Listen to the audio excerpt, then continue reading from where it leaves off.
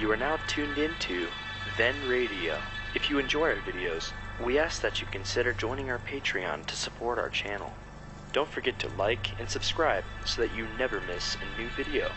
We hope you enjoyed today's episode, and as always, thank you for watching.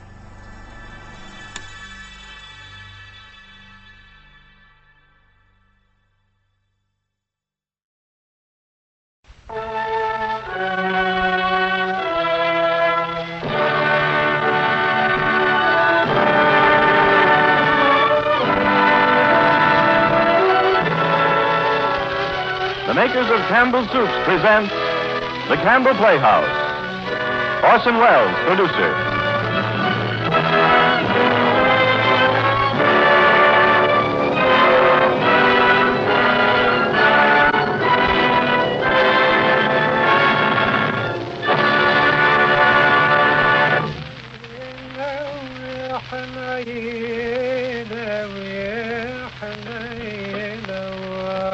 Good evening. This is Orson Welles. Our broadcast tonight is The Garden of Allah. Few items of entertainment, novel, play, or motion picture, The Garden of Allah has been all three, have stood up under the test of public approval so well and so long. We regret that Claudette Colbert could not be with us. But we regard ourselves as very fortunate in having tonight for the role of Dominie a very lovely lady who has been with us before, and whom you have recently had a chance to admire in that delightful and highly successful picture, Honeymoon in Bali, Miss Madeleine Carroll. And now, before The Garden of Allah and Miss Carroll, Mr. Chappell has an interesting word for us. Thank you, Orson Welles. The next time you're having a meal in a fine hotel or restaurant, take just a moment, if you will, to ask your waiter what one dish, in all his experience, he has most often written down on his order pad. See if he doesn't say, with scarcely a moment's hesitation, why, chicken in one form or another. Because there's no denying that for most of us, any dish that includes chicken does hold a special appeal, whether we're eating out or eating at home. And I think it must be because our liking for chicken almost, well, it amounts to a national taste, that Campbell's chicken soup continues to grow in popularity so steadily. People who remember the chicken soup their grandmothers fondly ladled out of home soup kettles when they've tasted Campbell's say it equals the best chicken soup they ever had. It has the deep flavor of chicken clear through. Every golden drop gleams with chicken richness, and even the fluffy white rice holds the good taste of chicken, and there are pieces of tender chicken meat in the soup to add still more to your enjoyment of every fragrant plateful. Have you tried chicken soup as Campbell's make it, in the old home-time, old home way? And if not, won't you do so tomorrow? I promise you, just as sure as you like chicken, you like Campbell's chicken soup.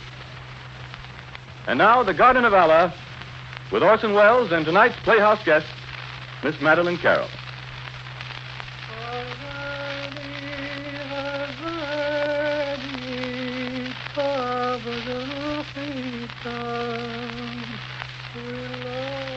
It is the greatest love, the love of God.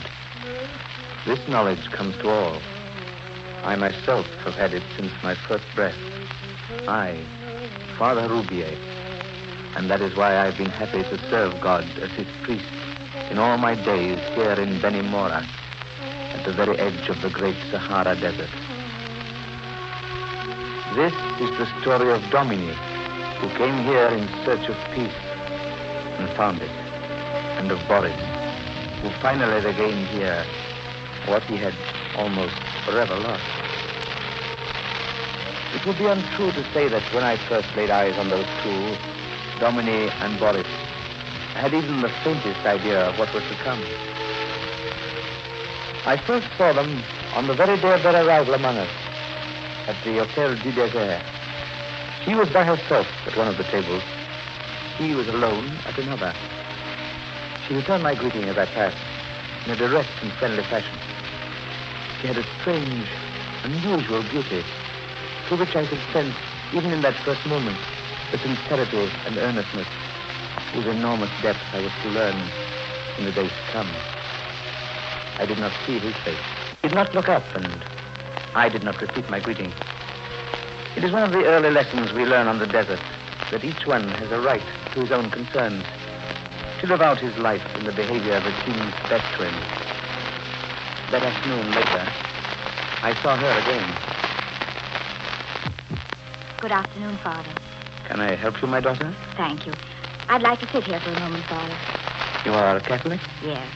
If there is anything I can do for you while you are here... There will be, I know, but for a few days I intend simply to rest. That is wise. It is a long journey here from... England. You are alone here? Yes, Father. There is someone else here who is also alone. Yes. He came in the same train with me. You don't know him? No. We traveled in the same compartment all day, and yet... Oh, perhaps I'm making a lot of nothing. It was a feeling he gave me rather than what he did. What was it that he did? Oh, nothing really, I suppose, and yet... As I was getting on the train, he was standing in the doorway of the carriage. He paid no more attention when I tried to get past him than if I had not existed at all. He simply stood there and blocked my way. He almost made me miss the train. And then all the way to Bennymora, he never said a word. He just turned his head away whenever I happened to look at him. It was as if he didn't want me, as if he didn't want anybody to be with him, to be near him, to make it necessary for him to know that there were other people. That is not uncommon in this part of the world. Perhaps he has something to hide. He has, Father. I could tell that. Sitting there in that railway carriage, he looked like a criminal, bracing himself to escape detection. He was afraid, I almost thought, of himself. That, too, is not unusual. We have many here who try to hide from others, my child. Just as many who try to hide from themselves. I think I know myself what it is to suffer. But I have never seen such a tortured face as his. Peace will come to him, my child, as it does to all in this desert.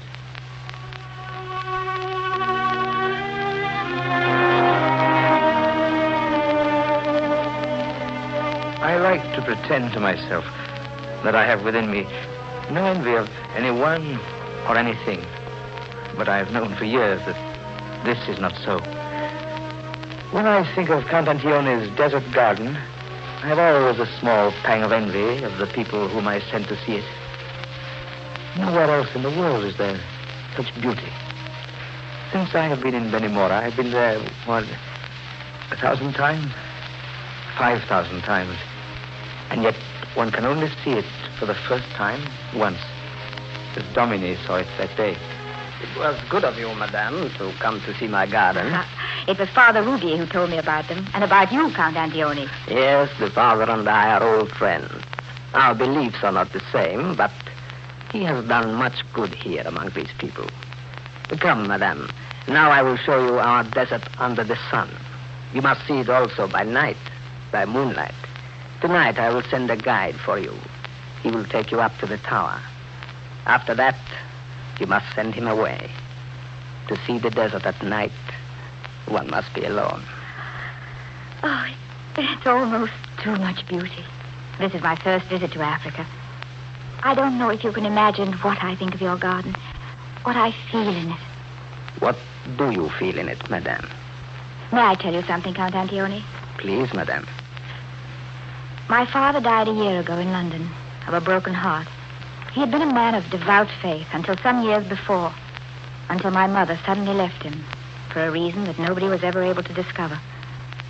A month later, she killed herself. From that moment on, he lost all his religion. He tried to make me lose mine.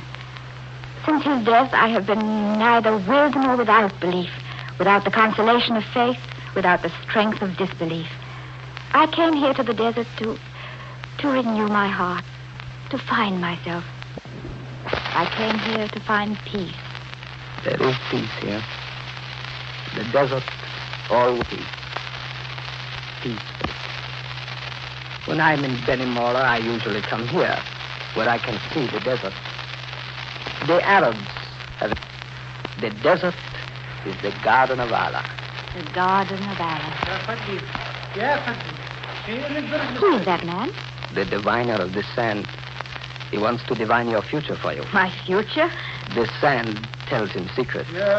Would you like to test him? I'm not sure. Mind, I do not press it if you are afraid. What is he doing now? Speaking with his ancestor. His ancestor? The sands. Can you understand what he says? The life of Madame. I see it in the sand. The life of Madame in the grand desert of Sahara.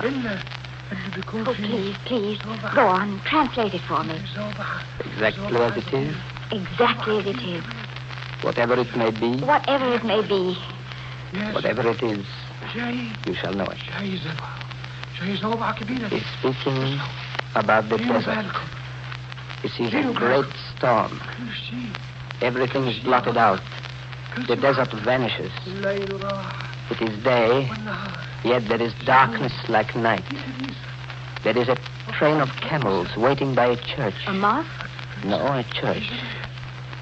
In the church, there is the sound of music. The roar of the wind mingles with the chanting and drowns it. He cannot hear anymore. It is as if the desert is angry and wishes to kill the music. In the church, your life is beginning. My life? Beginning? He sees the train of camels that waited by the church start on a desert journey. The storm has not abated. He sees them going toward the south. By what route? A long road, a great road to the south. On one of the camels, there are two people protected against the storm by curtains. They are silent. One of them is you. And the other? Manitani. He cannot see. The caravan passes and is lost in the desolation and the storm. Now you are far away in the desert. Among the dunes there is a tent. My tent? Yes, it is night and you are quite alone. But you cannot sleep. You go out of the tent upon the dunes. The jackals are howling all around you and the skeletons of dead camels are white under the moon. And a figure among the dunes is coming toward you. Who is it?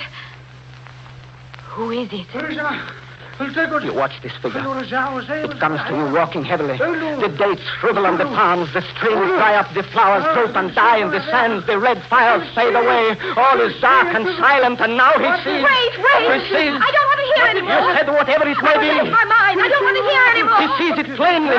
Just because you don't want to listen. No, I don't. I don't want to. Stop him! Stop him! Please stop him!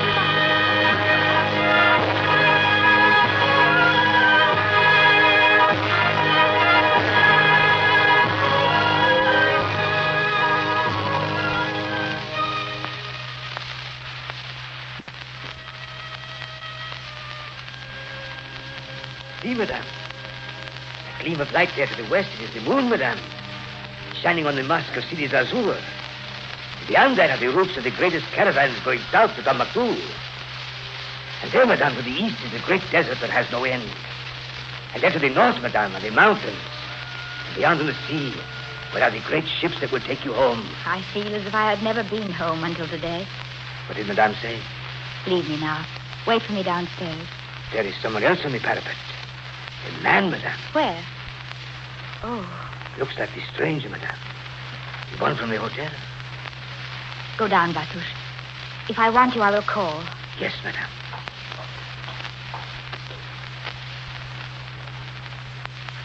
Have you been here before? It's wonderful here, isn't it? Very wonderful, madame. We seem to be the only travelers here. Yes, madame. There are not many here. Madame. Yes? I have something to say to you. Not much. Yet it is much to me. It is this. Pardon me, madame, for yesterday, my silence in the carriage. I did not mean to be rude. I was unknowing. Unknowing? Unknowing, that's all I can say. But it is the truth. I simply do not know. I have forgotten how... You must forgive me, madame. I do forgive you. Don't think of it anymore. Thank you. Those Arabs down there, they look almost like one of our own religious orders when they wear their hoods. One forgets their religion. All men are alike, with or without their hoods. With or without their religions. Oh, I do not believe that, monsieur. But I know that, madame. Each one of us has his happiness to find. With or without what other people need for theirs. That should be easy in the desert, then. One ought to find happiness here. Why? Why should you suppose so? Oh, it's so beautiful and so calm. Calm? Where? In the depths of the desert, there must be peace. Far away from modern men and modern women. Far away from all the things to which we are accustomed. and in which there is no peace. You think it lies out there, far away in the desert? I think it must. The very face of nature. There is peace. I will go down now, madame. You wish to be alone, I know. And I'm still ashamed. Of what? Of my conduct, of my awkwardness. And I'm with you. I'm not accustomed to the society of women. Anything I've done to displease you. I have already forgotten. Thank you. Good night. Good night. You will shake hands with me? Of course. My name is Dominique Enfilden. I don't think you told me your name. I, too, am partly English, madame. My father was a Russian, but my mother was English like you. My name is Boris. Boris Androvsky. I've learned much from you in these few moments. From me? You will never know how much. Good night.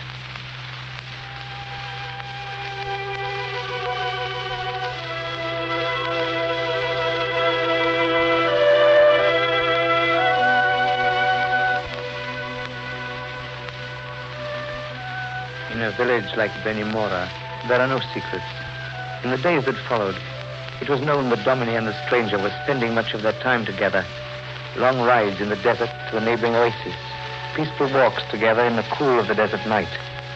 Often I saw them together on the street, his tall, dark figure beside her slender beauty. Almost it seemed to me that he was avoiding me, until we met one day at Count Antioni's. We had never spoken till that day. It was also on that day that I received a letter from a young French officer named de Trevignac, whose father I had known. If only I could have foreseen that the things he told me in that letter, things seemingly so far removed from the lives of Dominique and Boris, were someday to decide their destinies. In the letter, Lieutenant de Trevignac informed me with understandable anger of a regrettable occurrence at the monastery of El Laragin in Tunisia, which he had just visited.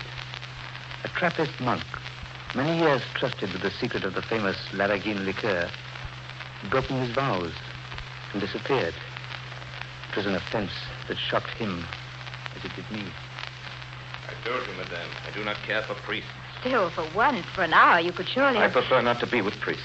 Oh, if I had known Father Rubier was coming, I would have told him. Father Rubier hates me. How can he hate you when he has never seen you before? Madame, forgive me. I've suffered much. I'm suspicious of everybody. Forgive me. You will always suffer if you cannot govern yourself. You will make people dislike you, be suspicious of you. Suspicious? Who's suspicious of me? Who has any right to be suspicious of me? I'm a free man. I'll do as I will.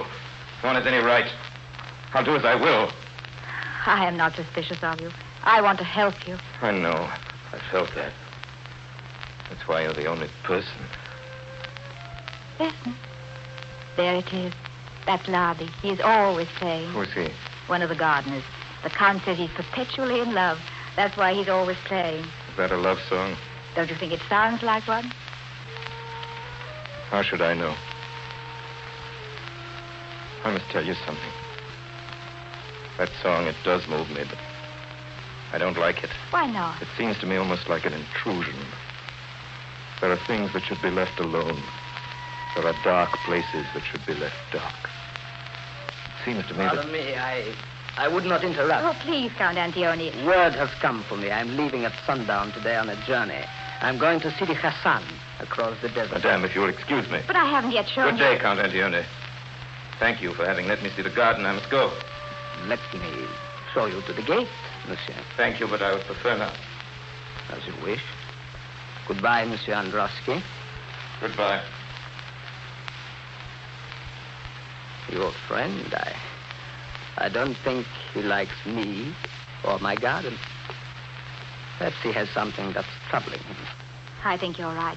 If you'd only let other people help him a little, No one can help you with something that is really important. Where is Sidi Hassan, where you are going? To get there, one takes the caravan route to the south. My road. Yours, The one I shall travel on one day. if it is the will of Allah, But if one does not believe in Allah. it will still be his will. And now I must go. My companions are waiting for me. Goodbye. And thank you for all your kindness. This garden is yours day and night. May Allah have you in his keeping, and when your summons comes, obey it. And when, if you ever make your long journey on that road, the road to the south, I wish you Allah's blessing in the garden of Allah.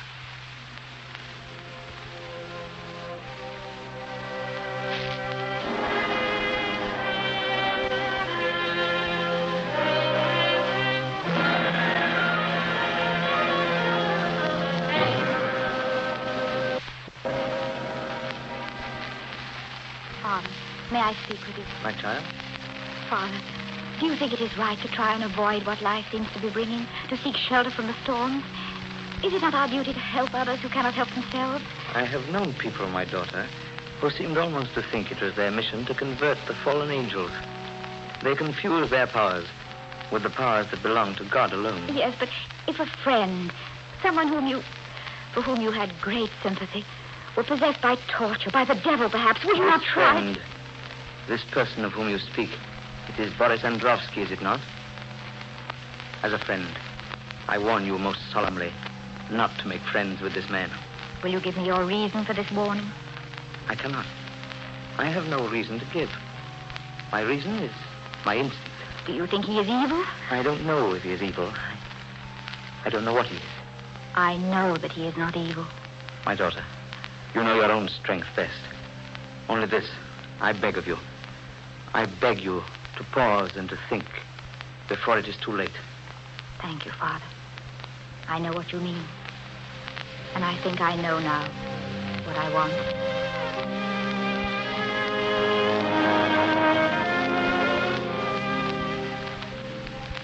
Madame, I've come to tell you. I've made up my mind. Yes? Tonight I'm leaving Benimora. Tonight? I've come to say goodbye. I think I knew That I'd be leaving? that it would be like this. That you would come here into this garden one day and bid me goodbye. And that I should feel as I do. I've been standing where you couldn't see me and watching you for a long time. Your face was not happy. You will stay here? I will not stay here. I will make my journey into the desert. Alone? What else can I do? Once you said to me that peace must dwell out there in that desert. It was on the tower, the first time we ever spoke to each other. I remember. Why did you speak to me? We came into the desert together. We had to know each other. And now we have to say. Dominic, I love you. I love you. But don't listen to me. You mustn't hear it. You mustn't. But I must say it. I can't go till I say it. I must hear it. Hear it. I love you. I love you.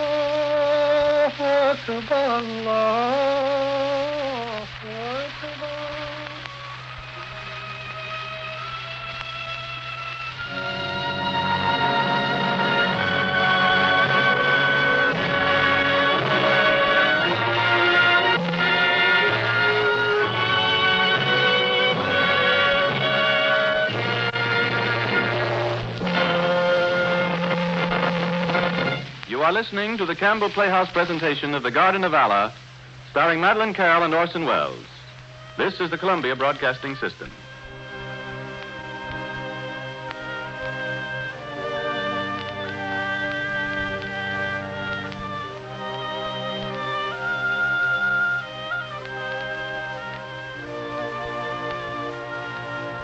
This is Ernest Chappell, ladies and gentlemen, welcoming you back to the Campbell Playhouse. In a moment, we shall resume our presentation of the Garden of Allah. But first, a reminder. Some of us will be observing Thanksgiving Day this week, others next week. But whichever date we may be keeping, the fact remains that on this day, our thoughts naturally go back to the hardy pioneers who first established it. And we're apt to think, too, of the simple, homey dishes that nourished our forefathers and that they delighted in. Homespun dishes like corn pudding and johnny cake and good pork and beans and hearty, wholesome soups. Soups of the kind we like today. Now, it's true that changes have come, but they are changes chiefly in method. The tractor, for example, has replaced the ox-drawn plow of the pioneers, but the same corn grows in the fields. The soup kettle is fast disappearing from the home kitchen, but the same fine, nourishing soups are served and enjoyed as Campbell soups are welcomed in home after home. So let me ask you, are your family enjoying the fine flavor of Campbell soups? If not, won't you try them? I know that you and your family will find them the good home kitchen kind. And now Orson Welles continues our Campbell Playhouse presentation of The Garden of Allah, starring Madeline Carroll.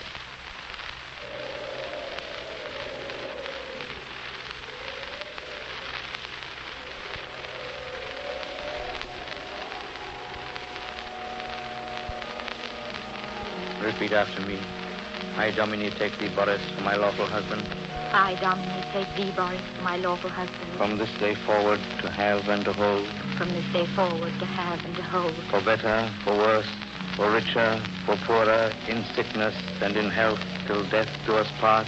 For better, for worse, for richer, for poorer, in sickness and in health, till death do us part. Ego coniungo vos in matrimonium in nomine Patris et Filii et Spiritus Sancti.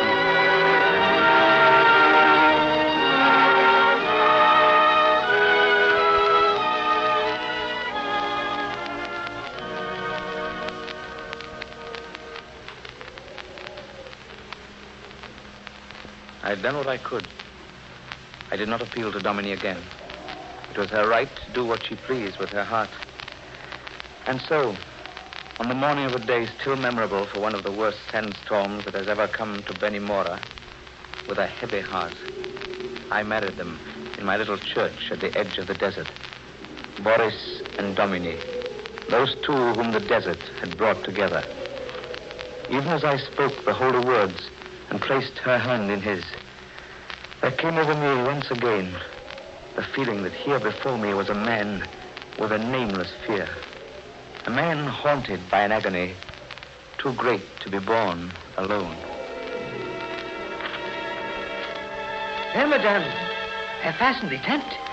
Now, even if the wind rises again, you are safe. Thank you, Batush.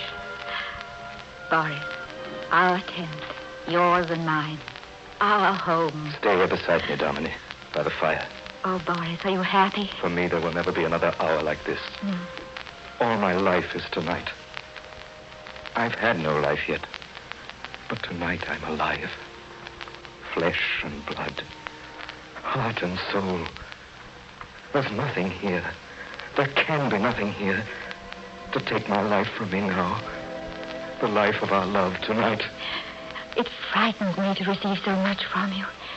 You make everything I have and am seem small and yet great. No one is small who loves. No one is poor. No one is bad who loves. Love burns up evil. Only the beautiful remains. You know what is in my heart, don't you, Boris? Do I? All that is in your heart. My heart is full of one thing, quite full. Then I know. And yours? Mine, too. I have never felt the presence of God in his world as I feel it tonight. Even in the church this morning, he seemed farther away than now. I think I have always known the deeper I would go into the desert, the nearer I should come to God. Why should you think that? Because there is love in the desert. That's why the Arabs call it the Garden of Allah. The desert shall be your garden tonight. There will be nothing in it. Only you and I. You and I. The fire is going out. It's dying. Look how small the circle of flame. How the darkness is creeping up about it. The desert is sending us its darkness.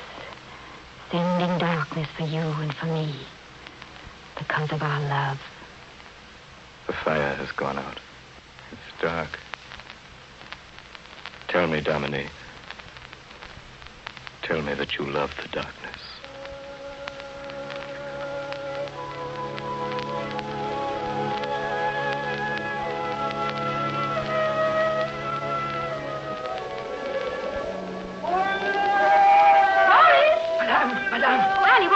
Madame, it is not the master. These are soldiers. Soldiers. Madame. Yes, monsieur? We have been lost for 3 days in the great dunes.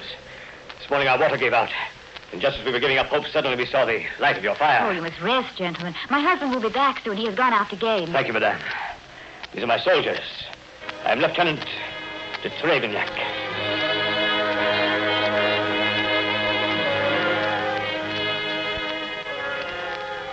Dominic, are there lights down there by the well? Yes, tonight we have comrades in the desert. Comrades?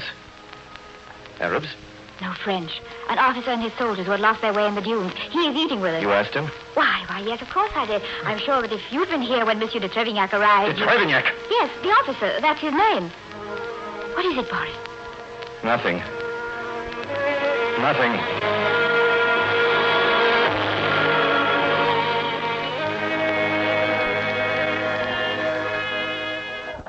I'm afraid my men are lifting their voices very loudly, madame. Oh, let them. It's a long time since we have had strangers with us. They are grateful for being alive. They owe it to you, madame. And you, monsieur. Tell me, Monsieur Androwski, haven't we met before? No. Your face seems familiar to me somehow. I seem to remember... It's impossible that we should have met. We have not met before. Then I'm mistaken. You are mistaken. You've been here long, here in the desert? 2 months. It is my good fortune.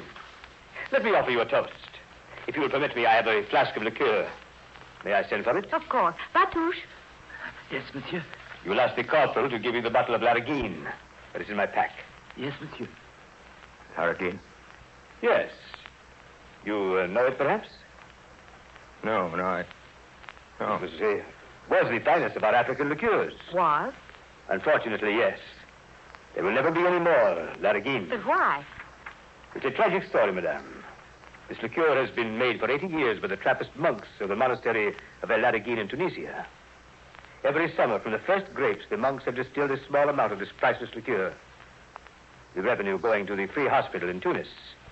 The formula was never written. Always it was known to one single monk in the order who, on his deathbed, would deliver the secret to his successor. Well, monsieur. The last keeper of the secret broke his vows. A monk? Yes. Early this year, he disappeared. Perhaps he was a very young man. Perhaps the hard life, the rule of silence must have been... Madame, he had been a monk for 20 years. A servant of God for 20 years, and then to... Oh, how terrible. How could a man? What reason? He may have had a very good reason. There can be no reason for a man to desert his God. Here it is, monsieur, the flask you sent me for. Thank you.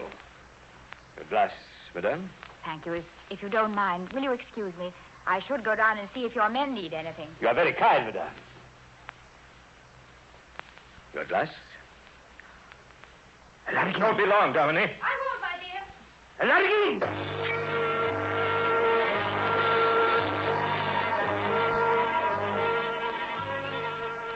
Where is he, Lieutenant de Trevignac?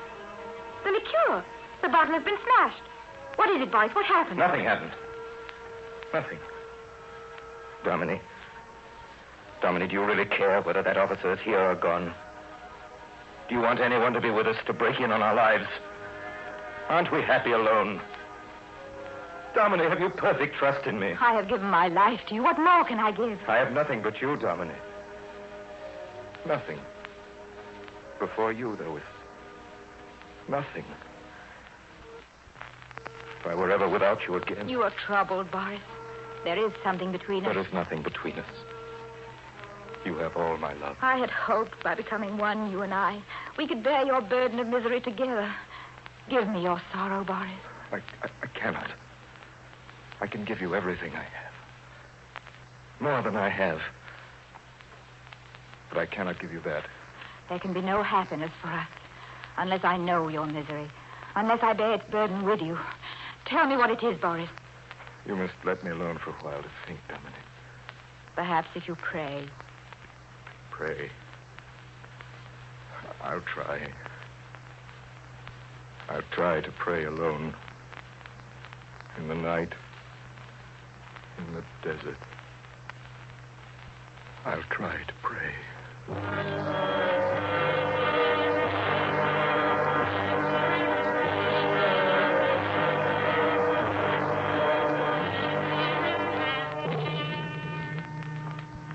Boris.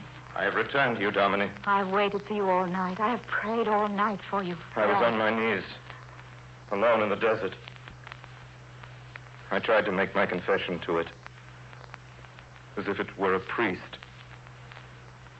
But I couldn't. I could only make it to you, Dominique. Only to you. Do you hear, Dominique? Tell me, whatever it is, I will understand, because I love Dominique, you want to know what it is that makes me unhappy? Even in our love, desperately unhappy. It is this. I believe in God. I love God. And I have insulted him. I've tried to forget him. To put human love, the love of you, Dominique, higher than my love for him. But always I'm haunted by the thought of him. And from that thought has come my despair. Once when I was young, I gave myself to God solemnly. I've broken the vows I made. You gave yourself to God? How? I gave myself to God as a monk. You were right. You were right. You've had my love, not my truth. Now take my truth. I've kept it from you. Now you shall have it, Dominique. Hate me tonight, but in your hatred believe that I never loved you as I love you now. Give me your truth. Even as a child, Dominique. Even as a child, I was devout. It seemed to me that there could be nothing more glorious than that I should give up the world. At the earliest moment that I could, I went into the monastery. I was at peace there. Dominique, I was happy. Happy? It was a lonely sort of happiness, but it was happiness. When it came time to take the eternal vows, I did not hesitate. When even now and then some of the novices went out again into the world, I simply wondered that they could be so blind about their own happiness. I worked in the fields, in the garden. I lived in the sun and the rain, close to the earth, day after day. And at night, there was the long, plain chapel where I prayed, where God seemed very near. There was nothing to mar my peace. I lived in his love, simply, happily. Go on, Boris. When the old abbey died, and the new abbey put me in charge of the little house where visitors are received, they absolved me from my vow of silence. Then, for the first time in years, I saw other people, talked to other people. For the first time since I was a child, I listened to the voices of men and women. One summer, we sheltered a man who was tortured by his love for a woman. He talked to me of her day after day, of her beauty, of his agony, trying to free himself from his torture, but only robbing me of my own quiet. And then one day, the woman came to the monastery, unable longer to enjoy her own torture, seeking him out. I saw them rush into each other's arms. Their faces were the faces of angels. At night, alone in my cell, I was unable not to think of what I had seen. The pain, the misery, the torture of love. And all of them together. The ecstasy of love. All the things that were denied to me forever. Every man, every woman. Obsessed me. What was their life? What did they feel? I would look out of the monastery walls toward the lights of the city and think, they are living there. Those people, living. For weeks, for months, I fought with my obsession. Then, at last, one night, I fled the monastery. Now I've given you my truth, Dominique. Now you know all there is to know. God help me. Now you can pray, Boris. Pray? Yes. I will pray with you. Our Father who art... Pray with me, Boris. Our Father. Our Father. Our Father who art in heaven. Our Father who art in heaven. Hallowed be thy name. Hallowed be thy name. Thy kingdom Thy come. kingdom come. Thy will be done. On earth as it is in heaven.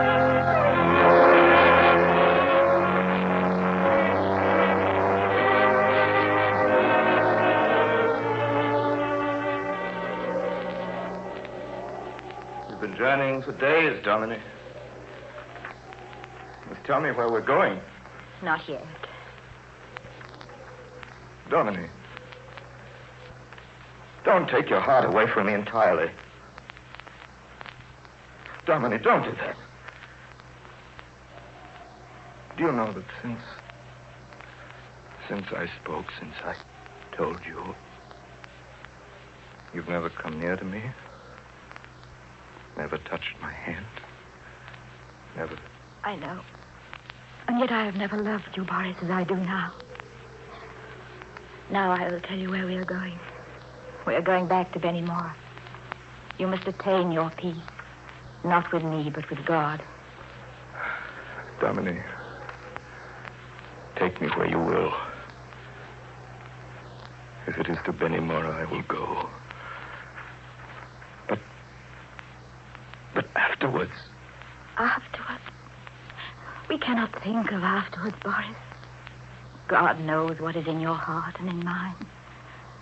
Perhaps in our hearts already he has put a secret knowledge of the end. The end? Yes, the end.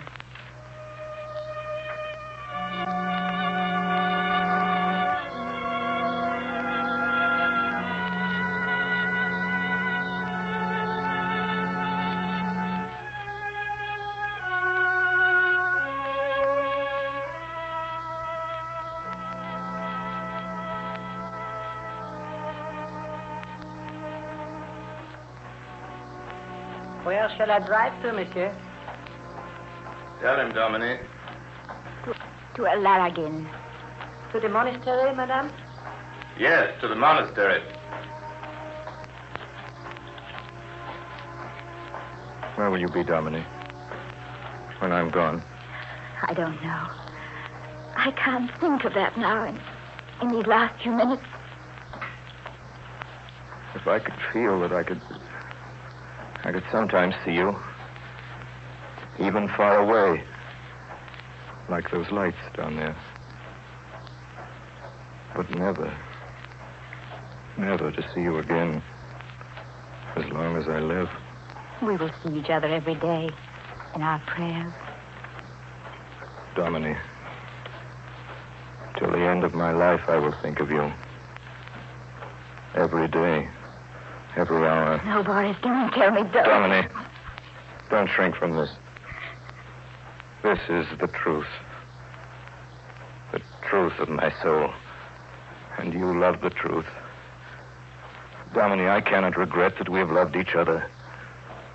That we will love each other forever. I cannot even wish to regret it. Always I knew that I was sinning against God and you, against myself, my eternal vows. But I see it now. Before I knew you, Dominic, I never really knew God. Now I know him. In the worst moments of the agony that is to come, I shall always have that hope. I shall always feel that I know what God is. Because of you. I know. I, too. Wherever I go, that will be the glory of our happiness, Boris. We will learn to say to ourselves, we are unconquered. We are unconquerable.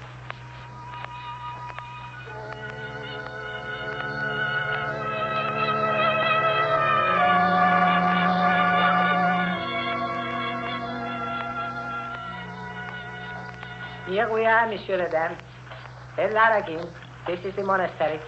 Stop here, driver. But, monsieur, it is not allowed. The visitor's entrance is over... Stop here. Oui, monsieur. Dominic, Go, Boris. Quickly. let me touch your hand. Once again. My darling. Dominic. Goodbye. Goodbye, my love.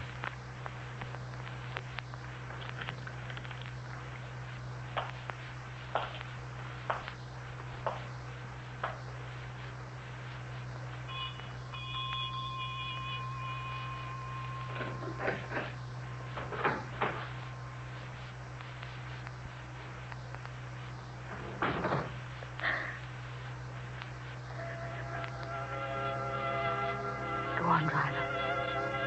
Madame. Drive back to Tunis. Madame does not wish to wait. Monsieur? Drive back to Tunis.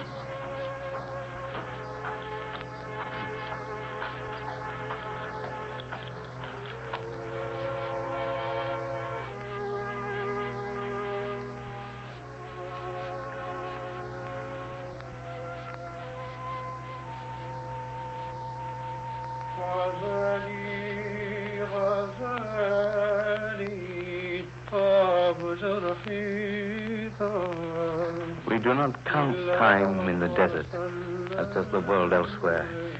And so, in truth, I could not say now how many years it has been since Dominique came back to us here at Benimora, where she and Boris first met. I know that she is a gentle and gracious lady, and that I spend my afternoons sitting quietly with her in the garden on the edge of the desert, while her child and his, the child that Boris can never know, plays happily at our feet. I know that her eyes are turned almost always in the direction of that hill where, many, many miles away across the Tunisian desert, lies the Trappist monastery of El Laragin, to which Boris returned. And I know, because I see her so often, because I hear every now and then from the abbot of the monastery, that the two of them, Boris and Dominique, have found their happiness, firm and enduring, in that to which in the end all men must return, the greatest love, which is the love of God. Amen.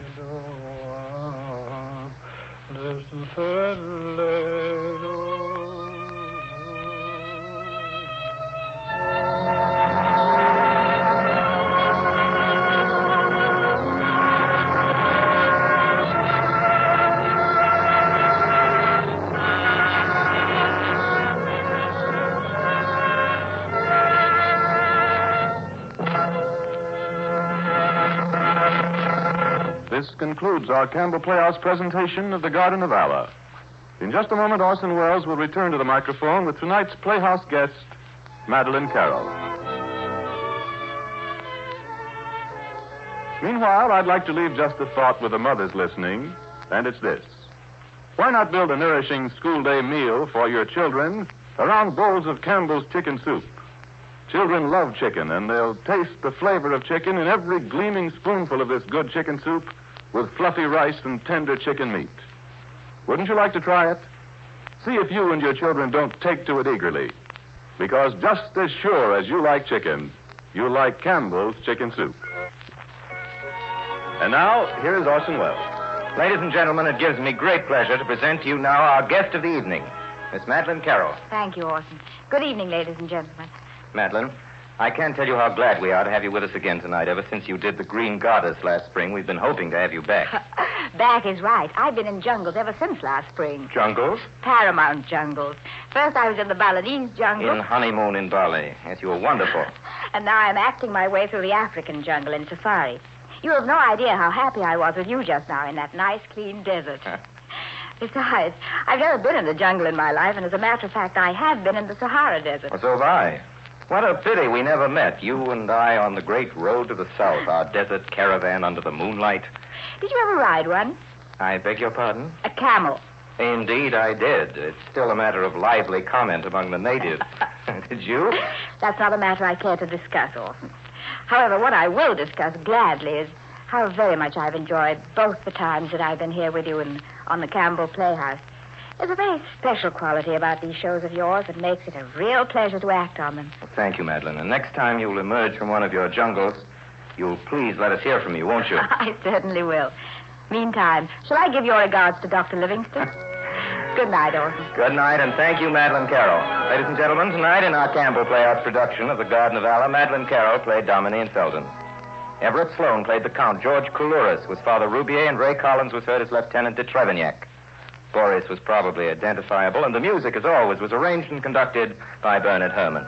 And next Sunday, we bring you Dodsworth, which bears the unique distinction of having been written by a great American novelist and made into a play by a great American playwright. The work of Sinclair Lewis, the first American winner of the Nobel Prize for Literature, was dramatized by the late Sidney Howard, twice winner of the Pulitzer Prize for Drama. First as a book, then as a play, and finally as a motion picture, this story of a successful American and his wife and their trip abroad and what happened to them has never failed to move American audiences. As our guests, we're very proud to have with us the two ladies who in the original New York production created the parts of Edith Courtwright and Fran Dodsworth. Miss Nan Sunderland, whom you've heard with us before on The Magnificent Ambersons, and that well-known American actress of the stage and motion pictures, Miss Fay Bainter. And so until then, until next Sunday in Dodsworth, my sponsors, the makers of Campbell Soup, and all of us here in the Campbell Playhouse remain obediently yours.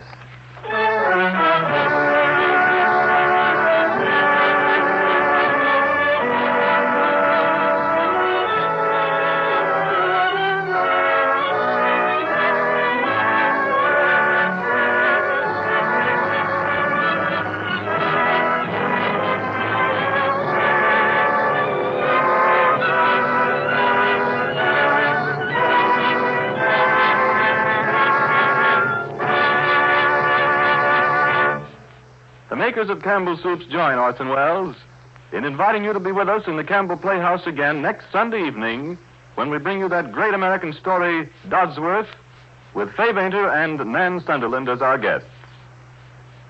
Meanwhile, if you have enjoyed tonight's presentation, won't you tell your grocer so tomorrow when you order Campbell's Chicken Soup? This is Ernest Chappell saying thank you and good night.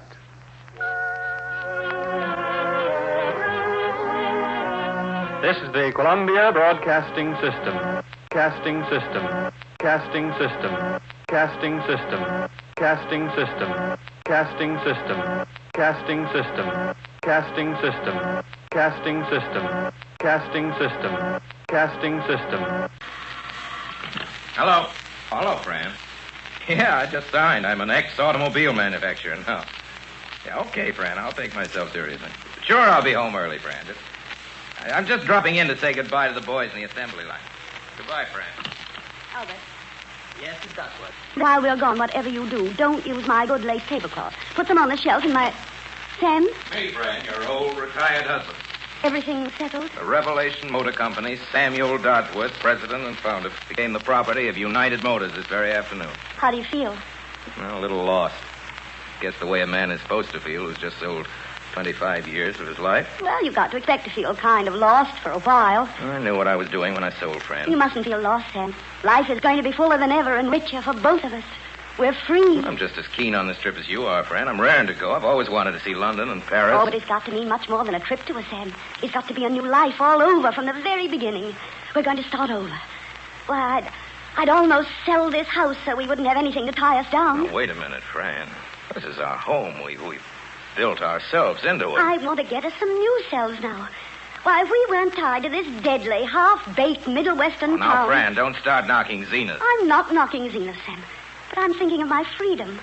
I want some lovely things I've got a right to. In Europe, a woman of my age is just getting to where men take a serious interest in her. I won't be put on the shelf for my daughter when I can still dance better and longer than she can. No one ever takes me for more than 35 or 30 even. I'm begging for life, Sam. No, I'm not. I'm demanding it. Well, if that's how you feel, I'll enjoy life if it kills me, and it probably will. How about a kiss? There. Oh, and I'll love you much more when you're not just an old horse on a treadmill. And while I'm about it, Fran, there's something I haven't told you since I came in. Did I remember to tell you today that I adore you?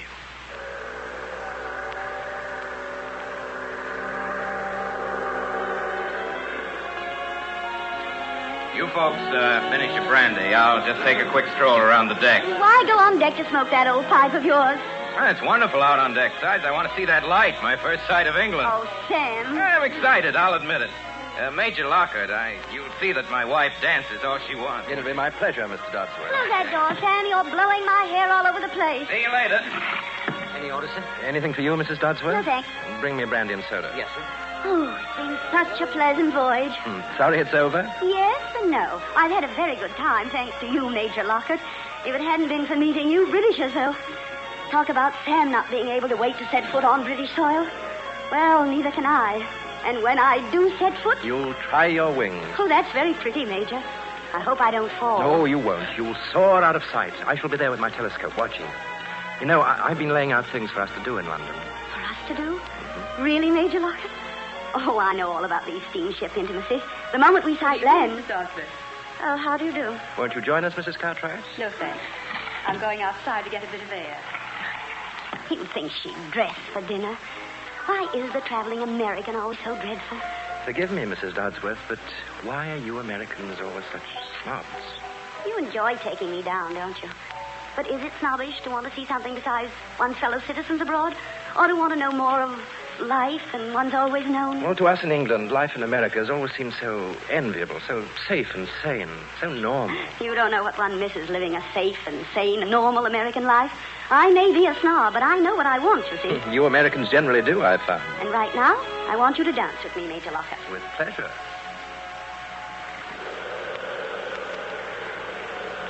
Hey, Miss Cartwright. Good evening. See that light over there? Is that Bishop's light? It is. Bishop's light. I've never been across before. I get excited. Take one look at that light and all the things I've ever read about England come to life. A town behind it, of those flat-faced brick houses, and a cart crawling up a hill between high hedges, and Jane Austen and Oliver Twist and Robin Hood. England. Mother England. Home. Have you always felt that way about England? I don't know. It just struck me, but I guess I must have. There's nothing like a first trip to Europe. Especially when you're old enough to know what you're after. What are you after? My wife, of course, she's been over before. She wants me to learn how to enjoy my leisure now I've retired. What it boils down to, I've been doing things myself for a long time now and thought I'd give things a chance to do something to me. How long have you given yourself? 6 months. To get all that done? Well, I'll be homesick by then. Yes. I was homesick the first year I came over. Came over? Where from? Michigan. Are you an American? I don't know what I am. I used to be a British subject by marriage. I don't know that one can be a British subject by divorce. I expect I'm just a woman who lives in Italy. Do people live in Italy? There are quite a few Italians. No, I mean people like you. I live in Italy by the thousand, Mr. Dodsworth. Why? It's cheap. My wife tells me I ask too many questions. I didn't mind answering, so I couldn't have minded. You don't seem to talk to many people on board. My wife said you didn't open up much when she tried you. Perhaps I wasn't feeling so well that day. Feeling better tonight? Much better, thank you. You've lived abroad. What's it like? Well, that depends on what one's after. Well, when a man has no more job, wife wants a fling, there are worse things than travel. Much worse. It wouldn't do for me. Steady thing, give me America. Your wife wouldn't say that. And she will by the time our 6 months are up. I hope she does. Drifting isn't nearly so pleasant as it looks. Well, if you don't like it, why don't you give it up? One drifts for lack of a reason to do anything else. What do you want? What do you suppose any lone woman wants? Well, there are plenty of lone women in America. Women without men, I suppose you mean. That's exactly what I do mean. But in America, well, they're among Americans.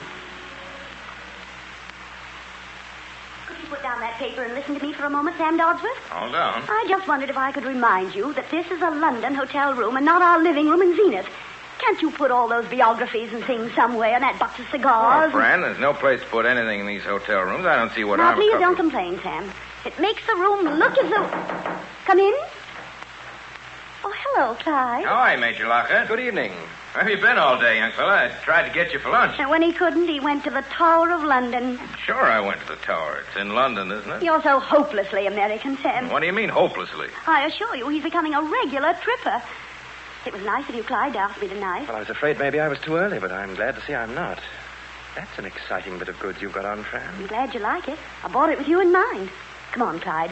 Have a good time at your stag party, Sam. Yeah, I think I will. They tell me there are a couple of Americans there live in Manchester in the automobile business, the sort of thing. I'm sure it'll bring back all the charms of Zenith. Don't drink too much, will you? Don't worry. If they got any rye whiskey over here, I'm unable to find it. I probably won't drink it all. Good night, Mr. Dodsworth. Night. Don't you dance too well, young fella. Fran's mad enough at me already. All right, Mr. Dodsworth.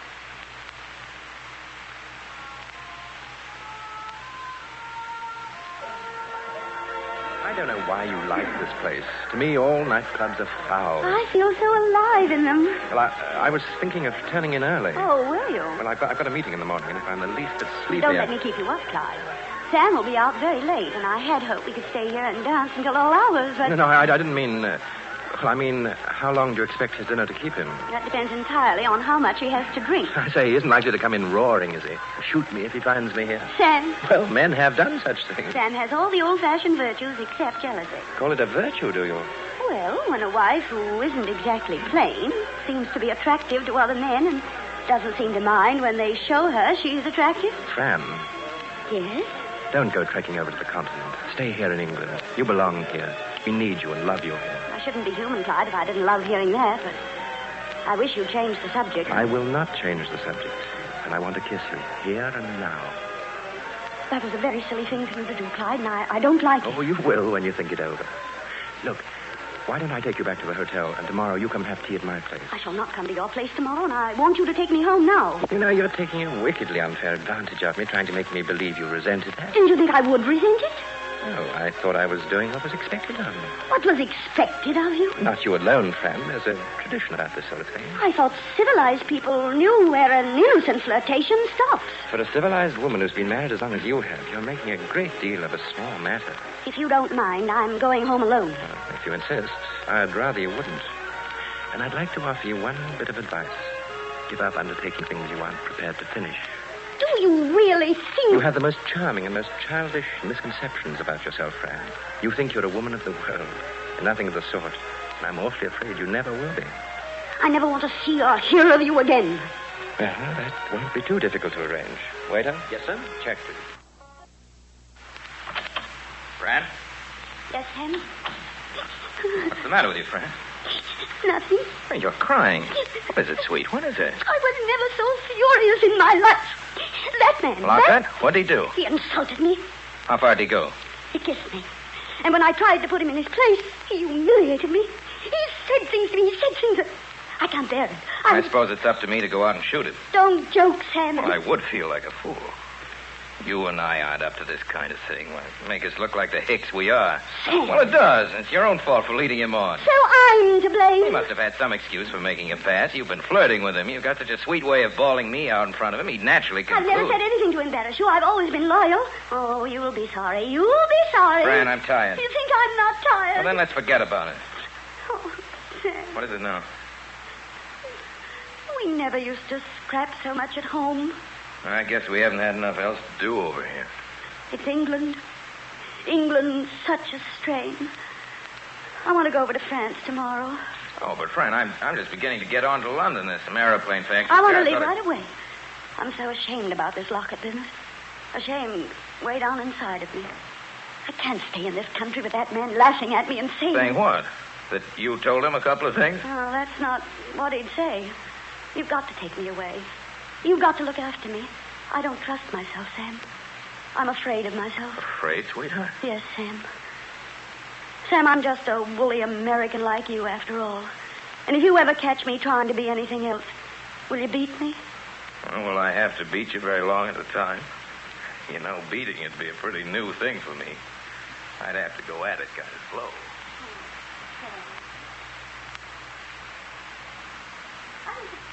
Too divine, don't you, Mrs. Cartwright? There are many tributes I could pay to the French, but the divine, I'm not sure. Oh, but everything is done so perfectly with such taste and ease. Just take these hotel rooms, this apartment, and that salon next door turned into a salle à manger at a moment's notice.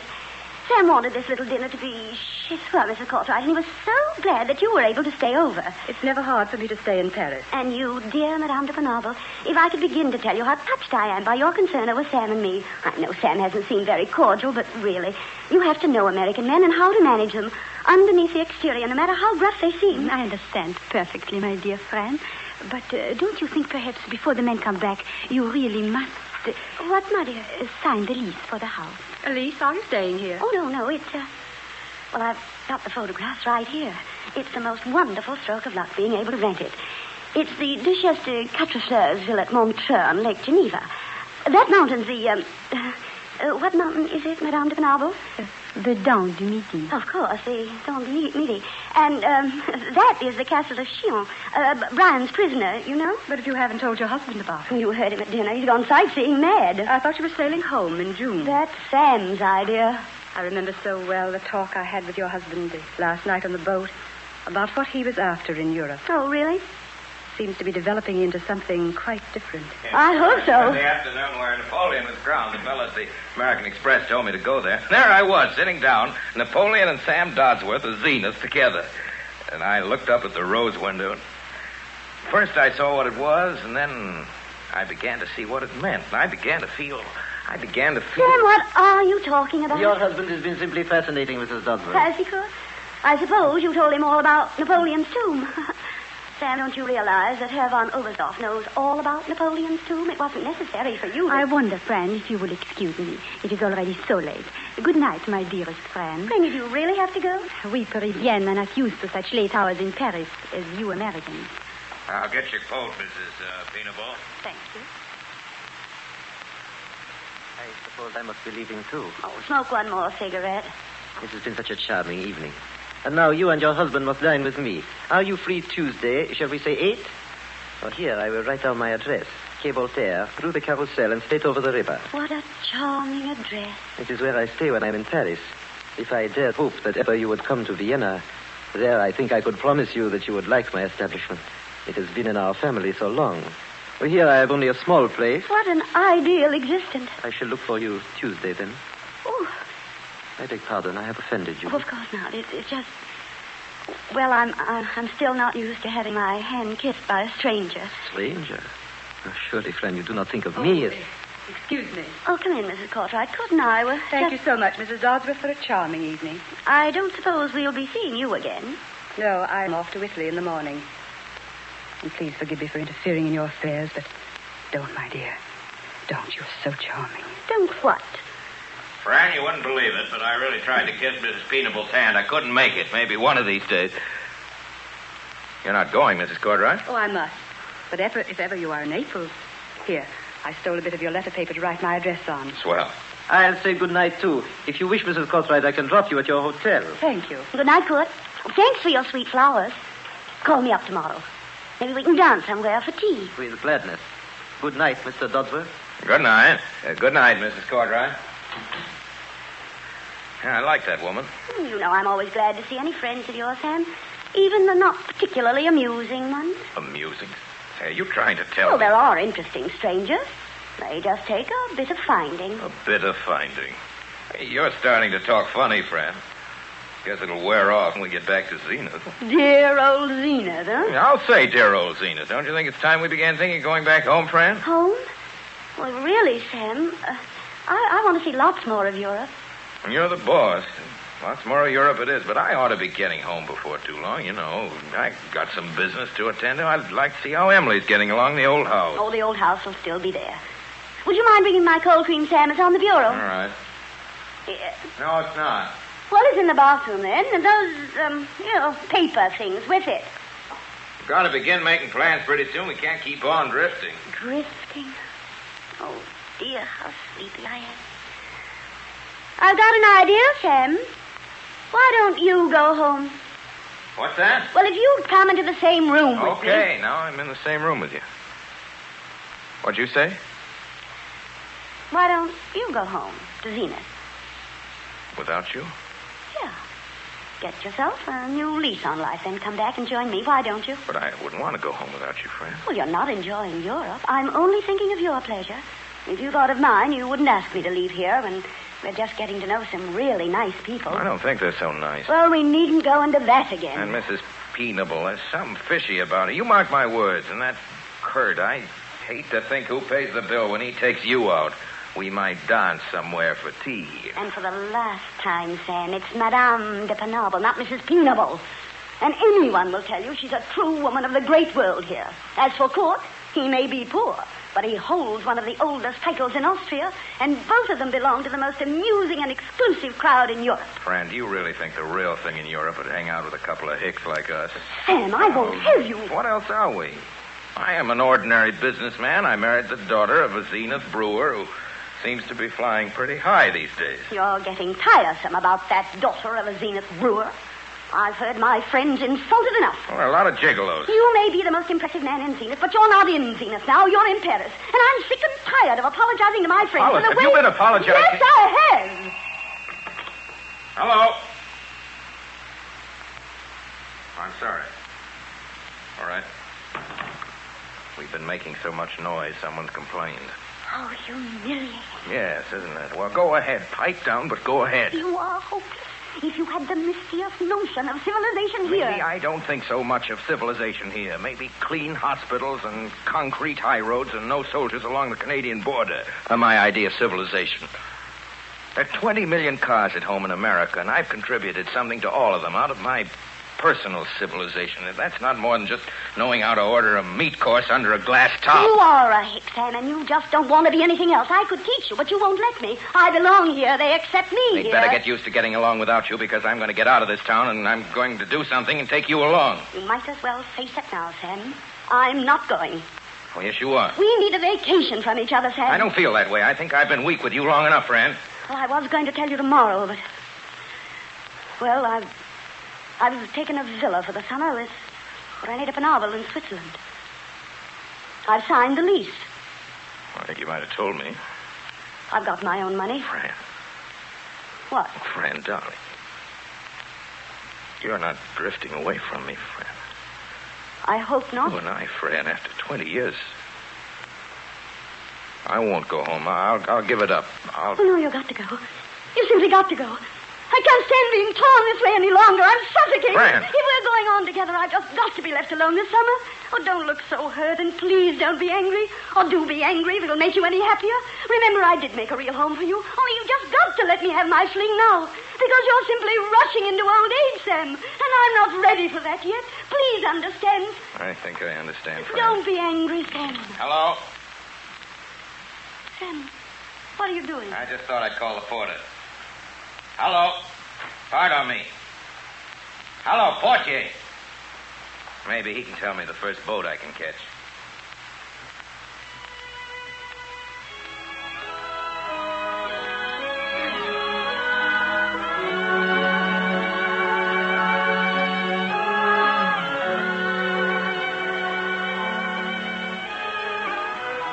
You are listening to the Campbell Playhouse presentation of Dodsworth, starring Orson Welles and Fay Bader with Nan Sunderland. This is the Columbia Broadcasting System.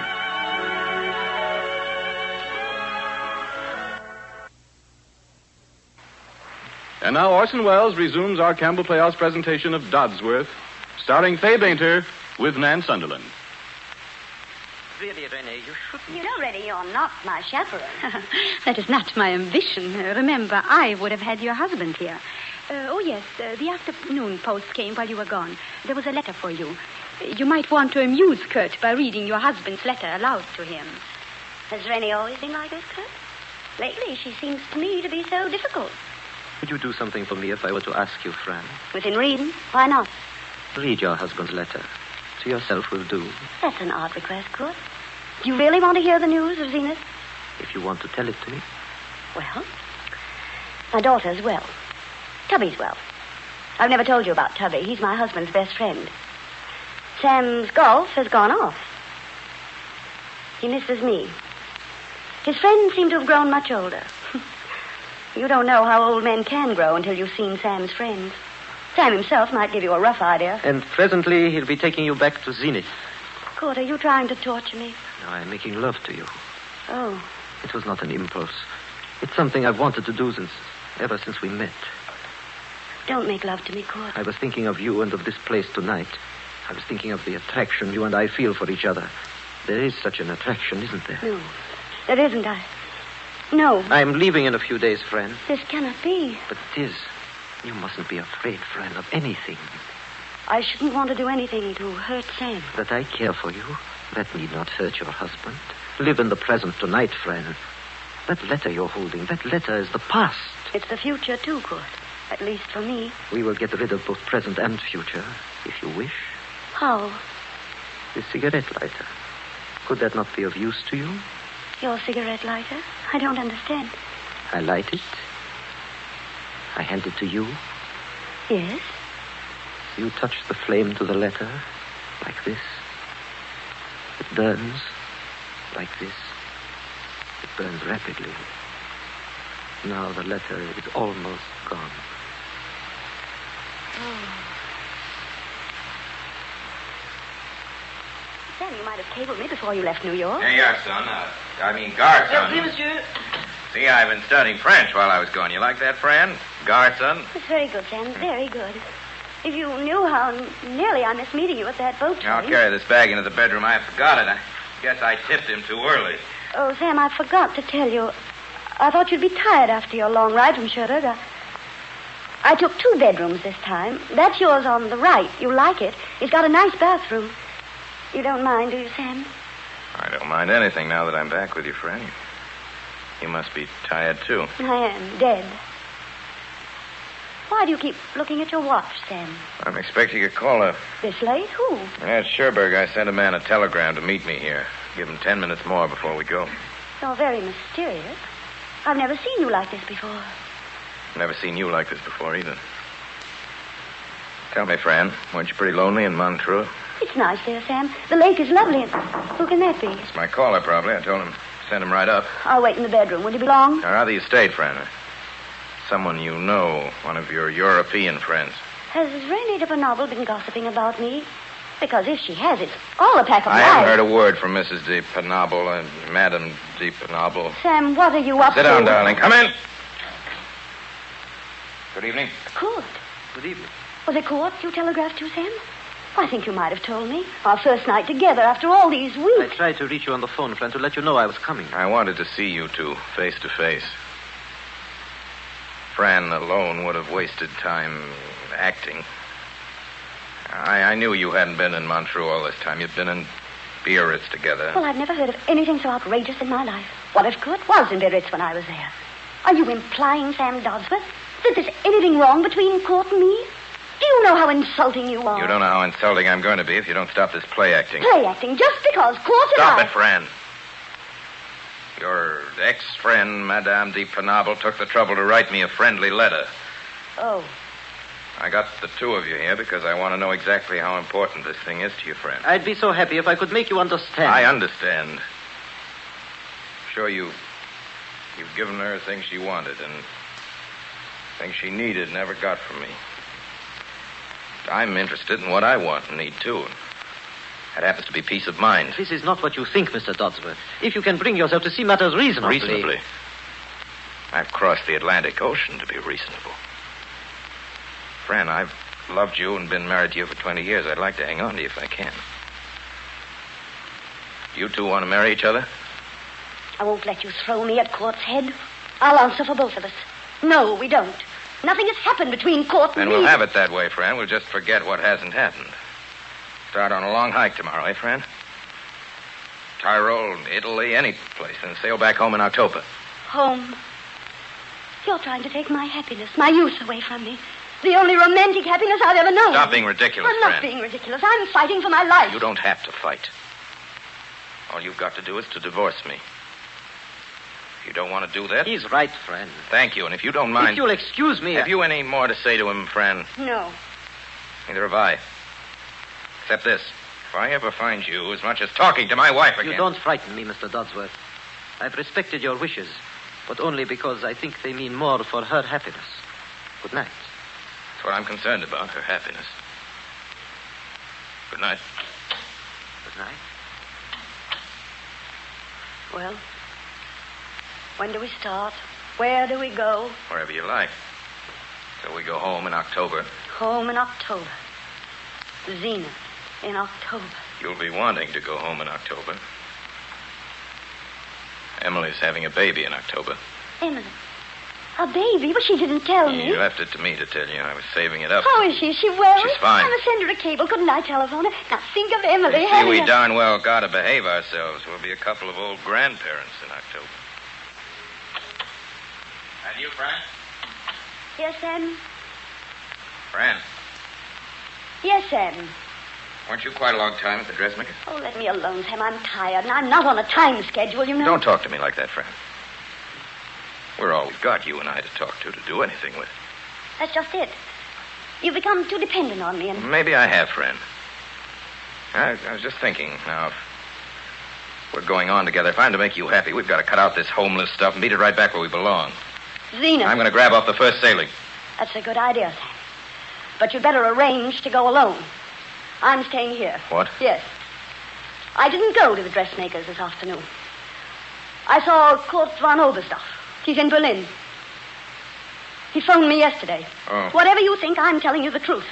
I haven't seen him since Paris until today. I don't believe you, It Fran. doesn't make any difference whether you do. Even if what you think is true, it wouldn't make any difference. I love Kurt and he loves me, and I'm going to marry him. Fran! He asked me this afternoon. I've only just now decided, just this minute, since I found out exactly what this happiness is that you want to give me. Take me back to Zenith, where you can be yourself, but where there's nothing for me, nothing. Just to be the little woman, meet the wife. Fran, that's oh, not you what- don't know anything about me. You've never known anything about me. Not what I had on, what I thought, nor the sacrifices I Look made. out!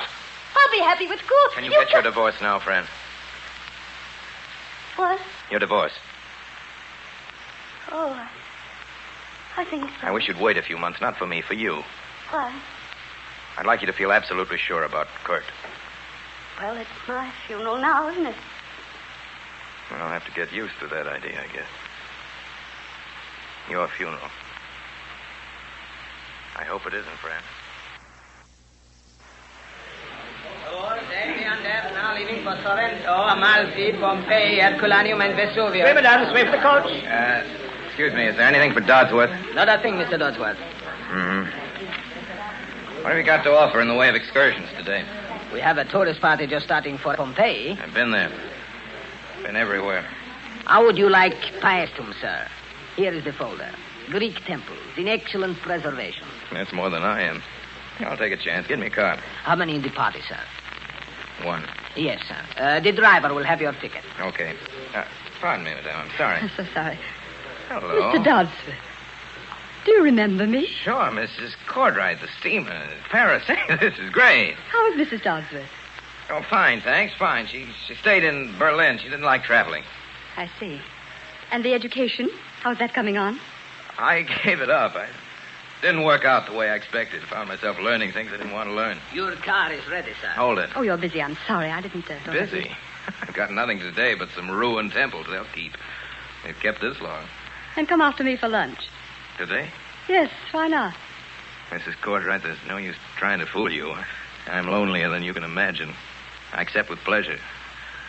While I'm about it, I guess you caught on about my wife. It must be a pretty ordinary story. She's younger than I am and livelier. I'm staying here to be on hand for the divorce, I see. Where? Berlin. What would you like for lunch? Couldn't we fit up some American dish? Could we have clam chowder? If you get me the clams, I'll make you the chowder. I used to be quite a chef in Zenith. Nothing fancy, of course. Want to hire me? First-class cook and mechanic. I'm a pretty good fisherman, too. Could you let yourself enjoy life for a while? Could I? Well, then, why don't you break away from your hotel? Get about Berlin, move out to me. Out to you? Out where I live at the Zillipo. My maid and I can't make you as comfortable as your hotel does, of course. When you want a bath, you have to choose between a tin tub and the Mediterranean. But if you really like swimming and fishing and a willing listener... You know, that's awful kind of you, Mrs. Cordright. Mighty friendly, but I didn't see how I could. Why not? What did your neighbors say? I know what they'd say in Zenith. That's exactly what they'll say here. But that doesn't mean that we'd have to care, as long as we knew it wasn't so. I mean, you really wouldn't care? Certainly not. It's a deal. Porter. Take our bags, please. Oh, dear, I want you to meet my mother. Mother, this is Fran. Kurt has told me so much about his mother. You look so strained, Kurt. I'm the one who should look strained, but I don't feel it. I love your mother, and I hope she's going to love me. I would not find it difficult to become most fond of you, Mrs. Dodsworth. I wish you wouldn't call me Mrs. Dodsworth. But that is your name. Well, it won't be much longer, and it shouldn't be to you now. Fran, my mother believes we should postpone our marriage. Of course. I did not say postpone.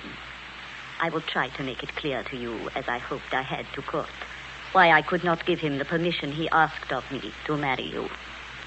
Could ask you permission to marry me? And I am so sorry that I cannot give it.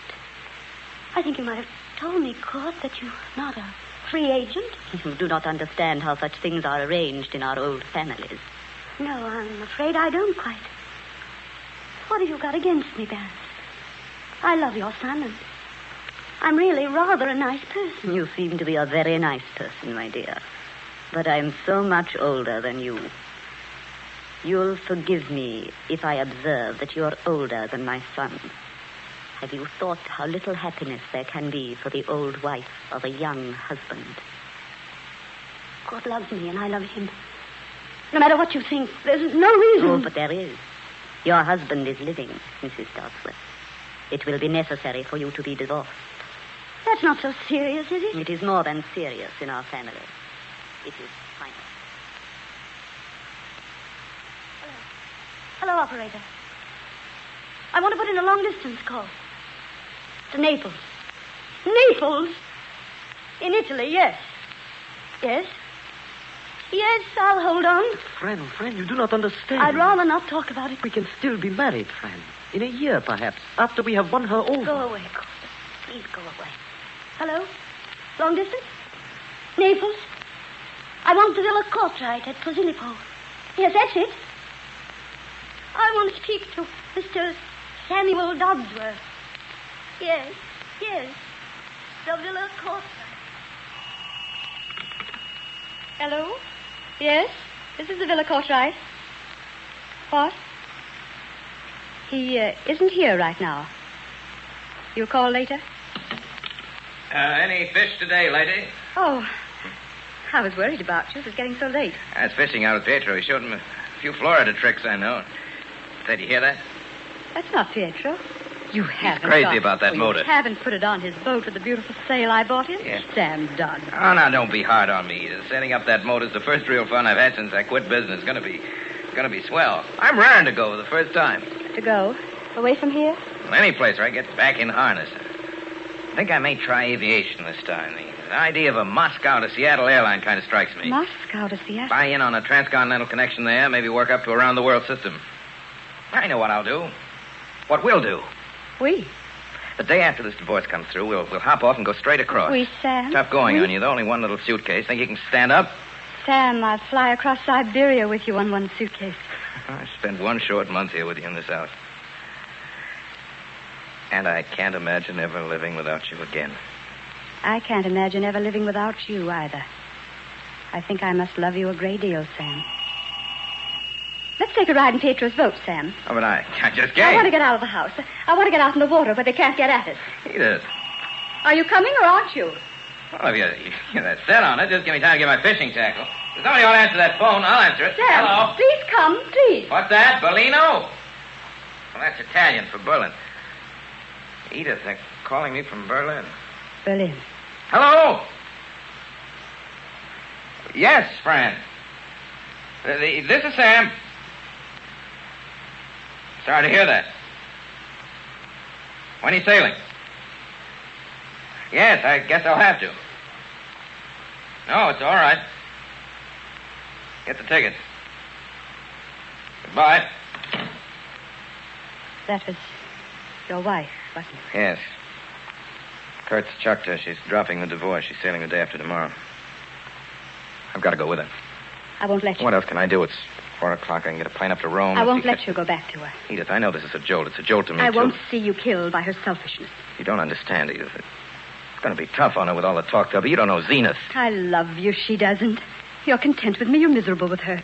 A minute ago, you had the whole world in your hands. I won't let her take it away from you. Don't be fair, Edith. She needs me. You might think of me. I am thinking of you, but I've got to take care of her. I've got to. I'll go pack now, Edith. There's nothing that can stop you? Nothing. You see, marriage has always been a kind of a partnership with me. Just because one partner doesn't want to hold up his end, you can't get out of things that easily, Edith. Not if you want to live with yourself. You know, it's funny, but I'd like to think that you wouldn't love me if I didn't do what I'm going to do now. I love you always, Sam. No matter what you do.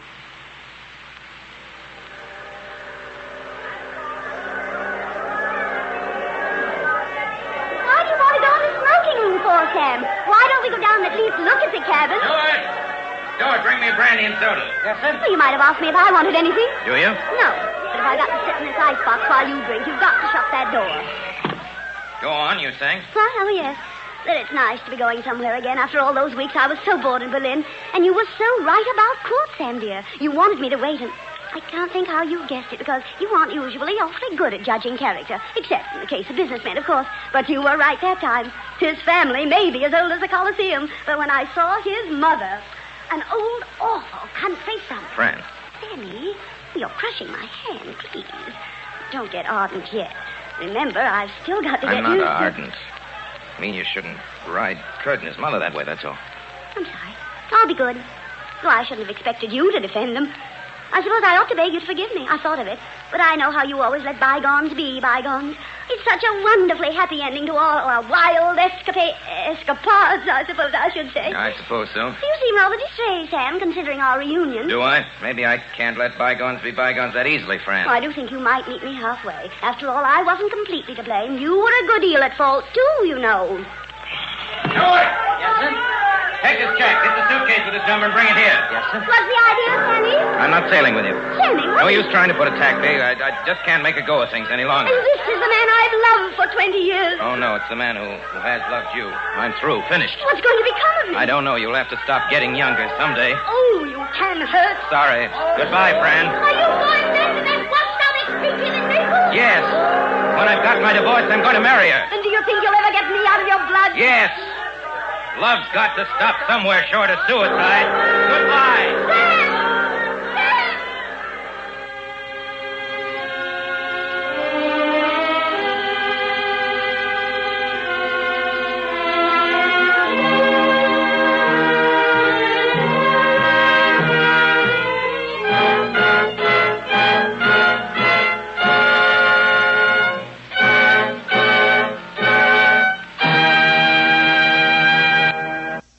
Ladies and gentlemen, I cannot remember any time on the Campbell Playhouse when we've been so very specially fortunate in our guests as we are this evening. Of the great trio, Fay Bainter, Walter Houston, and Nan Sunderland, who created the play Dodsworth on the New York stage, two are with us tonight. The first, Miss Fay Bainter, has long been one of the leading figures in the theater. East is West, The Willow Tree, Jealousy are only a few of her successes. You've heard her tonight as theater-goers the country over heard her and believed her during the 2.5 years she played the part of Fran Dodsworth. It's my great pleasure to present to you Miss Fay Bainter. Good evening, ladies and gentlemen. And thank you, Orson Welles. I've always enjoyed playing this part, and I enjoyed it again tonight. You know, the thing that has always made Fran Dodsworth such a satisfying character to play is the feeling that she's such a real person. I can easily understand that. And to our other guest, my highest tribute is that she is a woman of her word. When she played Isabel Amberson in the Magnificent Ambersons with us a few weeks ago, she promised she'd be back here soon, and here she is, Nan Sunderland. I'm very happy to be here. I'm especially happy to be playing once again with Fay Bainter. Thanks, Nan. I hope you too, Miss Bainter, will develop the habit of appearing with us frequently on the Campbell Playhouse. Thanks again, Miss Bainter and Miss Sunderland, and good night, Miss Sunderland, and good night, Miss Sunderland, and good night, Miss Sunderland, and good night, Miss Sunderland, and good night, Miss Sunderland, and good night, Miss Sunderland, and good night, Miss Sunderland, and good night, Miss Sunderland, and good.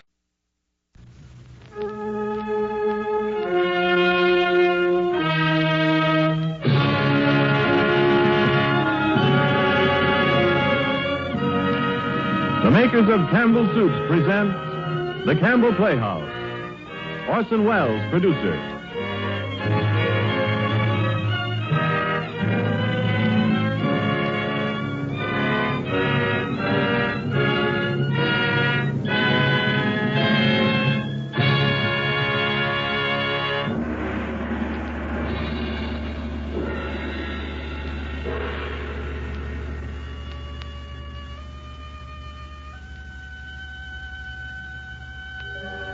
Good evening.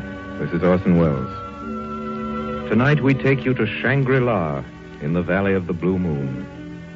You may not believe this story, but ladies and gentlemen, remember please that ever since the human race was articulate, men have returned with tales of such a place as Shangri-La. Usually they've been laughed at. Always they've been doubted, but it's never yet been proved that their stories were untrue. And so tonight we bring you James Hilton's Lost Horizon, and as our guest of the evening, Miss Sigrid Guri. But before our story begins, before we move on into the future, as embodied in the earthly paradise of Shangri-La, Ernest Chappell invited us to hark back for just a moment to an occasion or two, and here he is. An occasion or two, ladies and gentlemen, when dinner and the choice of a main dinner dish were especially important. Perhaps it was a birthday celebration or a wedding anniversary, and you were eating out. Together, you consulted the menu, looked up, and... Well, dear, this is your occasion. What looks good to you? Let's have chicken, shall we? Sounds good to me. Oh, here's our waiter now. And then when important company was coming to dinner at your house... But what shall we have for dinner, darling? I say let's have chicken. That's something everybody likes. Let's have chicken. Haven't you said those very words yourself many and many a time when you wanted to enjoy or to serve an especially fine dinner? I'll wager you have, because there's no disputing the fact that just about all of us do have an exceptional liking for chicken in one form or another. And I think it must be this general liking for chicken that accounts for the constantly growing popularity of Campbell's chicken soup. Every golden drop of this chicken soup brims with rich chicken flavor. Steeped in the taste of chicken, too, is the fluffy white rice Campbell's measure into this homey, old-fashioned chicken soup. And you'll enjoy pieces of tender chicken meat in every fragrant plateful. Have it soon, won't you? Perhaps tomorrow. I promise you, just as sure as you like chicken, you like Campbell's chicken soup. And now, Orson Welles in James Hilton's Lost Horizon with Sigrid Guri. I say, Sanders, did you ever know a chap named Conway? You mean Glory Conway? Oh, yes, of course I do. Remember him very well. Wonderful fellow. He was. Our civilization doesn't breed people like that nowadays. Remember the uprising at Basco? Summer before last. Yes, I remember.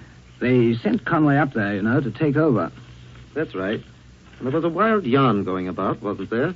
That one of the planes that went out never came back. Yes, the plane did disappear. There were 4 people in it. Conway and 3 others. I can only tell you the story as he told it to me. I don't ask you to believe it. I wouldn't believe it myself, except for one small fact. There were 4 of them in that plane. There was Conway.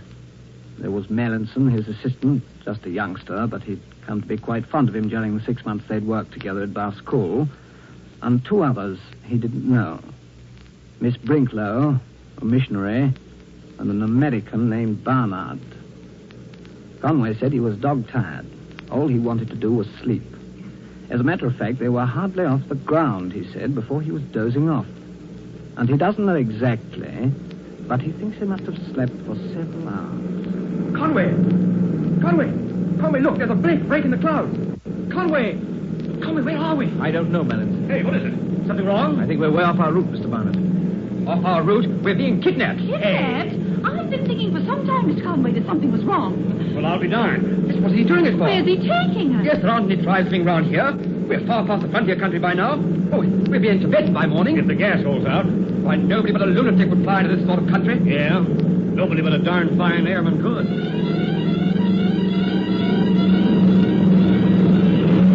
What's wrong? What's happening? Motors are lighting up. Have to land. How the fella can see to land in pitch blackness, I don't know. Well, at any rate, I'm glad it won't. Conway!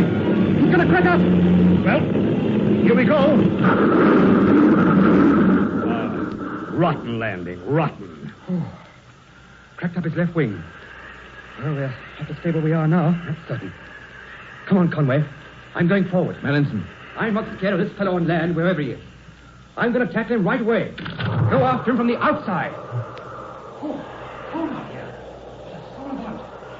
Looks like the end of the world. Better stop him, Conway, before he does something foolish. Yes. Melanson.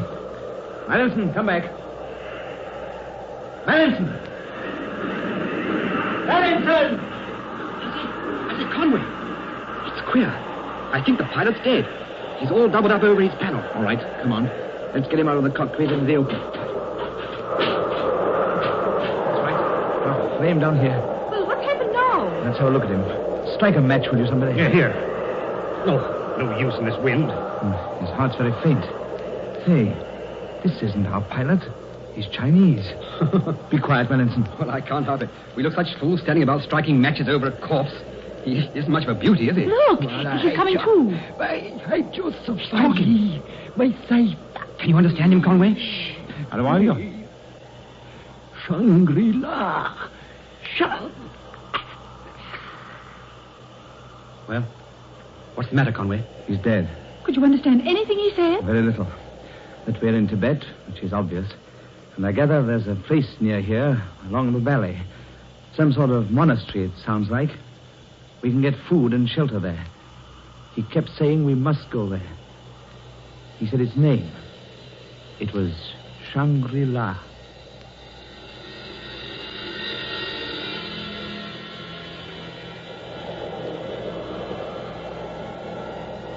I shall never forget Conway's vivid description of that lonely place. It was like a vast emptiness, he said, with mountains on every side. Mountains rising on top of mountains. There was a range of them gleaming on the far horizon like a row of dog teeth. But it was the wind, I think, that impressed him most. Not an ordinary wind, not even a strong wind or a cold wind. A sort of frenzy that lived all round us. That's how he spoke of it. And all through the night, he watched. At dawn, the wind dropped, and in the lessening gloom, the valley took shape. A floor of rock and shingle sloping upwards. And then, suddenly in the distance, he saw climbing down the steep incline of the mountain, coming towards him, a party of men. Tibetans, they looked like. There were a dozen or more, carrying with them a hooded chair. In this sat a figure, an elderly Chinese, gray-haired, clean-shaven, robed in an embroidered gown of rich blue silk. My name is Xiang. We have with us food and wine, if you will honor me by accepting our slight hospitality. After that, we can start, and our journey is long and somewhat difficult. Well, if we could borrow a couple of your men for guides and some stores, I think we can get along all right by ourselves. I'm afraid that would be quite impossible. I regret that it will be necessary for you to return with me to the lamasery. The lamasery? Yes. I shall try to arrange for guides for you there. I'm sorry, we must intrude on your hospitality this way. We are always delighted to receive guests from the outside. Well, we won't be there long, I promise you that. And we'll pay for everything we have. We'll pay for our journey and our guide back. We want to return to civilization as soon as possible. My dear sir, are you so very certain that you are away from it?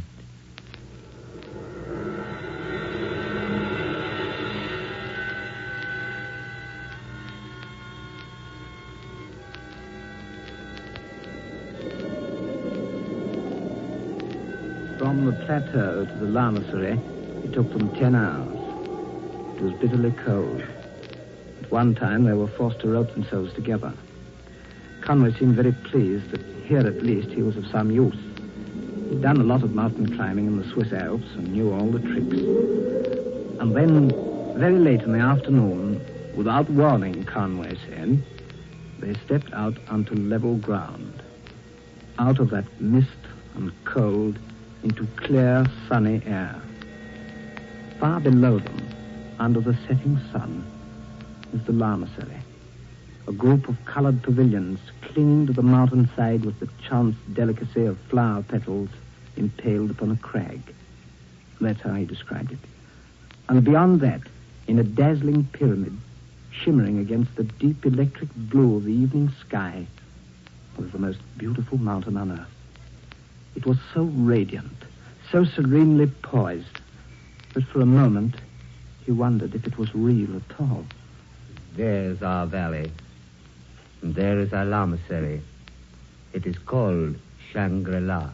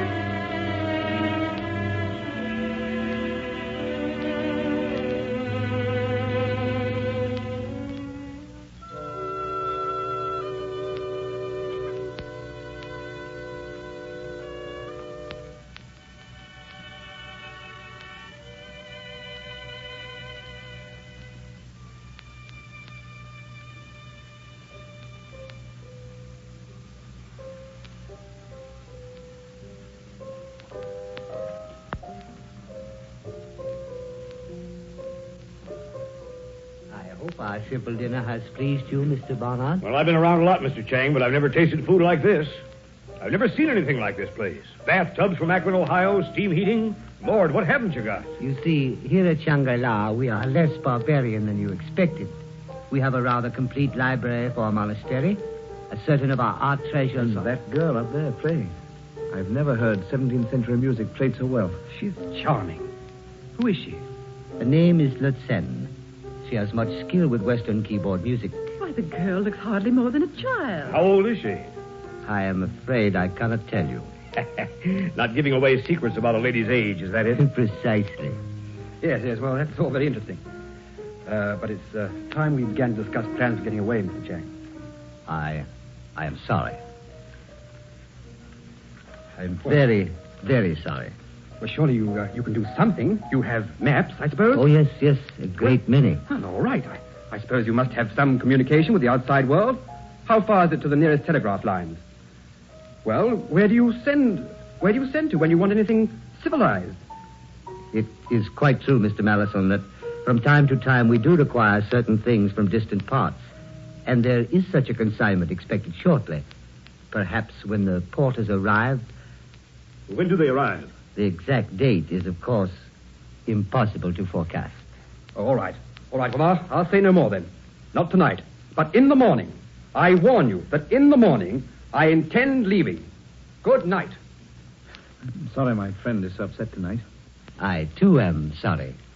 You will none of you, I am sure, regret your sojourn with us in our little valley in the shadow of Caracal. Caracal. Is that the name of that mountain we saw? Yes. It is beautiful, is it not? And very tall.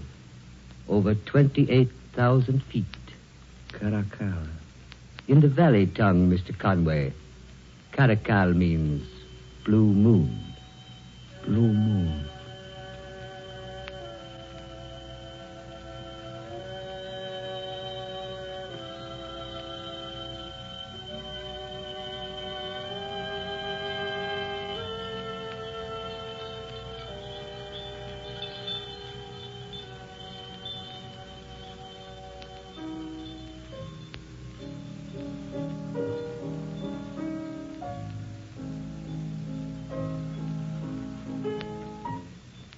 Please, don't stop, Mr. Conway. Oh, I'm sorry. I didn't hear you come in, Lutsen. You play very well. Oh, no, not really. I lead a pretty busy life, and I don't get near a piano very often. Please go on playing. If you don't, I shall have to go away. Oh, but why? It is not usual in the beginning that we talk with the guests. But it's not forbidden. No, but I'm not sure that Zhang would approve. There are subjects we do not discuss, Mr. Conway, either with you or amongst ourselves. Oh, I'm sorry. Your friend, Mr. Mallinson, is not so polite. He tries to make me talk. Oh, you mustn't mind Mallinson. He means all right, but he's rather an excitable young man. I don't think he's very happy here. No, he's not at all happy. It is sometimes very lonely. Oh, well, he's young. That makes a difference. Yes. Yes, it makes a great deal of difference.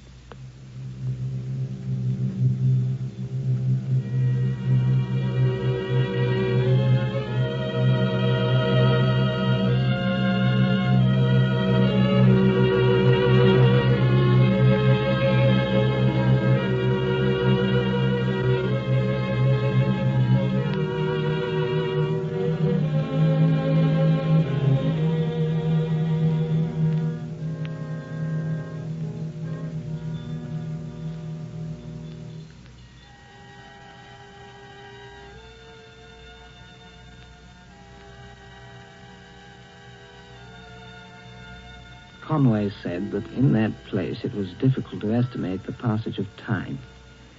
He said it must have been about a fortnight after they got to Shangri-La that Zhang came to him one day with a message. The message was a summons from the High Lama. Together they went across the empty courtyards, then up a steep spiral staircase, and as they climbed, Conway said he was aware of a strange sensation.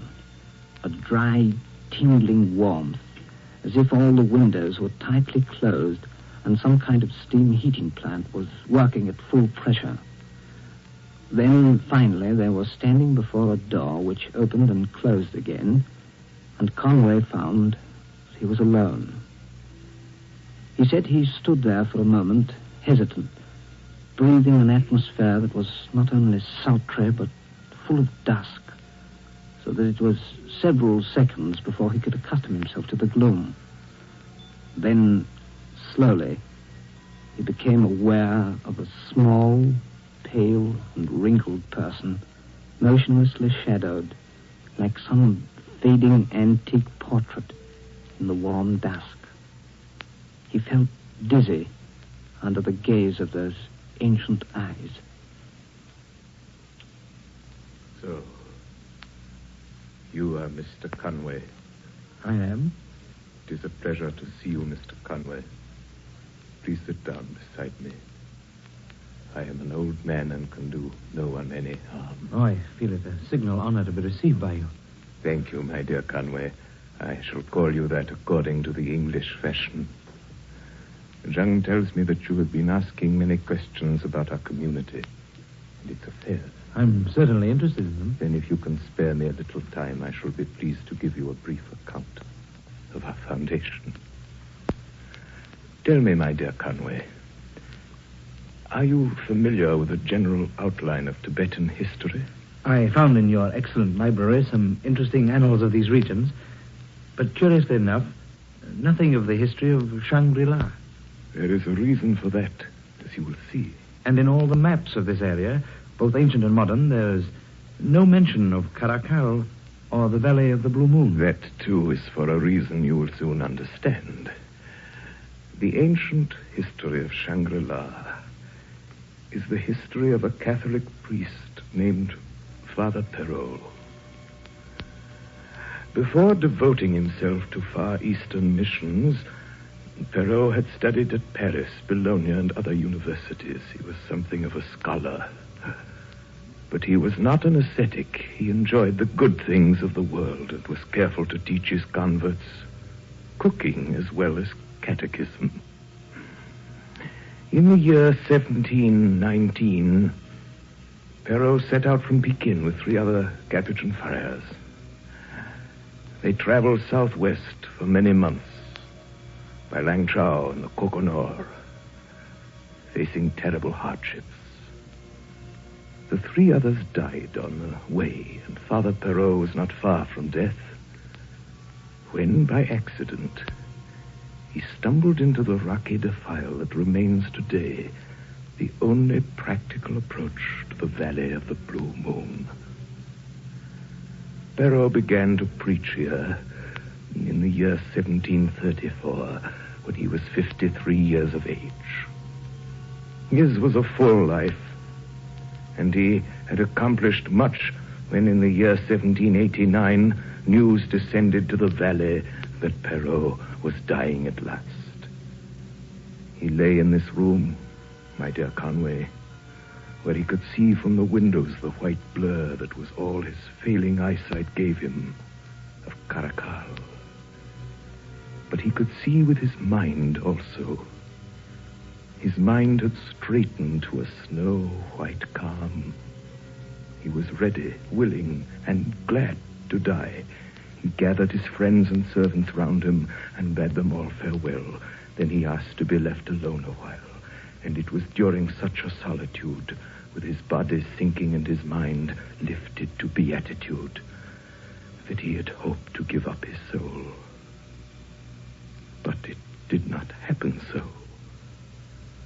He lay for many weeks without speech or movement. And then, my dear Conway, he began to recover. He was then 108. When the last of the old monks died, in 1794, Perrault himself was still living. He was then 113 years of age. You will wish to know how he spent his time during those unprecedented years.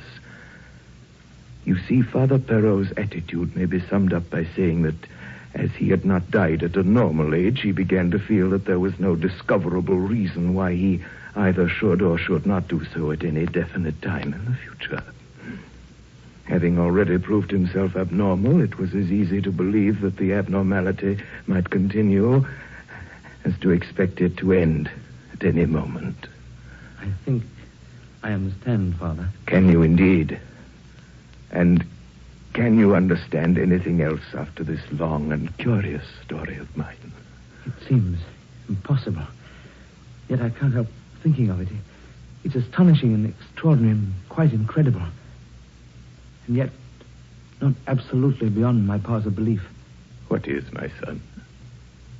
That you are still alive, Father Perrault.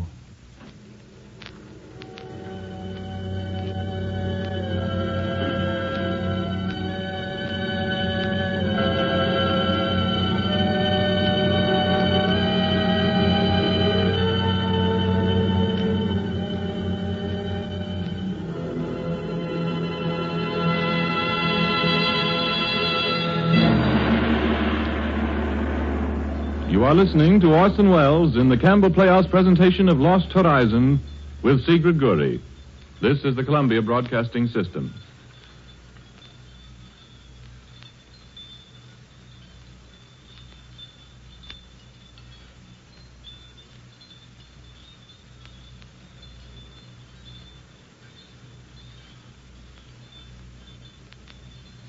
This is Ernest Chappell, ladies and gentlemen, welcoming you back to the Campbell Playhouse.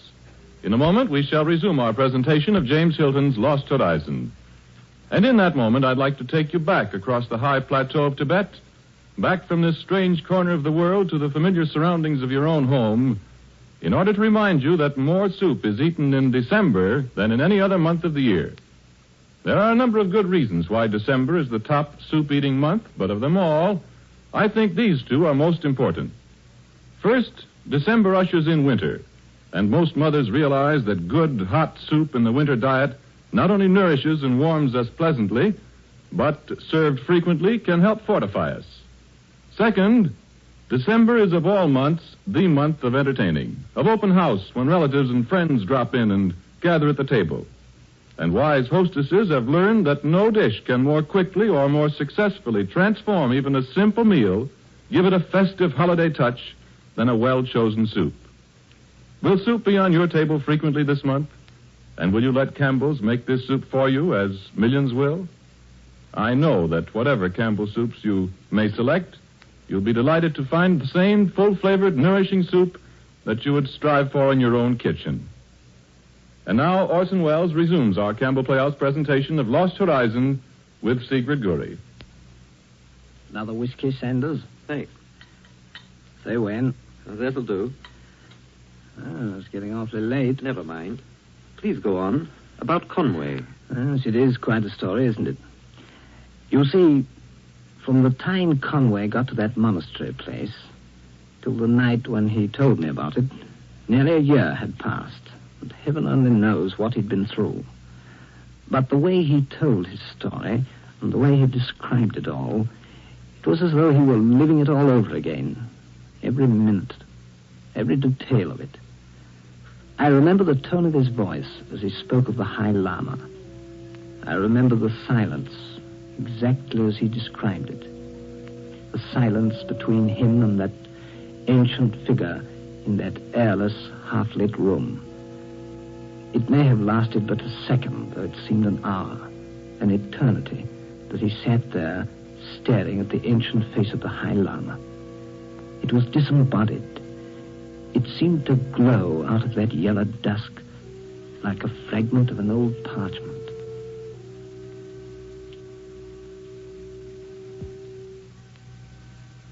In the course of those next years, a few rare strangers found their way to the valley and were welcomed. A Chinese merchant found his way here in 1822.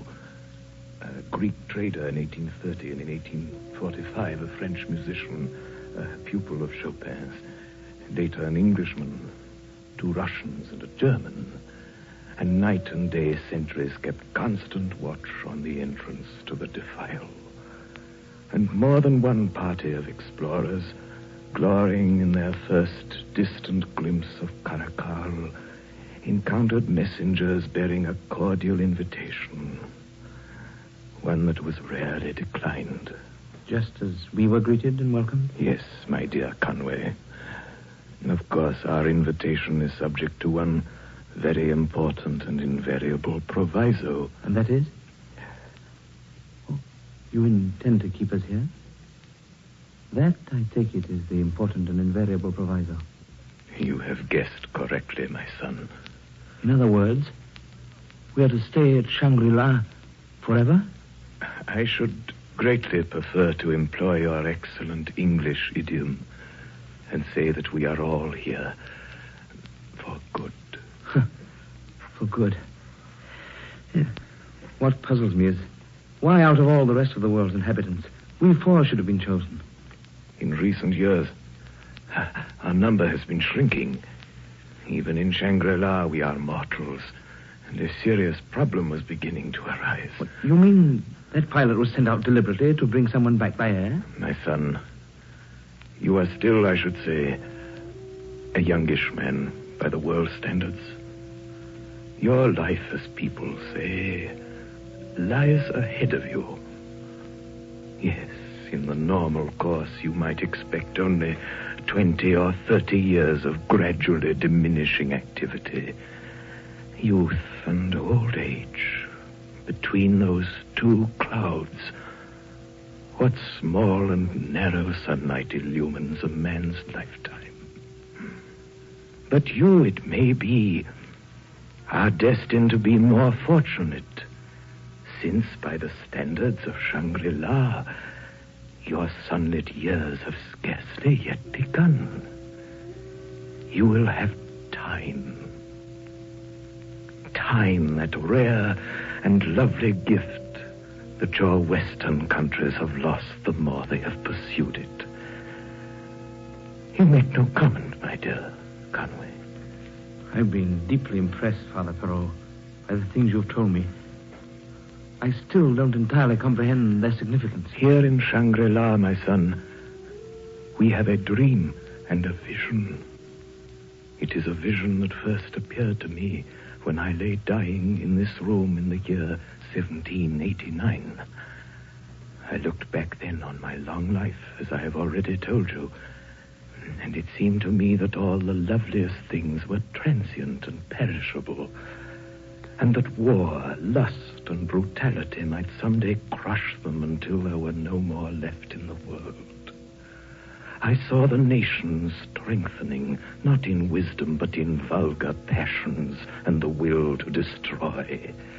And I perceived that when they had filled the land and sea with ruin, they would take to the air. I foresaw a time when men, exultant in the technique of homicide, would rage so hotly over the world that every precious thing would be in danger.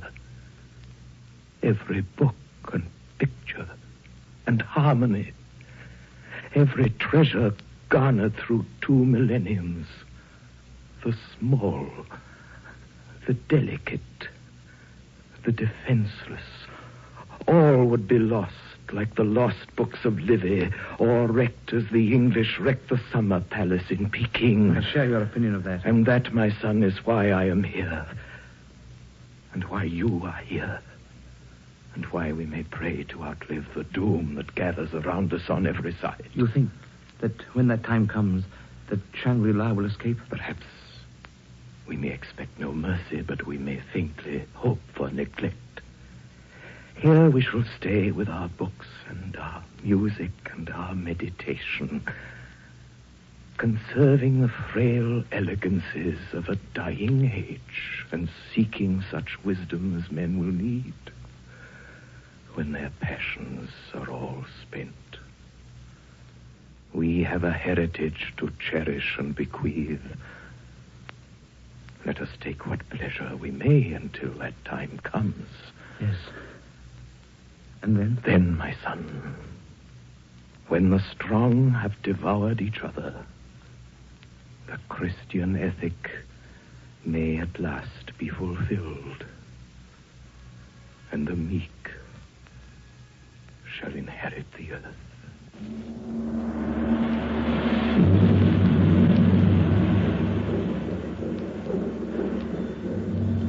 I declare believe there's a storm coming up. Somehow I never expected that here. Oh, I don't think it'll fetch us here in the valley. Sure hate to be out there in that pass, though. That place is murder. Well, we've all got to face it sooner or later. All four of us. Those porters will be here any day now. I don't imagine we'll have perfect weather all the way to India. No, I don't think we will. That's one of the reasons why I think I'll let this first trip pass. There'll be other porters later. You mean, sir, you're not coming with us? That's it. Well, I suppose it's your own affair. Nobody can prevent you from stopping here for all your life. It's not what everybody would choose to do, but ideas differ. What do you say, Conway? I agree. Ideas differ. As a matter of fact, there's a very practical reason why I think I'll stay on. I don't know whether you people guessed it or not. He was not Barnard. Not Barnard? Never was. I'm Chalmers Bryant. Chalmers Good heavens. You don't mean that Wall Street fellow? The international swindler? That's me. I had some friends in Woodstock that lost all they had through you. I'm sorry. Well, you certainly played fast and loose with a lot of other people's money. And why? Because those same people all wanted something for nothing and hadn't the brains to get it for themselves. That's nonsense. I'll tell you another thing, too. There's gold in this valley, tons of it. What's more, I've got permission to prospect it. Maybe I can give them tips on how to increase the output. Maybe even someday I'll have... a common thief, facing a life behind prison bars. No wonder he wants to stay here. Well, I'm not facing a life behind prison bars, Mr. Mallinson. And I think I'll stay on, too. What? You, Miss Brinklow? Yes. I've done a lot of thinking the last few weeks, and my mind's made up. It's quite obvious that I have a call. This place is in urgent need of a mission.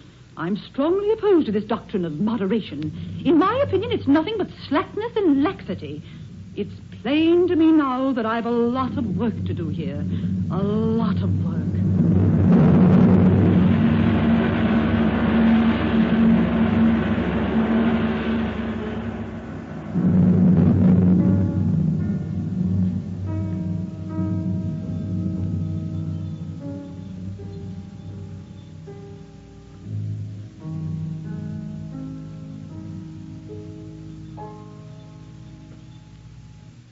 Thank you, Lutsen.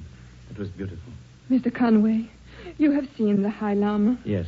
He told you everything. What do you mean? The story of Father Perot, of the Lamas, of me. The High Lama did not mention you, Lutsen. But he told me a great deal about the history of Shangri-La and the work he's doing. And you found it interesting? More than that. I was thinking just now as you played how much Shangri-La has come to mean to me. How much these hours here in the music room with you have come to mean. Do the others feel like this, too? I'm afraid not. But then, we're all of us different.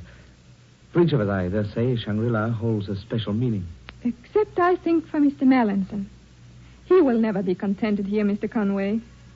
Never. No, I suppose not. He has no idea, then, of what the Lama has told you. You haven't told him. Naturally not. And you believe? You believe all that you've been told? Well, I see no reason why the High Lama should lie to me. No? No, of course not. Of course not.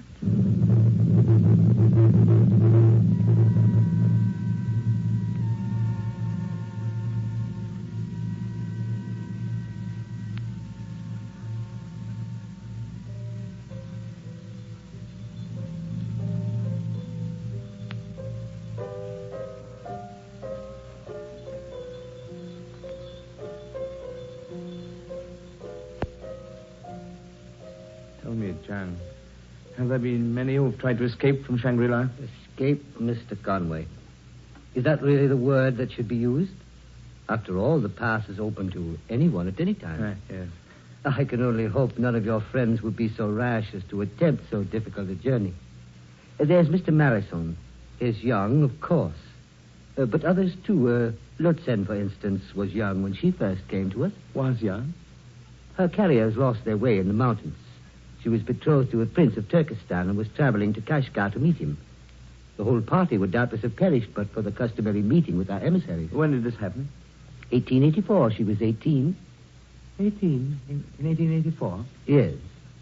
If you will forgive me a personal question, Mr. Conway, is it possible that you are falling in love with Lutsen? What makes you ask that? Because if it is so, it would be quite suitable. Always, of course, in moderation. Even love, then, fits into your scheme of things. The hospitality of Shangri-La is of a most comprehensive kind, Mr. Conway. Yes, I think I quite realize that by now. Tell me, Mr. Jang, How old were you when you first came to Shangri-La? I was quite young, only 22. I am now 104. When did you first begin to grow old in appearance? I was over 70. That is often the case, though I think I may still claim to look younger than my years. Oh, decidedly. Thank you. And suppose you were to leave the valley now. What would happen? Death. If I remained away for more than a very few days. But even if I were fortunate enough not to die, I would immediately acquire the full appearance of my actual age. The atmosphere, then, is essential? Mr. Conway, in the whole world there is only one Valley of the Blue Moon.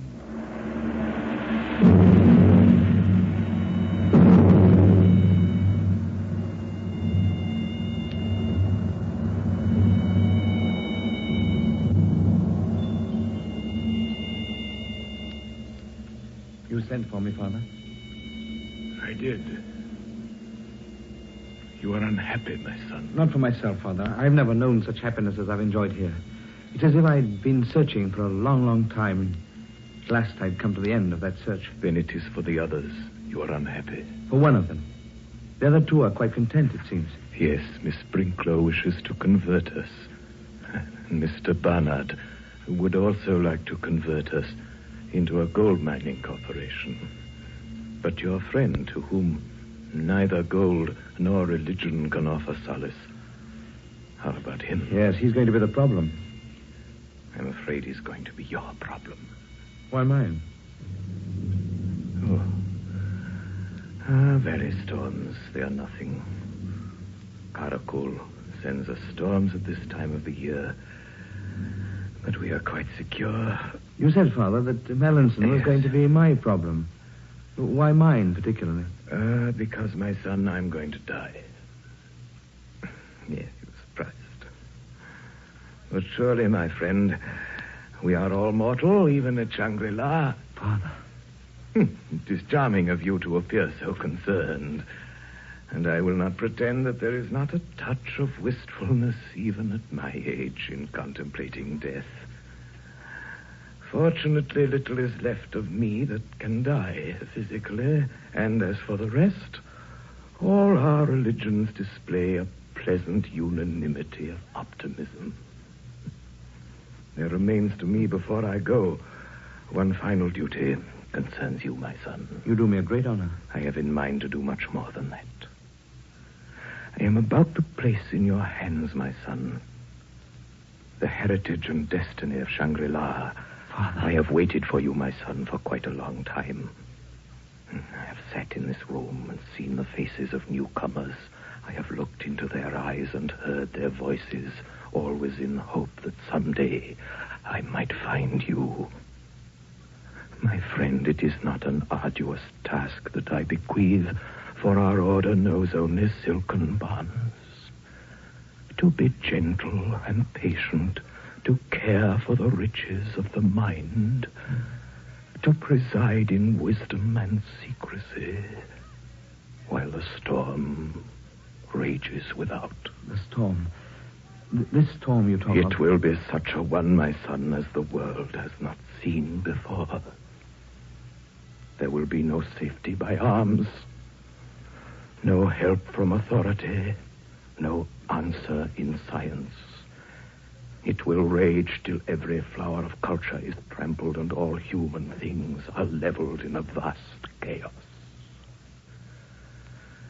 Such was my vision when Napoleon was still a name unknown, and I see it now more clearly with each hour. And you think this will come in my time? I believe that you will live through the storm and after, through the long age of desolation. You may still live, growing older and wiser and more patient. You will conserve the fragrance of our history and add to it the touch of your own mind.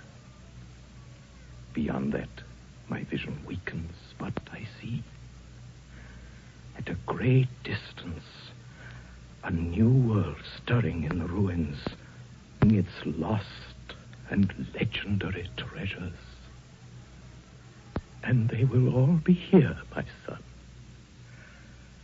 preserved as by a miracle. Hidden behind the mountains in the valley of the blue moon.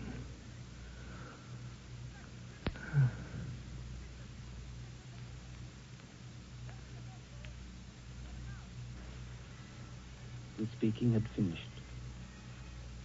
The voice was silent. Conway stood there, looking at that face before him, full of a remote and drenching beauty. Then the glow faded, and there was nothing left but a mask, dark-shadowed and crumbling like old wood. And Conway told me that it was only after a long time that it came to him as part of a dream that the High Lama was dead. Conway! Conway! I've got the porters. The porters? Yes, they're about 5 miles down the path. They came yesterday loaded with books and things. You're thinking of going out to them? Oh, naturally. Oh, Mallinson, suppose you do get beyond the pass and find the porters waiting there. How do you know they'll take you with them? It all needs arrangement, negotiations beforehand. Oh, they have been arranged. They have been paid in advance. And they've agreed to take us. Who's been making all these plans? Lotsen. Who? Lotsen. She's with the porters now, down below the pass. She's, waiting. Waiting? Yes. She's coming with us. I assume you've no objection. Lotsen, that's nonsense. It's impossible. It's not impossible. You think you know a great deal more about her than I do, I dare say. But it seems you don't. Oh, just think of it, Conway. A kid of her age, shut up here with a lot of old men. Naturally, she'd get away if she had a chance. She said she'd come. She wanted to come. Oh, hang it all, Conway. Don't stare at me like that. Mallinson, I've got to tell you the truth. I hope when you've heard it, you'll realize at least why Lotsen can't possibly go back with you. Well, there isn't anything that would make me believe that. But go ahead. There's something about this valley, Mallinson. Something that makes it different from other places. From any other place on Earth. There are men living here. You've seen them. Who were young when your grandparents were already old. Oh, and you think that... Lotsen is no different from the others. Lotsen is not young. Not young? I suppose you'll tell me that she came here in 1884. 1884? And she was 18 then. What? That makes her... She was 18 then. Conway, you're raving. You're raving! Her beauty, Mallinson, like all other beauty in the world, lies at the mercy of those who do not know how to value it. It is a fragile thing that can live only where fragile things are loved. Take it away from this valley, and you will see it fade like an echo. You will see her for what she is. An old woman. Conway, I don't believe you. I never will. I think you're off your head. I'm sorry if you think that, Mallinson. They warned me about that in India. I thought they were wrong. What did they warn you of? Well, they said that you'd been blown up in the war and that you'd be queer at times ever since. Mallinson. Well, that settles it. I'll go now alone. I don't know how I'll manage to climb without you. And those tricks with the rope. It's almost certain death. But I must go. I gave my word. To Lotsen? Yes. Oh, won't you come with us, Conway? I hate imploring you for my own sake, but I'm young and we've been friends. And Lotsen, too. She's young. Doesn't she count at all? Mallinson, there's just one question I'd like to ask. Yes? Are you in love with Lotsen? I dare say I am. Oh, Conway, it's that stupid nonsense about her being old. Conway, you can't believe that. You just How can't. can you really know she's young? Because I do know she's young. Because you'll think less of me for it.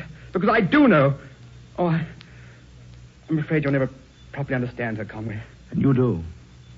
And she's young. And you're sure of that? Just a girl, Conway. I was terribly sorry for her, and we were both attracted. I don't see there's anything to be ashamed of. She's young. I know. I understand. Mallinson, I don't know whether I've been mad and am now sane or whether I've been sane for a time and I'm now mad again. Well, Conway. Do you think you could manage that tricky bit on the pass for the rope if I were with you?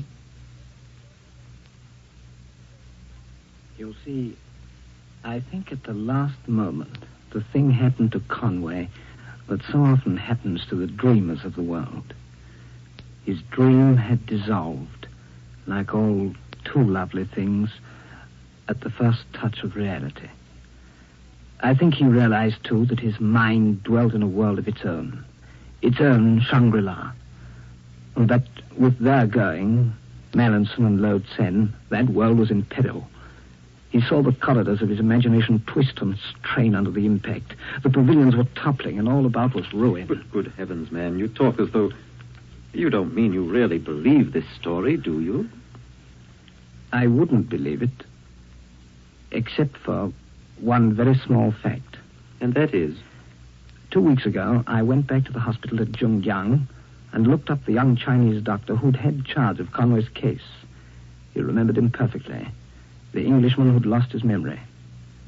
Was it true he'd been brought to the mission hospital by a woman, I asked. Oh, yes, certainly by a woman. A Chinese woman. She said something about a companion, a young Englishman who'd died on the way. Did he remember anything about her? Nothing, he answered, except that she'd been ill of fever herself and had died almost immediately. Then I asked him one final question. And I dare say you can guess what it was. About that Chinese woman, I said. Was she young? Yes, and what did he say?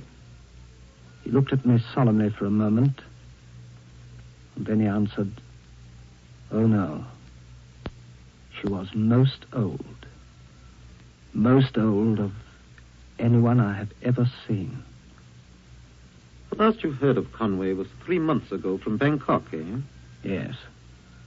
And he was going northwest. A good many places lie northwest of Bangkok. Including the Valley of the Blue Moon.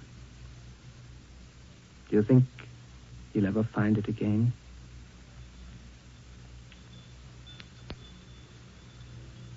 My friend, it is not an arduous task that I bequeath, for our order knows only silken bonds. To be gentle and patient, to care for the riches of the mind,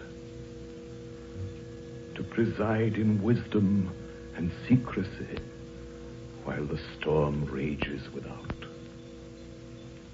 Such a storm, my son, as the world has not seen before. There will be no safety by arms, no help from authority, no answer in science. But I see, at a great distance, a new world, stirring in the ruins, seeking its lost and legendary treasures. And they will all be here, my son, preserved as by a miracle, hidden behind the mountains in the Valley of the Blue Moon.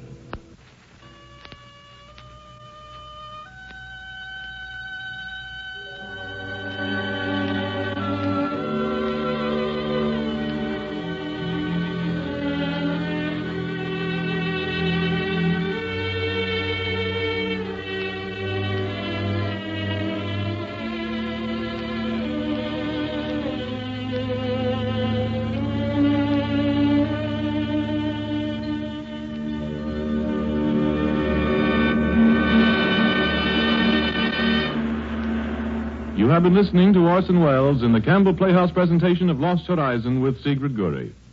Mr. Welles will return to the microphone with his guest of the evening in just a moment. Meanwhile, one quick reminder.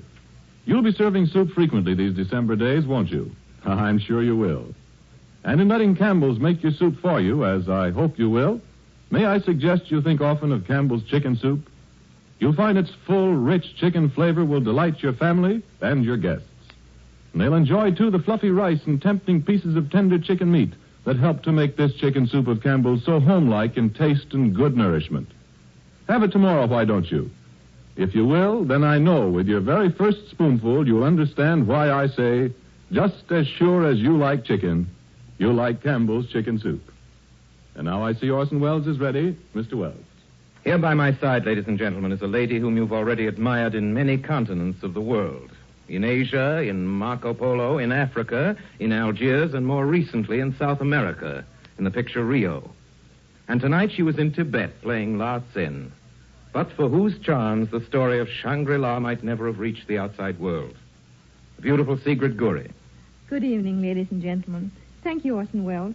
And thank you especially for inviting me here to Campbell's Playhouse.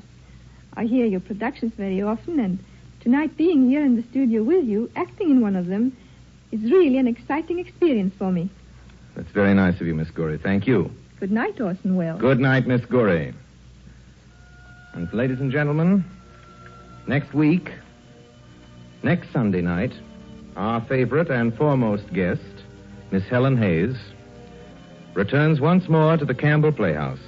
Our production, Vanessa, Hugh Walpole's magnificent love story of modern England. And Vanessa is not only the heroine of a great love story, she is also one of Helen Hayes' favorite characters. Indeed, it was Miss Hayes' own choice for her next appearance on the Campbell Playhouse. And so until next Sunday night, until Vanessa, my sponsors, the makers of Campbell Soups, and all of us here in the Campbell Playhouse remain obediently yours. The makers of Campbell Soups join Orson Welles in inviting you to be with us in the Campbell Playhouse again next Sunday evening when we bring you our exclusive Playhouse star, Miss Helen Hayes, and the delightful love story, Vanessa. In the meantime, if you've enjoyed tonight's Playhouse presentation, won't you tell your grocer so tomorrow when you order Campbell's Chicken Soup? This is Ernest Chappell saying thank you and good night. This is the Columbia Broadcasting System.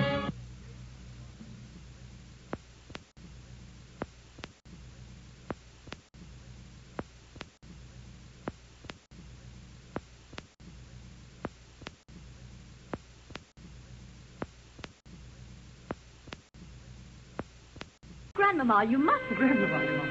Oh, rubbish, of course I am. Really, Grandmama? Let me alone, all of you. I can't make a speech on my own birthday by this time, and I shouldn't be here at all. Silence.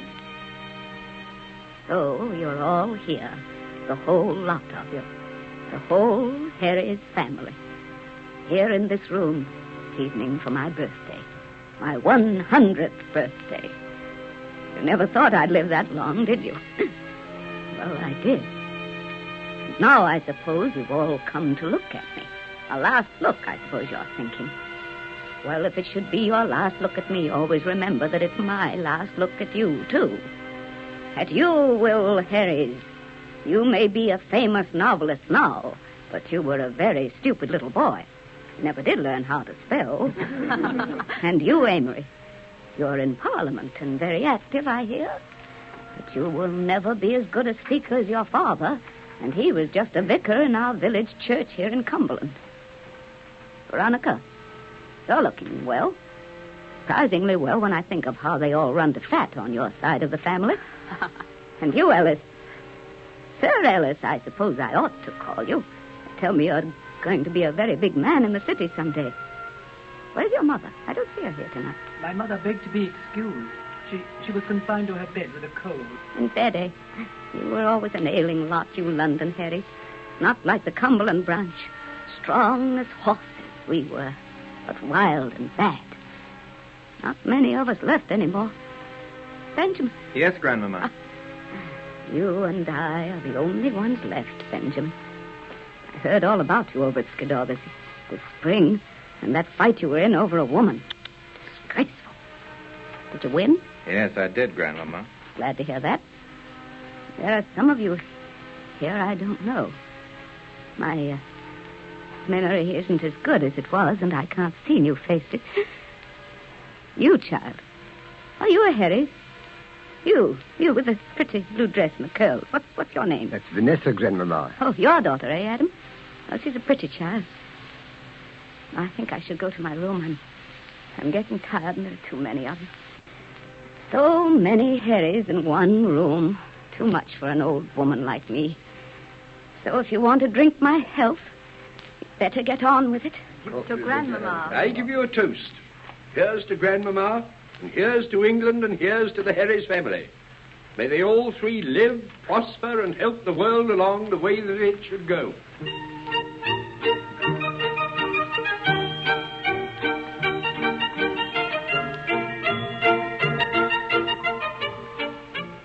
Oh, Father, did you hear what Grandmama said about my dress? Your dress is beautiful, my child. I'm afraid I shall have quite a belle for a daughter in a few years. Your mother would have been so proud of you this evening. Happy, Vanessa? Oh, yes, I've never been so happy. Father, Yes, my darling.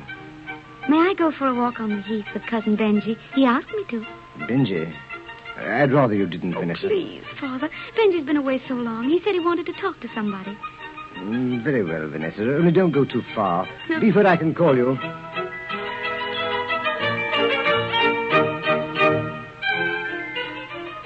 Benji! Benji, you walk so fast I have to run to keep up with you. I want to get away from that family party. All those Harrys. Oh, look, Vanessa, there's Griffel over there. Beyond that, across the hills, Scotland. I can't see it. Because the night is so dark, but it's there all the same. Tell me about London, Benji. One day when you've been there, you're older. Oh, everything for when I'm older. I want to know now. All about London and about you. I don't believe the things they say about you, Benji. Not that I'm a bad man. Certainly not. Not that I'm wild. That the truth isn't in me. Not that I won't settle down and be what a Harry's ought to be. Whatever that is. You're what I want you to be. What's that? You. Benji, What is it? it's so quiet suddenly. The music stopped. Vanessa! Vanessa! Oh, that's Papa. We're coming, Papa. Oh, come on, Benji. We must go in now. Vanessa, Yes, Benji. will you marry me someday? Of course I will. Would you marry me if your father forbade it? Yes. If I was in disgrace, Vanessa, with everyone, if I'd done something shameful and no one would speak to me, would you still marry me? As long as I loved you, I'd marry you. And I'd always love you. Always and forever. Whatever I did. Yes. I'll remind you of that one day. Vanessa! Oh, yes, here I am, Papa. Come inside, Vanessa. Papa, what is it? We heard the music stop. We've had bad news, my child. Your grandmother. Oh, Papa. Your Aunt Jane went up to her room a few minutes ago and found her. She looked very peaceful. She must have died in her sleep.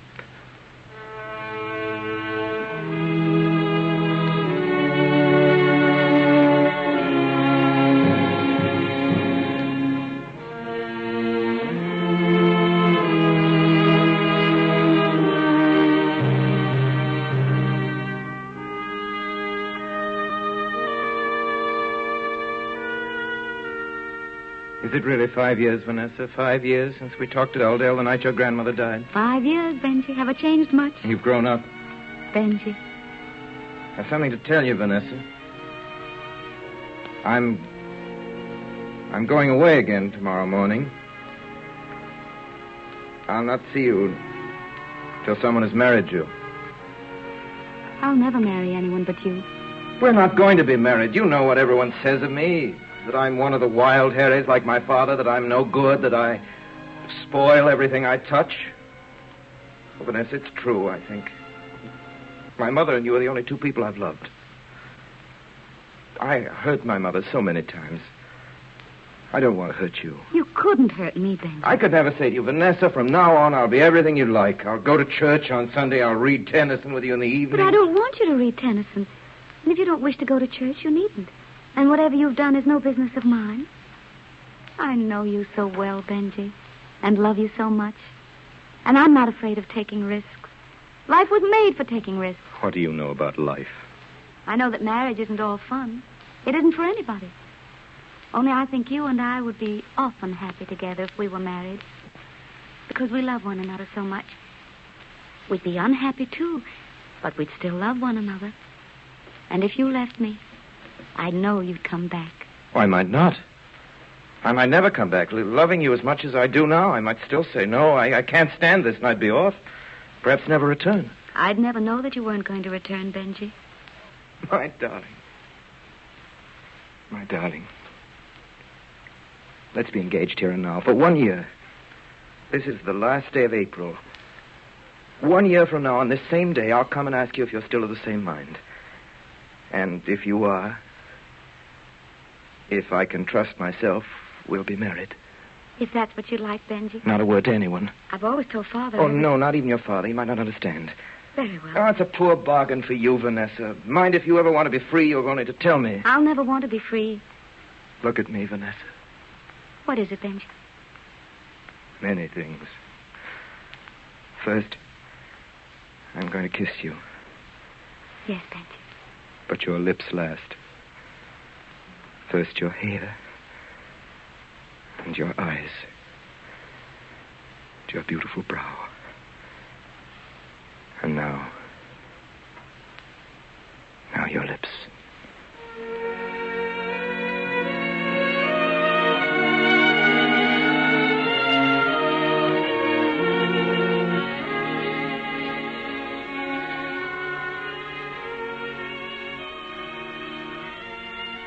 My child, you'll be happy in London. It is very kind of Lady Harris to ask you, and Cousin Ellis has written me again and again, urging me to let you go. Oh, it'll seem so strange not to spend Christmas in Cumberland. I don't want to go to London. I'll be so lonely, Papa. No, you won't.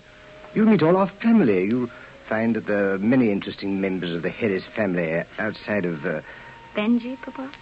I didn't say that, my dear. But it may be that London and the outside world will make you see people and things in a different light. I'll go. I'll go if you wish it, Papa.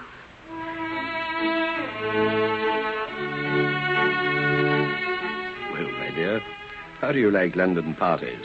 I like them very much. You don't know who I am, do you? You're... Don't pretend, my dear.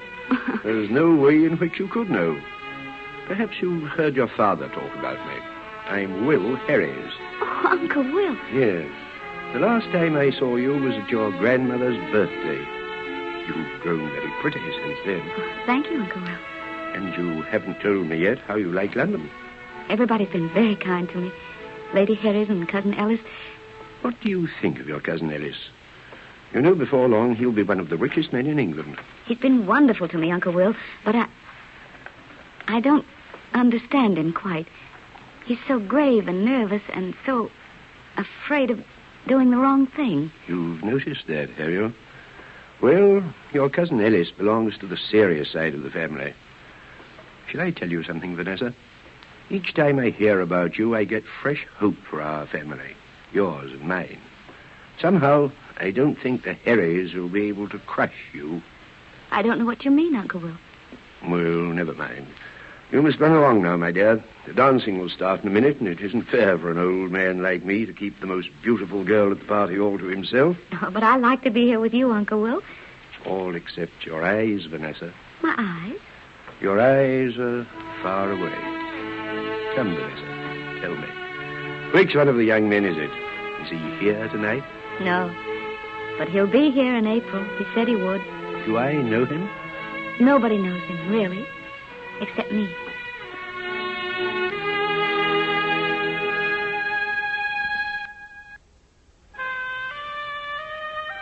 Vanessa.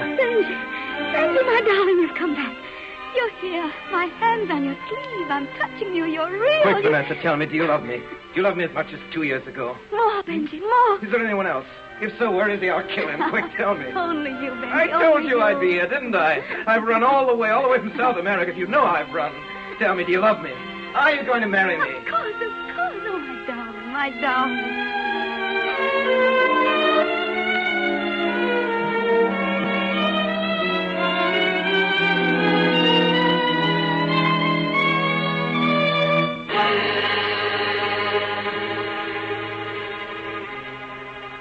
Dear Uncle Will, you were so good to me in London, and you seemed to understand me so well. It seems natural that I should write to you now that I'm alone, now that the two people are gone who meant so much to me, the only two people I ever loved. You remember the day I said goodbye in London? I told you that Father had finally given his consent. Benji and I were to be married in August. Then 2 weeks after I got back, came the fire. Father and I had gone to Keswick to see Benji's mother. I don't know how much you heard about the fire. It broke out at 3 a.m, somewhere in the East Wing. What is it? Woody, the house is on fire. Quick, come down. This way. The main stairway is gone. Out here, out on the lawn. Where's my father? Is my father here? We'll be doing our best, Mum. Everybody outside! The roof's going! Please wait. Have you seen my father? No, Miss Vanessa, he was in the east wing, wasn't he? Yes, he was. That way's nothing but plain. There's nothing to do, man. I'm going to get him. You can't do that, Miss Vanessa. The roof's falling in. Come back, Miss. Let's go. I'm going in. Come back, Miss Vanessa. Come back. You're the kill. Mr. Ellis, stop her. Make Vanessa. Oh, Benji, my father is up there. You must help me. Vanessa, there's no chance. Oh, let me go, Benji. If no one else will go, I will. Won't let you go. Benji, let me go. Oh, Father. Oh, you see what you've done. He's dead. And it's your fault. Oh, I hate you. You killed him. I'll hate you as long as I live.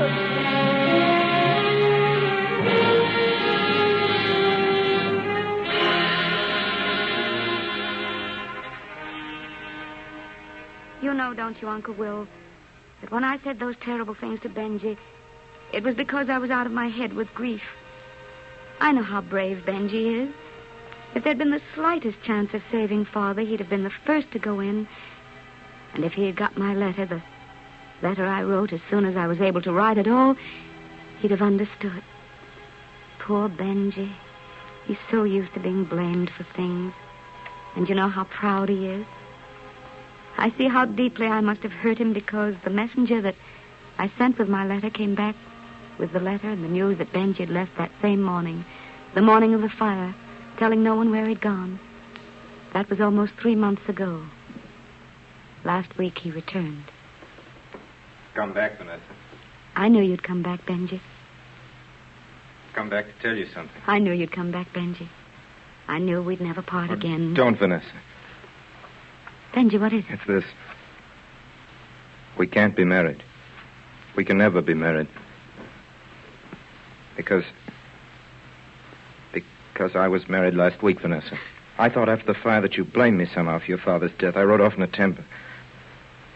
You remember I was staying in the village in rooms with a widow and her daughter? Yes. I didn't like them, either of them. I was thinking of you, Vanessa, this summer, every minute of the day, and yet... I kissed the girl, disliked her more than ever, and kissed her again. Tell me what she looks like, Benji. Is she beautiful? A day or two after the fire, I rode with them to a farm my brother owns over at Keswick, and I stayed there all night. I drank too much. My poor Benji. 2 weeks ago, a girl came to see me in London, and she told me... Will you believe me, Vanessa, when I tell you that I loved you all that time more than ever? Yes, I believe it. I didn't marry the girl because I was frightened of anything that might happen. I've never been afraid of anyone or anything except your despising me, Vanessa. Or my doing you harm. And I saw that though I loved you so dearly, I'd been able to do this thing. I might do it again. Do you care for her, Benji? Are you fond of her in any way at all? No. Not in any way at all. You must do all you can for her, Benji. I will. I will. But what are we to do, Vanessa? I can't live without seeing you. Oh, no, we mustn't meet. Oh, no, not for a long time. And please, don't write me or anything. It'll be much better. I'll do anything you say.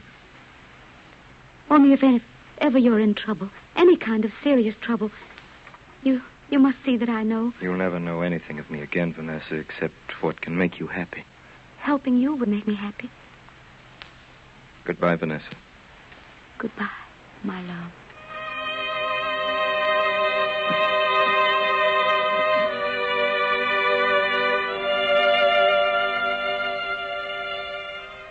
Next week, Uncle Bill, I'm coming to London. Ellis has written inviting me to stay in Hill House again, and I've accepted. Try as I will, I find that I cannot stay here at home any longer. All the things that I loved here in Cumberland have become hateful to me. Hateful reminders of those two I loved, Father and Benji. My dearest. Yes, Cousin Ellis. You've been happy both times you've been here with us in London. Very happy, Ellis. Your presence here has been a great joy to all of us. I'm glad. You've been wonderfully good to me, Ellis. There is something I must ask you, Vanessa. This is no sudden thought. From the first day I saw you, I hoped that one day, perhaps, you'd be my wife. I'm proud that you should think of me like that, Ellis, but... For a time, I thought it was hopeless. That was the time when you considered yourself engaged to Benji, when he had not yet shown himself to you for what he was. Ellis, there's something I want to say to you, and then we'll never mention it again. About Benji. I know that everyone's against him. They all think he treated me badly. That he made a wretched mess of everything, which is what they always hoped for. One thing you must know. He did not treat me badly.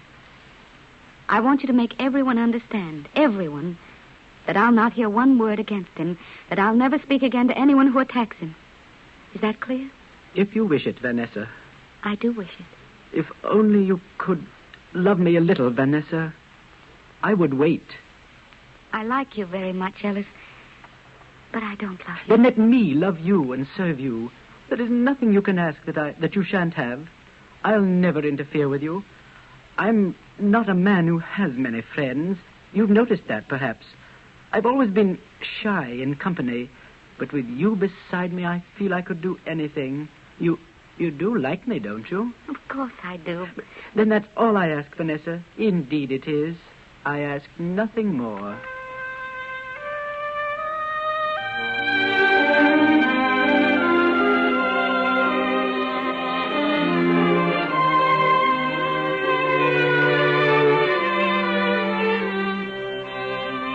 You are listening to the Campbell Playhouse presentation of Vanessa, starring Helen Hayes and Orson Welles. This is the Columbia Broadcasting System.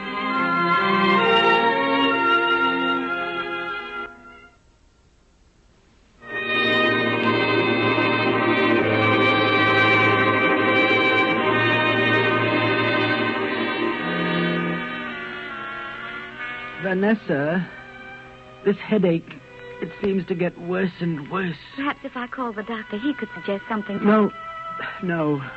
Oh, it's nothing. All I need is to rest in this darkened room for a while. I could only be sure that it's not more serious than you think. You know, you haven't felt well for such a long time, Ellis. Last week you had to miss the Jubilee, and I know how very ill you must have felt before. I've been working too hard, perhaps. Or perhaps... I wish you'd let me stay home with you, Ellis, and look after you. No, my dear. Go and enjoy yourself. You'll tell me all about it when you return. I shall count the minutes. I'll come as quickly as possible. Oh, Vanessa. Yes, Ellis. Come here, dear. Closer to me. Give me your hand. We've been married nearly 10 years. Have you been happy with me? Of course, Ellis. All those years? All those years. I'm so glad.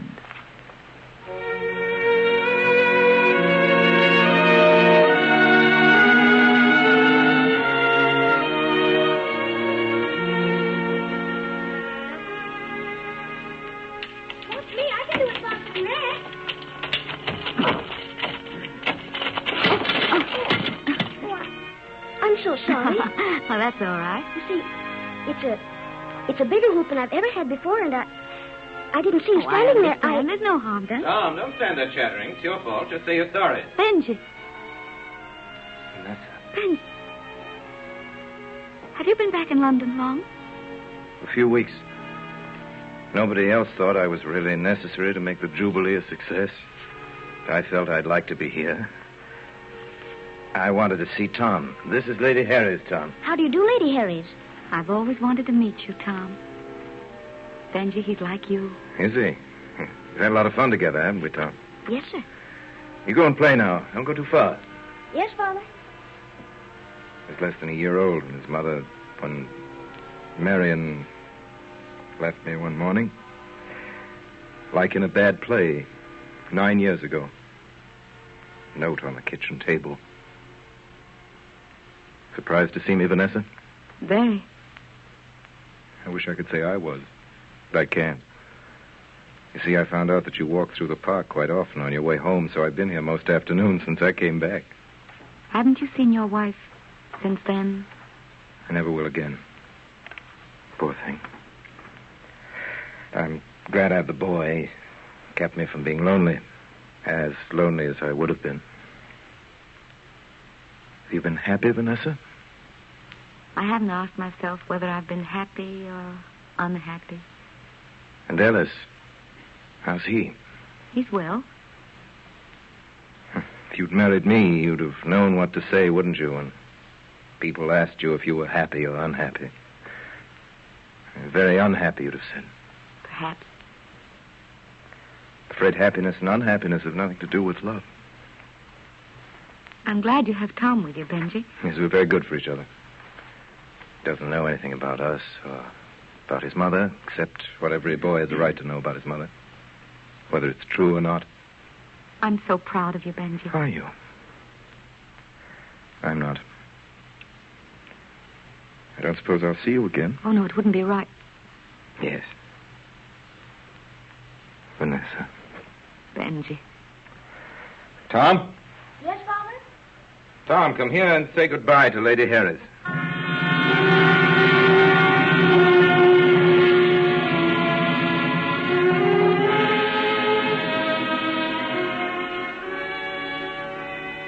You're late, Vanessa. Am I? It was such a fine day, I walked home through the park. And I must tell you, Alice, as I was You coming don't generally walk home through the park. For someone who didn't even want to go out. Alice. You'd think that knowing I was ill... But Alice... Oh, it doesn't matter. Some letters came for you while you were out. Here they are. One of them is from Benjamin Harris. You're wrong. There's no letter from Benji.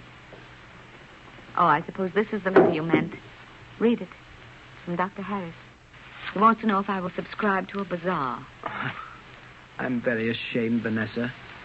But if you knew how I've been suffering. I've been lying here all these hours, longing for you. I love you so terribly, Vanessa. I used to think that in time it would become part of life. But it hasn't. It grows stronger every day. Oh, I know it isn't your fault. You don't love me. You never loved me, but... Alice, dear. I know I don't love you as much as you could wish in the way you mean. But we've been such good friends. Let's be thankful for that. And please, let's go on trusting one another. Vanessa, if you would love me, you could only love me.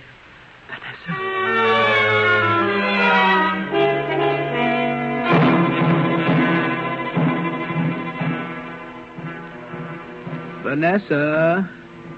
Alice, are you still awake? Yes, I couldn't sleep. How was your evening, Vanessa? It was enchanting, Alice. We went to the Prison of Zenda. You know, George Alexander and Fay Davis. Yes, I've heard that it's an interesting play. What sort of an evening have you had, Alice? Was Aunt Grace entertaining? I didn't want to go without you, but you insisted. She left an hour ago, Vanessa. She told me something that upset me.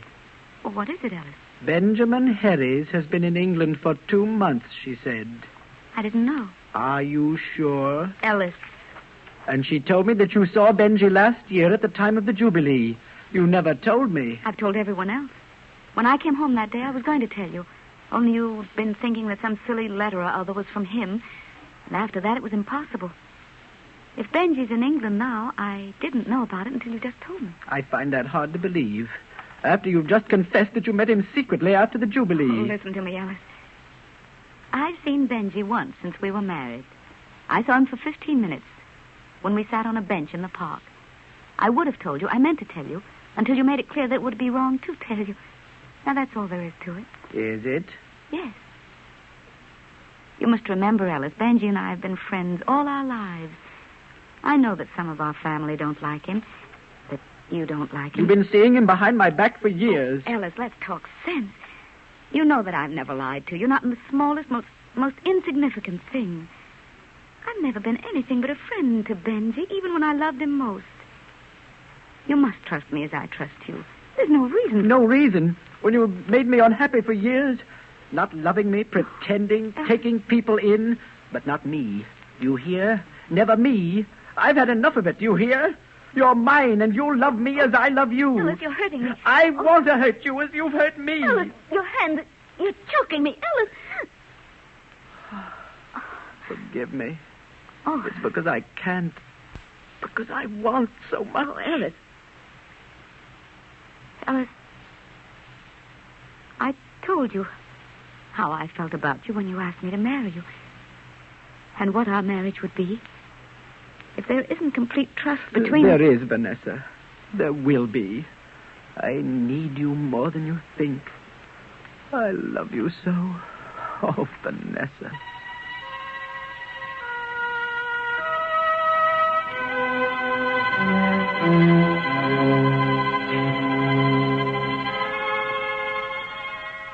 Vanessa, we are both tired.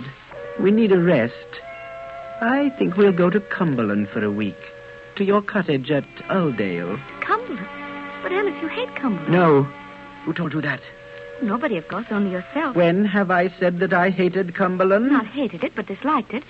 The rain, and you don't like the north. Who told you that I hated Cumberland? Nobody, Alice. Nobody. And I wish you wouldn't hold that book while you talk to me. Oh. Why do they bind books in green? It's such an ugly color. I hadn't noticed it, Alice. I don't hate Cumberland. Of course not. It'll be very agreeable. I need a holiday. We both need a holiday. Whatever you say, Alice.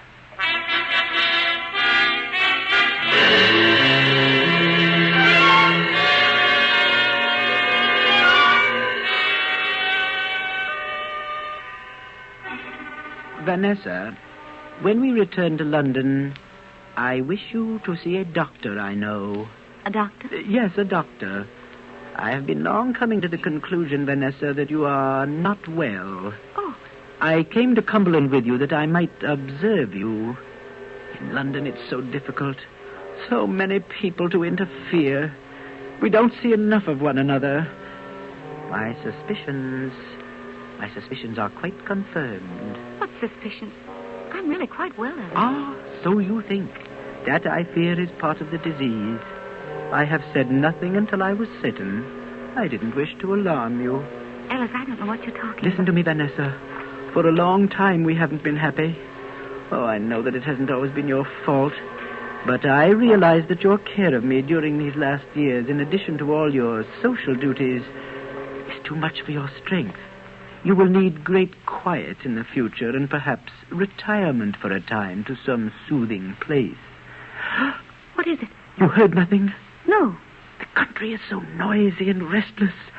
There's always something moving. Alice, what are you doing?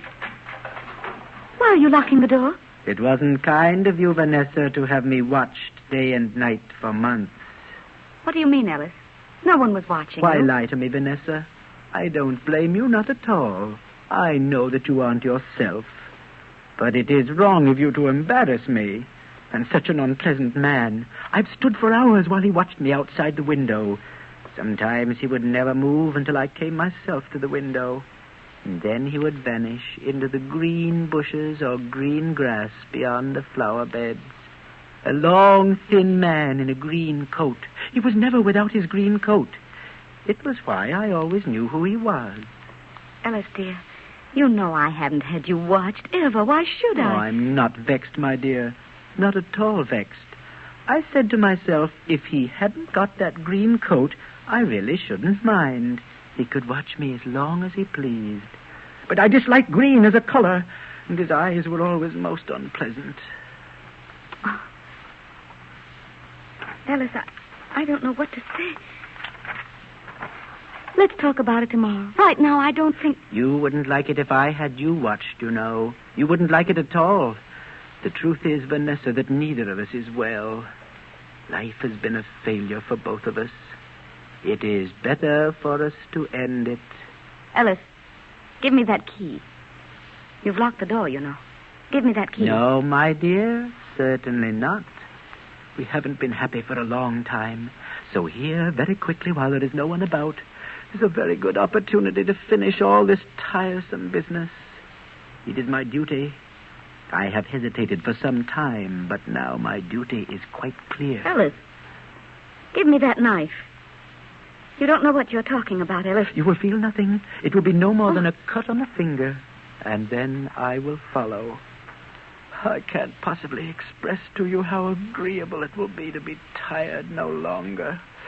To have no more headaches. Put that knife on the table, Alice. Perhaps I will. Perhaps I will not. And how absurd of you not to do as I wish. But you never have done as I wish. Ellis, give me the key.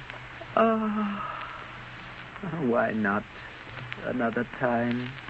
Perhaps another time will be better. Oh, thank you. Now, try to get some sleep, Ellis. Vanessa, how unhappy we are. How unhappy we are. Good night, Vanessa.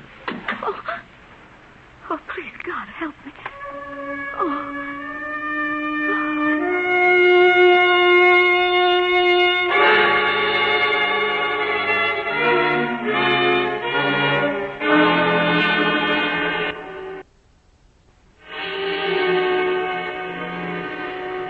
How much does anyone know besides you, my dear? Everyone has known, Uncle Will. You've known for a long time that something was wrong with Ellis. But as long as everything was all right on the surface, it's been accepted. There must be no more Harry's scandals. Worse things than scandals. And it's all my fault. Your fault? The sin was my marrying Ellis in the first place, when it was Benji I loved. I thought of myself rather than Ellis. And now that he needs me, my courage is gone. I thought once I had enough for anything.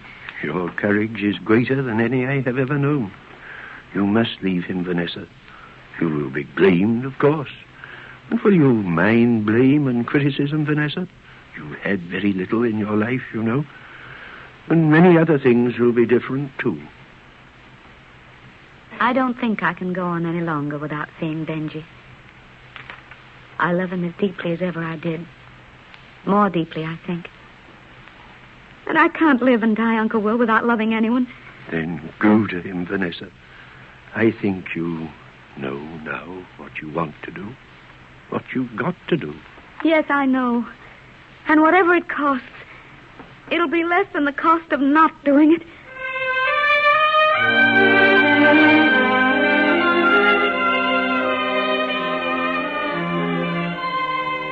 Vanessa, if you knew how many times I've sat here imagining just this.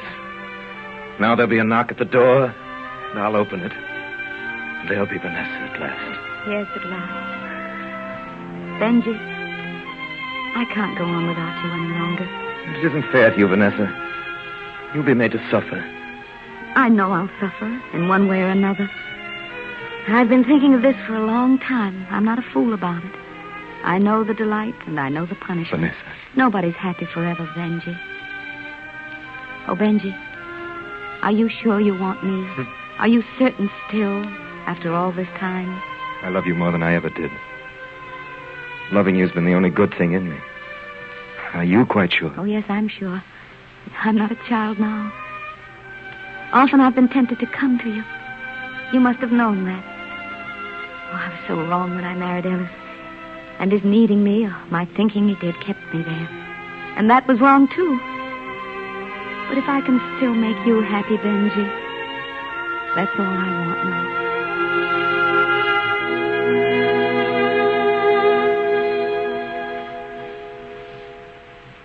Vanessa? Vanessa, I'm back. Oh, how was the fair?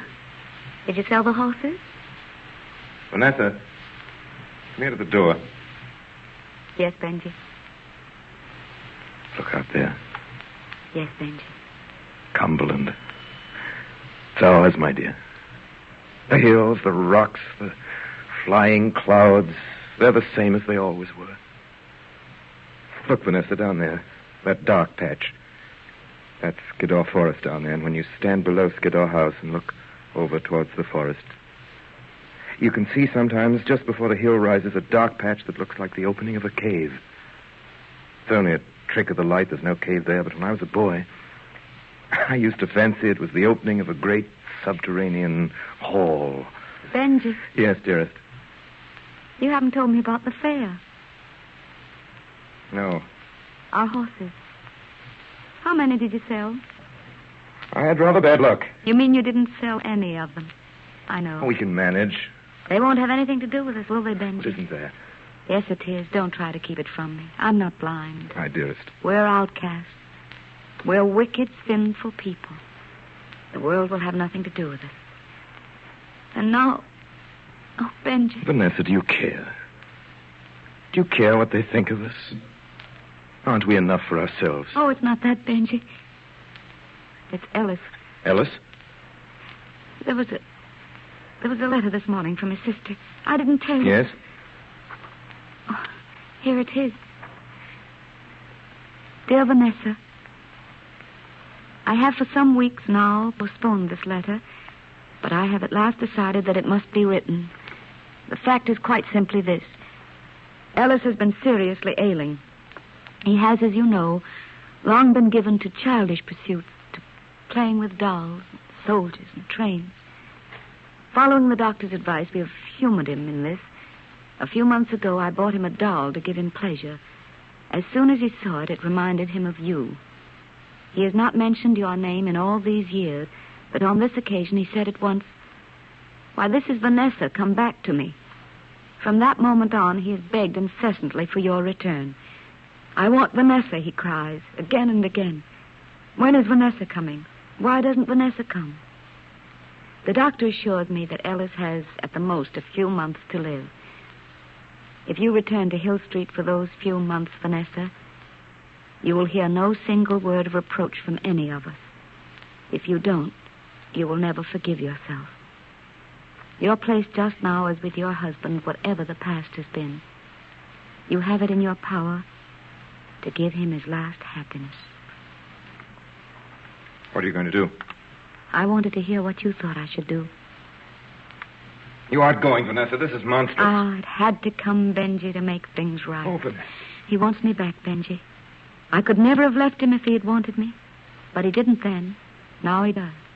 He's dying. He doesn't want you. He can't want you. Why doesn't he even know you? No, Benji, no. There are no lies in that letter. I must go, and you know it. There could be no other way. We had a new life, and it was too fine, too wonderful to be allowed much of. You owe me more than you owe Ellis, Vanessa. No, Benji. I ruined Ellis' life. I've made you happy. I made him unhappy. He made you marry him. No, he didn't. I needn't have married him. And what about me? Don't you care what happens to me? Listen to me, Benji. It's only you I'm thinking of. Your happiness. I couldn't make you happy, Benji, if I were anything but what I have to be. You're right, Vanessa. You must go.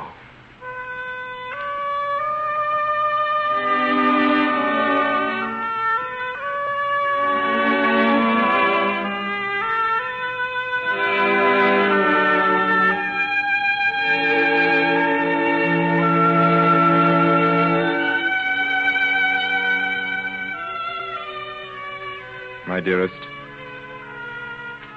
I suppose I should be glad to hear that Ellis is better. But how can I lie to you? You who know me so well. The months we were to be apart have become years. But I want you to believe, my dear, as I do, that someday we'll be together again. Soon, perhaps. I can't help feeling that. I love you, my dearest sweet. I wonder if you know how much. How very much. Forever, Benji.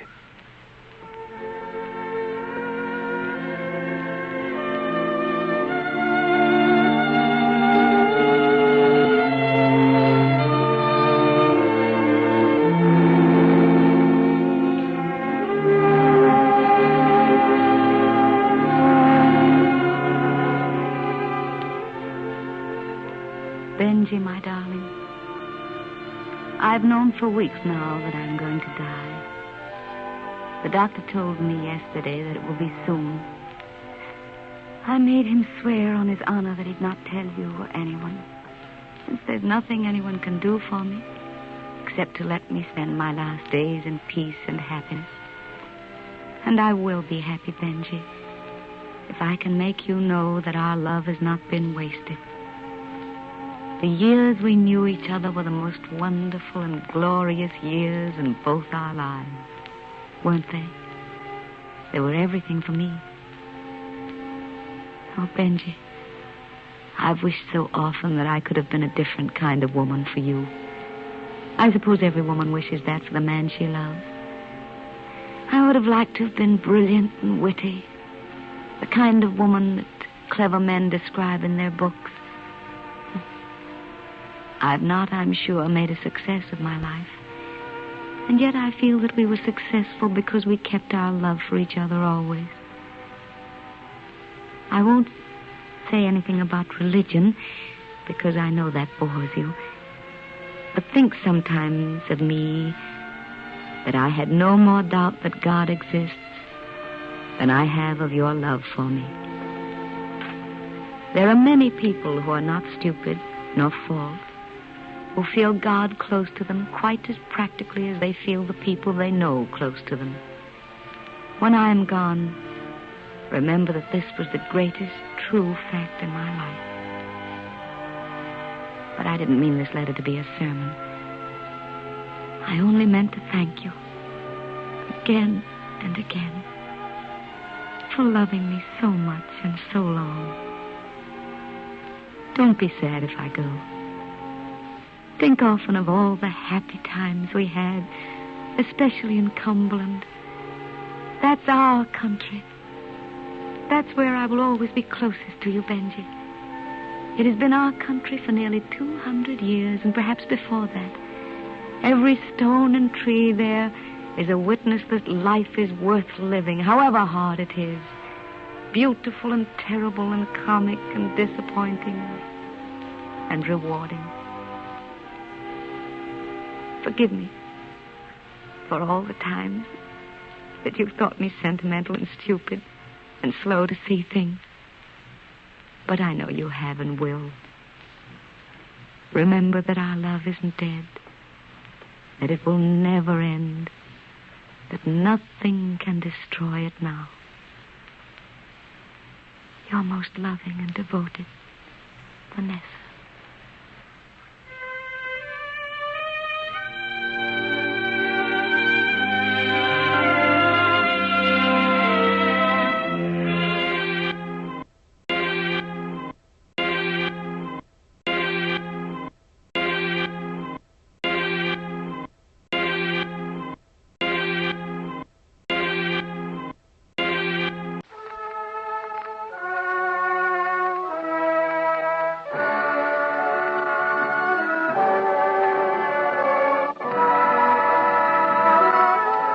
The makers of Campbell Soup present the Campbell Playhouse.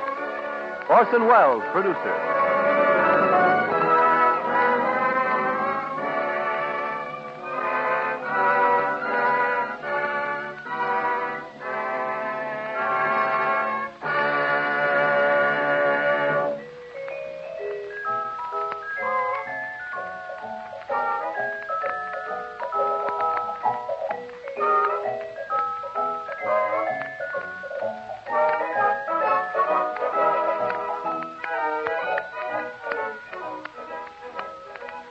Good evening, this is Orson Welles. The motion pictures and even the radio and the living stage have made it clear by now that the female of the species is not only more deadly than the opposite sex, more desirable, but also more durable in times of stress and more to be relied on for the solution of even the bloodiest murders. And in case these observations may seem as irrelevant as they are certainly irreverent, let me break down right here and admit the subject of tonight's broadcast is the bloodiest of bloody murders. Now, as to the ladies. Time was when all the girls used to do in a mystery story was to scream loudly, and be grasped at by horrible, clutching claws. But all that's been changed. And the heroines of these modern romances are ladies of parts. They are not the ones to find themselves clad only in something filmy and feminine, being carried off by a gorilla whose identity you will be subsequently requested not to divulge. They are not susceptible to hypnosis, to the blandishments of sinister Latins, and they never faint. They are accomplished in the use of firearms and can escape from anything, including suspicion. But the gentlemen, I am sorry to say, have degenerated in our new fiction into a pretty pathetic low among human things. there seems to be no excuse for us. I say us because tonight I am fated to attempt before this microphone the portrayal of one of these wretched beings. No, the Lady Bloodhounds could do without us if they didn't still insist, just for appearances, on the old traditional turnout of likely suspects. There's Always a Woman, which is tonight's story, contains no less than 2 murders and Miss Mary Wilson. Miss Wilson is one of the most promising of the talented and personable young women whom Hollywood has discovered in recent days. Her frequent appearance as what is called a dumb and dizzy blonde is, let it be noted, an outstanding example of what is known to the entertainment world as casting against type. In There's Always a Woman, Miss Wilson demonstrates again that dumbness and dizziness can be surface disguises of infinite resources and a far-seeing purpose. But before our story of the evening, Mr. Ernest Chappell has a question to ask us, the answer to which I'm pretty sure will be unanimous. Mr. Chappell? Thank you, Orson Welles. And ladies and gentlemen, the question is simply this. What one soup would you say most deserves to be called a family standby? As Orson Welles suggested, I'm pretty sure of your answer. Isn't it vegetable soup? Bowls of homemade vegetable soup, I imagine, are among the very earliest memories of nearly all of us. Maybe we also recall the time and trouble Mother took to make that soup, simmering the stock and preparing the vegetables. Yet, as mothers will, she always felt rewarded when she saw how much the family enjoyed it. Today, most of us still have a keen liking for vegetable soup. But wives and mothers increasingly are giving up making it and instead are serving Campbell's vegetable soup. Are you at your house? Of course, it will save much kitchen time and trouble, but a far more important reason is that one taste of Campbell's will convince you that it's made in the time-honored, good home way. Grown-ups and children alike enjoy the 15 different garden vegetables and the rich beef stock that together make Campbell's vegetable soup so stout and hearty and nourishing. You'll realize why women everywhere agree that it's almost a meal in itself. Wouldn't piping hot bowls of Campbell's vegetable soup just hit the spot with everyone at your house tomorrow? And now Orson Welles in There's Always a Woman with Marie Wilson.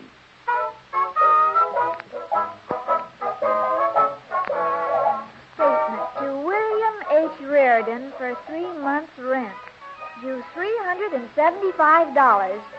Unless this bill is paid in on before the 1st, the undersigned reserve the right to re-rent the premises. Signed, Frank F. Carter. Oh, Bill, what are we going to do? I know what I'm going to do. I'm going to get my old job back. Hello? Is this the district attorney's office? Oh, district no, attorney Bill, there? no. Oh, shut up. This is Bill Reardon.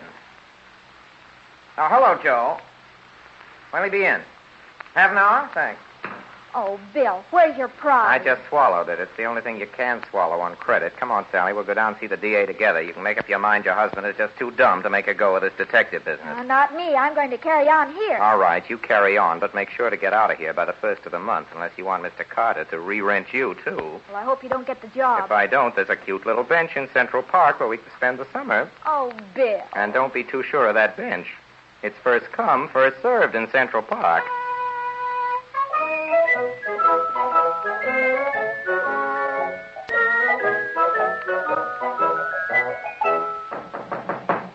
Come in. Pardon me. Is Mr. Reardon in? No. Could you tell me when he'll be in? I want to see him on business. Business? Won't you sit down? Thank you. Mr. Reardon is out right now on a very important case, but if there's anything that's, could I have him call you? I prefer not to give my name. Oh, just as you wish, Mrs. Fraser. How did you know my name is Fraser? Well, your picture was in the papers when you were married, and it's a detective's business ever to forget a face. Are you a detective? I'm Mr. Reardon's chief operator. I handle all his women clients. You see, women often feel that they can talk more freely to another woman. And you keep this matter confidential. Well, I won't even discuss it with Mr. Reardon. But he'll have to know, won't he? Well, not unless you want him to. You see, you'll be entered in our books as a number. Now, just a moment. Let's see. The last case was, number 375. Your case will be number 376. And now then, what can I do for you? Well, there's a person I'd like to have shadowed. Her name is Calhoun, Anne Calhoun. Here's her picture. Oh, thanks. Gee, nice looking, isn't she? To Lola, who is doing a much better job than I would have done, Anne. Has this inscription anything to do with the case? Anne Calhoun was engaged to my husband before. I understand. Well, there hasn't been anything to understand until a week ago. Then quite suddenly, Mr. Fraser began getting letters and phone calls from her. I haven't spied, but I know her handwriting and I know her voice. There's something going on between them, and you've got to find out. If I don't solve it by the first of the month, Mrs. Fraser, I'll retire from business. I'll just leave this office. By the way, if you want to get a good look at her, at Miss Calhoun, she and my husband and I and Jerry Marlowe are dropping in at the Skyline Club tonight. Skyline Club? Well, I'll be there. Now, I dare say you want some advance money for expenses. I dare say. I don't know what your rates are, miss, but how would $300 do? $300? Why? I'm sorry. It's all I happen to have with me. Of course, if you insist. Oh, no, that's all right. Of course, it's less than our usual rates, but I'm delighted to make the exception. Oh, thank you, Miss... Operator 7. Just call me that. Goodbye, 376. Reardon Detective Agency, Operator 7. Who's that? You sound awfully happy. Oh, I am. I got my job back. Let's celebrate. What's the salary? I said celebrate. What do you get paid? $75 each and every week. Oh, isn't that nice? Hey, what's wrong? Oh, I said, isn't that nice? Say, what did you say about Better celebrating? start packing. But what's the hurry? We got until the 1st. Okay, if you don't mind being lonesome. Tell me, how's the Reardon Agency coming along under its new management? Splendidly, thank you, splendidly. Customers are popping in all over the place. Customers? Name one. The Reardon Detective Agency never reveals the name of its clients. That's part of the Reardon policy. That's an easy policy. There aren't any Reardon clients. Any more bills come in? Several. 3 great big ones. Say, didn't you say something about celebrating? Sure. Where'll you meet me? Well, how about the Skyline Club, Bill? We can afford it, can't we? No, we can't afford the Skyline Oh, Club. just this once. It's always just this one. Oh, Bill, I just love the Skyline Club. Sally, we can't afford the Skyline Club. I just love the Skyline Club. Don't you, Bill? Well, don't you, Bill? No, it's too expensive, but it is pretty, and this man wants to take your order. He's not waiting to ask you to dance. Oh, yeah, excuse me. Let's see. After the puree mango, I think I'll take the filet mignon. Ixnay. You mean instead of filet mignon? No, I'd really rather have the filet mignon. And some sliced tomatoes. Sliced tomatoes, yes, madame. And some potato salad. And some potato salad. Strawberry parfait. How about that, dear? Oh, yeah, and some coffee.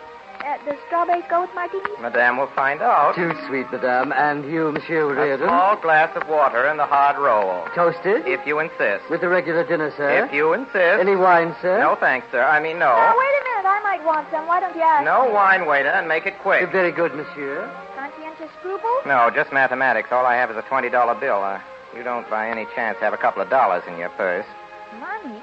Well, why didn't you say so? Now, let's see. I've got a $50 and 4 pennies and 3 sticks of chewing gum. Give me the $50. You can keep the chewing gum. Oh, wait a minute. Mr. Shane. Hello, Mr. Reardon. Just the man I want to see, Mr. Shane. Will you cash a check for me, Mr. Shane? Sure. How much do you want? Not much. $25. Better make it 50 in case you want some champagne. It's Mrs. Reardon, Mr. Shane.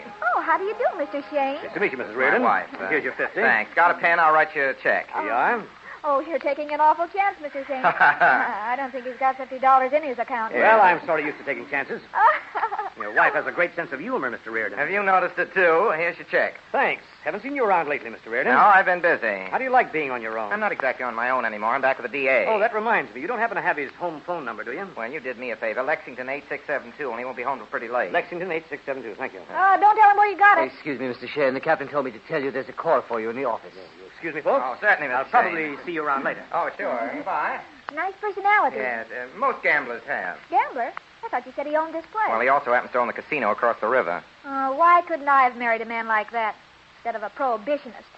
Say, I'll bet he could have got us a better table than this one, too. We're lucky to have a table at all. Do you remember way back, Sally, on the phone when you promised if I brought you to the Skyline Club, you'd go light on everything? But that was before you made the $50. What $50? The $50 you just got from Mr. Shane. Oh, excuse me. I forgot about that. Of course, there's always a chance that he might deposit that check. Well, even if he does, you still have $50 more than when you started out. And that's certainly a profit. Certainly is. But do me a favor, will you, Sally, and don't mention it to the income tax people. They don't understand finance as well as you do. You know you can trust me, Bill. Sure. Eat your soup. It's not soup. It's puree mango. Try not to eat so noisily, even if you had a couple of martinis. That's quality, folks, the next table. Oh, Pew, that's not quality folk either. I'll bet they're just as unimportant as you and I. For your information, Mrs. Reardon, they are people that anyone pretending to be a detective ought to know at first sight. They're Mr. and Mrs. Fraser. Faber? F-R-A-S-E-R. Oh, I get it, I Fraser. get it. This other man is Jerry Marlowe, transcontinental copper, and the girl's Ann Calhoun. You know Ann Calhoun. He's engaged to her. You're Glamour just girl. showing off again, Bill Reardon. I don't think you know anything about Be them. quiet. Not so loud, Sally, please. I'm not talking half as loud as they are. Now, Why Come on, should we Ann, listen? But, Jerry, I just promised this dance to Walter. Didn't I, Walter? Certainly did. Say who's engaged to Anne anyhow. Don't be jealous, Jerry. If you two think you're going to put anything over her. Jerry, please come on and dance. Oh, all right. Turn around. They'll notice you're staring at them, Sally. I'll bet they love it. Oh, Why, if I was society, I'd want everybody to stare at me all the time. I wonder if you'd answer me one question. What question? How did a smart guy like me happen to marry a dumb cluck like you? Oh, I don't know. I don't think there's any explanation. No, probably not. Just one of those things, you Yeah. know. Say, you know, this filet mignon is delicious. It's delicious. Glad you enjoy it. Aren't you eating your lamb Not chop? hungry. Well, you paid for it. Don't be I extravagant. don't want anything more to eat. Waiter, bring me something to drink. Champagne, one glass. But one madame. glass. 2 glasses, waiter. Oh, yes, madame. Had more than enough to drink, Sally. Not while I can still spell Mississippi. M-I-S-I-P-I. Correct? It's as close as you'll ever get. Let's go back to the table. Shh, quiet now. What is it now? We're going to get another chance to learn how to talk when we You get can't into society. sit there and just listen in on a lot of Well, people. can I help it if I want to be Behave yourself, cultured like Sally. Mr. and Mrs. Fraser Oh, and Miss Calhoun? Now, quiet. This is for when I've been dancing with somebody else's husband. Stop that. Well, it wouldn't be the first time he lost you, Anne. What do you mean by that, Jerry?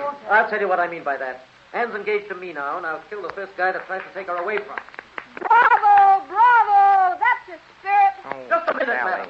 Our conversation is no concern of yours. Oh, I know, but you were expressing yourself so beautifully, I couldn't help but listen in. Sally, will you please shut Oh, up, dear, if Sally, I knew darling? this gentleman's name, I'd be glad to Listen introduce- here, young lady. Bill, but you don't. Walter, let's pay the check and go. Oh, you think Mr. Fraser means I check too? Sally, you better shut up. Oh, do you think so? Come on, let's go. Look, mister, would you like me to shut Anne, are you up? coming? Yes, I'm coming. See, Bill, you are wrong. They won't even answer me. You're lucky. Waiter. Yes, Mr. Reardon. You can give Mrs. Reardon the check, please.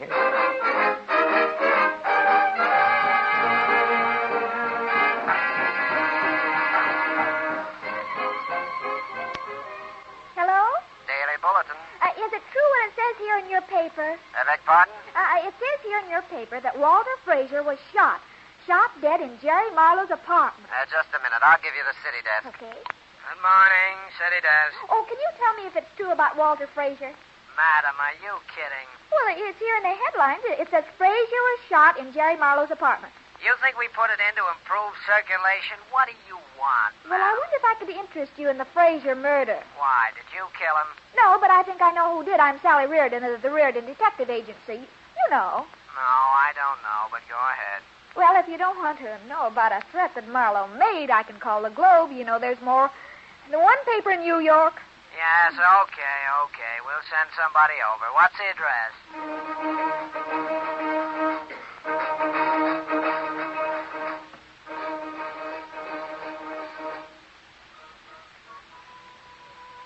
Now, take it easy, Marlowe. I don't want to take it easy. And you're a fine lawyer, I must say. Take it easy. Can't you read? Marlowe guilty, says blonde investigator. Why should I hire anybody who says that? To make us stop saying That's that. bribery, Mr. Kettling. I don't want any part of it. You made the threat, didn't you? Yes, I made the threat, but I didn't kill him. That's important, too. Not as important as you think. The important thing is to make sure you're not convicted. Mrs. Reardon is here, Mr. Kettling. Good. Send her right in. And you be nice to her, Jerry. To a nice where I'd like to kill her. You keep on talking about liking to kill people, and you'll be a suspect in every murder trial in New York.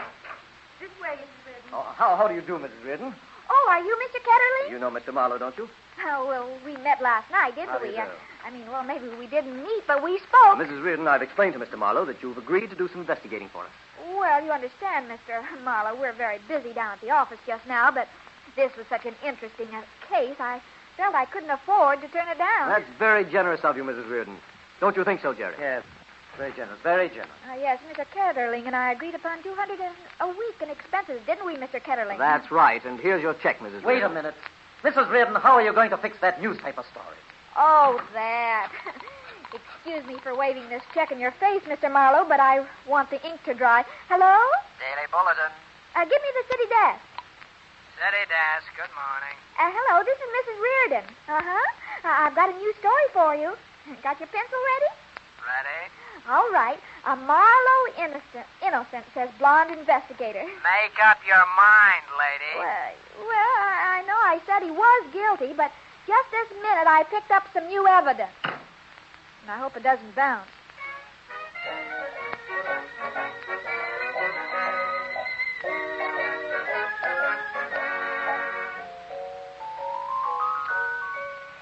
are you home? I'm home. Why'd you repeat that crack of Marlowe's to the reporters?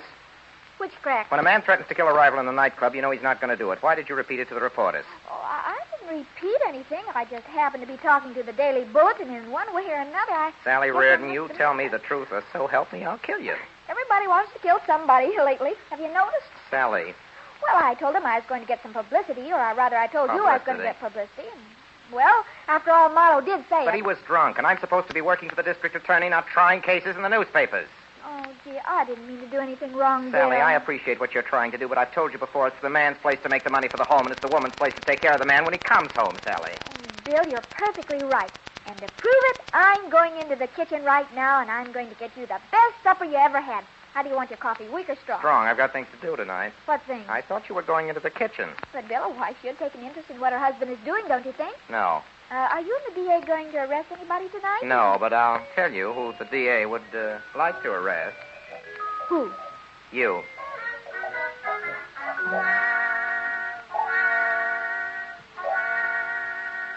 Mr. Marlowe, you're not going to get anywhere by trying to oppose us. What the DA wants is the truth. If you're smart, you'll cooperate with us. You'll all cooperate with us. Good morning, Mr. Reardon. Mrs. Fraser, you know District Attorney, Mr. Evans, I think. How do you do, Mrs. Fraser? We're sorry, of course, trouble you at a time like this, but it can't be I helped. can do it. Okay. We want to know exactly where in this apartment each person was when the shot was fired. How about you, Miss Calhoun? I was in the kitchen mixing a drink. And where was Mr. Fraser? I don't know. I'm sure he was in the living room. Is it true that you were once engaged to Mr. Fraser, Miss Calhoun? Yes, I was. And now you're engaged to Mr. Marlowe? Yes, I am. And what of it? Nothing, Mr. Marlowe. Only may have to dig into some of these relationships. You're just trying to make a that's lot of all. talk. That'll do you. Where were you, Mrs. Fraser, when the shot was fired? I was in the library. I was reaching for the phone. Where were you, Marlowe? Well, to tell the truth, I'd had a couple of drinks. I couldn't swear where I was. Why, Jerry, you were in the kitchen with me. But, Jerry, I thought... Yes, Mrs. Fraser? Oh, nothing. You were about to say something. Jerry had just walked me through the living room to show me where the phone was. The shot came almost immediately, and I didn't think he had time to get back to the kitchen. He had just come back when the shot was fired. Well, what about it, Marlowe? I told you I don't remember. Nobody seems to remember much anything about this affair. I beg your pardon, What is it, Mr. officer? Reardon, Could you come out in the hall for a Sure, moment? I'll be right back. Excuse me, folks. Jerry didn't do it, no. Well, Fogarty, what is it? There's a crazy dame been trying to get in here. I told her she couldn't. She told me to memorize this message and to give it to you. Memorize it? Dearest darling, don't forget the butler, Sally. She said you were dearest darling, and you'd know who she was. I know who she was. No answer. Go back to your post. Hey, you there. Come back here. You the butler? Yes, sir. What's your name? Gregson. Where were you last night, Gregson, when Mr. Fraser was murdered? Oh, I was asleep, sir. The shot waked me. I put on a bathrobe and I came down. How long have you worked for Mr. Marlowe? I engaged him in London 2 years ago. Nothing wrong with your memory now, Mr. Marlowe, is there? Well, you better start remembering some recent night. I want to take a look at your pantry, Gregson. Yes, sir. Come on. I'm in and search this apartment. We haven't been able to visit, Gregson. Oh, I don't know, sir. You haven't seen it, have you? No, sir. Get away from that door. What are you trying to do? Conceal something in that icebox? No, I wasn't trying to conceal I'll take a anything. look anyway. It's all right. Wait a minute. That's a funny place for an ice cube tray. Well, I didn't have time to put it back in the right place. I'll just sir. take a look at it. Well, what have you got to say now? Well, I don't think I understand. It's not so hard to understand. There's a gun frozen into that tray, that's all. Why, I never saw it before. Well, what have you found? Nothing much, just this gun. Where was it? In the ice cube tray. How do you account for that, Gregson? I don't know, sir. Ever handle a gun? No, sir. Here, take hold of this gun of mine. Don't get scared. I'm taking the cartridges out. Yes, sir. You say you never shot a gun? No, sir. Well, here's your first lesson. Shoot this. Oh, no, sir. I couldn't. I wouldn't know how, Just sir. pull the trigger. Give me that gun. Yes, sir. You never shot a gun before? No, sir. You knew enough to release the safety catch before you pulled the trigger. Fogarty, take it downtown. You can't do that. Marlowe, you were told to stay in the other Are room. you trying to hang this on Gregson? Want to go along, Mr. Marlowe? You bet I do. Fine. Maybe they can help you to remember down there where you were last Yes, and night. I warn you, if any attempt is made before the station... Come on. Just a minute, Bill. Yeah? Whatever made you suspect the butler? Oh, just instinct. You know how it is. You get a hunch. Just one of those things.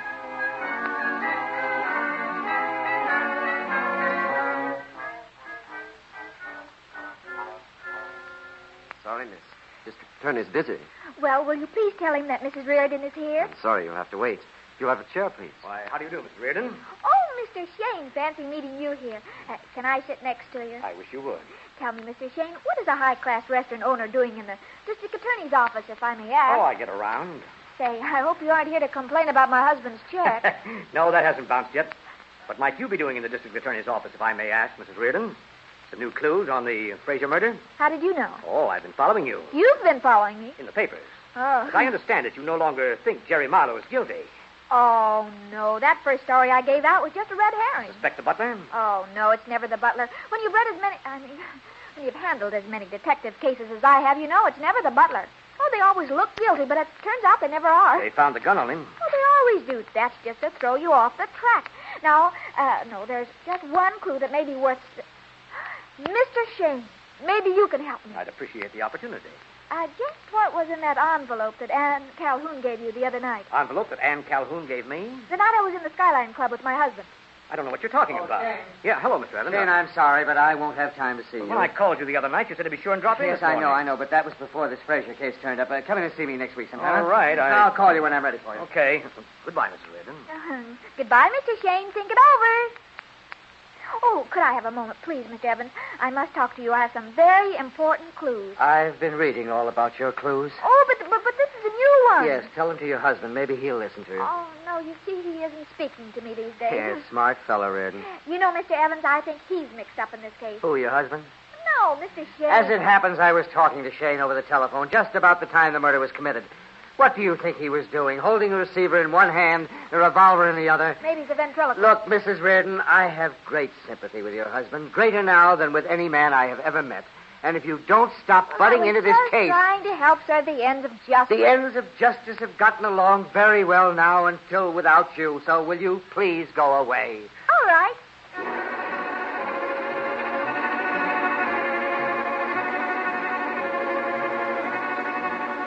Grigson, if you've got any sense at all, you stop pretending you're dumb. We've been here for 3 hours talking to you, and we're prepared to stay for 30. It's up to you. I don't know anything, Mr. How did that Reardon. gun get into your pantry, Grigson? I don't know. How did that gun happen to have your fingerprint? I don't know. You can't pin this thing On on the me. 2nd of this month, you went to a pawn shop located 374 Hillcrest Drive, Newark. No. You bought a revolver there for $15. No, I The didn't. pawnbrokers identified you from your photograph. I don't Before you believe it. bought the revolver, Grigson, you examined several rifles. No, I didn't. He tried to sell me I a thought rifle, you'd but... walk into that, Grigson. Well, I bought the gun for Mr. Marlowe. Marlowe sent you to a pawn shop. No. He gave me $20 to go and He buy gave a you gun. $20 to buy a gun, and you bought one for $15. Chiseled him out of $5. Well, I hid the gun for him. Oh, didn't I? you did hide the gun. Well, after I bought the gun, Mr. Marlowe kept it in a drawer in his room. About a week ago, the gun was missing. Did you speak to Marlowe about it? No, I didn't think it was any of my business. Go on. Well, when the shot was fired, I put on my bathrobe and I rushed down. Fraser's body was lying on the floor. A woman was screaming. Yes, Mr. tell Marlowe. us about that. Tell us about Mr. Marlowe. Well, he was trying to quiet the ladies. Mrs. Fraser and Miss Calhoun. I saw a gun lying by the French window. The gun you bought at the pawn shop? Yes. I picked it up and I slipped it in my bathrobe and I hid it in the pantry. Marlowe told you to hide it. No. What did he say when you told him where it was? I didn't tell You expect us to believe that? I don't care what you believe. It's the truth. Mr. Marlowe, I read you the statement we got from Grigson. What have you got to say about it? All right. I did have Grigson buy a gun. What of it? The gun disappeared about a week. The gun just walked out of your desk. I don't know what happened to it. Did you ask Grigson about it? No. When I saw it was missing, I was glad. Why were you glad, Mr. Marlowe? I was afraid I might use it on Fraser. You bought it to use on Fraser, didn't you? Yes. Why? Because he was up to something with Anne. With Miss Calhoun, I mean. She's been worried to death about something, and she's been writing. How do you know she was writing to him? I was with him in his apartment one day when a maid brought his mail in. I know Anne's handwriting. He didn't open the letter. He just looked confused and slipped it into his pocket. Any idea what it was all about? No, she denied everything, and he lied. I was going crazy. I'd have killed him all right. I'm sorry I didn't. Cheer up, Marlowe. Maybe we can prove you did.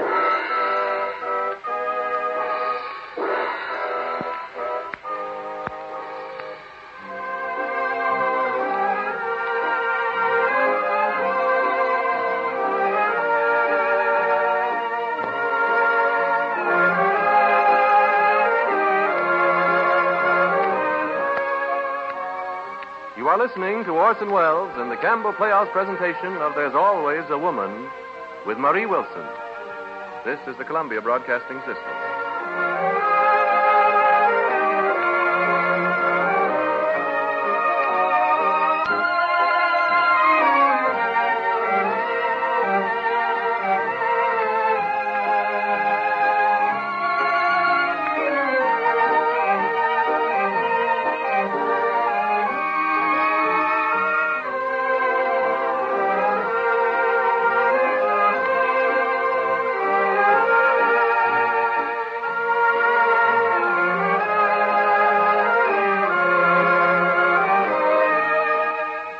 This is Ernest Chappell, ladies and gentlemen, welcoming you back to the Campbell Playhouse. In a moment, we shall resume our presentation of There's Always a Woman. But first, as we all realize, in a very few days now, the Christmas holidays will be upon us. And with the children home for vacation, we usher in the happiest and the busiest season of the year. Perhaps the busiest person of all in every home will be Mother.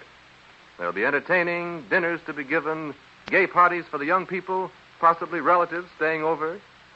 And the task of planning, preparing, and carrying through this round of Yuletide activities will, of course, fall mainly upon Mother as the heart and center of the home. Among these tasks of hers, none will loom larger, probably, than the planning of meals. And so I'd like to remind every mother listening tonight of the part that well-chosen soups can play in holiday menus. Apart from the wholesome nourishment you know good soup provides for everyone, not forgetting the children, you'll be delighted to see how the serving of a tempting soup can dress up even your simplest meal. Give it a really festive touch. During the holidays just ahead, I'm sure you'll want to serve Campbell's soups often for their fine, home-like flavor and for the real help they can give you in meal planning these busy days. And now Orson Welles resumes our Campbell Playhouse presentation of There's Always a Woman with Marie Wilson. Thank you, Mr. Chappell, and we'll proceed in just a minute. But before we do, who killed Walter Fraser? Did you do it, Mr. Wells? Well, that isn't fair. I'm the detective, but you never know. How about Marie Wilson? Sally? Mr. Chappell, you're speaking of my wife, but she knows more than she's telling, or she's telling more than she knows. Why, Bill, I never knew you cared. In fact, I think there's less to Miss Wilson than meets the eye. Well, how about me? Who are you? You know perfectly well, Orson Welles. I'm Ray Collins, heavily disguised as Nicky Shane, the gambler, and I'd like to know what Grigson the butler was doing with Marlowe's revolver in the ice cube tray. Everett Sloane, you're playing Grigson. Now, just a minute, Ray. I must warn you, Everett Sloane, that anything you say will be held against Grigson. Well, I don't want to name any names, but the gun belongs to Edgar Barria, who's playing Marlowe. Yes, but I don't keep my guns on ice. Shall we suspect the ladies? You can't bounder. That was Mary Taylor and Georgia Backus in the order of their appearance. Mary Taylor plays Lola, the first client of the Reardon Detective Agency, the wife of the murdered man. And Georgia Backus plays Anne Calhoun, who was engaged to the murdered man and who is now, interestingly enough, engaged to Mr. Marlowe. I object. This is irrelevant. Name, please? Frank Reddick. Never mind the billing, Frank. Okay, I'm playing your boss, the district attorney, and I'll thank you to get on with the case. Remember, please, that a murder has been committed. That's right. There's another member in the cast, Mr. Richard Wilson. I'm sorry, Mr. Wells. I'm Walter Fraser. I can't step out of character. I'm dead. I think this has gone far enough.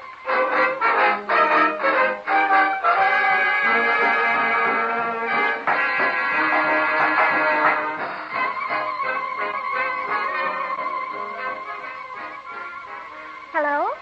Mr. Ketterling, please. Oh, hello, Mr. Ketterling. Oh, I've marvelous news for you. I tried to get you earlier, and then later I was out myself shopping. I just got in this minute. The good news, well, it's not exactly good. I mean, well, it looks pretty bad for our client, poor Mr. Marlowe. Yes, but don't you worry. I have a plan if I can get rid of my husband. I'm starting out at 8 o'clock, and... No, I can't tell you yet. Well, because I'm not quite sure what the plan is. Goodbye, Mr. Ketterling. All right, you dirty little double-crosser. You heard the phone call? I heard part of it. I wasn't interested much. Oh, you weren't interested much. No, after a man has discovered his wife is double-crossing him, nothing she can say can interest him. And besides, the man at headquarters is listening in and taking down the full conversation. You mean these wires are tapped? In a way. Then you know everything? No, I'm not that good, but I do know that Ketterling and Marlowe have hired you. How did you find that out? I'm the smartest detective in town. You told me so yourself once. Of course, that was before you thought you were the smartest detective in town. Anyhow, I got some clients. Yes, you got one client, a potential murderer. Is that so? To me, the most convincing proof that Marlowe was guilty is that he hired you. Only a desperate man would do that. But he's not guilty. That's your story, and you're being paid to think it. He had his man buy a gun in order to kill Fraser, and Fraser was killed. That adds up, doesn't it? No, it doesn't add up. The gun was stolen from him a week ago. Can you prove that? No. But I'm going to. You haven't got a chance. Well, if I do, will you admit that I'm a better man than you are or am? Well, anyway, just as good. You bet. I know when I'm licked. Well, I must be running along. I suppose I ought to warn you that wherever you go tonight, you'll probably be shadowed by one of my men. Oh, that's not fair, Bill. All fair in love and war. Hey, this is war in a way, isn't it? But it's love, too, I guess, or I'd have divorced you long ago. So long, dear. Oh, so long. No, as a matter of fact, I'm going out, too. Oh, Bill. Yeah? Doesn't this remind you of the Civil War stories, you know, where the northern captain falls in love with the beautiful southern spy? A little. Oh, and when you get back home, if you're not too tired, dear, I wish you'd go through my dresser and look over my socks. I think some of them need mending. Oh, that's what I like about you, Bill. You're so romantic.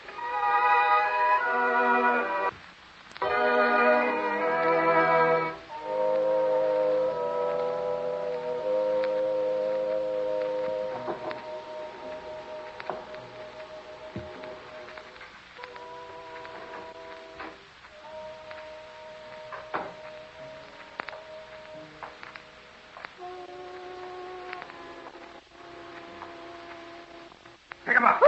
One move and I'll plug you. Gee, I'll go. Geez, I didn't know anybody else was here. You'll ever leave this room alive. Oh, I'm married to the greatest detective in the whole world, and he'll track you down to the ends of the earth. You don't mean Bill Reardon. Oh, Bill. Yeah, I was never so glad to see anybody in my whole life. Lucky for you I was here. That fellow would have plugged you. Ooh, my legs are shaking. I was really scared. I'm glad you have that much sense. What are you doing here in Mrs. Fraser's apartment? Same thing you are, looking for clues. Sally, you're starting to get silly. Why don't you go home and mend those socks I told you about? There's Might a as lot well of them do in our the dresser, searching Sally. together. If you find a clue, you tell me, and if I find a clue... I know. If you find a clue, you tell the newspapers. Well, why don't you answer it? You're crazy. All right, I'll answer Hey, it. come here. Hey, let go of my wrist. You nitwit. I think you would have answered it. Well, it might be a clue now. We'll never know who was calling. That's right. Now, whoever was calling thinks this apartment is empty. I've got a hunch that's why the call was made. Oh, I never thought of that, Bill. Sure. Now, from now on, every time I hear a phone ring, that's the first thing I'll suspect. You talk too much.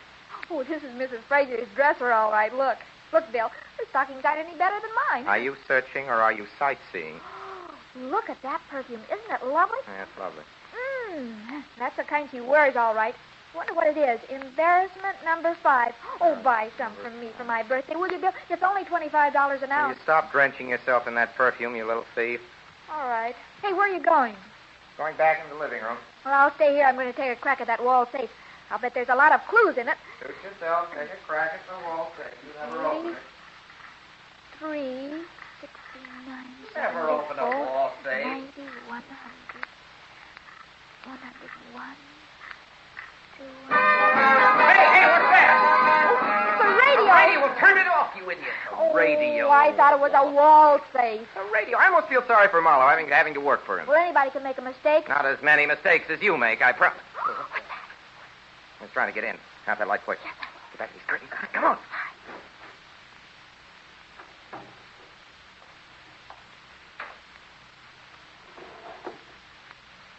Good evening. Oh, why, it's Miss Calhoun. Oh, what's that letter you got in your hand? You just took it out of the drawer, didn't you? That's what you came here for, isn't it? What are you doing here? Now, don't try to change the subject, Mrs. Calhoun. Give me that letter. That's my letter. You give that That's back. mine now. Sally, come I'll back be here. seeing you. Hey, I've Sally. got to have that letter. I'll get the letter later, Miss Calhoun. Sit down. Why don't you tell me all about it? You wouldn't believe me anyway. Maybe not, but I'll tell you what I believe now, that you wrote Walter Frazier a blackmailing letter. Blackmail? Yes, blackmail, and when he wouldn't be blackmailed, you killed him. No. I'll tell you. Well, make it the truth, because I'll find out pretty soon, honey. I was desperate. I'd lost $2,000 in roulette. Roulette where? Shane's place, across the river. I gave him a bad check for it. I was going to ask Jerry Marlowe for the money, but I couldn't. Why not? You're engaged to him. Well, I didn't want him to think I was marrying him for his money. So I wrote Walter and asked him for old time's sake to lend me... And he did? If that was all, why'd you take your life in your hands to steal in here? Because I thought Lola might find the letter. I didn't want Jerry to know. Can't you understand? Are you sure Jerry doesn't know and suspect the worst? You're just trying to trap me and say that Jerry killed him. He didn't. If anybody did, it was Lola. She was jealous. I don't know what I'm saying. Yes, you do. I'm sorry, Miss Calhoun, but I'll have to arrest you. You can't. You have nothing to arrest me for. Have you got a permit to carry this gun in your purse? No. Then I can hold you in the Sullivan Act. Please, That's Mr. better, Reardon. isn't it, Miss Calhoun, than suspicion of murder?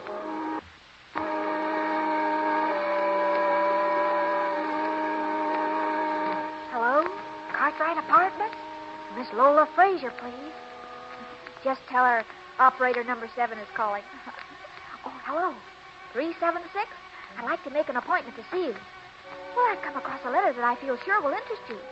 9 o'clock is fine. At your apartment? Thank you. 376. I'll be there.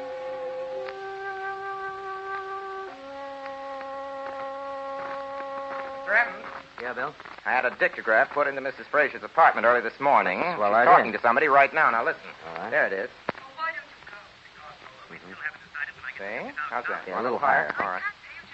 There we are. Question is, will you pay me then? You know I'll pay You know who that sure man I'll is? get my money. I haven't the slightest idea. If I found out Sure. that your husband was writing out checks to Ann Calhoun, and that you knew about it, Yes, I Lola, did.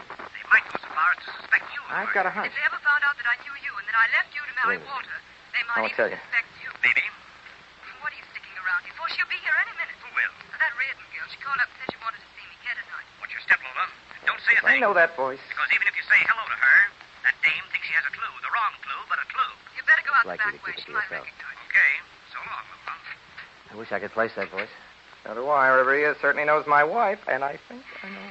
Hey, it must be the telephone. Good evening, Mrs. Door. Fraser. Oh, there Your wife. she is. That's Yeah. her. Yes, a letter from Ann Calhoun to your husband. Al I finally found Calhoun. out that. I'm ashamed now I ever suspected it. I want to forget all that. Oh, but this is a clue. Why, it's a letter begging your husband for money, but between the lines, it's really very threatening. Look, it's practically blackmailing. Now, of course, you have to know how to read it. If it means not finding the murderer, I'd rather not do that than have anything cheap come out about Walter. Oh, you have a right to feel that way, but... Wish well, you'd go read it for home. yourself. I don't care to read it, Mrs. Reardon, but I do care to do this. What's You've that? no right to Must be destroy tearing it that up, letter, that's the Mrs. thing. Fraser. Sorry, Mrs. Reardon, but I won't have any slurs on my husband's memory. Don't you want your husband avenged? Pieces. Yes, I do want Yeah. his water avenged. But I don't want his Did you name hear dragged that? in the mud. It just means I've got to find another clue, that's all. But don't you worry, Mrs. Fraser. I get one every minute. She gets one every minute. Quiet or I'll fire you. Ah, I knew you'd have one. I felt sure you'd. If I tell you, will you promise never to reveal where you heard it? Why, 376, you can trust me. Well, when I went to that phone over there, just before the shot was fired that night, I heard someone on the line. Did you get there? Yeah. Wrong number? Oh, no. Somebody was talking in this apartment on the extension phone.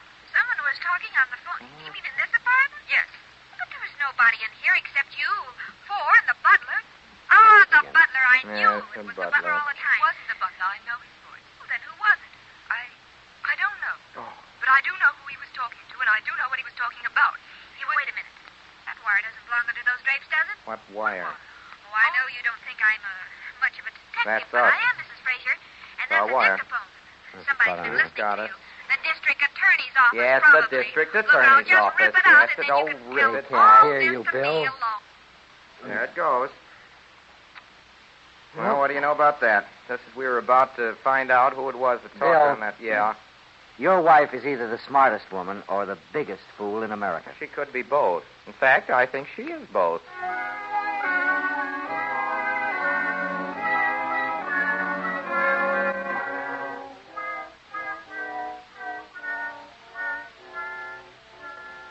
Mrs. Fraser, we know there was a man in your apartment earlier this evening. I suppose it was that dictaphone. Never mind, we heard him. Who was he? You might as well tell us.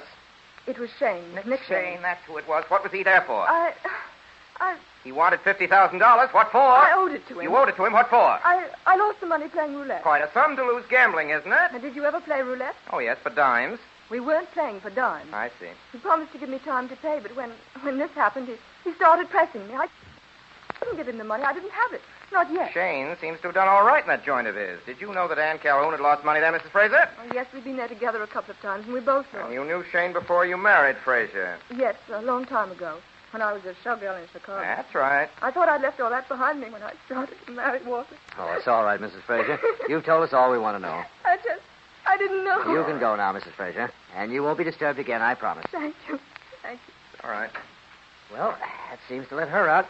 Whom do you suspect now? How about Shane? He keeps turning up in this case. Shane is a gambler, uses strong-arm methods to collect. They all do, but I don't see Shane as Just the same, I'm not overlooking the fact that Fraser took his girl away from him. I wish somebody would do the same for me. You want to see Mrs. Reardon now, Mr. Evans? Yes, I guess we'll have to. We've been grilling her for 5 hours, the reel going over, the works, and we can't get a thing out of her. Good morning. Isn't it a lovely day?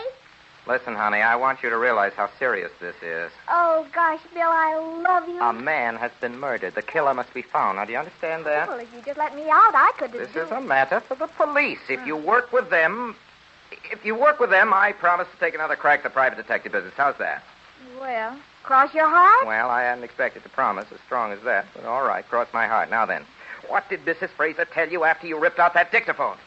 Well, Lola told me that a few minutes before the shot was fired, Yeah? she picked up the phone and a man somewhere in her apartment was talking to the district attorney. The DA? Yeah, about gambling. Shane. Of course, I told that fathead boss of yours so at the very beginning, but he wouldn't listen. Hello, Mr. Evans. Hello. Well, Mr. Evans, there you are. Lola Fraser heard your conversation with Shane. She did, huh? And she heard it on the Milo telephone. But you checked their phone. No calls came out of There's there. no record of one. I don't know where Shane phoned from or how the wires got crossed, but that call to you was planned in advance as an alibi, and that means that Shane is the murderer. You see? I certainly do. Now, can I go now? Certainly not. You're going back to jail. Oh, I don't want to. Well, we're going to keep you locked up before you get another clue, honey. I like this one, and I don't want it spoiled.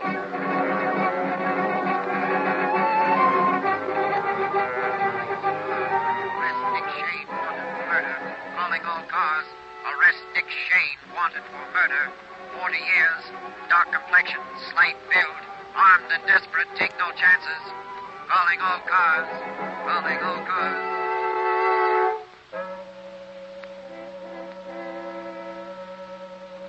I've got to get out of here. I phoned my lawyer. Why doesn't he do something? Sometimes your lawyer can't get here right away, dearie. I've been here in this jail 4 months waiting for my lawyer. But I've got a job to do. I'll beat them on this case if I have to burn for it. The nerve, putting me in jail so he can solve the case on my clue. What are you in for, dearie? For a murder that I'm going to commit.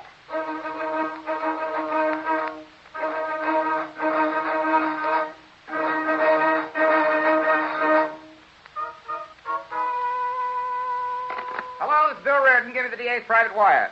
Hello? Hello, Mr. Evans. Listen, I've busted the Fraser murder wide open. I think I've got the whole case cured.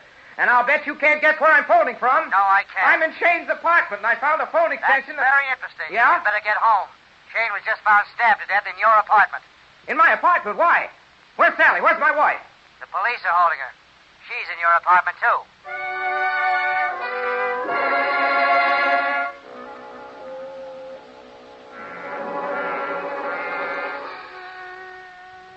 Well, it looks tough, Mrs. Reardon. Your cellmate down at the jail tells them you said you'd get someone or other if you had to burn for it.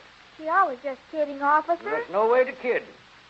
Whew, say, is all that perfume on you? No, it was on Shane. The place was just reeking with it when I came in. I'll say it was reeking. Where are you going? Gee, I'm awful weak in my knees. All right, so you're awfully weak in your knees. Well, there's some smelling salts in the bathroom. I can go in alone, can't I? Well, I guess so. You guess so? Hey there, you can't do that. I'm going to break down the door, lady. I tell you, I'm going to break down the door. All right, lady. I'll teach you to play tricks. Where? What do you know? Hey, lady, come back here. You'll break your neck on that water pipe. Lady! Lady!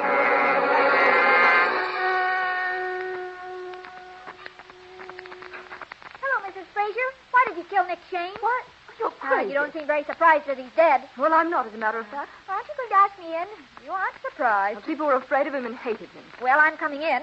You feared and hated him, too, didn't you, Mrs. Fraser? Yes, I did, but I didn't kill him. Maybe not, but did you ever see this handkerchief before? Where did you get that? I'm sorry, Mrs. Fraser. I found it beside his body. All right.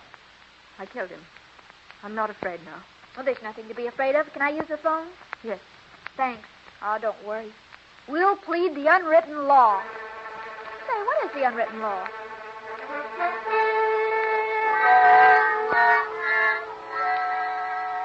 Darling, are you sure you're all right? Of course, here's a confession. Did you sign this, Mrs. Fraser? I did. Sally, how on earth did she you came up to my apartment to see me with no intention of killing anybody. She was minding her own business, but this man, Shane, followed her and made a row just because she told me he was guilty. Then he pulled a knife on her. One word led to another, and there you are. It's all in the confession. Let's go. I'm ready. Ready for what? For the truth?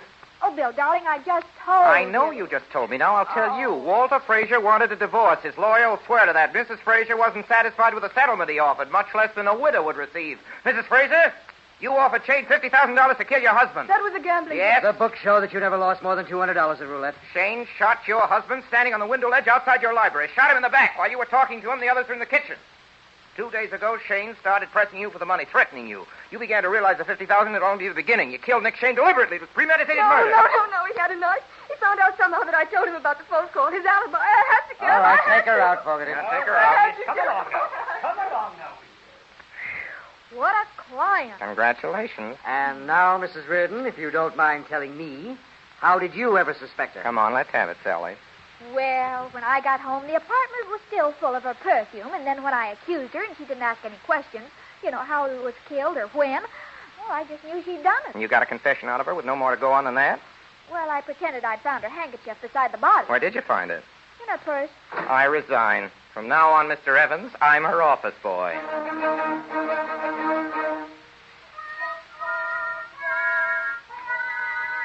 Here it is, Bill. What is it? The inside story of the Fraser case, or Secrets of a Girl Detective. Who wrote it? Me, I did. What for? for $500. We're going to put it on the radio. Give it here. Oh, you're tearing it up. I certainly am. All right. What's $500 to us anyway? $500, no matter who says it. But, Sally... Oh, but, Bill, I wasn't going to give them any real inside dope. Sally, I'm crazy about you, but there's one thing that bothers me. If you're ever found murdered, there'll never be anyone to prove that I didn't do it.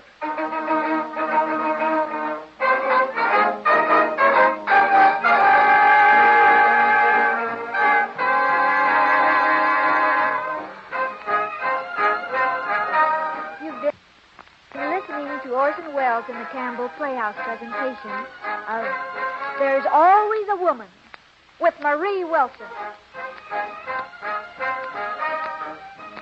And in a moment, Orson Welles and his guests will be back with us. Meanwhile, I'd like to say this.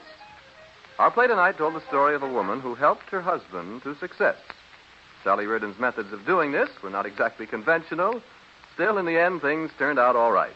But seriously, helping a husband to success, isn't this what every good wife is doing every day? Inspiring and encouraging him, keeping him well and well-fed? Now, I'm sure that you, among the wives listening tonight, realize that the success of the work your husband does can be influenced by the kind of meals you serve him. And in these meals, you realize, too, the importance of good soup. Particularly a soup as hearty and nourishing as Campbell's vegetable soup. As Campbell's make it, it's always a special favorite with men. They like the rich, rugged beef stock, thick with a variety of tender garden vegetables. Have you tried it at your house? If not, won't you get some tomorrow and serve it? If you'll do that and compare its fine flavor and hearty substance with the best vegetable soup ever ladled from a home soup kettle, I do believe Campbell's vegetable soup will make its appearance regularly on your family table. And now I see Orson Welles has returned to his microphone. Mr. Welles. It gives me great pleasure to present our guest of the evening, Miss Mary Wilson. Thank you, Orson Welles. Good evening, ladies and gentlemen. Mary Wilson, as you all know, ladies and gentlemen, has been making a series of highly successful personal appearances throughout the country. And from this tour of hers, one remarkable phenomenon has emerged. Wherever Mary Wilson has been, reporters and columnists have been fighting with each other to be the first to record those weird confusions of thought and language that are rapidly becoming known as Wilsonisms. Are you yawning, Miss Wilson? Mm-hmm. Why don't you put your hand over your mouth? Yeah, and get bit? That's the kind of thing I mean. Let me assure you, though, that despite these flagrant misrepresentations of her trenchant observations on life and letters, Miss Wilson's sole and single concern remains the eternal art of histrionics. Ah, now you're going too far, Orson Welles. I never did care for history. I'm an actress. Indeed you are, Mary Wilson. And a very beautiful and charming one. We hope you'll be with us again soon. And now, as to next Sunday night. Next Sunday night, ladies and gentlemen, is Christmas Eve.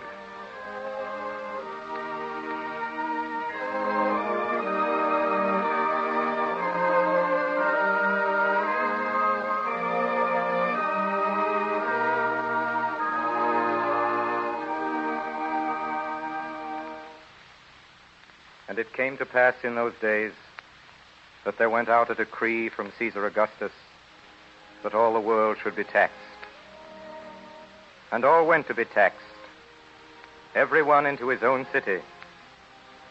And Joseph also went up from Galilee out of the city of Nazareth into Judea unto the city of David, which is called Bethlehem, to be taxed with Mary, his espoused wife, being great with child.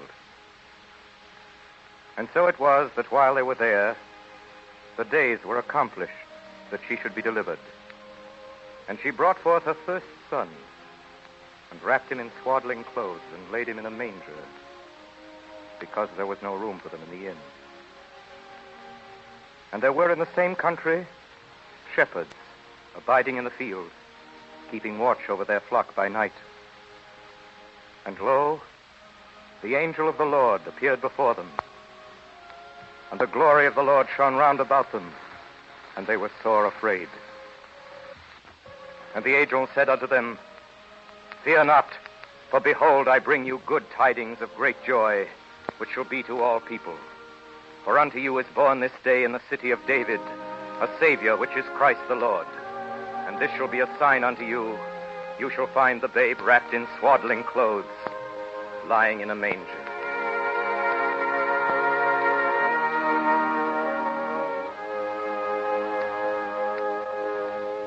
Since the days of Caesar Augustus, all people have celebrated by joy the great joy which shall be to all people. For unto us was born this day in the city of David a Savior, which is Christ the Lord. And on this day, at least, in the calendar of our year, we affirm the glory of our God by the laughter of our children. Every nation, according to its character and its taste, by some gift of gaiety, has enriched the tradition of this, our solemnest festival. And because America is what it is, we are the fortunate heirs of the accumulated customs of almost 2,000 years of keeping Christmas. The best songs that have been sung are sung by us. The best games that have been played, we play, and the best stories ever told are ours to tell. For storytelling has persisted as a Christmas ritual in spite of the printing press. A ceremony as hilarious and as serious as hanging the stocking, dressing the tree, and kissing under the mistletoe. And because Christmas is first of all for children, Christmas stories are fairy stories first of all.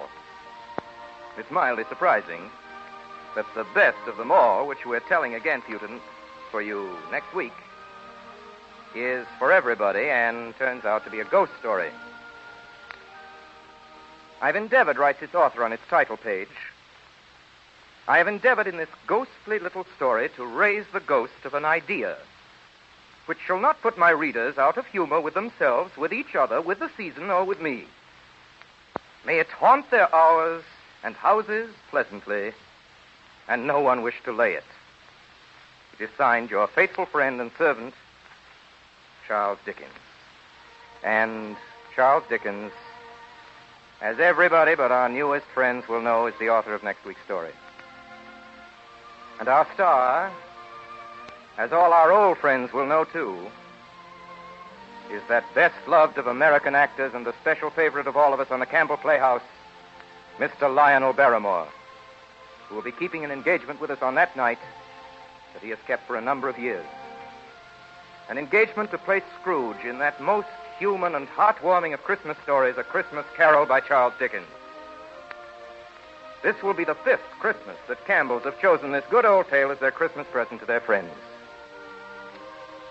But I think that this year, perhaps more than ever, it becomes clear how direct and how all-important is the message that Charles Dickens gave the world in that little story.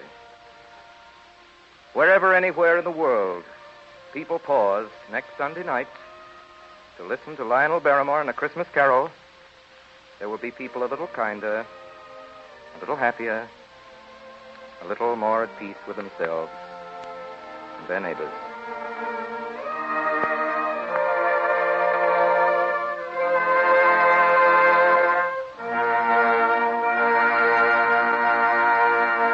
And so, until then, until A Christmas Carol with Lionel Barrymore, my sponsors, the makers of Campbell Soups, and all of us here in the Campbell Playhouse remain, as always, obediently yours.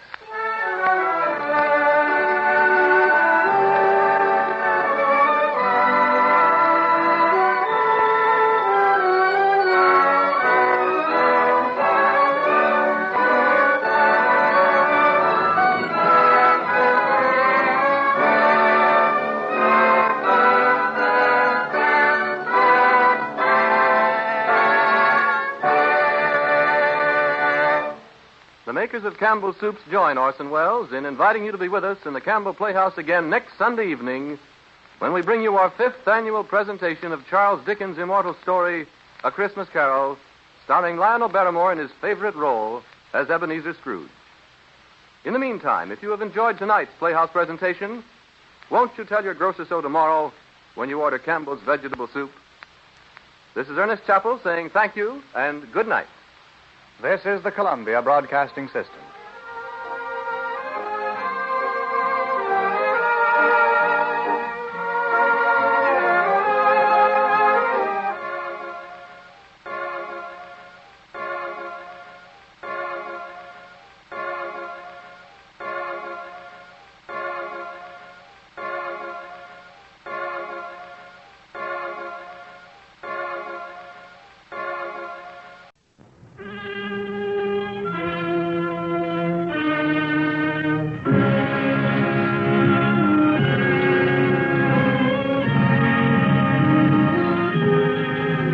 Of Campbell Soups present The Campbell Playhouse. Orson Welles, producer.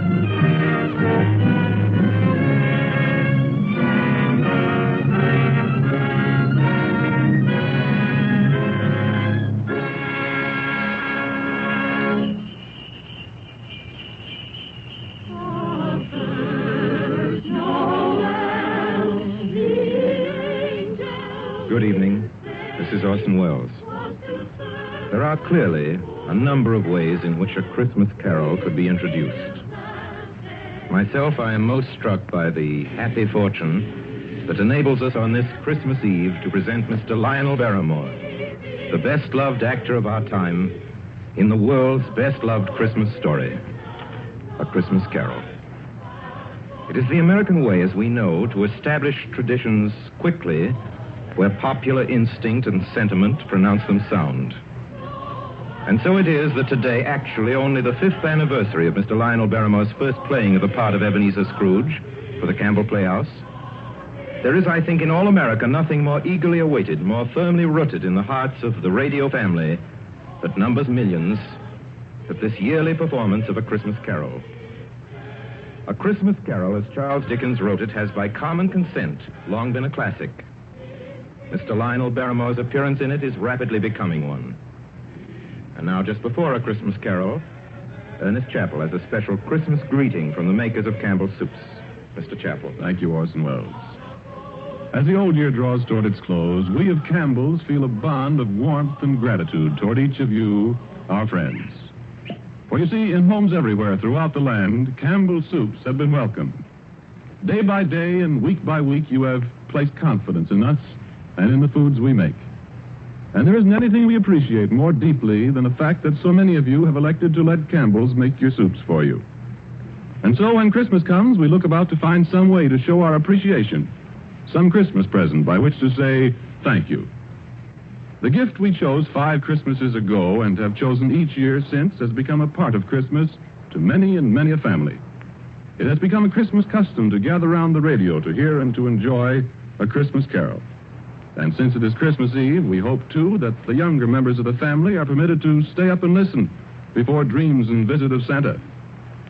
We get a great deal of pleasure planning and preparing this Christmas gift, and now it's ready. Off come the wrappings, off come the tags that say, please do not open till Christmas. Out comes the card, to you from Campbell's. And here is the gift itself.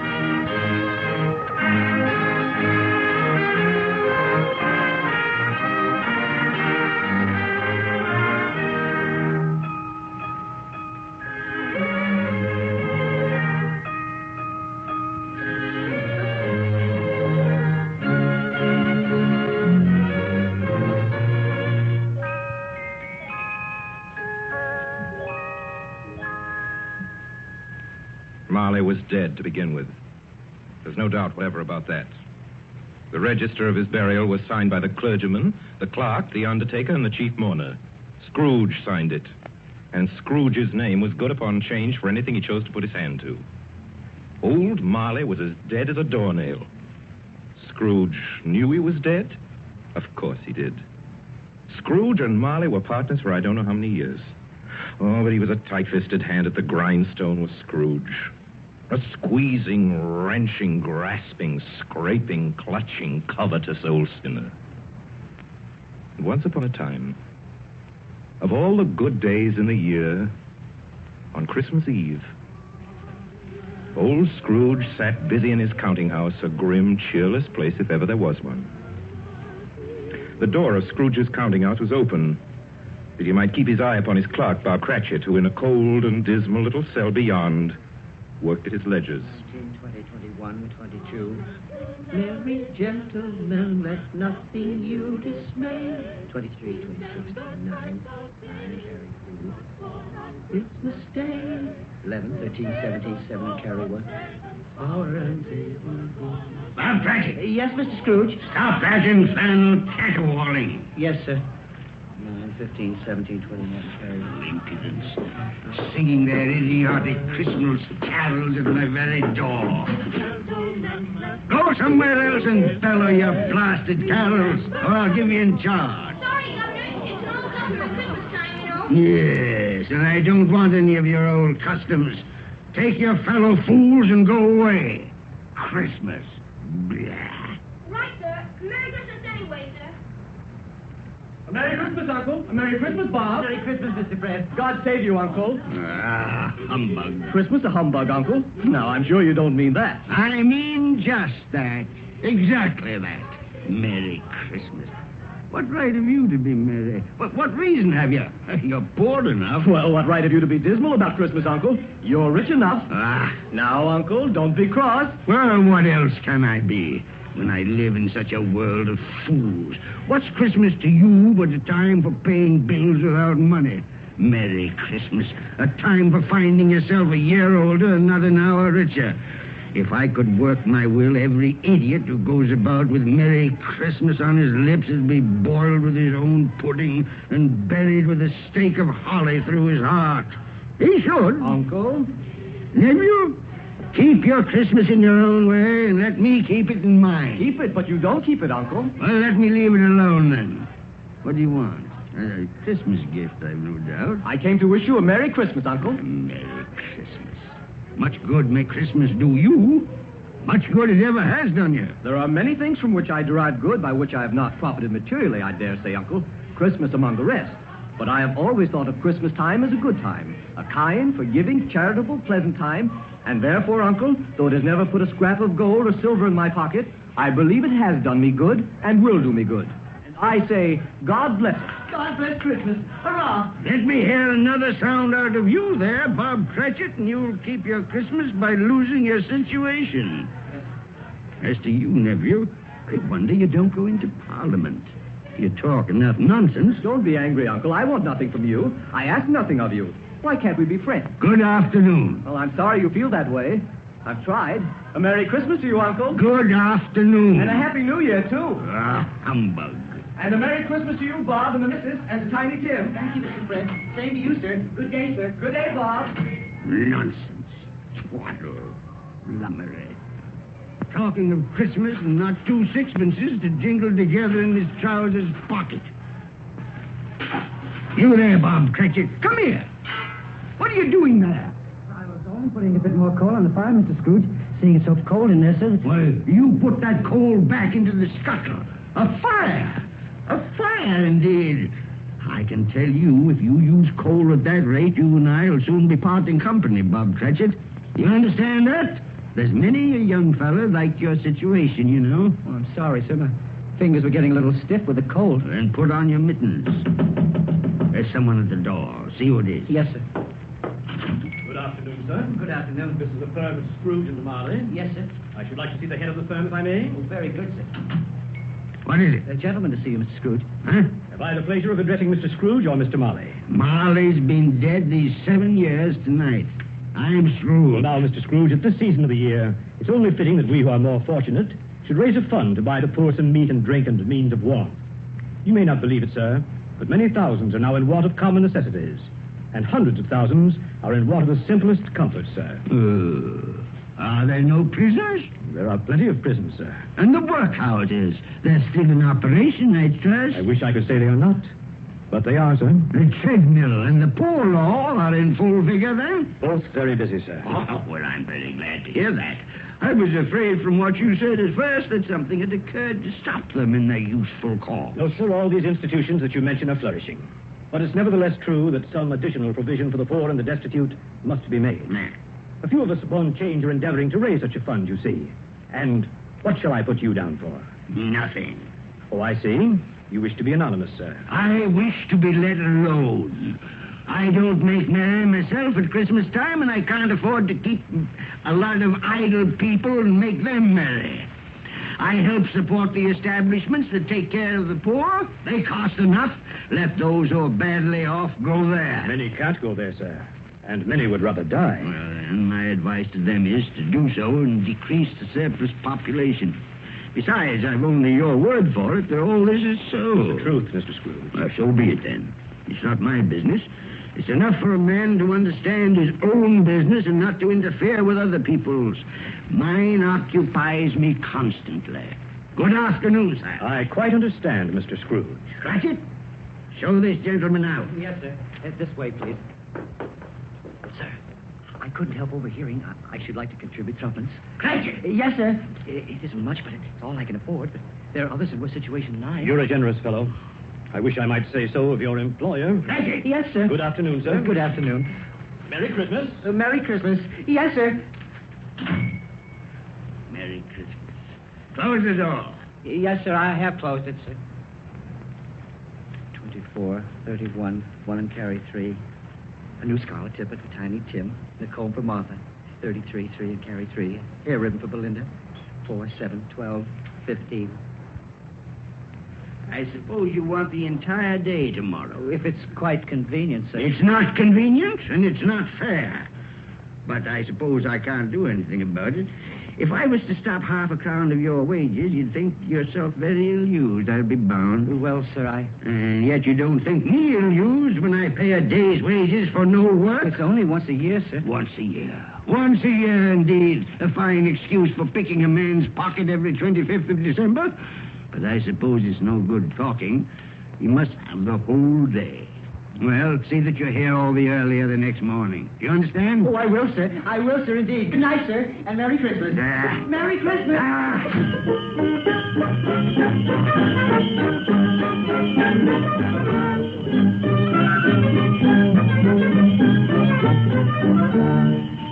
The office was closed in a twinkling, and Bob Cratchit, with the long ends of his white comforter dangling below his waist, for he boasted no greatcoat, went down a slide on Cornhill 20 times in honor of its being Christmas Eve, and then ran home to Camden Town as hard as he could pelt to play with his family at Blind Man's Buff.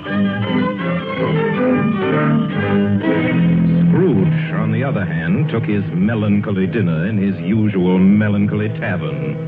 Having read all the newspapers and spent the rest of the evening with his banker's book, went to his dismal house. Darkness is cheap, and Scrooge likes it. The yard was so dark that even Scrooge, who knew its every stone, had to grope with his hands through the fog and the frost to find the door. Scrooge walked through his rooms to see that all was right. Sitting room, bedroom, lumber room, all as they should be. Nobody under the table, nobody under the sofa. Nobody under the bed, nobody in the closet. Closed the door. Locked himself in, double locked himself in.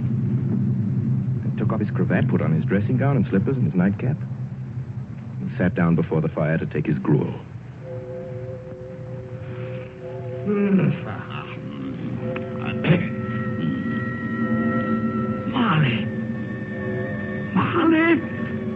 Marley! I could have sworn I saw... humbug. Marley's been dead these 7 years. Humbug. It's all humbug. What I need is a good night. What's that? Someone's in the wine cellar. But the door's locked and double locked. Something's... It's coming. Something... It's coming closer. Outside my door. I won't believe it. It's humbug still. Ebenezer Scrooge. Ebenezer Scrooge. Oh, no. What do you want with me? I want much of you, Ebenezer. Who are you? Ask me who I was. Well, you're very particular for a ghost. All right. Who were you then? In life, I was your partner, Jacob Marley. Jacob Marley? But you're dead. You died 7 years ago. 7 years ago this very night. You are a ghost, then? What's wrong, Ebenezer? Don't you believe in me? I do not. You doubt your senses, Ebenezer? Yes. Because a little thing affects them. A slight disorder of the stomach makes them cheats. You can't be a ghost. You may be an undigested bit of beef, a blot of mustard, a crumb of cheese, a fragment of an underdone potato. There may be more gravy than grave about you, whatever you are. Humbug, I tell you. Humbug. Excuse me, Jacob. Excuse me. I do believe in you. You are a ghost, Jacob. Thank you. But why do you walk the earth, Jacob? Why do you come to me? It is required of every man that the spirit within him should walk abroad among his fellow men and travel far and wide to witness what it cannot share but might have shared on earth and turn to happiness. Oh, tell me, Jacob, What is that chain you wear around you? I wear the chain I forged in life. I made it link by link and yard by yard by my own free will. Is its pattern strange to you, Ebenezer? Cash boxes, keys, padlocks, ledgers, purses. Yours was as heavy and as long as this 7 years ago. And you have labored on it since, Ebenezer. Oh, Jacob, speak comfort to me. Comfort I have none to give. I cannot rest. I cannot stay. I cannot linger. Weary journeys lie before me. You travel fast? Yes, Ebenezer, on the wings of the wind. 7 years dead and traveling all the time? 7 years, Ebenezer. 7 years of remorse. Ebenezer, do you know that no space of regret can make amends for one life's opportunities misused? But you were always a good man of business, Jacob. Business? Mankind was my business. Charity, mercy, benevolence, they were all my business. The dealings of my trade were but a drop of water in the comprehensive ocean of my business. Oh, Jacob, don't take on so. Jacob. Listen to me, Ebenezer. I listen to you, Jacob. Go on, Jacob, speak to me. But don't be so flowery. Ebenezer, I am here to warn you that you have yet a chance and hope of escaping my fate. Do you hear that, Ebenezer? Yes, Jacob. You always were a good friend to me, Jacob. Thank you, Jacob. But go on. Go on. Go on. How shall I escape? Oh, I'm afraid, Jacob. You will be haunted by 3 spirits. Is that the only chance and hope, Jacob? It is your only chance and hope. Then I think I'd rather not. Without their visit, you cannot hope to shun the path I tread. Expect the first tomorrow, when the bell tolls 1. Couldn't I take them all at once and have it over, Jacob? Ebenezer, look that for your own sake you remember what has passed between us. And remember, when the bell tolls 1, look for the first spirit. Marley. Jacob Marley.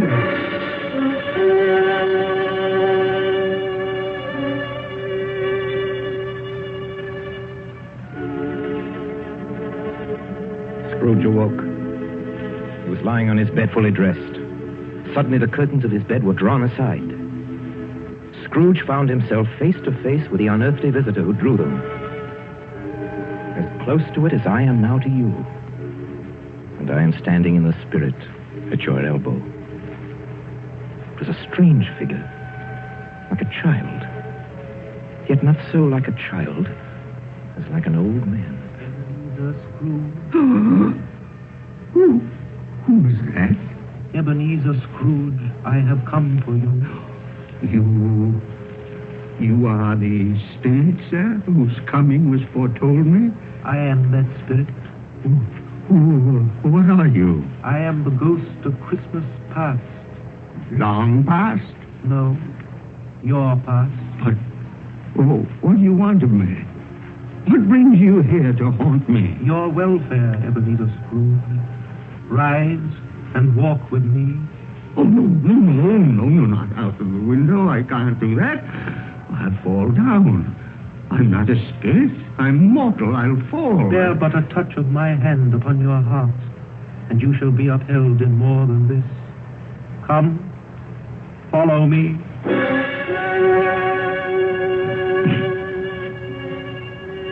Where are we? What's become of the city? And there's snow upon the ground. Where are we? These are the shadows of the things that have been.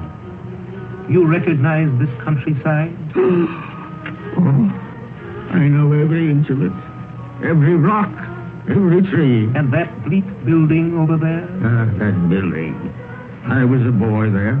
Yes, I went to school in that horrible place. Do you recollect that path? I could walk it blindfold. Strange you've forgotten so many years. Come, let us go closer. Look through the window into that cold, barren room. What do you see, Ebenezer Scrooge? I see a boy. A solitary child. neglected by his family, alone. Yes, I see. I know that boy. Oh, I was so lonely. Poor boy. Your lip is trembling, Scrooge. And what is that on your cheek? It's nothing at all. I wish it's too late for that now. What's the matter? Nothing. The waits came to my door singing Christmas carols last night. There was a boy like that among them. A poor, thin, pale boy in a ragged coat. I'd like to have given him something, that's all. Is that all? Come, Ebenezer Scrooge. Let us see another Christmas.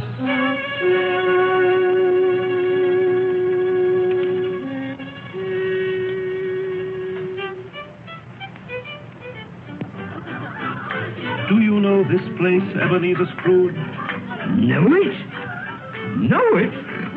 Why, this is the counting house where I was apprentice. Listen. Choose your partners. Why, it's my old master.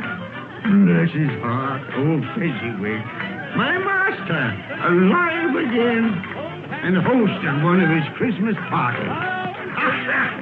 Listen to him. Red the needle, and back to your places. There's Dick Wilkins. Poor Dick. Dear, yes? And look, there's Mrs. Fezziwig herself, looking younger than any of them. And the tables all loaded with roast and cider and mince pie and beer. Oh, what a jolly time we used to have. That carefree young man with the light heart and the gay smile. Do you recognize him? Yes. Merciful heaven. How happy I was then. A small matter for old Fezziwig to make those silly folks so full of joy. Small matter? Small indeed. Isn't it? He has spent only a few pounds of your mortal money. Is that so much that he deserves praise? It's not that. It's not that, Spirit. Old Fezziwig has the power to make us happy or unhappy, to make our service light or heavy. His power lies in words and looks, in things so tiny it's impossible to count him up. The happiness he gives is quite as great as if it cost her... What is the matter? Nothing at all, Spirit. Something, I think.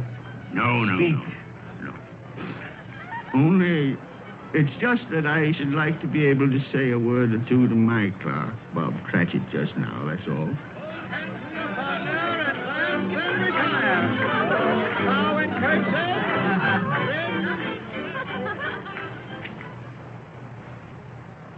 My time grows short, and we have yet another journey to make. Where now?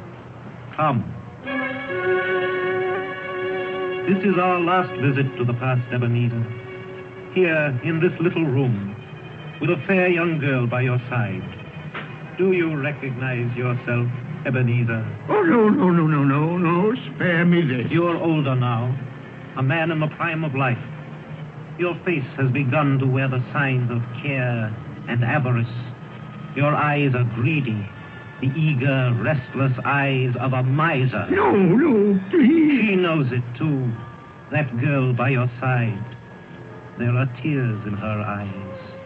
It matters little, Ebenezer, to you. Very little. I know that. Belle, have I changed towards you? When we were engaged, we were both poor. Was it better then? Better to be poor? Better at least to be happy. You're changed. You were another man then. I was a boy. Do you blame me because I've grown wiser? Have I ever tried to break our engagement? In words, no. Never. In what, then? In a changed nature. In an altered spirit. In everything that made my love of any value in your sight. So I release you from your promise. Belle. Oh, at first it may cause you pain to lose me. A very brief pain. But soon it will be dim, like a half-remembered dream. An unprofitable dream. And you will be glad to be awake from such a dream. May you be happy in the life you have chosen, Ebenezer. For the love of him you once were. Spirit, it's enough. Show me no more. Take me home. These were shadows of the things that have been. that they are what they are, do not blame me. No more. No more. One shadow more. Come. Do you see this man, Ebenezer Scrooge? This man might have been you, and the woman beside him your wife. And that girl might have been your daughter, Ebenezer Scrooge. She might have called you father. She might have been a springtime in the haggard winter of your life. Please let me go. Show me no more. Listen now, while they speak, Ebenezer. I saw an old friend of yours today. Who was it? Yes. How can I? It's... Oh, I know. Mr. Scrooge. Mr. Scrooge it was. I passed his office window. It wasn't shuttered, and there was a candle inside, so I couldn't help seeing him. His partner, Marley, lies at the point of death, I hear. And there Scrooge sat all alone. Quite alone in the world, I do believe. Spirit, I can bear no more. Leave me. Haunt me no more. Take me back. Take me back.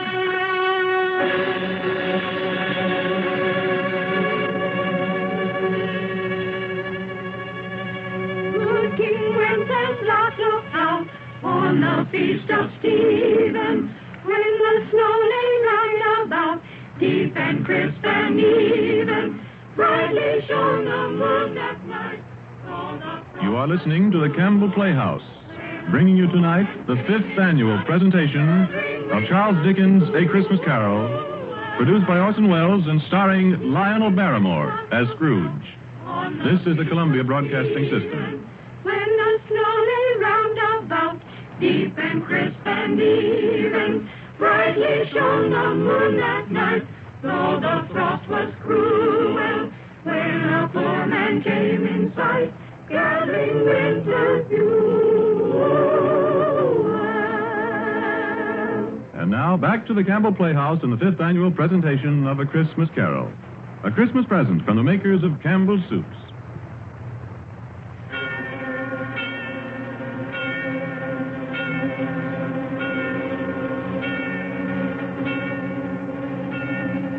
On the stroke of one, Scrooge awakened suddenly and sat him bolt upright in his own bed. Do you remember the words of Marley's ghost, and wondered from which direction the second specter would appear?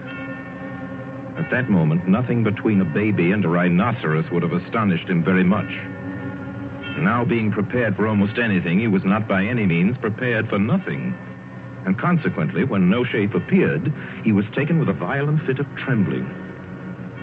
5 minutes, 10 minutes, quarter of an hour went by, yet nothing came.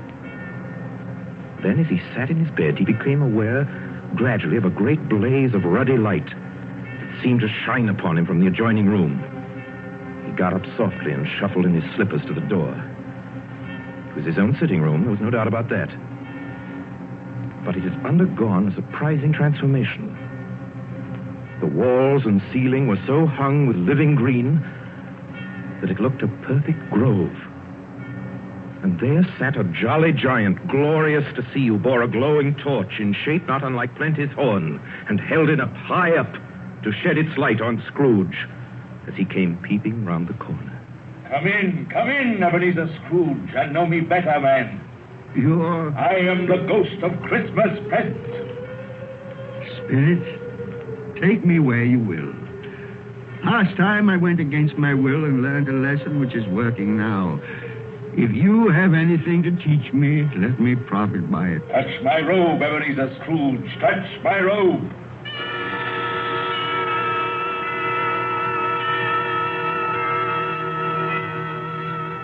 Where have you brought me, Spirit? To an humble dwelling in an humble street. It's miserable enough. Yet there is happiness there. Who are these people? Who's that woman? And the children?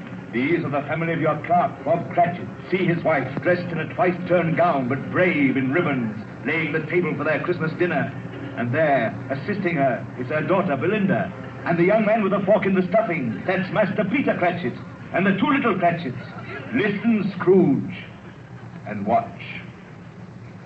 Here's Martha, Mother. Quiet, children, quiet. Now sit you down before the fire, Martha, and have a warm, Lord bless you. Where's Father? He's been to church with Tiny Tim. They'll be along directly. How is Tiny Tim, Mother? Any better at all? Sometimes I think he is.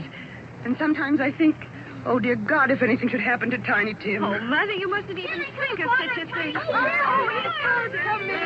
is everybody. Martha, welcome, my dear. Oh, Merry Christmas, Father, and Tim. Merry Christmas, Martha. Oh, Tim, you darling. Oh, Father, I'm so glad to be home. And we're glad to have you, Martha. And how did little Tim behave in church, Bob? As good as gold and better. I like church, Mother. Oh, they sang the nicest songs. I hope people saw me there. Saw you there? And why, Tim? Well, don't you see? Because I'm lame. And if they saw my crutch, it might be pleasant for them to remember on Christmas who it was made lame beggars walk and blind men see. Bless you, my son. Are we ready to eat, Father? Oh, come on, children, we're all ready. Come, take your places and wait your turn. There's plenty of stuffing and dressing and plum pudding for all of you. Martha, take care of Tiny Tim and see that he eats plenty. Yes, he must Mother. get strong and well. Now sit down, everyone. Yes, come on, Tiny Tim. And now, my dears.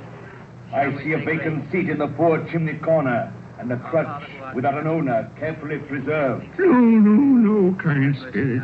Say he'll be spared. Say he'll live. If these shadows remain unaltered by the future, Ebenezer, the child will die. And to praise thy name. Amen. Amen. And now, my dears, with such a dinner, a toast. A Merry Christmas to us all, and God bless us. God bless us, everyone. And now to Mr. Scrooge. I'll give you a toast to Mr. Scrooge, the founder of the feast. Oh, the founder of the feast, indeed, who pays you all 15 shillings a week. I wish I had him here. I'd give him a piece of my mind to feast on, and I hope he'd have good appetite for My it. dear, the children, Christmas Day. It should be Christmas Day, I'm sure, on which one drinks the health of such an odious, stingy, unfeeling man as Mr. Scrooge. You know he is, Bob. Nobody knows it better than you, poor fellow. My dear Christmas Day. I'll drink his health for your sake and the day's, not for his. Long life to him. A Merry Christmas and a Happy New Year. He'll be very merry and very happy, I have no doubt. And I say God bless him too, Mother, and everyone. Yes, Mr. Scrooge. Very well.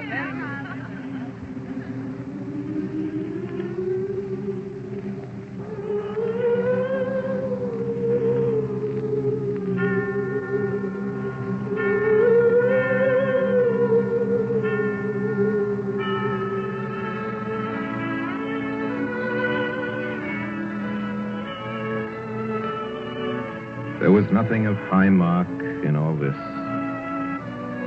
They were not a handsome family, these Cratchits. They were not well dressed. Their shoes were far from being waterproof. Their clothes were scanty and had known, very likely, the insides of a pawnbroker's. But they were happy, grateful, pleased with one another and contented with the time. And when at last they faded, Scrooge had his eye upon them, and especially on Tiny Tim until the last. Many calls Scrooge made that night with a ghost of Christmas present. Down among the miners they went who labor in the bowels of the earth, and out to sea among the sailors at their watch, dark, ghostly figures in their several stations.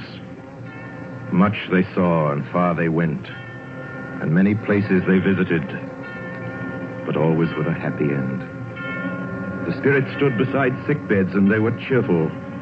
On foreign lands, and they were close at home. By poverty, and it was rich.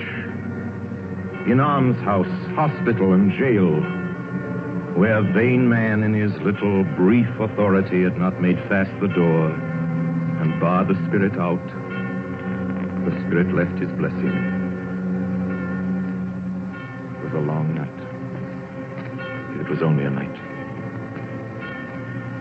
And it was strange, too, that while Scrooge remained unaltered in his outward form, the ghost grew older.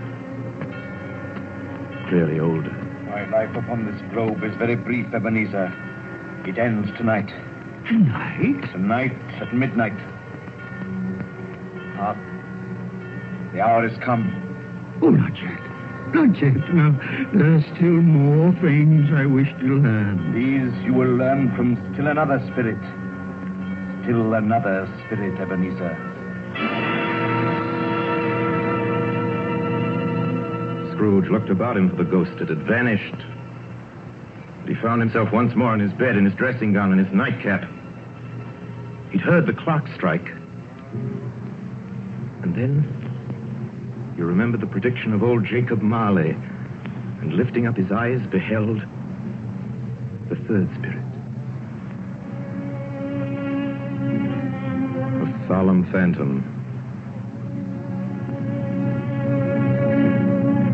shrouded in black, draped and hooded, coming towards him slowly and silently, like a mist along the ground. I know you. You are the ghost of Christmas yet to come. You will show me the shadows of things that have not happened, but will happen in the time before us. Answer me, spirit, ghost of the future. Oh, I fear you more than any specter I've seen. Yet, as I know your purpose is to do me good, and as I hope to live to be another man from what I was, lead on. Lead on! The night is waning fast. Time is precious. Spirit, why have you brought me here again? Into Bob Cratchit's home? It's not the same. Why is it so quiet? So very quiet here. Mother, please. Oh, my son. My little son. Tim. I loved him so. Mother, dear, you mustn't. It's almost time for Father to be home. Don't let him see you crying. Yes, Martha. He's late tonight. He walks slower than he used to. Yet I've known him to walk very fast indeed with Tiny Tim on his shoulder. So have I, Mother. But he was light to carry. And his father loved him so that it was no trouble. No trouble at all. Bob. Good evening, my dear. You're late, Bob. I'm sorry, my dear. I went to the churchyard today. I wish you could have gone with me. It would have done your heart good to see how sweet and green a place it is. You'll see it often. I promised him. I promised Tiny Tim we'd walk there on Sunday. Oh, Father, dear. It's God's will, Bob. I'm trying to understand it, my dear. My son. My little son, Tiny Tim. And I loved him so. Oh, that's cruel. Cruel. Spirit, can't you give me one ray of hope that I may change all that? That Tiny Tim may live?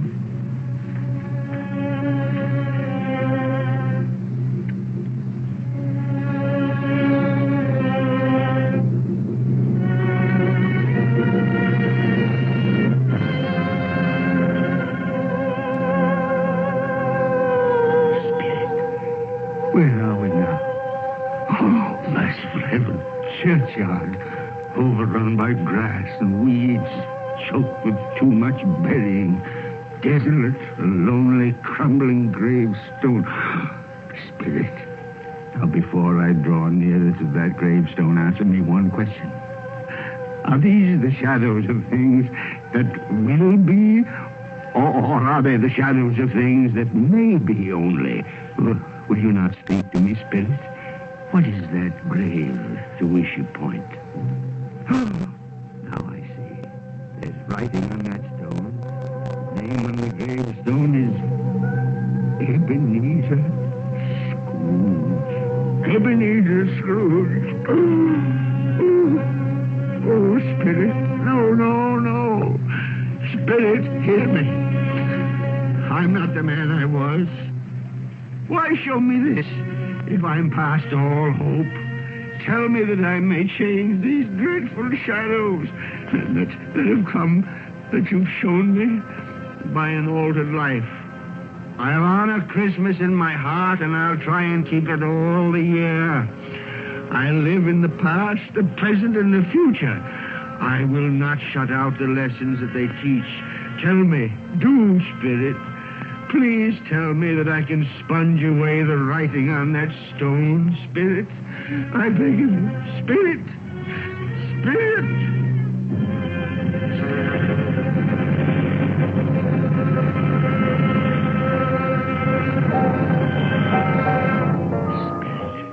I promise on my knees. I promise.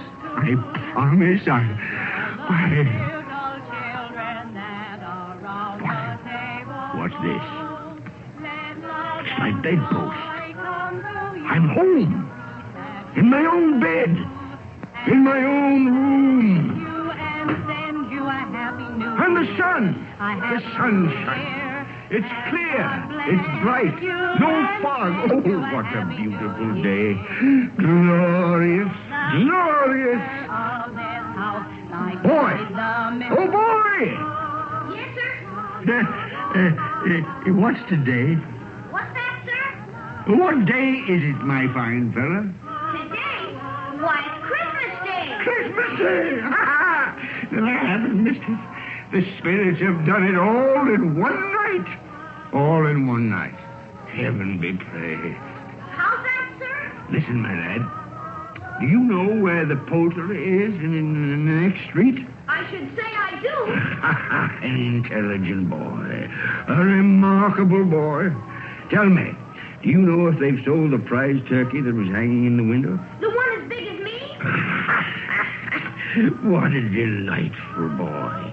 It's a pleasure to talk to you. Yes, my buck? It's hanging there now, sir. Oh, that's wonderful. Now go around, will you, and tell him to send it to Bob Cratchit and his family on Broad Street. And mind you, they're not to know who paid for it. Now, hurry along, my lad. And here's half a crown for your trouble. Yes, sir. Yes, sir. And a Merry Christmas. And a Merry Christmas to you, too, my boy. Oh, I don't know what to do. I'm as light as a feather, as happy as an angel. I'm as merry as a schoolboy. A Merry Christmas. A Merry Christmas to everybody. A Happy New Year to all the world. Whoop! Whoop!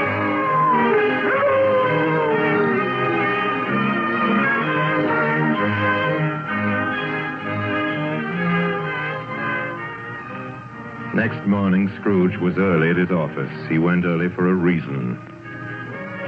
If he could only be there first and catch Bob Cratchit coming late. That was the thing he'd set his heart upon. And he did it. Yes, he did. The clock had struck 9. No Bob. 1:15. No Bob. Scrooge sat with his door wide open that he might see him come in. And at last he came. His hat was off before he opened the door. His comforter, too. He was on his stool in a jiffy, driving away with his pen, as if he were trying to overtake 9 o'clock. 8 and 17 and 15, carry the 1, 24, carry the 2, 31, carry the 4, 8 and 6 and 14, carry the 8. Hello, you, Cratchit. Yes, sir.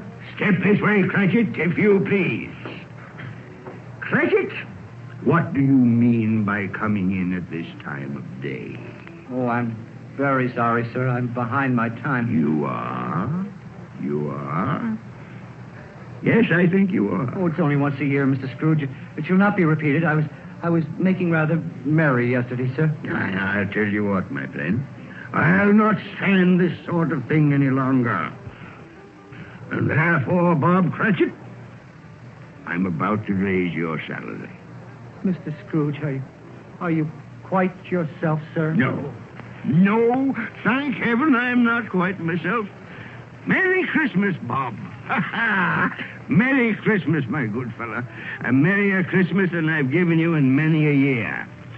I'll raise your salary, and we'll see what we can do for Tiny Tim and the rest of your family. We'll discuss it this very afternoon over a Christmas bowl of smoking bishop. Bob, make up the fire. Make it up and buy another coal scuttle before you dot another I.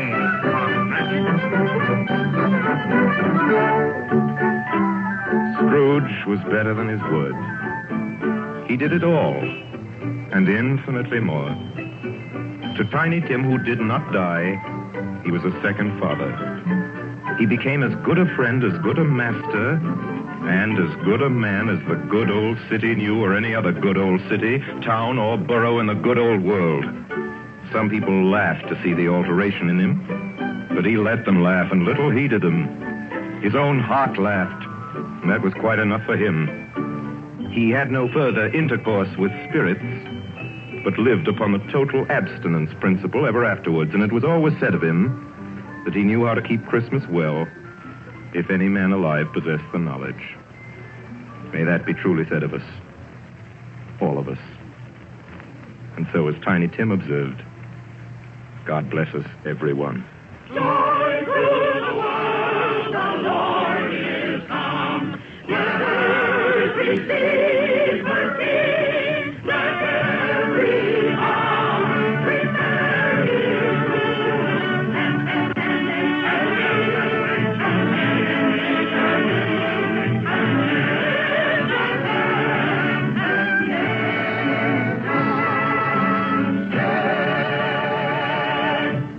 You have just heard our annual presentation of Charles Dickens' A Christmas Carol, starring Lionel Barrymore, brought to you by the makers of Campbell Soups. And now here is Orson Welles. At this point in the program, ladies and gentlemen, it is my custom, as you know, to present to you with a few words of introduction our guest of the evening. With your consent, I shall dispense with this tonight to introduce tonight's guest to the Campbell Playhouse audience or to any other American audience is an extravagant and superfluous procedure. For if ever an actor has won for himself a lasting place in the hearts of his fellow countrymen through years of unsparing and inspiring service, that actor is Lionel Barrymore. Mr. Lionel Barrymore. Thank you, Orson Welles. Good evening, ladies and gentlemen. This is the 4th year I've had the pleasure of appearing in the Christmas Carol here on the Campbell Playhouse. And I assure you all it's a pleasure that never tires. As long as I can remember, this has been one of my favorite stories. When we were children, it was read to us regularly this time of year, as it is to millions of children right now. And like many of them, I'm sure, the three of us, Ethel, Jack, and I, with the aid of a sheet and some old ironware, made a play of it. As I remember, we had 3 Scrooges in that production. Mr. Barrymore, who played Tiny Tim? I think we had 3 Tiny Tims, too. But seriously, I can think of no part that I've enjoyed playing again and again as much as I have the part of that squeezing, wrenching, grasping, scraping, clutching, covetous old sinner, Ebenezer Scrooge.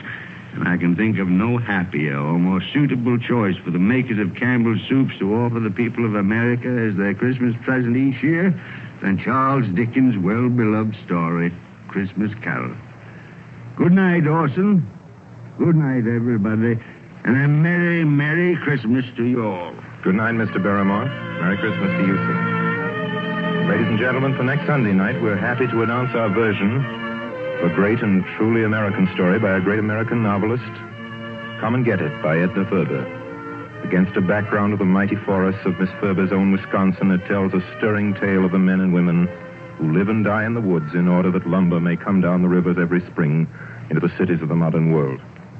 Like so many of Miss Ferber's epic romances of American life, it was made from a best-selling novel into a highly successful motion picture. Now we bring it to you on the air. The story of a man and his son and the girl they both loved. Lotta, played for us by one of the loveliest and most accomplished of Hollywood's younger dramatic actresses, Miss Frances D. And so until next week, until Come and Get It with Frances D., my sponsors, the makers of Campbell Soups, and all of us on the Campbell Playhouse remain, as always, obediently yours. But just a minute, Benny, ladies and gentlemen, it's the night before Christmas.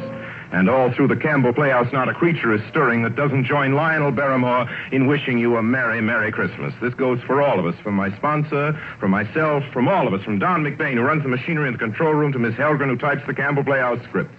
A Merry Christmas from Benny Herman and his band of Merry Melodians, Merry Christmas. You get the idea. From Max Sayre's choristers.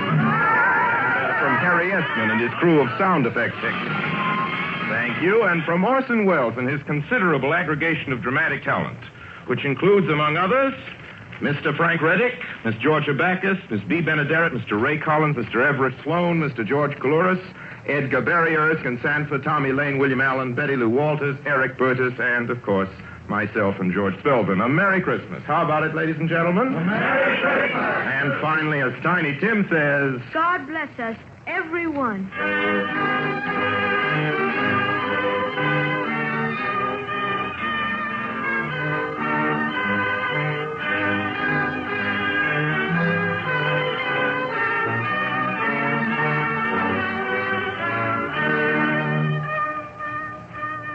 The makers of Campbell Soups join Orson Welles in inviting you to be with us in the Campbell Playhouse again next Sunday evening when we bring you Edna Ferber's Come and Get It with Miss Frances D. as our guest. Meanwhile, if you have enjoyed our 5th annual presentation of A Christmas Carol, won't you tell your grocer so this week when you order Campbell Soups? This is Ernest Chappell saying thank you and a Merry Christmas to you all.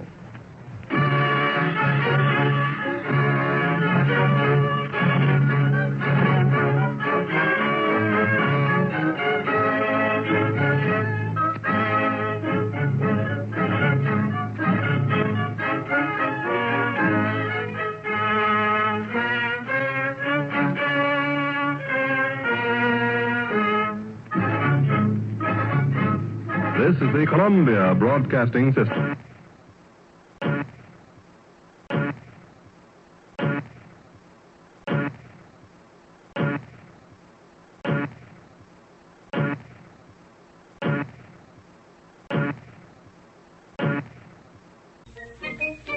But before we begin, dear listeners, let me warn you of 2 things.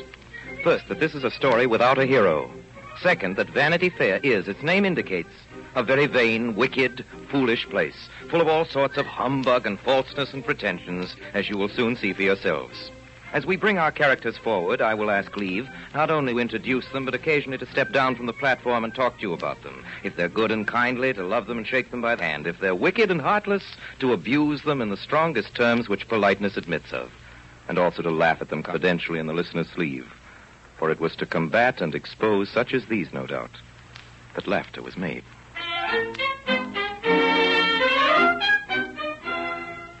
The Mall, Chillick, June 15, 1813. Madam, after her 6 years' residence at the Pinkerton Academy for Young Ladies, I have the honor and happiness of presenting Miss Amelia Sedley to her parents as a young lady not unworthy to occupy a fitting position in their polished and refined circle. Those virtues which characterize the young English gentlewoman, those accomplishments which become her birth and station, will not be found wanting in the person of Miss Sedley. Though in geography there is still much to be desired. In music and dancing, in orthography, in every variety of embroidery and needlework, she will be found to have realized her friends' fondest wishes. In leaving the Pinkerton Academy for Young Ladies, Miss Sedley carries with her the hearts of her companions and the affectionate regards of her mistress, who has the honor to subscribe herself, Madam, your most humble servant, Barbara Pinkerton. P.S. Miss Rebecca Shop, an orphan, accompanies Miss Sedley. Goodbye. Goodbye, Miss Amelia. Right to it. All ready to go, Miss Sedley. Goodbye, Miss Pinkerton. Oh, here, Amelia. Here's a little something for the journey. It's some sandwiches. Oh, you may be hungry, you know. Oh, thank you. Thank you, Miss Pinkerton. Heaven bless you, my child. May you have all the happiness in life you deserve. Oh, thank you, Miss Pinkerton. And you too, Becky Sharp. May you... Don't you bless me, you old viper. What did you say? A viper and a fiddlestick. That's what you are. You took me because I was useless. You treated me like a servant. For 4 years I've hated this place, and now I'm leaving it, and I'm glad. Goodbye!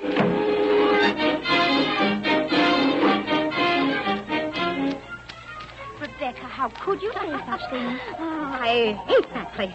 I've never had a friend there or a kind word except from you, Amelia. I hope I may never set eyes on it again. I wish it were on the bottom of the Thames, I do. And if Miss Pinkerton were there, I wouldn't pick her out. That I wouldn't. Rebecca! Oh, I should like to see her floating in the water yonder, turban and all, with her train streaming after her and her nose like the beak of a wherry. Oh, for shame. Why, how can you? How dare you have such wicked, revengeful thoughts? Revenge may be wicked, but it's natural, and I'm no angel. And to say the truth, she certainly was not. And though it might have been true, as Becky Sharp frequently said, that the world had used her ill, let me remind you, dear listeners, that persons whom the world treats ill usually deserve the treat they get. The world's looking glass gives back to every man the reflection of his own face. Frown at it, it looks sourly upon you. Laugh at it, and with it, and it's a jolly, kind companion. And so let all young persons take their choice. Now, to return to our heroine. Since Becky Sharp is, I'm ashamed to say, the heroine of this story, it must be admitted that she had not been fortunate in the choice of her parents. Her father was an artist with a great propensity for running into debt and a partiality for the tavern. It was from him, I believe, that she inherited her green eyes and her sandy hair. Her mother, a young woman of the French nation, was by profession an opera girl. From her, no doubt, she had her white hands and her delicate figure. The humble condition of her parents, Miss Sharp never alluded to. Indeed, as she advanced in life, her ancestors actually seemed to increase in rank and splendor. But we're running far ahead of our story. I shall see him, Becky, this afternoon. His name is George. George Osborne. He's the handsomest man you ever saw. Tall and slender, with a pale face and curly hair. Why, Becky, what's the matter? Becky, there are tears in your eyes. Oh, I'm sorry, Amelia. I hoped you wouldn't notice. Well, what is it, Rebecca? I was thinking of your happiness, Amelia. And then of poor little me, all alone in the world. An orphan without friends or kindred. Not alone, Rebecca. I shall always be your friend and love you as a sister. Indeed, I will. Ah, but to have a beautiful home, Amelia, as you have. And parents, kind, rich, affectionate parents, who give you everything you ask for. And their love, which is more precious than all. I have no one. And I have but 2 frocks in the world. And then to have a brother, a dear brother. Oh, how you must love him. Oh, I do. I do indeed. Tell me about your brother, Amelia. He's been away so long I don't know him very well. He lives in India, you know. India? Oh, then he must be very rich. They say that all Indian nabobs are enormously rich. Oh, I believe he has a very large income. And is your sister-in-law a nice, pretty woman, dear Amelia? My sister-in-law? I have no sister-in-law. No sister-in-law? My brother Joseph is not married.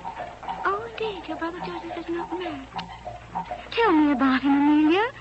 Tell me how he looks. Tell me what his tastes are. Tell me the things he likes to... Look at Joe. See the way he gapes at her, like a fish. Dear brother Joe. Looks to me as though she had him hooked. Amelia, your little friend is wasting no time. George, dear, don't talk like that about poor Becky. Bravo, bravo. Thank you, Becky. That was charming. Congratulations, Miss Sharp. Beautiful, beautiful. Made me cry almost. Upon the honor it did. Because you have a kind heart, Mr. Joseph. All the Sedleys have, I think. Wouldn't be surprised if it kept me awake all night trying to hum it in bed. Oh, Mr. Joseph. Oh, my dear Miss Sharp, allow me 1 little teaspoonful of jelly to recruit you after your immense, your delightful exertions. Oh, thank you, Mr. Joseph. Is that jelly from India? It is. Brought it myself from Bogley-Walla. Then it must be good, Mr. Joseph. I'm sure everything must be good that comes from India. Dear listeners, and more especially dear ladies, I know what you were thinking about Becky Sharp, and you were right. But before you blame her, remember that Miss Sharp had no kind parent who arranged these delicate matters for her, and if she didn't get a husband for herself, there was no one else in the wide world who'd take that trouble off her hands. So, ladies, be charitable. And now we come to a great evening in the history of our heroine. The evening when Mr. Joseph Sedley was to pop the question. Present were Miss Rebecca Sharp, Miss Amelia Sedley, her fiancé, Lieutenant George Osborne, her brother, Mr. Joseph Sedley, and a tall, silent gentleman of no particular importance called Captain William Dobbin.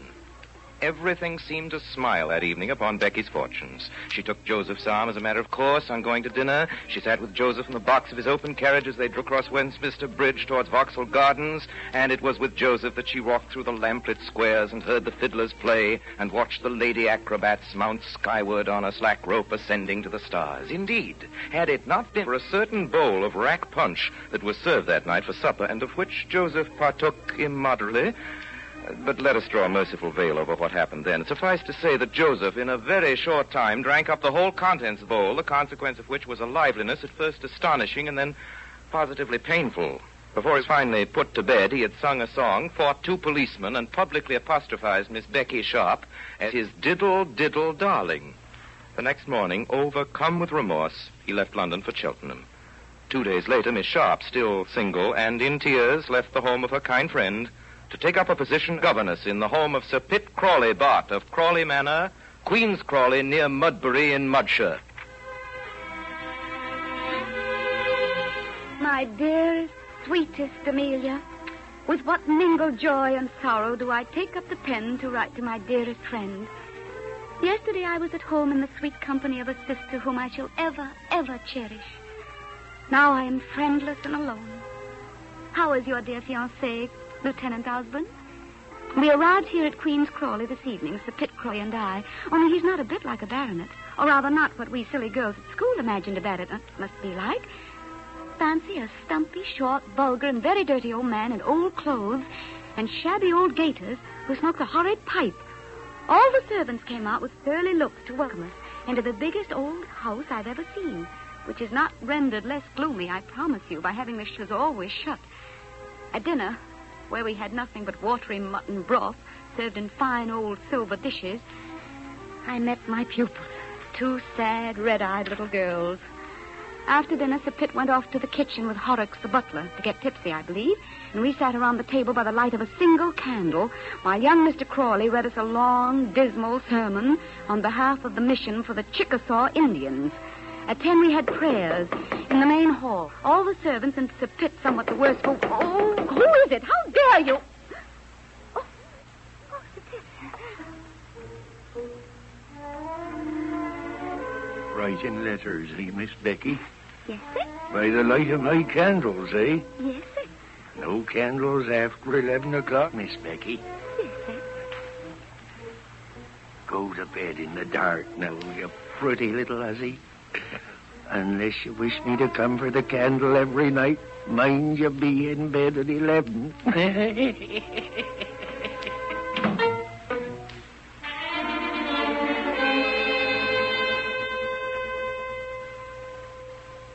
Miss Amelia Sedley, Russell Square, London. I have not written to my beloved Amelia these many weeks past. For what interest could there be for her in the sayings and doings of Humdrum Hall, as I have christened Queen's Crawley? Sir Pitt is becoming more attentive every day, but what do you care about that? You who are so soon to become the bride of your loving, brilliant young soldier, Lieutenant Osborne. And now for the past week, dearest Amelia, it is Humdrum Hall no longer. Miss Crawley has arrived, Sir Pitt's sister. Miss Crawley with her fat horses, fat servants, fat spaniel.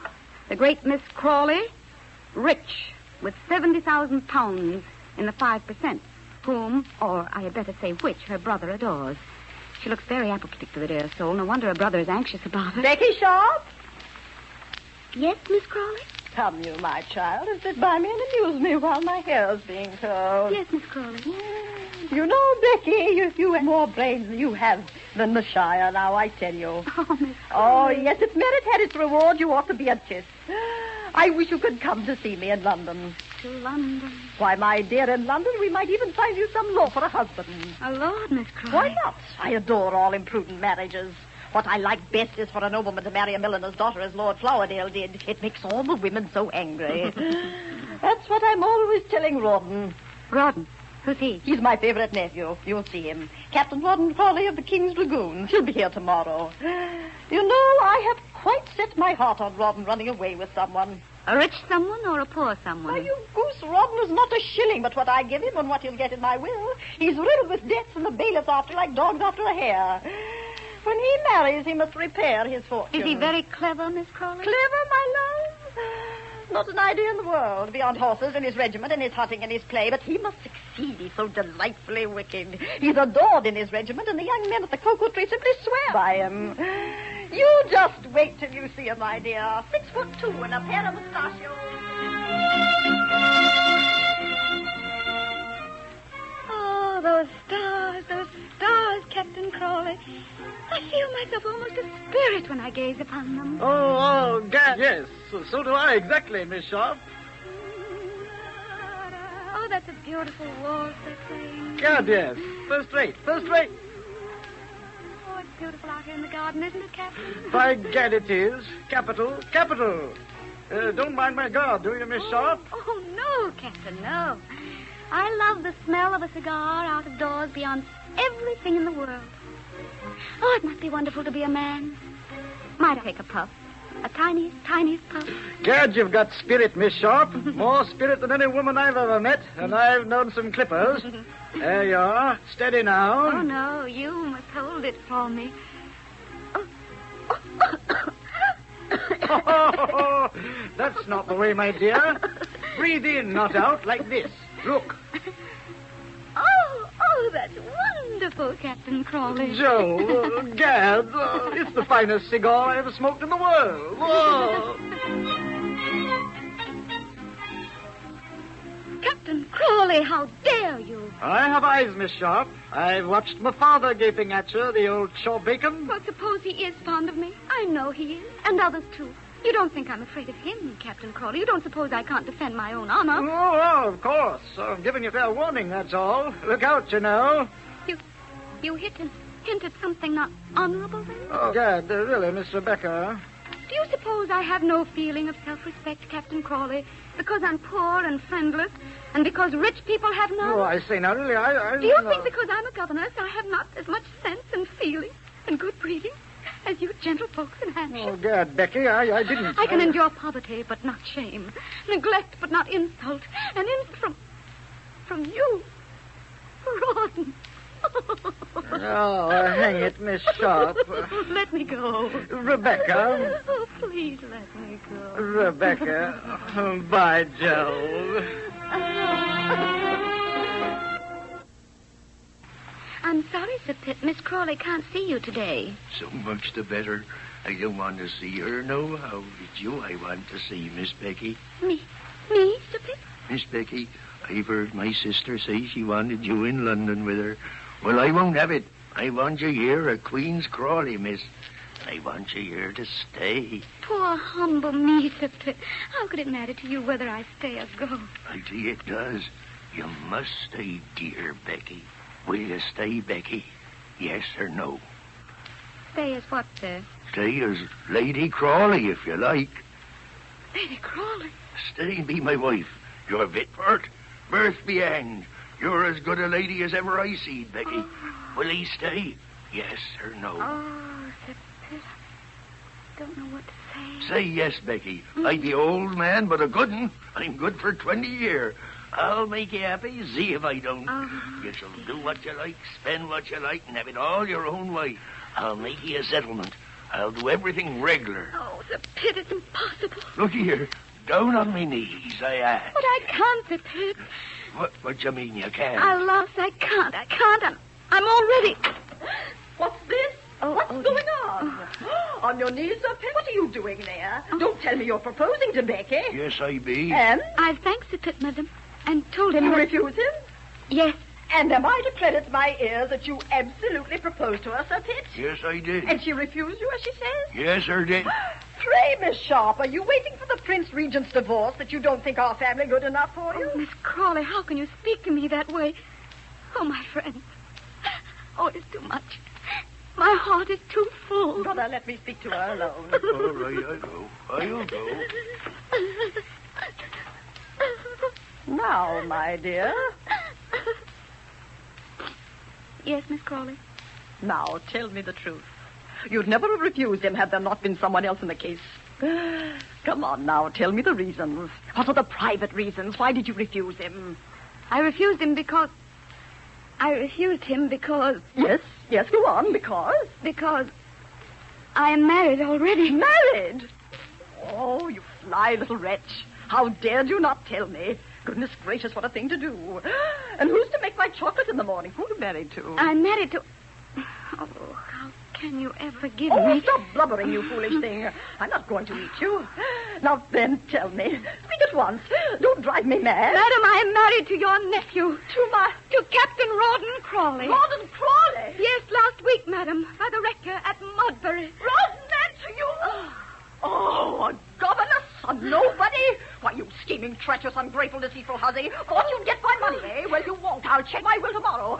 Not one penny, do you hear? Not one penny for either of you. And you tell him this for me, my precious nephew, your husband. Then I wash my hands of him, do you hear? I never want to see him again as long as I live. And when you starve, the two of you, which you will, and the bailiff stand at the door, don't come to me because I won't raise a finger to help you, do you hear? Not a thing. Now get out! Get out! Get out! Thus far, dear listener, our chronicle has been a milk and water one dealing with the fate of modest people. Now, suddenly, our surprise story finds itself for a moment among very famous events and personages and hanging on to the skirts of history. Napoleon has escaped from Elba. Once again, his eagles are perched on the towers of Notre Dame. And so, for a while, with your permission, we take you traveling across the English Channel from Dover to Ostend and from Ostend to Brussels. Never since the days of Darius the Mede was there such a brilliant train of camp followers as hung around the Duke of Wellington's army in the Low Countries that summer, and led it, dancing and feasting, as it were, up to the very brink of battle.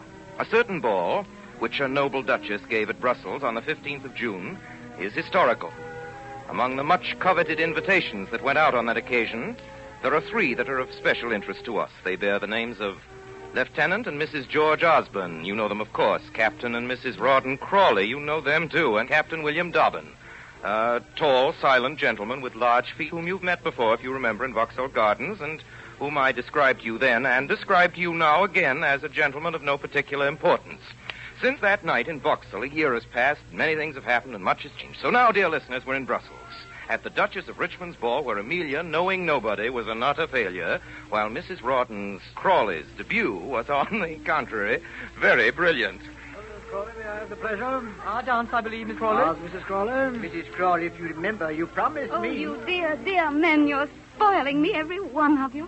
And I'm going to disappoint you all. Mrs. Crawley, you did promise. Oh, later, my dears, later, perhaps.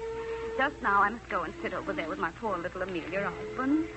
Amelia, my darling. Good evening, Rebecca. My dear Amelia, what is the matter? Aren't you ashamed sitting here all by yourself? Such a delightful ball, too, don't you think? Everybody's here. Everybody knows, I mean.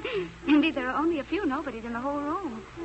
Amelia, dear, where is your husband? What a wretch he is, leaving you all alone with this. I really must talk to him about it. No, please don't. Oh, and that reminds me, Amelia, darling, there is something you really must talk to him about. I? Yes, my dear, for heaven's sake, stop him from gambling or he'll ruin himself. He and Rawdon are playing at cards every night, and you know how poor George plays. I didn't know George. Indeed, it's your fault as much as anybody. But how could it be my Why don't fault? you prevent him, you silly, careless creature? Why don't you go out with George of an evening when he comes to us instead of moping at home? Aren't you lonely? Why, yes. Oh, I hear that friend of your husband's, Captain William Dobbin, keeps you company while George is out. Oh, here he comes now. George, you wretch, where have you been? Here's Emmy crying her eyes out for you. I'm sorry, Amelia. Oh, I know, George. You've come to fetch me for the quadrille. George, I'm not feeling very well. I'd like to go home soon. Right after this dance, Amelia. Poor darling Amelia, you sit here quietly and feel better after a time. We won't be long, will we, George? George Osborne danced with Rebecca 4 or 5 times that evening. How many times Amelia scarcely knew. She sat quite unnoticed in her corner until Captain William Dobbin made so bold as to bring her refreshments and sit beside her for a time. He did not know what to say to her because of the tears which he saw filling her eyes.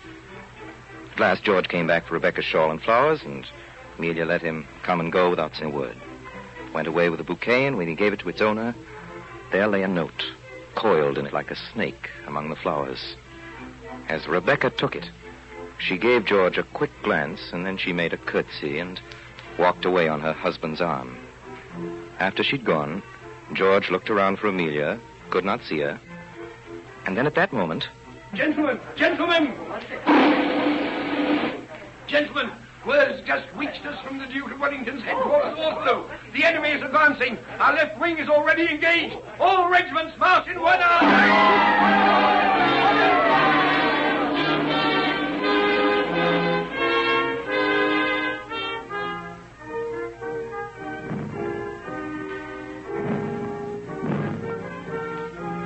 The sun was rising as the regiment began to march.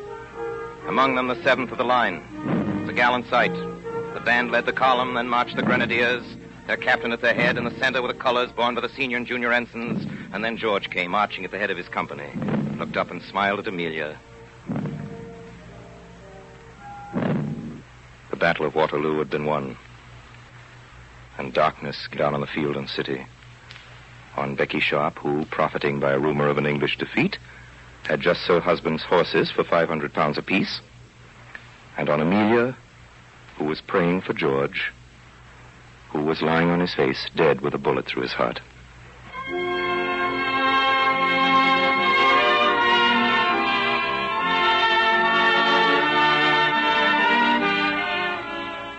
You are listening to Orson Welles in the Campbell Playhouse presentation of Vanity Fair, starring Helen Hayes in the role of Becky Sharp.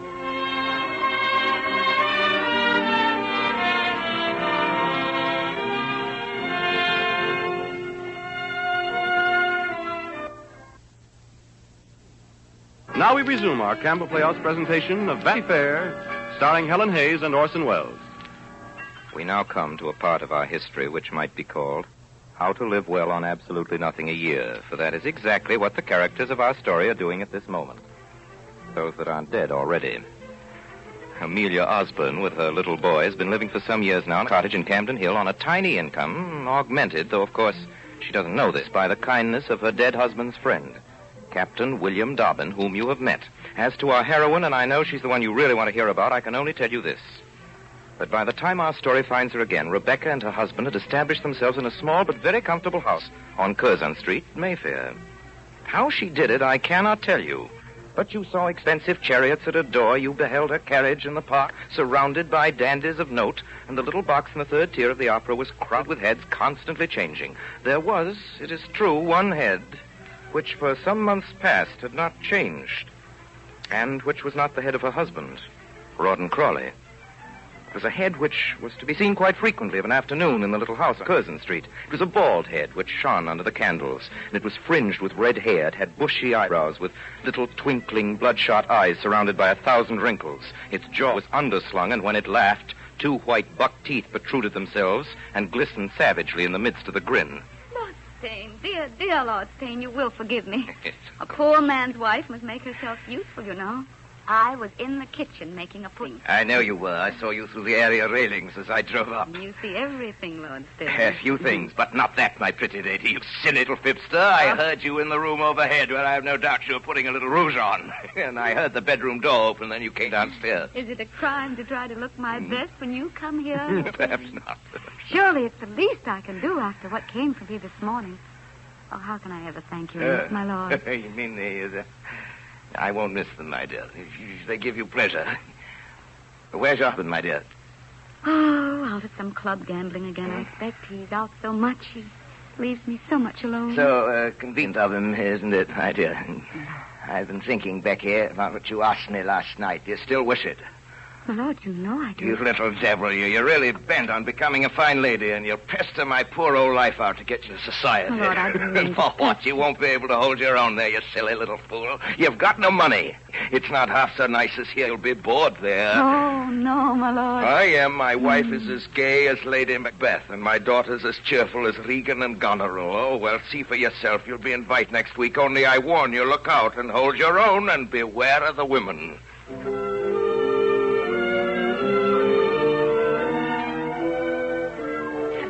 Refuse to have that woman in the house. My Lady Stain, I ask you once more, will you have the goodness to go to that desk and write an invitation to Mr. and Mrs. Rawdon Crawley? My lord, I will not be present. I will leave this house. I wish you would. I'd be free of your blasted tragedy airs. Who are you to give orders here? You've got no money, got no brains. There isn't anyone in this house who doesn't wish you were dead. I wish I were. That's beside the point. Tell me, are you going to send that invitation to my young friend, Mrs. Crawley? Distract me if you like, but you shall not make me receive that woman. Lady Stain, I am a gentleman and never lay my hand upon a woman save in a way of kindness. I only wish to correct little faults in your character. You mustn't give yourself airs. For all you know, this calculated, simple, good-humored Mrs. Crawley is quite innocent, even more innocent than yourself, perhaps. Oh. Remember, my dear, this temple of virtue belongs to me, and if I invite all Newgate or all Bedlam here, by heaven, they shall be welcome.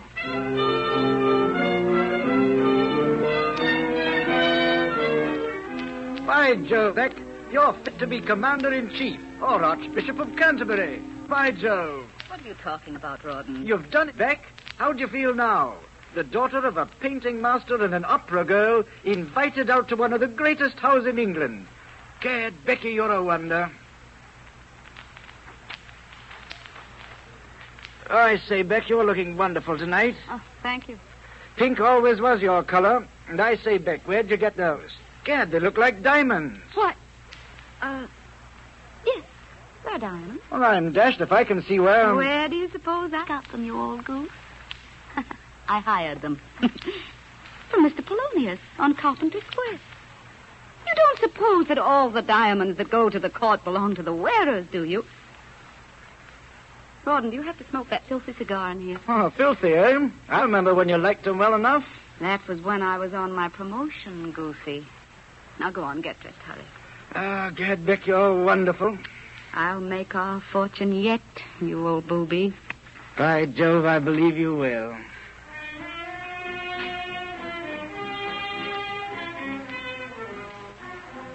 not my intention, dear listener, to describe to you here the brilliant and fashionable entertainment that was given in the Marquis of Steyne's splendid house on that fateful evening. Further details, if you wish them, may be found in the society gazettes of the period. What famous persons were present, what they wore, what they ate, and what they did to amuse themselves. This I promise you.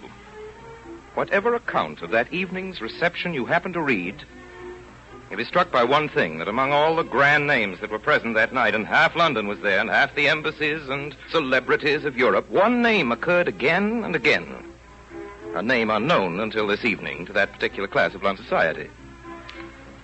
The name of Mrs. Rawdon Crawley. The Marquis of Steyne was her slave, followed her everywhere, and scarcely spoke to anyone in the room besides. She passed by Lady Stunnington with a look of scorn. She patronized Lady Gaunt and Lady Tapeworm. At supper time, she was placed at the grand exclusive table with His Royal Highness. She was served on gold plate, and when the hour of departure came, a crowd of young men followed her, cheering to her carriage, thereby quite separating her from her escort, Colonel Rawdon Crawley. So completely separating her, indeed, that it was not until late the following afternoon that she had news of him. Dear Becky, I hope you slept well. Don't be frightened if I don't bring you in your chocolate this morning. Last night, as I was coming home, I was nabbed by Moss of Cursitor Street. You remember the same bailiff that had me this time 2 years ago. It's Nathan's got a warrant against me. 150, with costs 170. Please send me my wallet and some clothes. I'm in pumps and a white tie. I've 70 in it. And as soon as you get this, drive to Nathan's. Offer him 75 down and ask him to renew. God bless you, Beck. Yours in haste, Rawdon. P.S. Make haste and come, Beck, dear.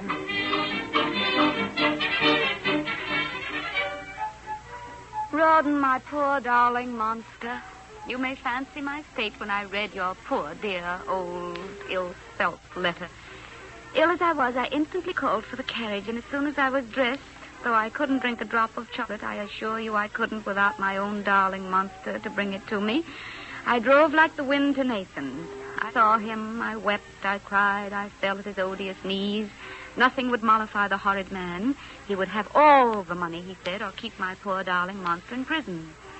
When I got home, I found my lord there, and down on my knees I went again.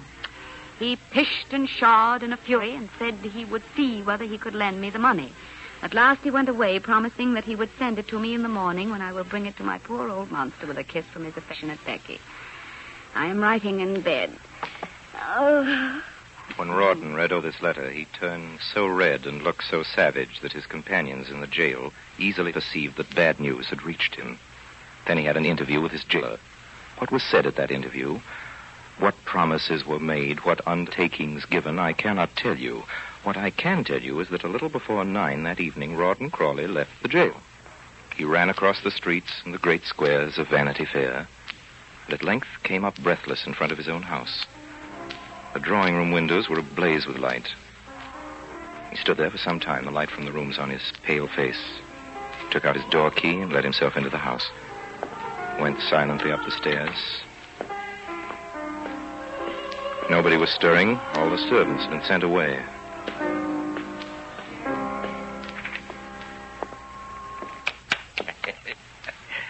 Bravo. I'm glad you are pleased, my lord. It's beautiful, Becky, like you. Beautiful and desirable.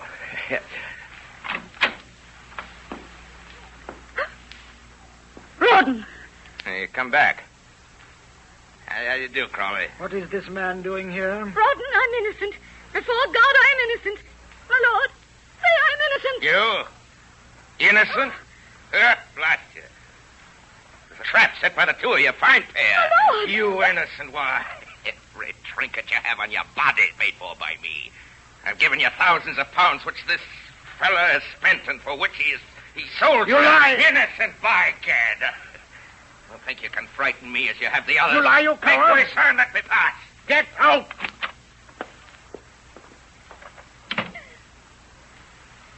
Rawdon? Come here. Yes, Rawdon. Take off those things. Yes, of course. Throw them down. Rawdon, what are you going to do? I want to see if that man has lied about the money as he has about me. Has he given you any? No. That is... Give me your keys. Where are they? They're on the desk. Oh, Rawdon. So it's the truth. You've been hiding these notes, this money for months, for years. Rawdon, I was afraid. Look at this, £1,000. Did he give you this? Yes. I'll send it back to him tonight.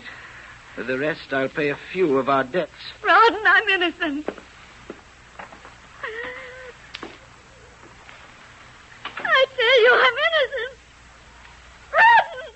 Come back, Rawdon! Rawdon!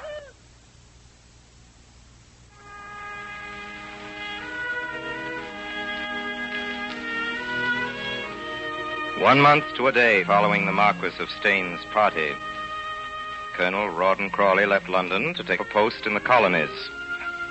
His wife left London some weeks later for the continent. She was in Paris that winter, and the following year in Rome. She was in Berlin 2 years later. She received the news of her husband's death and the last of the modest allowance which he had regularly sent her from his colonial appointment. That summer she was seen in Vienna, and after that she was heard of no more. And now, dear listeners, we near the end of our chronicle. One more sight of our friends and we're done. A happy ending and our story is over. But before that, we must go traveling once more together, this time with Colonel William Dobbin and his party to the little, comfortable ducal town of Pumpernickel in southern Germany. We have arrived with carriage and courier at the Elbrinz Hotel, the best in town, and the whole party is dining downstairs. Everybody remarks at the majesty of Mr. Joseph Sedley, recently returned from India, now somewhat portly and red of face, and the knowing way in which he sips, or rather sucks, his wine. As to Colonel William Dobbin himself, you remember him surely, for you've met him before in our story, a gentleman with long legs, a pale face, very large hands and feet, which at first seem rather ridiculous, but his thoughts are just, his brains fairly good, his heart honest and pure, his life warm and humble, and he's loved Amelia for 15 years. After dinner, Amelia, the boy, and Colonel William Dobbin go to the opera. Brother Joseph, being less musical, proceeds to the casino, where a roulette game is in progress. The play games are crowded. Women are playing, some of them masked, and behind the masks the eyes twinkle. Some blue, some brown, some green. Faites vos jeux, messieurs, mesdames, rien ne va plus. Messieurs, mesdames, faites vos jeux, faites vos jeux. Monsieur. Yes, you, monsieur. What? What's that? Will you do me a little favor, monsieur? What is it? Sit down beside me, please, monsieur, and give me good luck. Oh, really? Well, now, heaven bless my soul, I am very fortunate, as a matter of fact. I'm sure to give you good fortune. Messieurs, mesdames, faites vos jeux, rien ne va plus.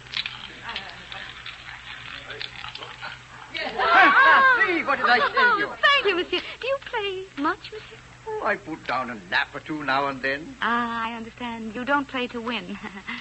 No more do I. I play to forget, but I cannot. I cannot forget old times. Everybody changes. Everybody forgets. Nobody has any heart. But you have not changed much, Joseph Sedley. Good heavens, what are you talking about? I should have known you anywhere. There are things a woman never forgets. I say, who is it? Who are you? Can't you guess? Without my mask, perhaps? Have you forgotten me, Joseph? Good heavens, Miss Sharp. Rebecca.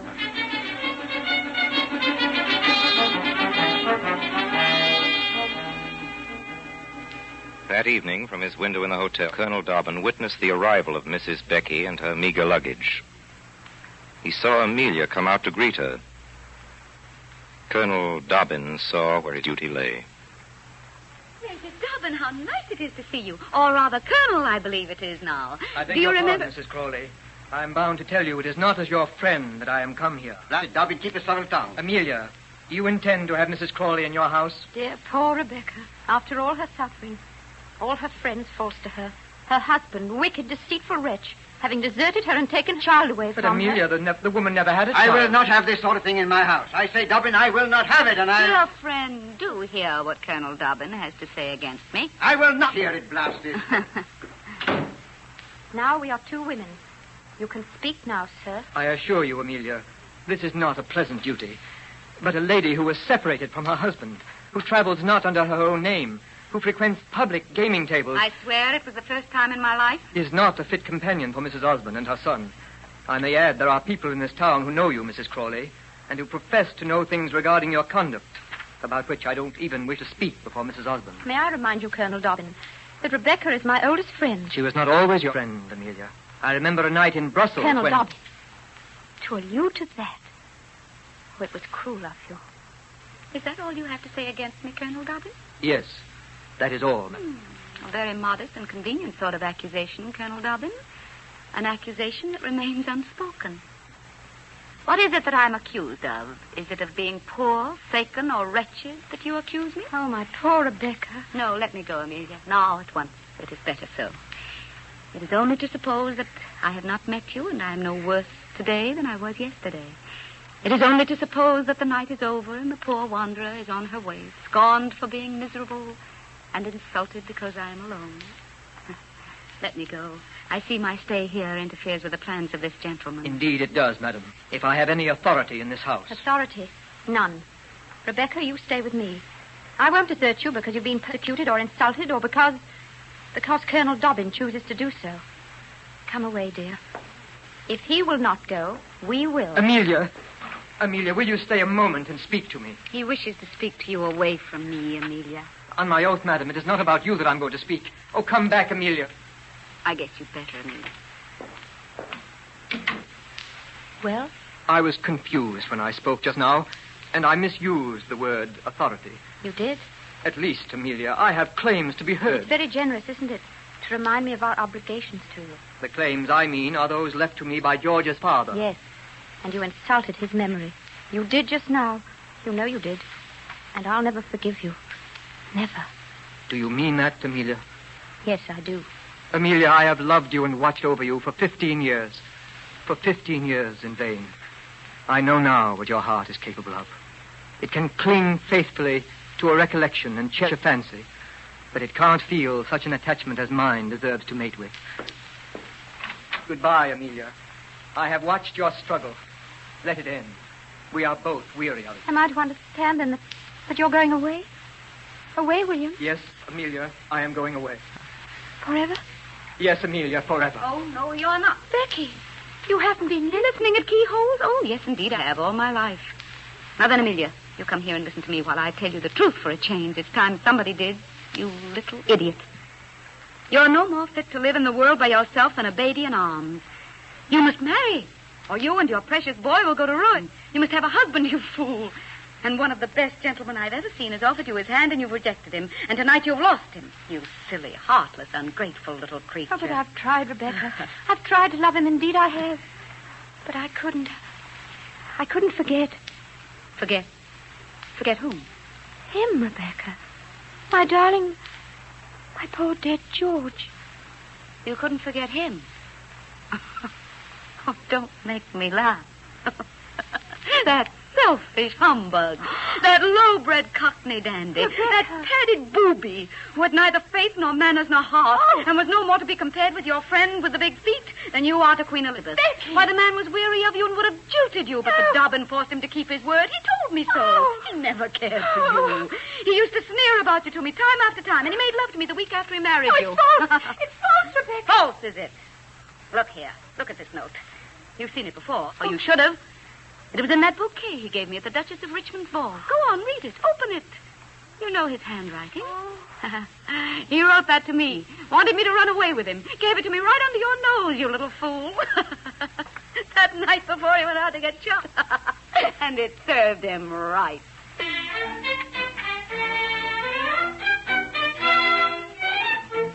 3 days later, they were married. Goodbye, Colonel. God bless you, honest William. Farewell, dear Amelia. So, there you are. You have your happy ending, dear listener. And with that, we're almost done. Joseph Sedley did not return to England with Dobbin and Amelia. The air of the continent, he declared, was necessary for his health.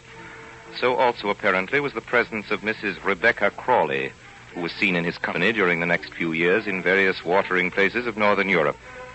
He died suddenly one day at Aix-la-Chapelle, leaving his entire property, including a substantial life insurance he had recently taken out, to his friend and invaluable attendant during sickness, Rebecca Crawley, or Lady Crawley, as she now calls herself. She's returned to England and chiefly hangs about Bath and Cheltenham, where many excellent people consider her to be a most injured woman.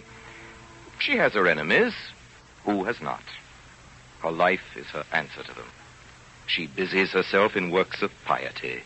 She goes to church, and never without a footman. Her name is on all the chatty lists. The destitute orange girl, the neglected washerwoman, the distressed muffin man, find in her a fast and generous friend. And so, farewell, dear listener. Vanitas vanitatum. Who of us is happy in this world? Which of us has his desire, or having it is satisfied? Come. Let's shut up the box and the puppets, for our play is play out.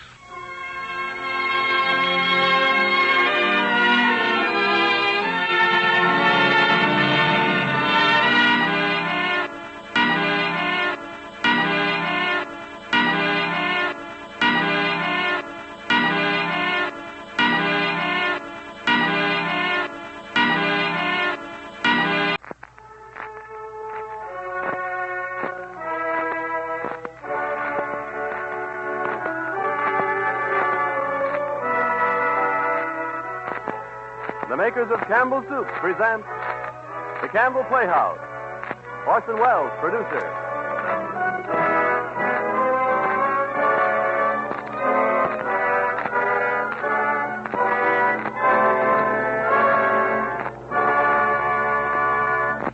Good evening.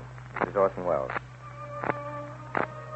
Our offering for tonight, Theodora Goes Wild, deals with the fascinating subject of a lady who leads a double life. This is, of course, a particularly fascinating subject where the lady is a beautiful, straight-laced, virtuous young woman who is at the same time the author of the most lurid bestseller of her day. Well, when that happens, we arrive at as diverting and heartwarming a piece of entertainment as Theodora Goes Wild, the Columbia Pictures Corporation success of a few seasons ago, which we're about to present tonight.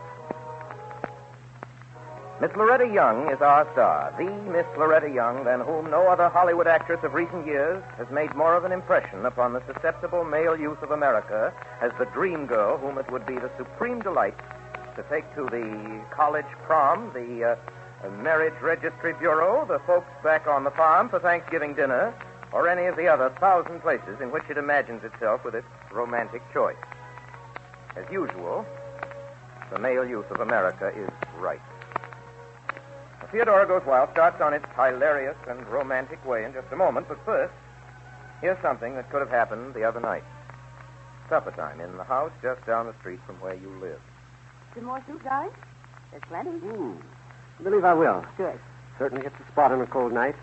I thought you said you'd been shopping all day. Why, I have been, yes. But vegetable soup, I mean, doesn't it take you quite a while to... I was just waiting for you to say something about that. This is Campbell's vegetable soup. Campbell's, eh? Now, it certainly tastes fine, all right. Lots of vegetables in it, too, the way I like it. You know something? What, dear? I've always said you make grand vegetable soup. I still say so. But say, when you can buy as fine a vegetable soup as this, why, there's just no sense of you spending time making it anymore. That's something that's happening daily in countless homes the country over. Because Campbell's way of making vegetable soup is really the good home way, too. They simmer a vigorous beef stock and fill it with a variety of tender cooked vegetables, 15 of them.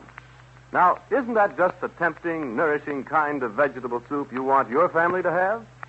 Why not have heartwarming plates of Campbell's vegetable soup for supper, say, tomorrow night?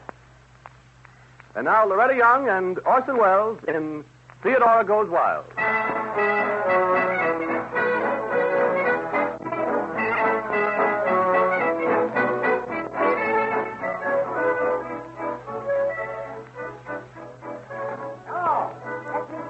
Waterbury, the Caroline Adams cereal in the bugle is the most indecent thing I've ever read. Running that Caroline Adams cereal, Waterbury, I have got a new paper and a new edit. Disgusting. It's absolutely disgusting. Please cancel my subscription as soon as the Caroline Adams cereal is completed. I apologize. Hello. Infield Bugle, what's that? What's that, Miss Johnson? Okay, Miss Johnson, I apologize. I apologize for breaking my neck to buy the rights to the best-selling novel of the day. I apologize for waking Linfield out of a 20-year sleep to show how people live and love in the wide-awake world.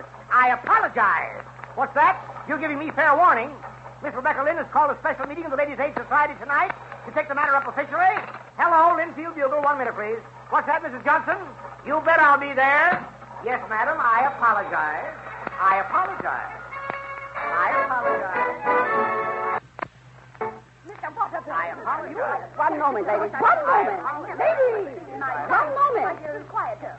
For those of you who haven't read Miss Caroline Adams' masterpiece, let me tell you it gets even worse.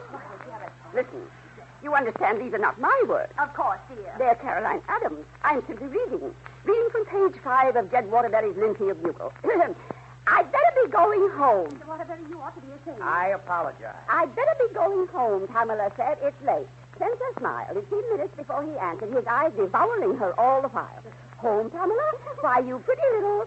Say, it's very early. The night's just begun. For us. For us is printed just like all the other words, Miss Rebecca. I know how to read, Mr. Waterbury. I resume, ladies. Resume. He started slowly toward her. His steps were so deliberate, relentless. Pamela felt imprisoned and helpless. That's what I can't understand, Rebecca. It said that the door was unlocked. But the man was possessed of brute strength, Mrs. Hoytgrass. The man was possessed of Lady. Please.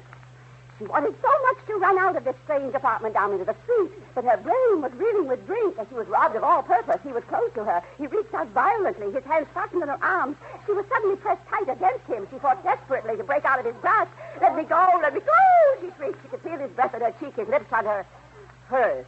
The room suddenly went dark. That's enough, Rebecca. I think we've heard plenty. Miss Rebecca, if you don't mind, I haven't been taking the Bugle lately. I'd like to hear the rest. Don't worry, Miss Wilson. You can get a copy. I printed an extra 100. I knew there'd be a demand for them after Miss Rebecca got through reading. That'll be enough from you, Mr. Waterbury. The issue... And remember, ladies, that was only the first installment. The issue is closed. It's clear. The issue is closed. It's clear. Is this literary circle going to let filthy, vile trash like this come right into our home and corrupt our royal families? We certainly are. There you are.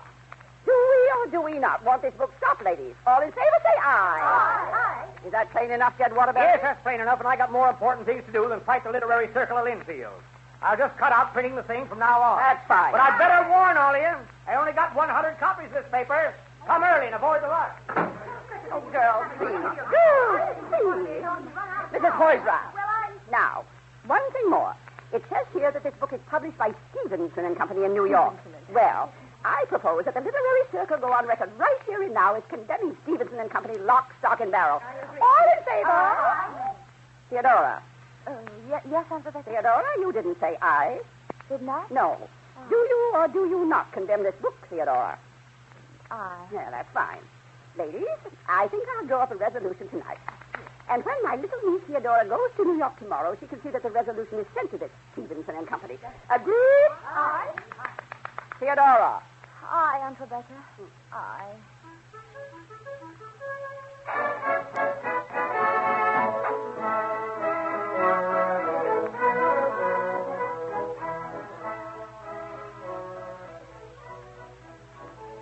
To Arthur Stevenson, Stevenson and Company, New York. Please be advised that at an extraordinary meeting of the Ladies' Literary Circle of Linfield, it was unanimously agreed that you be informed that, in our opinion, the new novel by Caroline Adams, published by you, is a disgrace to American morals and a sin to American youth. Signed, the Linfield Literary Circle. It's magnificent, that's what it is. And it's all your own fault, Mr. Stevenson. My fault, Miss Lynn. Well, why did you have to sell the serial rights of my book to the Linfield Bugle? Well, why not? I think that's very funny, Miss Lynn. Miss Adams. Oh, all right, Miss Yes. Adams.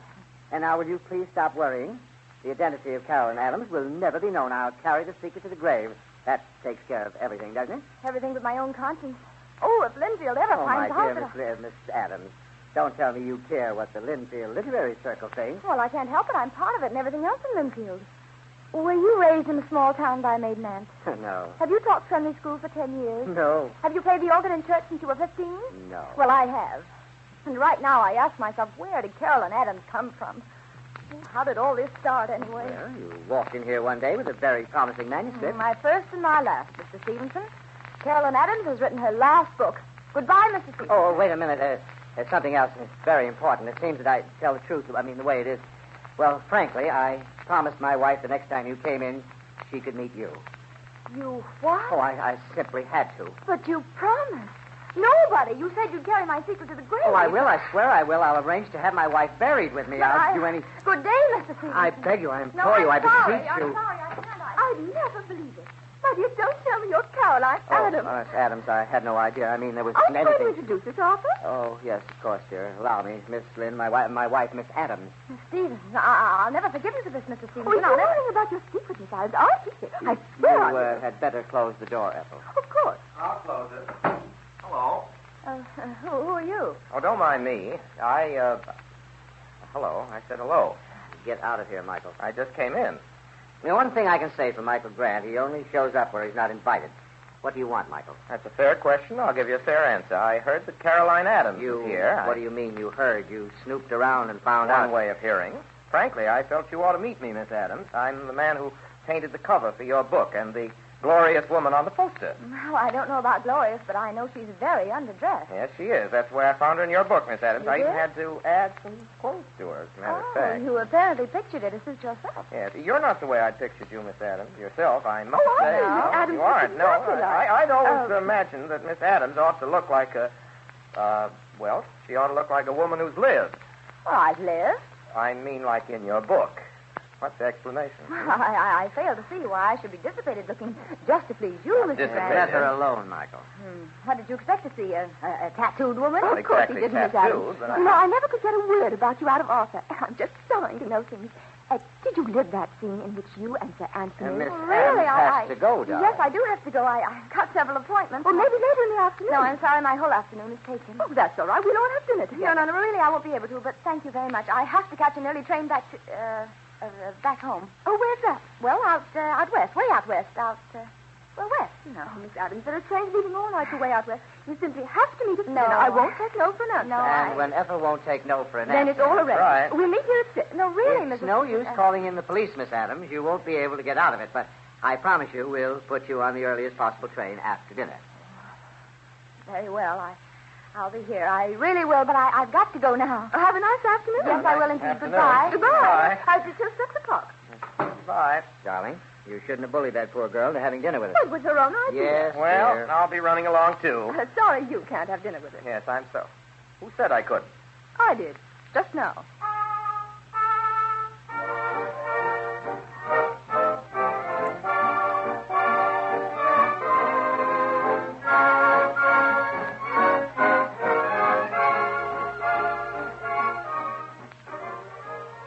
I've been looking forward to having dinner with you for so long, Miss Adams. All those other books, Arthur publishes.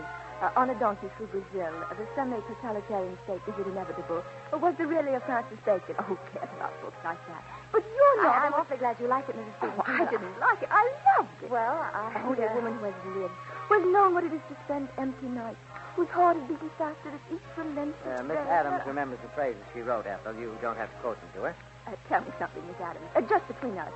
Did you write while the things actually were happening? What? Or did you wait till later, until the veil of memory... Mrs. Stevenson, you must believe me. A writer doesn't have to experience the things she writes about. Oh, I know, but it's so lovely when she really does.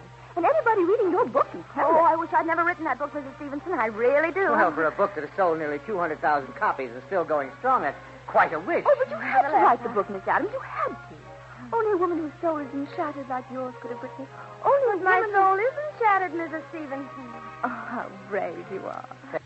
Take that note of envy out of your voice, Ethel. It isn't decent. How about some cocktails? A martini. How about you, Miss Adams? None, thank you. Would you rather have some vodka, Miss Adams? I'm sure Arthur can arrange. No, thank you. Nothing at all. Oh, why not? Well, maybe it's because she doesn't want anything to drink, Ethel. Waiter, 2 martinis? Yes, sir. Will you have anything? Well, we'll order later. Yes. You know, Miss Adams, I'd have known you anywhere just from your description of Pamela. Really? You're as like her. Oh, I'll never forget her first meeting with Spencer. Tell the truth, Miss Adams. That part is completely autobiographical. Mrs. Stevens, you mean that... You think that... But, Mrs. Stevens, I assure you every word of that scene was made up. Of course it was, Miss Adams. But from memory, wasn't it? Is that what everyone thinks? That I'm supposed... Of course. Of course. Why, when Michael... You know Michael Grant. He was in the office today. Yes, indeed. When he heard you were coming up to see He had Arthur... 2 notions about you, Miss Adams. One was the same as Ethel's. Really? Yes. The other was that you were an old-maid schoolteacher with your petticoat Well, showing. how very interesting. Yes. Since you're not an Oh, old-maid no, schoolteacher... You'd have to know Michael to understand. He rather fancies himself as a man who knows I women. can get along very well without men who know women. I have so far. Then I'm just in time. Michael. Yes, you've no idea what you missed, Miss Adams. To have your innermost thoughts straightened out so that you know what you're really thinking. Michael, I thought we had arranged... Be sure of yourself, and to know that there's someone who really understands you. Why, Miss Adams... Michael? Where did you come from? Pardon me while I say good evening to the ladies. Good evening, ladies. Where did you come from? You want me to lie to you? No. Well, I've been combing the saloons for you. I must say I had good luck. This is the 6th one I've been in, and here we are, aren't we? Michael, I told you plainly in our office this Oh, afternoon. that. I hear you. Didn't think I'd hold that little joke against you, did you? You'll cocktail, sir. Don't, because bring one for me, please, whatever it is, as long as it's a whiskey sour. Yes, sir. That's all right. Cocktails before dinner is such a lovely custom. Just a minute, waiter. There's only 2 drinks. Only 2. Now, let me solve this by a process of elimination. Mr. Stevenson is drinking, I'm sure of that. Mrs. Stevenson is also drinking. I'm also sure. That leaves, don't tell me, let me guess, that leaves Miss Adams. You're not drinking, Miss Adams? That's right, I'm not drinking. You mean you never drink? Did I say I never drink? No, you didn't. I apologize. It's all good thought. The idea of Miss Carolyn Adams not drinking a slur, Miss Adams, and you do right to resent it. Probably paying off an election bet, is that it? It's out of character for Miss Adams not to drink. Is that what you mean, Mr. I thought there were Grant? 2 things certain in this world. That babies eat spinach and that Miss Adams drinks. You've destroyed something very precious in my life, Miss Adams. Very well, Mr. Grant. I'll tell you why I'm not drinking. If you're so interested, it's because I've always thought that cocktails are sort of sickly. Don't you think so? I beg your pardon? Well, I suppose there's a diversion now and then, but not what you call real drinking. Mr. Stevenson, do you suppose I might have a little straight whiskey? A little what? Oh, yes, of course. Stop gulping, Michael. Waiter, straight whiskey for the lady. Yes, sir. Miss Adams, looks like a lovely evening. Miss Adams.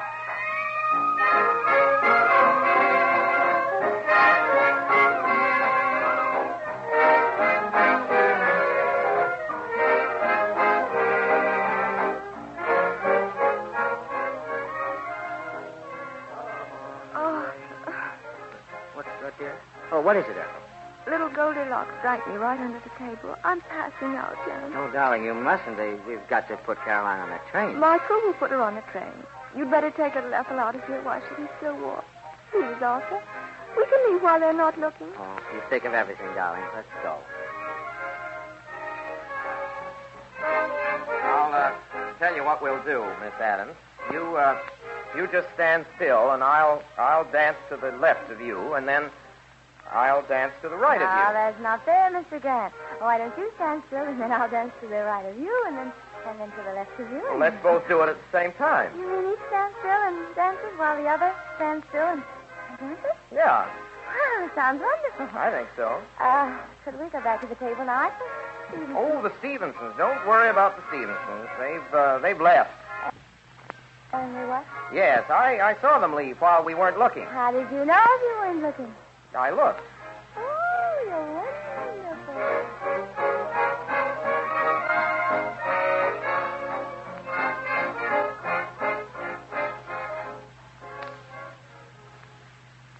Yes, it's about time we were discussing the charity bazaar, Oh, I suppose so. I'm so tired. Couldn't have waited until It's perhaps... been delayed too long already. Just because you try to do too much shopping in New York and aren't feeling well today, finish your tea and you'll feel better. All right, Auntie, all right. Oh, there's that silly whistling we heard outside of church this morning. Stop fidgeting, Theodora. What's gotten into you? Nothing at all. You fidgeted all during church, too. If going to New York for one day affects you like that, well, I wish whoever is doing it would stop that whistling. Well, I'll go to the window and see. You don't have to see. It's the same whistling. It must be the same man that was outside of church. I'll make sure, Auntie. Well, it is, isn't it? Why, yes. Walking by? No, sort of, resting on the gate. I'll phone Captain O'Donnell and have that good-for-nothing loafer put in jail where he can whistle to his heart's content. Oh, don't bother, Auntie. I'll tell him to go away. Now, don't argue too much with him. Just tell him once, and then I'll call the police.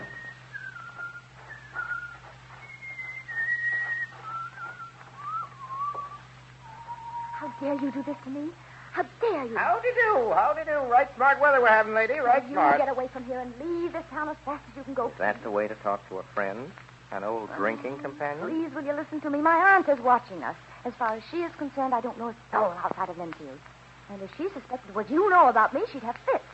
Oh, now be a nice man, won't you, please? Tip your hat politely and then get away from here, will you? Marvelous. This beats my first guess by a mile. Won't you please go? Fine old homestead you got here, lady, but one of your lawns looks seedy, and your lawns do need attendance. No, they don't. You know what you need? It's a gardener. No, don't be absurd. We've never had a gardener. You've got one now. Oh, please, won't you listen to me? It's simply can't be done. I can start right away. No, right no, this no, minute. no, Sure, no. simple. Why doesn't he go along? Theodora, did you tell him we call the police? I want work, Mum. Work. He said he's a gardener. We're not interested. Well, you ought to be, Mum. Your garden looks pretty bad to me. We don't care how it looks to you, and don't stand there arguing the top of your voice. You just go along about your own business. It's Sunday. I was just telling him that, Auntie. Sunday, I know what time of day, what day of the week it is. Quiet, you loafer. You got me all wrong, Mom.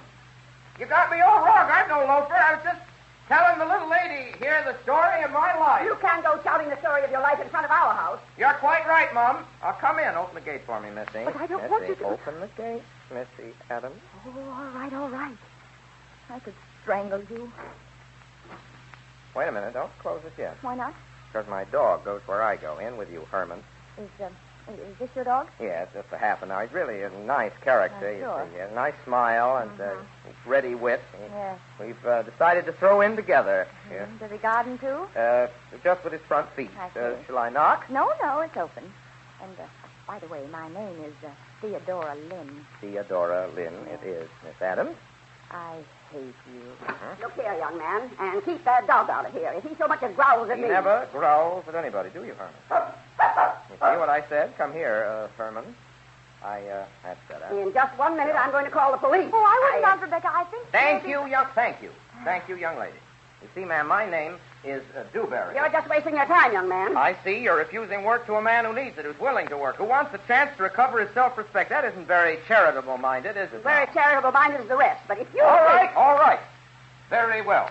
I'll find work right in this town, too, and then I'll have something to say about how people are treated here. I was telling your little niece outside. I'll have a lot to say about a lot of things that are said around here. There is some work around here, Aunt Rebecca, cleaning up and sort of setting the gardens to rights. Thank you, lady. That's what I call intelligent charity. Thank you. Yes, I'll show him to a spare room in the tool house. Thank Have you, you gone mad, Theodora? This way, gardener. You just lead the way, young lady. I'll follow you. If you think you're going to that spare room alone with my niece... Oh, you can come, too. If you insist.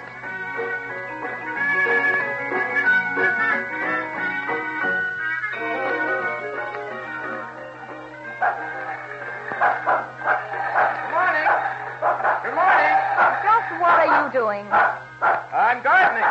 Did you have to hitch that dog to the lawnmower? Don't you like it? I thought it was an inspiration. Oh, well, you ought to hitch that barking horse at once and stop this nonsense. All right. Herman doesn't like our idea, Herman. No, I Sorry. certainly don't. You ought to know better than to stage a circus right here in our front Now, yard. look here. You want me to disappoint people who've walked miles to look me over? I bet I played to an audience of 100 in the last hour. I hope it's your farewell performance. Herman, let this be a lesson to you. It's a disgrace to have a little fun in Linfield. And don't forget it, Now, Herman. look here. I've got some things I want to say to you privately. If this was New York, you could come up to my apartment and see my family. Well, it isn't New York, so just move over to those rose bushes and start trimming Don't like them. rose Now, bushes. go I along. don't Keep want your to eyes trim on them. your work. There. Now, tell me. How did you track me to Linfield? I have an elaborate espionage organization all set up for people like you. Oh, you have? Yes. Outside of that, I've got a homing instinct like a pigeon. You know, you reminded me of a pigeon the first time I saw you. Oh, did I? Now, that's strange. Now, wait a minute. I insist on your telling me how you found me. Well, you dropped a few papers out of your purse, and we both had that slight difficulty getting out of the cab at the station, remember? Yes, I do remember that. Good. Then you must remember that I made so bold as to try and kiss you. Look, when I am not you... interested in your memoirs. Now that you've had your little laugh, why don't you go away? I like it here, and anyway, I've got a new mission in life. Oh. I'm going to break you out of this jail and give you to the world. The real you, I mean. I'm going to tell everybody I meet. You wouldn't be so low as to tell my aunt in Linfield about me. I would, but I won't. You'll do it yourself. Oh, no, never. Mm-hmm. No. Tell me, what sort of berries are ripe at this time of year? Berries? Blueberries. Why? That's what you and I are going out to pick tomorrow. Oh, now, don't be silly. I can't go skipping off into the woods with you. Not skipping, picking.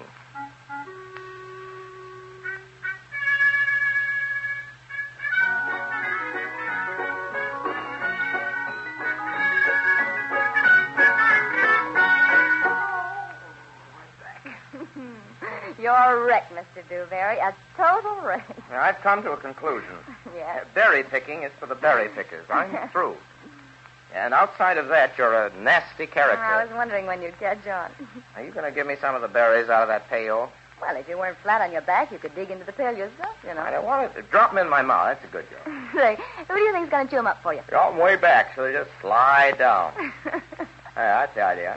I'm sorry I'm putting you to the trouble of swallowing. Oh, that's all right. Gives the fellow the exercise he needs. More. Honestly, you're such a fool. I was wondering when you'd catch on. Laugh again, will you? I will not. You're ashamed of having laughed, aren't you? Out loud and everything. Dear, oh dear, what would Linfield say? Miss Theodora Lynn laughed, my dear. I swear she did. I heard her myself. Nobody will believe you. You know you're a strange, sad case, my girl. No. Tell me more, Doctor. To start with, you're really a nice girl, full of normal desires, but I'll tell you what's happening to them. All right, what? They're being strangled to death. You mean murder? No, suicide. What Linfield doesn't let you feel, you write about. Love, laughter, freedom, fun, what you want to experience and can't. Yes, go on, Doctor. There's a happy world out yonder, young woman. Break loose. Go on, tell Linfield tell Linfield. Look, I am very happy the way I am. Thank you very much. Oh, no, you're not. You won't be free, happy, until you do what I tell you. Now, with my help... Now, wait a minute. As a matter of fact, you could help me. Say the word. What do you want me to do? Get out of Linfield and stay out. Then I'll be very happy and very free. You see, Dr. DeBerry, my real life is right here. Carolyn Adams was an accident. She won't write anymore. Too bad, if you ask me. Okay, that's your answer if I ask you. And until then, will you please leave it like this, Doctor? I'll be sure to call you if anything ever does go wrong. You promise? I promise. I promise that nothing ever will go wrong.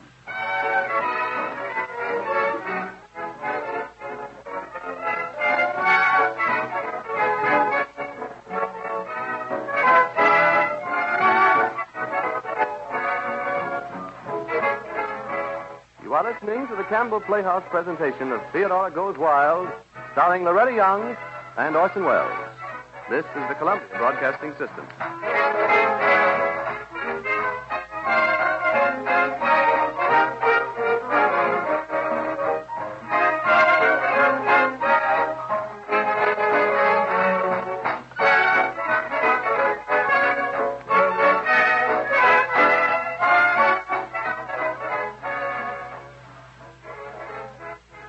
This is Ernest Chappell, ladies and gentlemen, welcoming you back to the Campbell Playhouse. In just a moment, we shall resume our presentation of Theodora Goes Wild. But first, do you remember, I'm sure many of us do, being sent as a child by Mother to the market, and that among the things she ordered was a soup bone for making soup? Yes, sirree. You trudged down to a friendly store in the neighborhood, made your wants known, and the soup bone was faithfully brought back and made part of a hearty, old-style, heartwarming soup that Mother made so well and you enjoyed so much. But I'll wager that the boy or girl going to the store for Mother nowadays doesn't very often have a soup bone on the list. Instead, the grocery likely tucks into the bag one or more cans with a familiar red and white label that says Campbell's Soup. Mother knows that into the making of Campbell's soups go luscious vegetables and fine selected meats. And these soups are the kind she wants her family to have. And so she buys them and serves them regularly. I'd like to ask if you at your house have turned your soup making over to Campbell's. I sincerely believe that if you do so, you'll be delighted to see how keenly your family will enjoy these fine soups. And now we resume our Campbell Playhouse presentation of Theodora Goes Wild, starring Orson Welles and Loretta Young.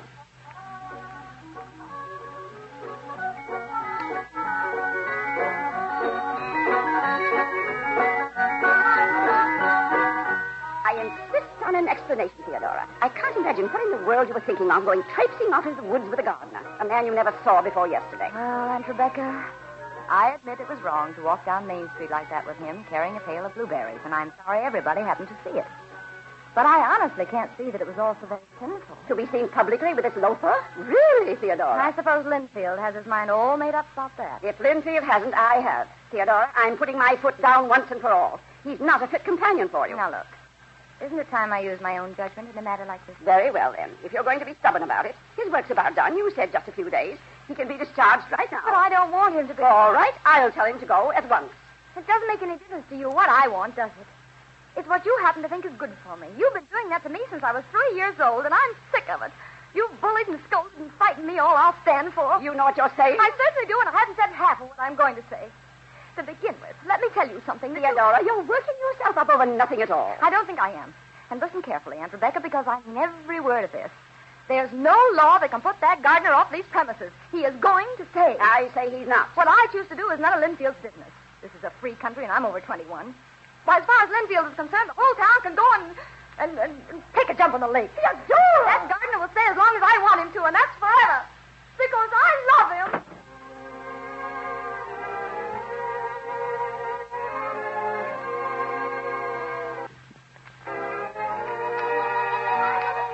Michael, where are you? Michael! Michael? Oh.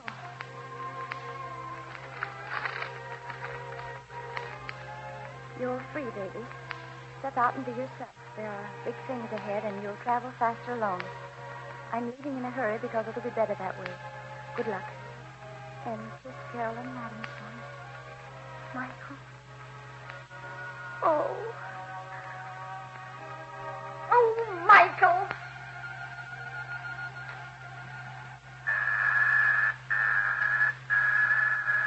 All right. All right.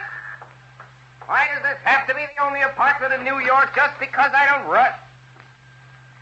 Oh. Hello, Michael. Theodora, what brings you?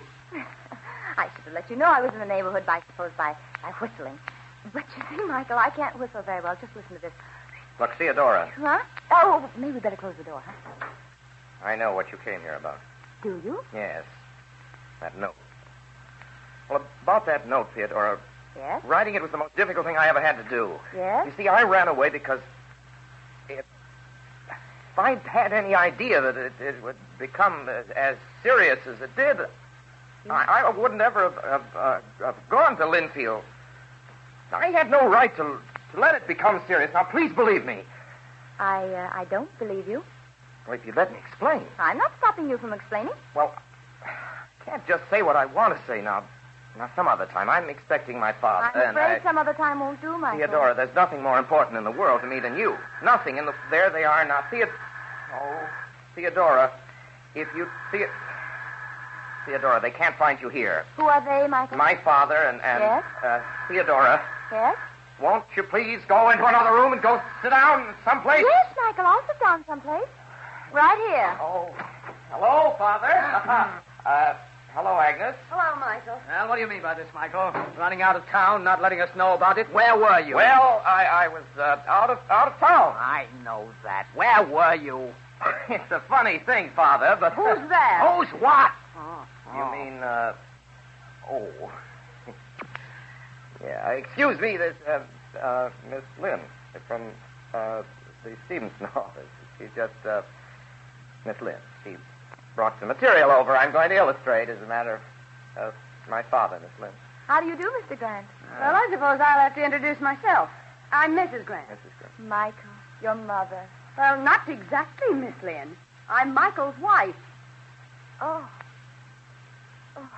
How do you do? Michael, where did you say you were? In the country, sketching. Well, that's a new name for it. Did you drift back into town accidentally? No. Or did you remember that I'm giving a reception for the governor? I on the remember 20th? of course I remember. Yes, well, I trust that you'll be good enough to remember also that I expect you and Agnes to be present. Well, he's the one that's insisting, Michael. If it were up to But, me... Father... I expect you, and with Agnes. Father, this pretense of my happy marriage can't go on. It's been washed up for 5 years. Agnes is just as sick of it as I am. That's a lie. I'm sicker of it. I thought we agreed there'd be no divorce as long as I hold public office. Well, you gave me your word, and that's the way it's going to be. Nothing can be done with him, But Michael. there'll be no buts. You know what's expected of you, Michael. Come on, Agnes. Goodbye, Miss. Goodbye. Goodbye, Michael. Goodbye. I can scarcely wait for the governor's reception. Neither can I. We always have such cheerful meetings, Don't we? Well, certainly do. That's it. That's it, huh? Yes. It's all clear now, is it? Well, in a way, Michael.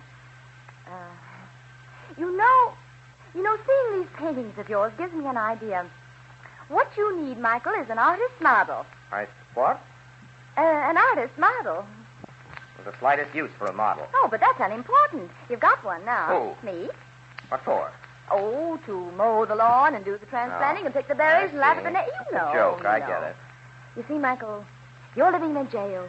You don't call your soul your wait own. a minute. If you're pretending there's any similarity between your situation and mine, Well, what's Theodora. the difference? What's to stop you from being free? Well, I'm under an obligation to my father. After all, I haven't any right to... Oh, I see. Michael, you claim to love me, don't you? You know I do. And the very minute I'm free, darling When Theodora... precisely is this minute to be? Well, just let Father serve out his term as lieutenant governor. Yes? He's decided not to run for office again. Yes? Ever. And that means that within 2 years... 2 years? Yes. 2 years is exactly 2 years too long, Now, be Michael. reasonable, Theodora. If I had any way in the If world... you had any courage, if you had any outlook, Not fair. why, you wouldn't think of waiting for 2 years. Oh, Michael, it's pretty clear to me that what you need is a model. Theodora, you're not being fair. Oh, yes, I'm being fair. Is this the phone to the lobby downstairs? Yes, that's the... Why? Thank you. Hello? What are you doing? Those boxes and things that were left in the lobby, will you send them up to Mr. Theodora. Grant's apartment, please? Yes, that's right. Thank you. What are you talking... What boxes? What things? Well, my clothes. You don't think I'm going to stay here indefinitely without any clothes, Exactly do what you? do you think you're going to do? Return a favor, darling. Well, how? By moving in here and breaking a scandal about my ears? Well, you've got to expect a scandal when you've got a model living in your apartment. Hey. Oh, no. Now let me. I'm sure it's for me. There, I was right. you Oh. see. Bring them right in, young man. Thank you very much. Listen to me. If you're going to stay here, I'm not. Oh, and it's such a nice apartment. You'd be so happy here. I'm leaving right now. Oh. Boy, will you please take these things into the spare bedroom? Yes, ma'am. And, boy, tell them at the desk, if there are any calls from Miss Caroline Adams, I'll be in Mr. Grant's apartment from now on.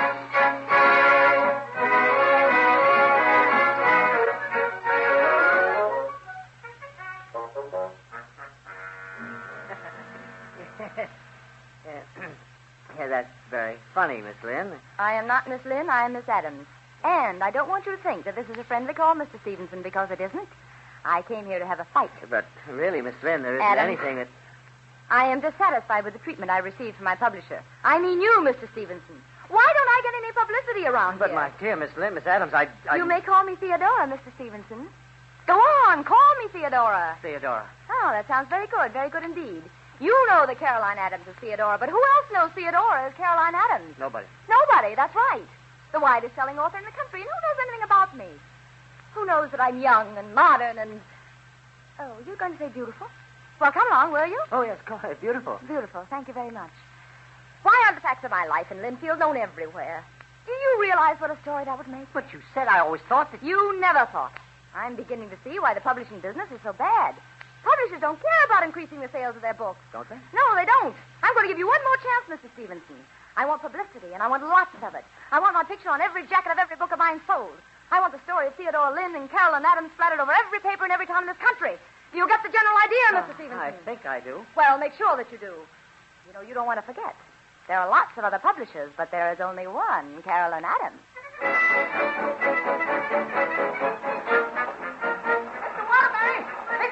Well, what is it, Henry? Say, look what just coming over the wire. What? Carolyn Adams, the author of that scorching serial, isn't Carolyn Adams at all. What in the world are you talking about? Well, this here wire, it says, Mr. Waterbury, you'll never guess who Carolyn Adams is. Well, for heaven's sake, who is she? Theodora Lynn. What? Yeah. Carolyn Adams is Theodora Lynn? Henry, don't stand there with your mouth open. Get busy.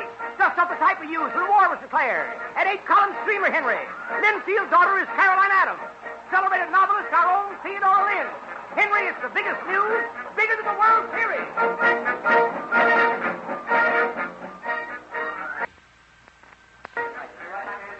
Just a minute, gentlemen, just a minute. You'll all have your interview. Okay, Miss Adams. Yes? What about a little advice to young people of today? Oh, very well. It seems to me that nothing is more important to the modern young girl than this, gentlemen. Be free. Express yourself. Take your life in your own hands and mold it. Oh, that's swell, yeah. Yes, that is pretty good, isn't it?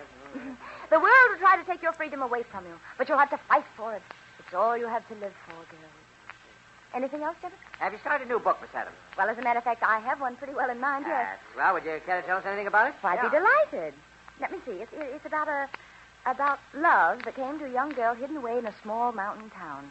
Outwardly, she seems to belong to that narrow, benighted community.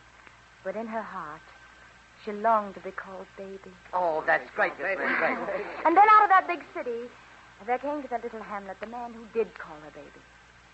And from then on, gentlemen, the story warms up. How's that? Of course, I haven't worked out the ending yet, but I'll guarantee you it'll be interesting at least. That wouldn't be the story of your life by any chance, would it, Miss Adams? Well, I shouldn't wonder. Who's the man? The man. Well, after all, gentlemen, I'm entitled to one little secret, don't you think? Yeah, but only one. That's the rules. So suppose you tell us. Isn't this Michael Grant's apartment? Michael Grant? Yeah. Michael Grant? Yeah. Son of Albert W. Grant, Lieutenant Governor. Oh. Unless I'm mistaken. Oh, indeed, you're not mistaken. Yes, this is Mr. Grant's apartment. We can print that, can we? I beg your pardon? That you're living in Mr. Grant's apartment. Well, gentlemen, since I am, I don't know what we can do about it. Though how you ever wormed that fact out of me, I'll never know. Now, don't tell me there isn't anything you can do about it, Michael. Well, you have to do something about it. I can't. If you only understand, Father, this girl has made up her mind. Yes, she certainly has. Giving your address, your apartment. Call the police and have her thrown out. What your father means, I Michael, know is that what my father means, Agnes, but he forgets that New York will be looking on if I call in the police, and that'll be fine publicity for the governor's reception, Father. Now, Well, you must do it without publicity.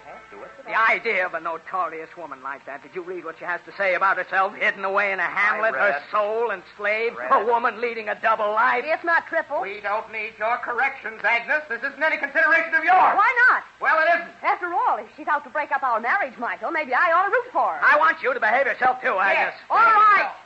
But let me say this. Don't. This woman can do anything she wants to as long as nobody suffers with Michael. Right. But if it gets talked about and I'm made to look like a foolish, deceived wife, You I'll are. protect myself. Michael's not going to drag me Can't into you anything. understand I'm not dragging anybody into anything? It's just... Now, you must make this woman stop her practical joke immediately, Michael. Do you understand that? Yes, sir. I just don't understand how I'm going to do it. Well, that will be up to you. You're so clever, Michael. You'll think of something.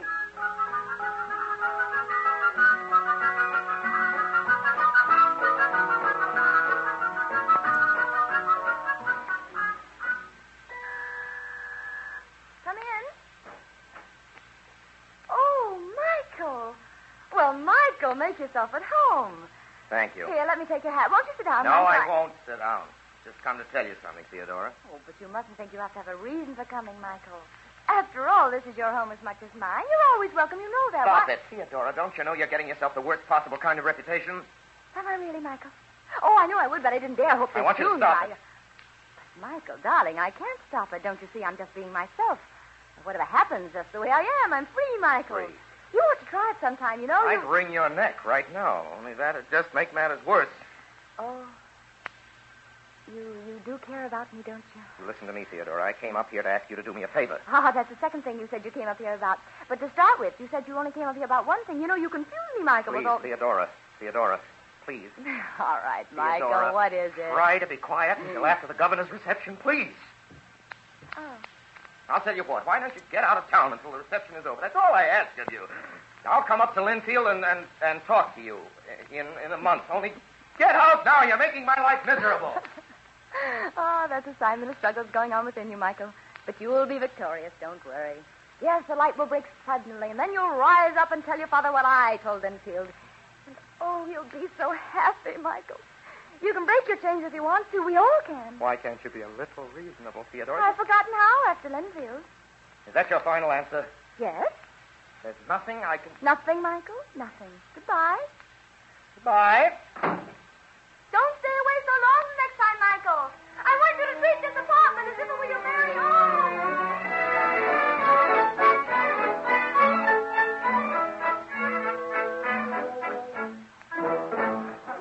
Governor Cameron. Governor Cameron, look this way. Governor Cameron, Mrs. Cameron. Can we have a picture of all of you? Why, of course, boys. Hold it. Thanks. We won't bother you anymore, Governor. Do you mind if we hang around and get whatever pictures we can? Why, of course not. Thanks.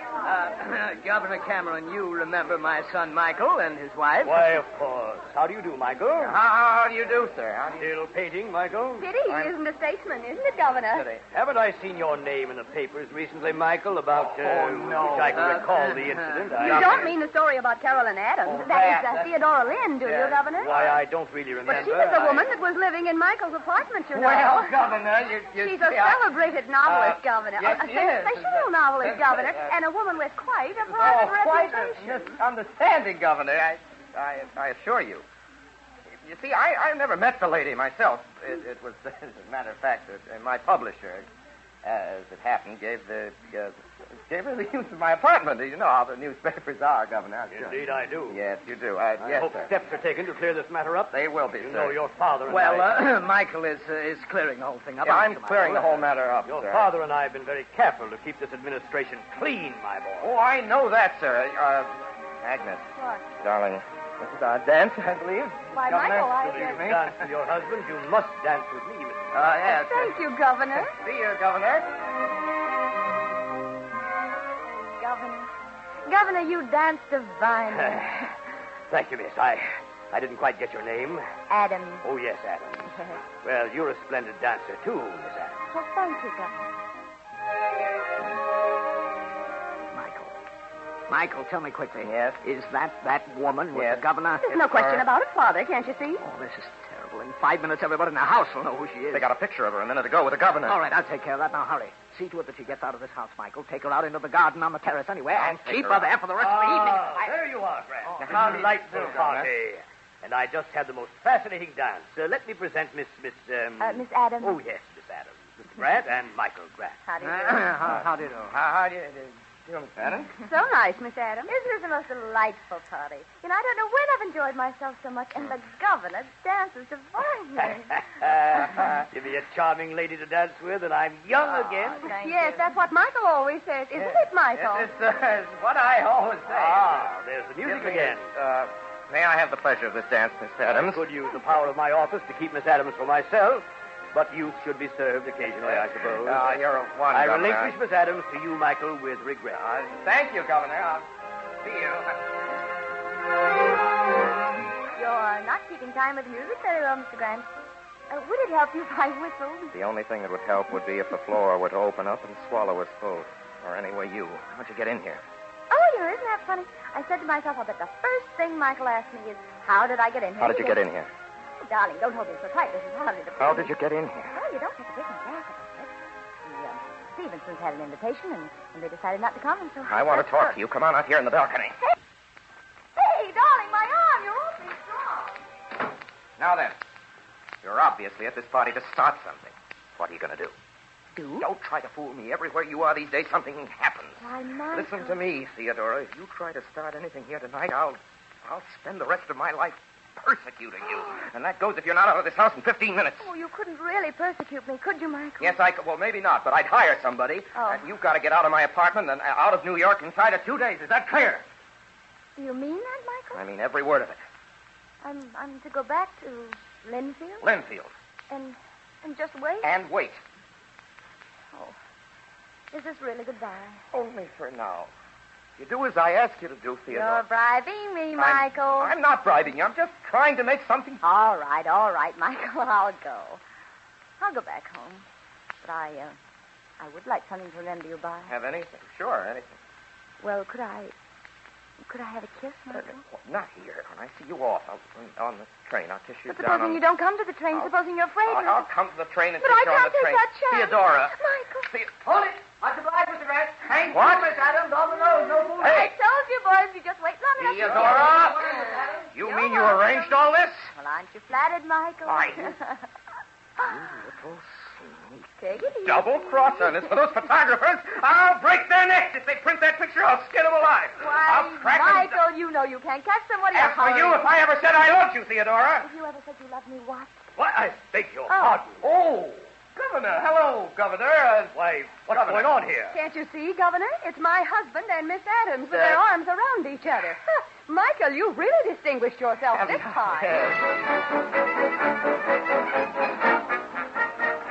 Mr. Waterbury! Mr. Waterbury! Yes, what is it, Henry? Say, look at this on the wire. Here. Here, Mr. Waterbury. What? Where? This is Michael Grant, sued for divorce. Grant's Carolyn Adams as love thief. Yep. Enter, my boy, the moment has come. I want nothing but ready on the front page this afternoon. Nothing but ready, you understand? Oh, I wish we hadn't used that big type last time.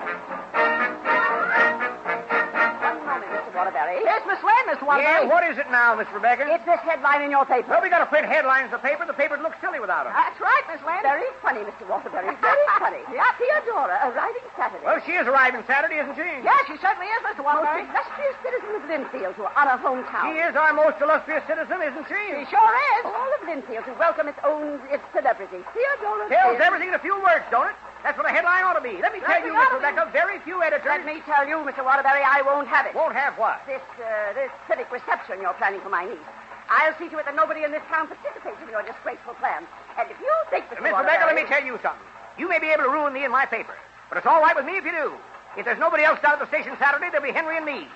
And if I have to get my paper out on Monday for the last time, Miss Rebecca, I give you fair warning, you'll be in the headlines. You'll be the headlines.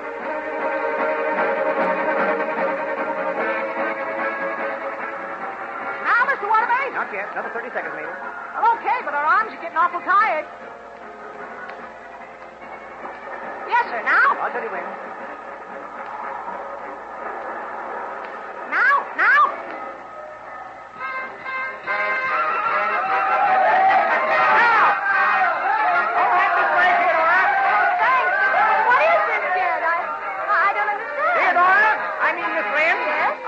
You on behalf of the people of Linfield. You've shown that by being yourself, by not concealing anything that you do, because you know that what you're doing is right, there's no reason why anybody... That's enough out of you, Jed Waterbury. Rebecca. What are you doing here, Miss Rebecca? Welcoming my niece home. You know anybody who has a better right? But Just because you didn't see me doesn't mean I wasn't here. That's what telegraph poles are for, Mr. Waterbury, to hide behind from people like you. And another thing, I never did hear a brass band play as bad as yours did just now. I guess I've got to do the band leading, too, here in Linfield. Let's see you play as if you meant it. Blow hard, all of you, like it was your last blow. Are you ready? 1, 2, 3, blow!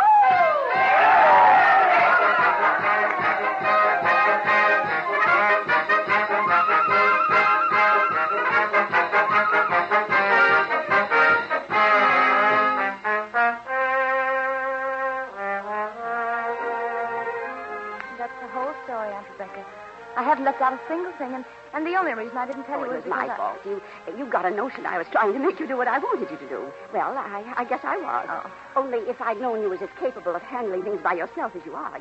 You know, Theodora, I got a confession to make to you. Well, what is it, Aunt Rebecca? Well, I've always been telling you to behave like all the Lynns there ever was before you, but I forgot to tell you there's been wild Lynns as well as quiet ones. You're going wild like that. No surprise to me. I can remember when I was your age, there was a young fellow over in Springfield. Yes? Oh, no, I guess I better not. Oh, go on, Aunt Rebecca. Oh, no, another time. Right now, I tell you what, you go out in the tool shed and get me my garden scissors. Those bushes need pruning. Oh, but Aunt Rebecca, surely they can wait till tomorrow. Theodora, go out in that tool shed and get me my garden scissors. Yes, Aunt Rebecca.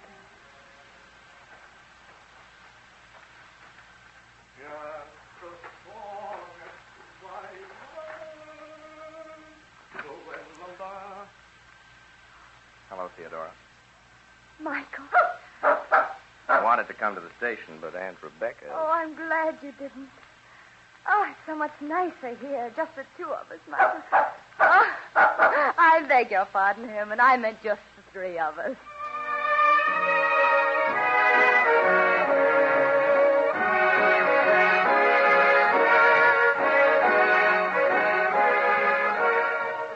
You have been listening to the Campbell Playhouse presentation of Theodora Goes Wild, starring Loretta Young and Orson Welles. Mr. Wells will be back with us in just a moment, but right now, if I may, a brief reminder. When you enjoy Campbell's vegetable soup at your table, you are eating vegetable soup every bit as fine as any that ever came out of a home soup kettle. That's because it's made in the old-fashioned, old-home way. Its 15 different garden vegetables and its invigorating beef stock give it the stoutness and substance, the really hearty eating that you want in a soup at this time of year. No wonder, indeed, that families everywhere look upon Campbell's vegetable soup as, well, as almost a meal in itself. Now, wouldn't piping hot plates of vegetable soup, as Campbell's make it, taste really good at supper tomorrow night? And now, here is Orson Welles. Ladies and gentlemen, it gives me great pleasure to present tonight's guest star. Not only is she one of Hollywood's best-known actresses, but she is, by common consent, one of the best-liked members of the movie colony. Ladies and gentlemen, Miss Loretta Young. Good evening, ladies and gentlemen. And thank you, Mr. Wells. I'm particularly happy to be here tonight because I really think I'm what could be called a Campbell's Playhouse veteran. I was on the very second Campbell Playhouse broadcast in Clive of India with Ronald Colman back in, October 1934. I was going to bring that up. Our records show that you've only appeared with us 5 times, including tonight, since then, and that's not nearly enough. Thank you. I want you to promise you'll be back with us again very soon. I'll be glad to appear again here, Orson. While we're about it, I feel I must warn you, Loretta, about tonight's broadcast. Warn me about what? Well, you know what you're going to be suspect from now on, don't you? Let an anonymous novel appear anywhere. Let any author use a nom de plume, and we'll all be convinced you're the author. Well, that's a marvelous idea. And it'll make a good plot for a picture or a broadcast. Oh, why don't we do it and call it Theodora Goes Wild? Great. And I could play a young artist called Michael and go to Linfield and pick up a dog called Herman. Yes, you've got the idea. I'm ready right. anytime you are. Well, it's a deal. As soon as I finish with my next picture. That wouldn't be a Columbia Pictures Corporation picture, would it? Yes. It would be, Orson, and thank you very much. Don't mention it. Thank you. Loretta Young. And good night. Good night. Miss Young, of course, ladies and gentlemen, was Theodora. Jed Waterbury was Ray Collins. Mr. Grant Sr. was Everett Sloan. Mrs. Michael Grant was Georgia Backus. Mary Taylor was Mrs. Stevenson. Aunt Rebecca was Clara Blandick. Frank Reddick was Arthur Stevenson. And Michael Grant was your obedient servant. Now it's to next week. Next Sunday night, ladies and gentlemen, our offering will be The Citadel by A.J. Cronin. A human story of the struggle of a young doctor and his wife to see and hold their way clear against the complexities of modern life in his profession. And as Christine, the clear-eyed wife, who manages to remain true at all times, not only to her own self, but to her husband's true self as well, we regard ourselves as extremely fortunate in being able to present an actress who has been universally acclaimed as the outstanding motion picture discovery of last year, with unanimous critical acclaim for a performance in Wuthering Heights and Dark Victory. One of the brightest of the new stars in the Hollywood firmament, Miss Geraldine Fitzgerald. And so until next Sunday night in the Citadel, my sponsors, the makers of Campbell Soups, and all of us here in the Campbell Playhouse remain, as always, obediently yours.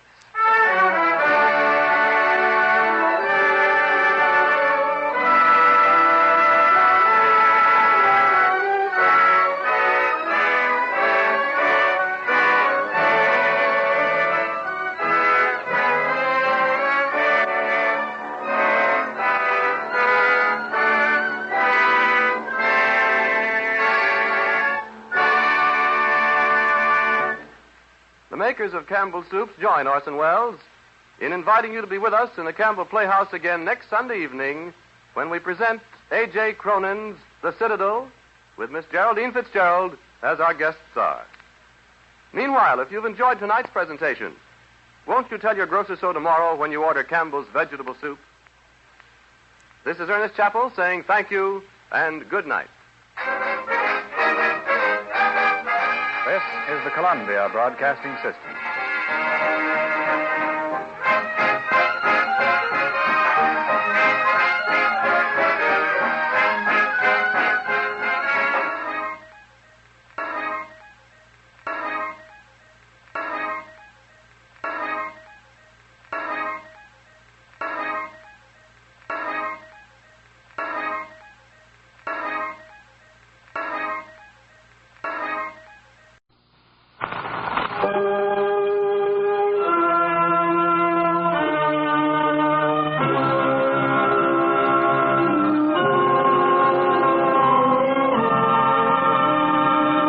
The makers of Campbell Soup present the Campbell Playhouse. Orson Welles, producer.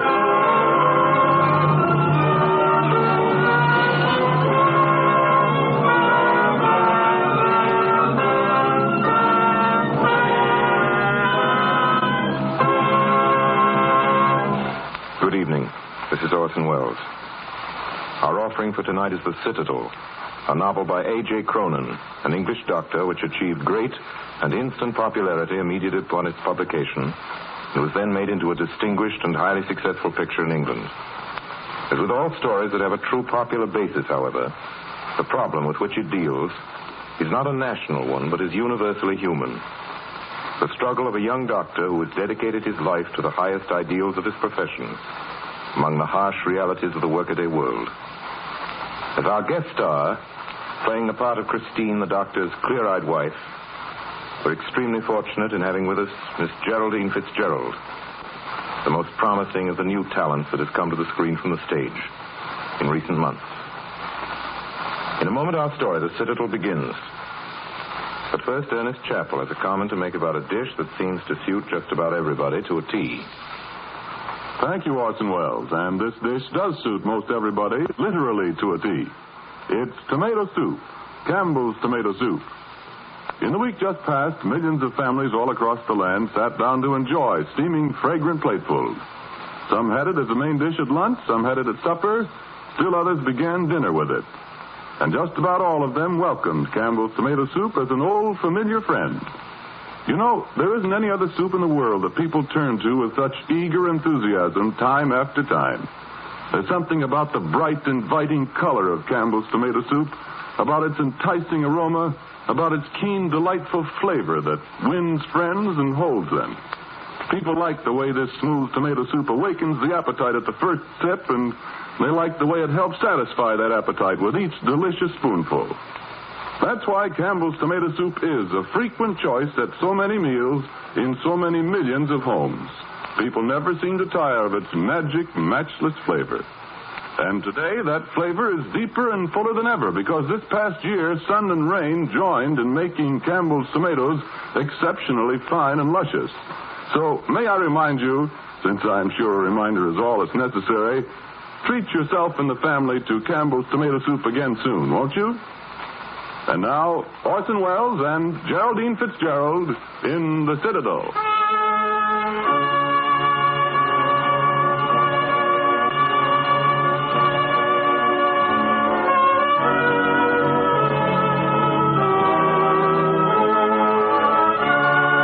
And Romanson, it is with extreme pleasure that this university awards you your degree. And with it, as our supreme honor, the Hunter Gold Medal, awarded each year to the best student in clinical medicine.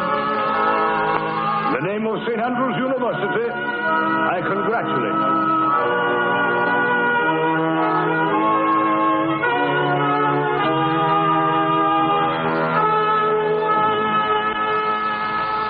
Good evening.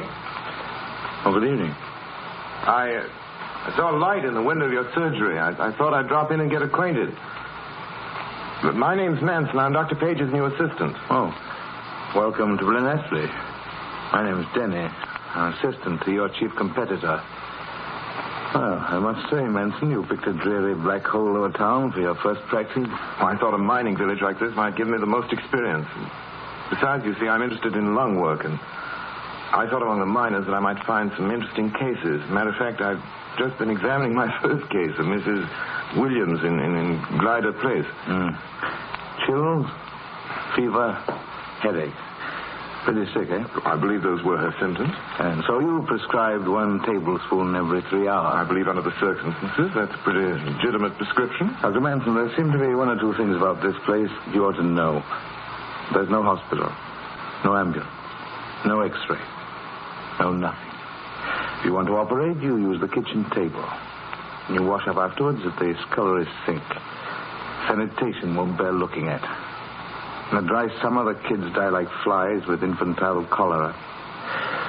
Yes, and come to think of it, if I were you, I should look out for typhoid. Typhoid? Yes, typhoid. Some of these cases aren't exactly typical. Thank you very much, Dr. Denny. You see, I am new, and not only to this place. I've not had the proper experience.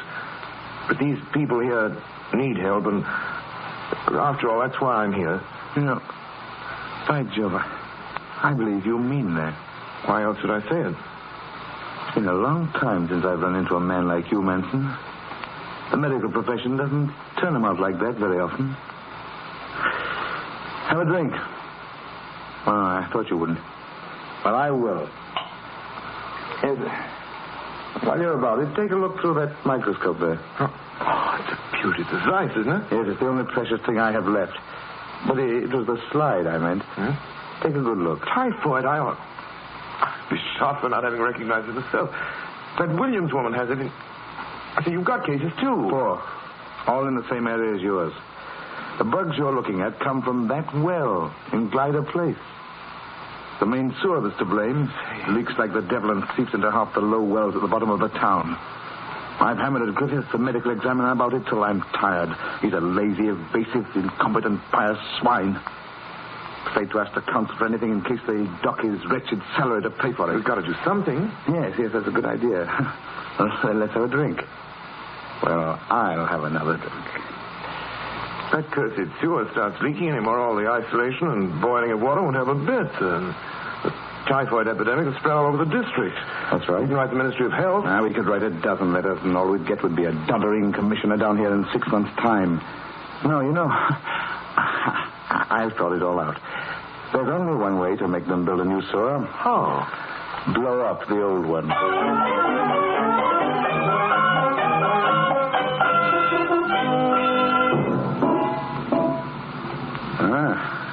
Pretty little sewer, isn't it, eh? No wonder people are dying. It's positively gangrenous. Well, take one last look, Manson. Got a match? Here. Now, you ready to run for it? Don't you worry about me. Dynamite. Yeah. The last stick of dynamite. Quick. The men will cover. Right. Now, run.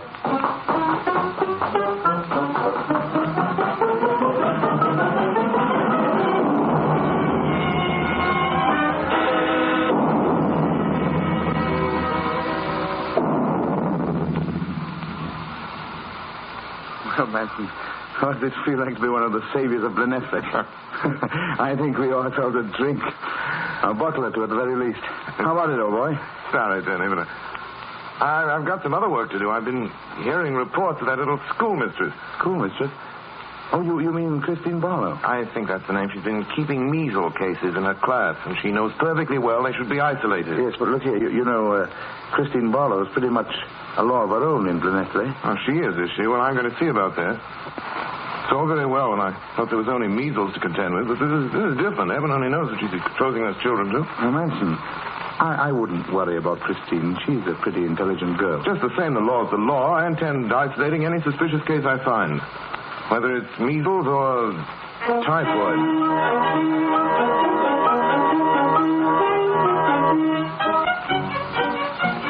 All right, children. You're dismissed now. Be back at 2. Quiet, children. The little ones will stay for their milk. Idris, you sit over there by the fire in the big chair. Here's your milk. The rest of you sit at your regular places. Yes? You're Miss Barlow, the schoolmistress? Yes. Oh, I'm Dr. Manson, Dr. Page's assistant. Oh, won't you come in? Thank you. We're not having school just now. It's our mid-afternoon break. The children are having their milk. Because of the threat of a typhoid epidemic, we're isolating all suspicious cases. Yes, I was told. I understand you have a contact here, Idris Howells. But you don't understand, Doctor. You don't know the conditions in Blenheim. These children are starving. When they're well, there's not enough of the right kind of food, and when they're ill, it's often fatal. And Idris's brother only has the measles, and if Idris had stayed home, he'd have missed his milk. You must understand, Doctor. It isn't a question of his milk, Miss Barlow. The child ought to be isolated. I have got him isolated in a kind of a way. If you don't believe me, look for yourself.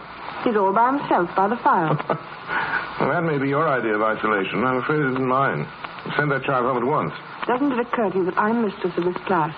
You may be able to order people about in more exalted spheres, but here it's my word that counts. You're breaking the law. You can't keep him here. If you do, I'll have to report you. Then you'd better report me. Or have me arrested. I've no doubt it'll give you immense satisfaction. There's nothing more, is there? Stand up, children, and say, "Good morning, Dr. Manson. Thank you for coming." Good morning, Dr. Manson. Thank you for coming.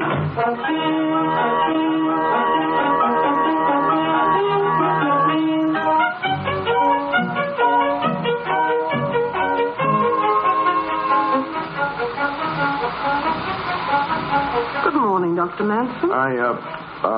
Have you sent for the police yet, Dr. Manson? You see, Idris is still with me. Miss Barlow, I've got to tell you that I'm sorry about that. I ought to be kicked hard. What you're doing about those kids is splendid. I've learned a lesson that sometimes it's better to observe the spirit than the letter of the law, and I'm sorry to bother you with all this. I had to say it. Good morning. Wait, Dr. Manson. I understand. I know just how you felt. I felt the same way at times. Then you don't mind? You'll be friends? Of course. Could I walk home with you? Not far, but if you'd like I'd to. love it. We've had a lot of excitement lately for Blue Nestle, haven't we? Yes, we have. Odd, that sewer blowing up. Quite a coincidence, really. Yes. Dr. Dennis threatened to blow it up so many times. He must be quite pleased, don't you think? Well, I rather imagine he is, yes. I think it was splendid. Splendid of you both. You mean you guessed? Of course. It's Denny's idea, not mine. I wouldn't have had the courage. I've learned a good deal from him. When I came down here, I was full of a lot of formulae and theories of diagnosis that aren't right at all. And all I knew were a lot of trick prescriptions that were perfectly harmless, but no earthly good. Fix them up, that's the rule. Even though it's only burnt sugar and soda bicarbonate. Dr. Manson, what are you going to do? What do you mean? With your life. You're not going to go on living in this dirty little village forever, are you? Oh, I've been so busy, I guess I hadn't thought much about it. That is, not since I left the university. You see, I had so many ideas then. I'd planned some research on tuberculosis. My thesis, I wrote a paper on inhalation. Pretty good it was. Only the other day I had a letter from a remarkable chap in America, Richard Stillman. Who's he? Some well-known doctor over there? No, he's a physicist, really. He runs a clinic for disorders of the lungs near Portland, Oregon. And he's really a big man, does wonderful experimental work, some of the finest in the country. And he's had to fight all sorts of opposition. That's the sort of thing I'd like to do. When I get a chance. Get out of it. Get out of Blue Nestle? Oh, sorry, I didn't mean... Oh, I understand. To do some real work for a change, some real work where I'm needed, where I can be of real use. I was told of a place the other day over at Aberarlo. The medical society there is looking for a new assistant. I think the head doctor's name is Llewellyn. You might try. I think I will try. I'm going right home now and apply. They can't do any more than turn me down. Thanks a lot, Christine. I'm sorry, I didn't mean to call you by your first name. Just slipped out. Oh, but I'd like you to call me Christine. Only at home I was more used to Chris. Yeah, I like that, Chris. That's good. That suits you. Well, good night. And thanks. Good night. Good night. Good night.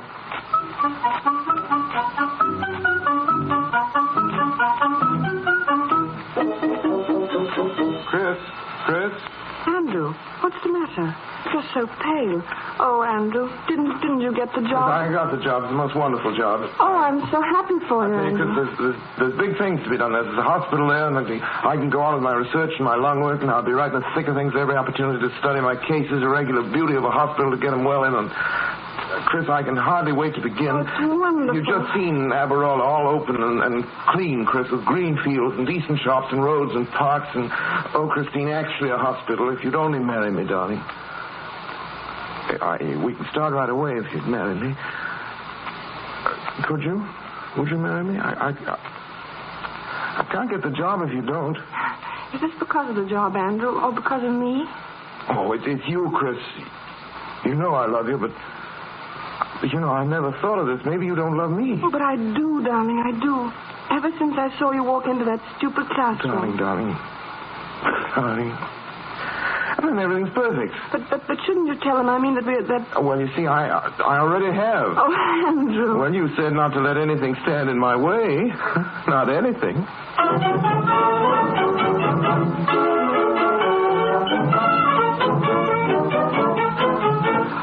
Look at it. A dining room, a library, a morning room. No wonder they wanted a married man. At least it's well built to be warm. I say, Christine, what's that? A present from Denny, a wedding present. Denny? That's decent of him.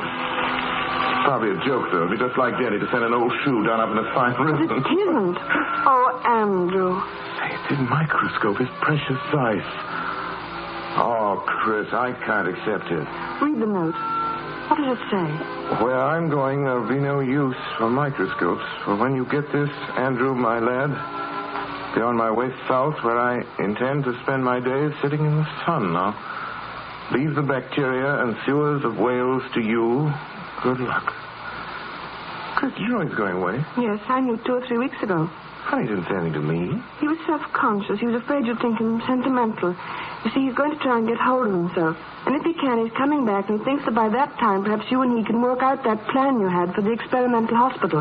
He's very keen on that, Andrew. Oh, Denny, and I didn't think he cared at all about my idea. I tell you, Chris, this room won't be the library or the morning room or anything like that. In honor of Denny, I hereby christen this room the lab. Isn't it wonderful, darling? A real honest-to-goodness laboratory. And a real honest-to-goodness wife. Come here. You know what day this is? Our wedding day? What's your name? Christine Barlow. Christine what? Christine Manson.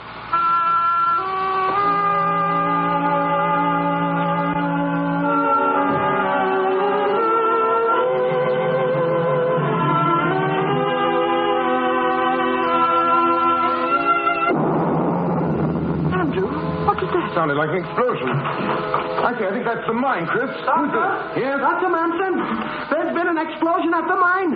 You better come, Doctor. I'll come at once. Get my bag, Chris.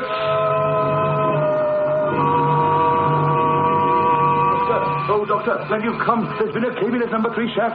Sam Bevan got buried there. They don't seem able to lift the lad. He's on your list. Bring a stretcher and the emergency can follow me. Is the cage still working? Well enough, I guess.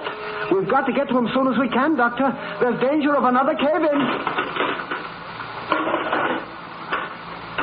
I light the way, Dr. Manson. There he is. We can't shift Sam Lowhall. Oh, they're still trying to get the poor fellow out. Oh, Doctor. His arm's caught under a plate of rock, Doctor. Let's have a look at him. Doctor. Sam. Oh, Doctor. Looks like you're going to have some ambulance practice on me proper. Sam, there's only one way to get you out. I guess you know that. I've got to amputate. Do you know what that means? Yes, Doctor, I know. Only get me out of here. Right, now where's my bag? Here, Doctor. It's all right, Sam. Don't worry. I'll send you to sleep now. And then when you wake up, you'll be... What's the matter, Doctor? My chloroform. The bottle's broken. I'll have to send up for an anesthetic. You can't, Doctor. There's no time. There's a flying starting. You can hear it. It won't be any time till the roof caves in on this. It might get us all. All right, Dr. Manson. Dr. Manson, it's all right. Go ahead. Without it. You're a brave man, Sam. Steady, Sam. Steady. Sam? Steady. Steady. He's fainted, Doctor. Thank heaven for that. He'll not feel the pain. Now, hand me the saw, quick. Now, stand ready with the bandages. Stand ready. Hold him. Give me the bandages. There we are. Right. Quick. The bandages. We are. Is that it, Doctor? Take him away. Go steady with the stretcher. Wrap those blankets around him. We want plenty of hot water bottles. Steady. If we ever get out. The doctor says, but hurry as you can. The roof can't hold up much longer. Hurry.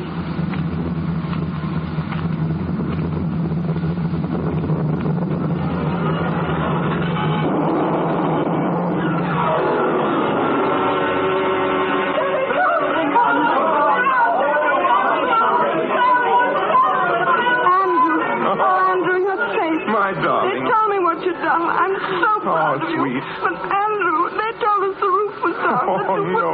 You wouldn't come out again.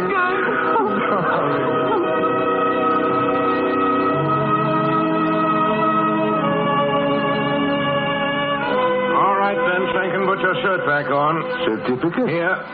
Say. This don't say certificate. No, it doesn't. For 15 years, you men have been getting compensation for an illness you haven't got. I'm not going to do it. You're perfectly able to work, and work you're going to do. Now get out of here before I put you out. All right. I'll get out. But we'll all believe in you, Doctor. That's what we'll be doing. We'll go to the doctor that gives the certificate. There's only one thing wrong with you, Mrs. Hinch. You should walk. Walk several miles a day. Thank you, Doctor. Then may I have my medicine? There'll be no medicine. Walk. That's the only prescription I'll give you. No medicine? Tain't doctrine, that's what tain't. When I don't have my medicine, I know what happens to me. If you won't give it to me, I'll go where I can get it. Where you can get something for your money. Very well, Mrs. Hinch. Chris, everything's gone wrong. Outside of that one night I was called to the mine, it hasn't been at all what I thought it would be. I've tried to do what's right. And the hospital. I counted on that hospital, so... I know, dear. It's the chief doctor's hospital, not mine, not the company's, not even the workers, but his. Oh, when I think how I started out, Chris. what I was going to do, what I was going to accomplish, what I was going to be. Andrew, we're not going to stay in Welsh mining villages all our lives, are we? Why can't you set up a practice for yourself? Maybe in London. Chris. Why not? Maybe you're right, Chris. Why not? Yes, why not?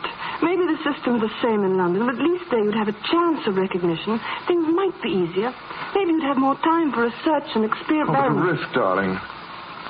There'd not be sure money, you know. You'd have to take a chance with a poor, down-at-the-heel Scotch doctor. I don't know how I'd make out in the city. I'm pretty much of a country lout. Maybe I'm only fit for slogging around in the slush and turning over dirty blankets and collecting fleas. That's not true, and you know it. All right. All right, if you've got faith enough, then I have. Chris, it won't be easy, but still... Yes, I believe I can do it.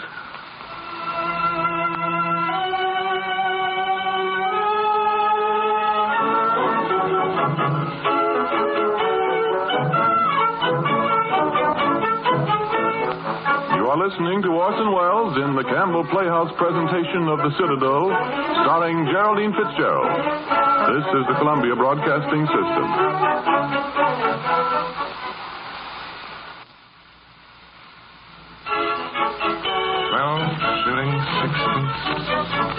14 shillings, 7. 3 shillings for piercing the lady's ears this morning. Well, Chris, that's our week's receipts. 14 shillings. It's not much, darling, but it's more than last week. We've only been in London 3 months. You can't expect to make a fortune overnight. Heaven knows, Chris. Heaven knows how we'll live on 14 shillings. We've got to somehow. We will, darling. And things need to look well to impress patients. They can't know we're as bad off as we are. You've got to spruce things up, Chris, and economize. Economize? Don't I always economize for you? Do I cost you any... Chris, now... Oh, I'm sorry, darling. Andrew. It's this house. I didn't realize. That basement, the stairs, the dirt. I know, sweet. Oh, Andrew, I didn't realize what London was like. It's so squalid and mean. Chris, darling. I know. I won't say anything ever again. Only, Andrew, London isn't what I thought. Not at all what I thought. I'll make money for you if you'll only give me time, darling. That's not it. We've never had money and we've been happy.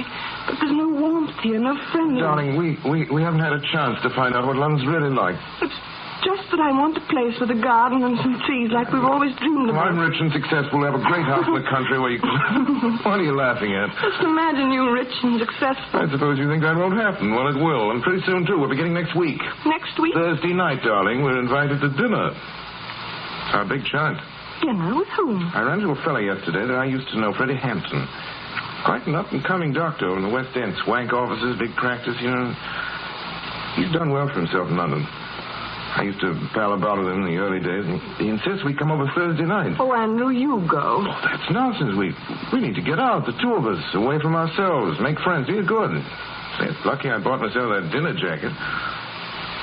What about you, Chris? What do you wear? We'll have to get you a new dress. A new dress? Nonsense. What I need is a new gas cooker.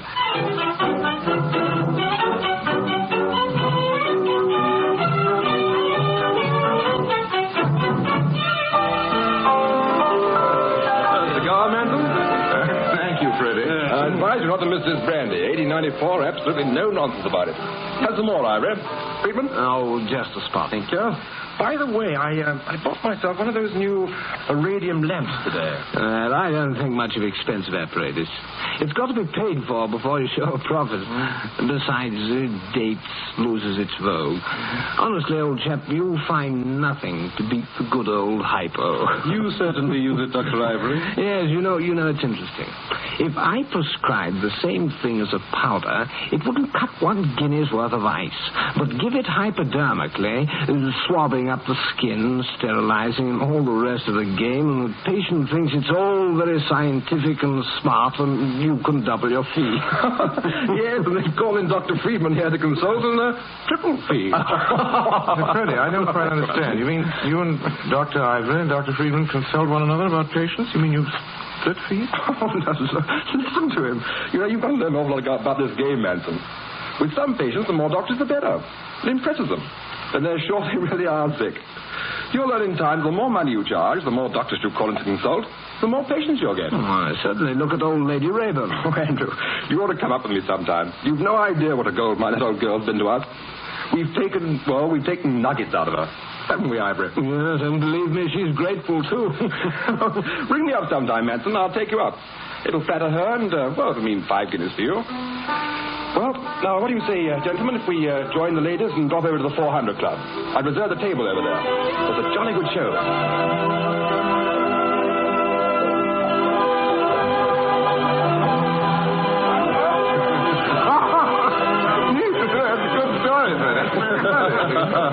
Think it like that. I say I'd better dance with Chris. You know how it is, Freddie. Oh, I say, you can dance with your wife any time. Ask Frances Lawrence. She can do more for you than anybody else in London, if she takes a fancy to you. My boy, at this time in your career, you can't waste any time on sentiment. The right people, that's the whole thing. Frances? Yes, Freddie? A dark, handsome gentleman is pining away because he hasn't the courage to ask you to dance. Oh, I adore dark, handsome men. I should be delighted, Dr. Manson.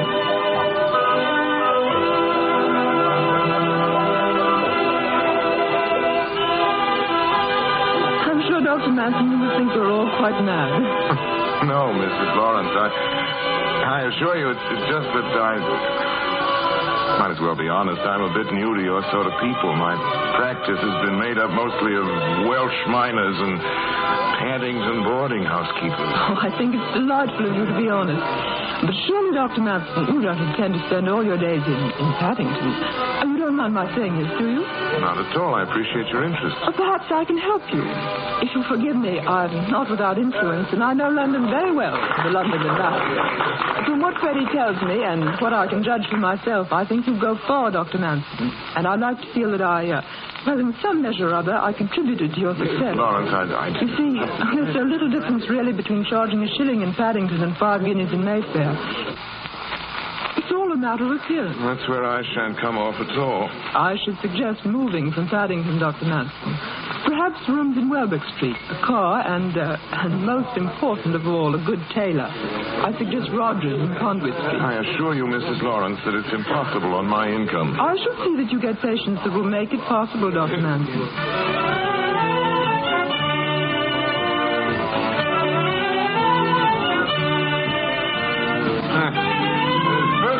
Those doctors, chap. Chris, it's been a wonderful evening. Oh, now look here, Chris. What's wrong? Couldn't you see that everything, the food, the furniture, the way they talk, money, all the time. And the way that Mrs. Lawrence looked at me. It was actually funny when she realized what a nobody I was. Oh, the whole thing was disgusting. I'll make money for you, Chris. I'll buy plenty of expensive clothes. Freddie, you know, they're telling me I don't want money, and I hate expensive clothes. Darling, please. Don't kiss me, Andrew. I love you, Andrew. But when you're like this, I seem to be with a stranger. All right, my girl, if that's the way of it. But I'll show you I can get out of this hole. You don't have to worry about clothes or your cook stove. I'll make money. You'll see.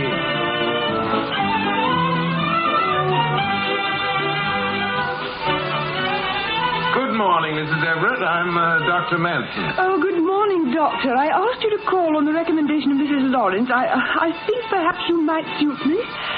I shall do my best, Mrs. Everett. Mrs. Lawrence says you're a very brilliant young man. Thank you. Sure. Dr. Manson, I do dislike bills. Would you object to my paying in advance? I never pay more than 1 guinea a visit. Is that all right? That's quite all right, Miss Everett. Quite all right. Now, if you'll permit me. You know, Manson, I'm glad you chucked your old dog in the manger, holy willy attitude. You know, a doctor can make a pretty good thing out of London these days if he's willing to play along. You know, I've got an idea that you and Ivory and I could work out something really worthwhile. Make some real money, Manson. What do you say if you drop round to my office one afternoon this week and talk it over? Well, I'd be glad to. I say, there's a favor I'd like to ask of you. It's a charity case. Oh, I say, another one, Manson? You know, for a fellow who's only been in London a few months, you've certainly loaded yourself down with those. This is a rather special case. The girl has TB, left apex, primary stage. Of course, it's pretty bad. I wonder if you'd arrange to have her taken to Victoria Chest Hospital. Oh, well, of course, anything for a friend. I'll bring her up. Fine. And afterwards, why not drop into the Ritz and we have a drink? I'm sorry. I've got an appointment to see Richard Stillman. Stillman? You know, the American health expert. He's in town today. Oh, the quack. Well, he's He's quite a big man in America. Yes, well, I'd be very careful of that if I were you, Manson. You know, in your position, it isn't too good to be seen with men of that type. And you're just at the point where the wrong connections can ruin you, old boy. Just think it over.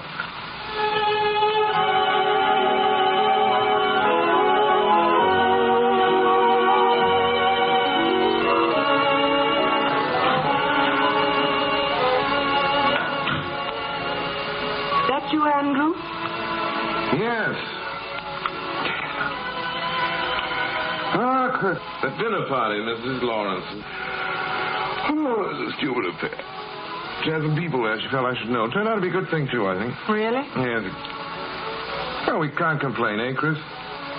Not like it was in the old days. We used to sit and wait, counting up the hours before patients would show up, Now we're getting the things we wanted, Chris. And we'll have a lot more. I want to buy you things. Furs, clothes, a car. I want you to be like other women. Andrew, do we really want to be rich?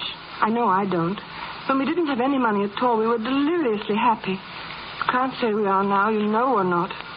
After years of tramping about in slush, eating sausage and soused herrings, taking dogs' abuse from pig-headed committees, and attending miners' wives in dirty back bedrooms, I should think you'd welcome a change, if not for your sake, then for mine. Oh, if only I could make you see. Andrew, you're falling victim to the very system you used to attack.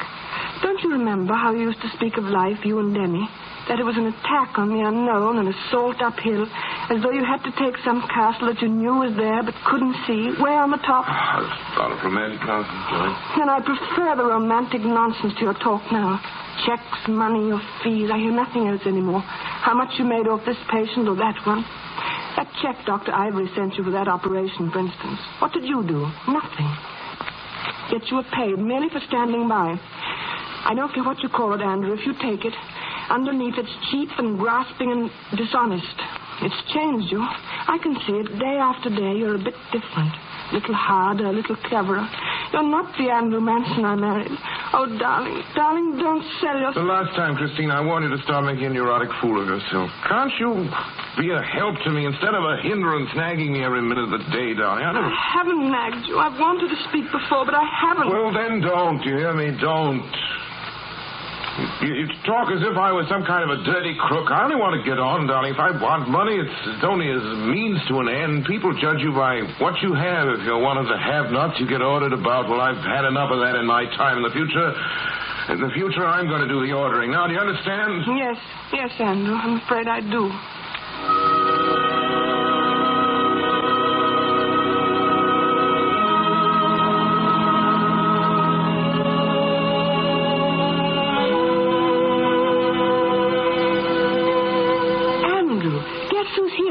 Denny! Oh, back at last, Denny, you old scoundrel. Yes, Manson, I had about enough of the wide and starry sky. You know, the best way to get to like this brave country is to go abroad. Denny, how are you? I'm fine. But, say, I haven't made a mistake, have I? This well-dressed gentleman is Dr. Manson, isn't he? No other. Come on in, Denny. How about a bottle of ale? I'll bring some, Andrew. Well, now that you're back, I hope you're going to settle down, Denny. After all, you're on the right side of 40, and oh, boy, with your talent. Oh, don't be so smug, Professor. I may still show you a few tricks one of these days. Well, what are you going to do? I've just been appointed surgical registrar of the South Hertfordshire Infirmary. $300 a year and found. I don't know how they gave me the job. It must be another case of mistaken identity. You're a mess, old boy. Denny, a first-class degree like that will get you anywhere. Here's your ale, gentlemen. Christine, what have you been doing to me? You don't sound like the bloke that blew up that sewer with me. You'll not join us, Chris? No, you must want to talk over old times. And I know you want to explain to Andrew the scheme you were speaking of to me. Scheme? What scheme, darling? You tell him, Danny. I'll answer the phone. All right. Manson, you remember the great theories you used to spout in Vanessa? About tuberculosis hospitals? Yes. Special hospitals, away from the dust and noise of cities. Of course I do. Well, I've been talking to Stillman. You know him? Yes. The more I talk with him, the more I realize how practical his ideas are. That's one reason I took this job in South Hertfordshire. You see, I thought that you and I and Stillman... Andrew, it's Mrs. Higgins on the phone. Her little boy is very ill. Could you go over? Of course, Denny, old boy, you put up with us tonight. Sorry, I've got to get back to my job, or else they might change their minds. I can't afford that. Well, it's been awfully good to see you. And sometime Chris and I will run out and visit you just as soon as I can find a free afternoon. Yes, do I? I'd like to have you look the place over. See you soon, then. Christine, you're worried, aren't you? Oh, could you tell? Well, I wouldn't worry too much. I guess we all go through this period. Andrew will be all right.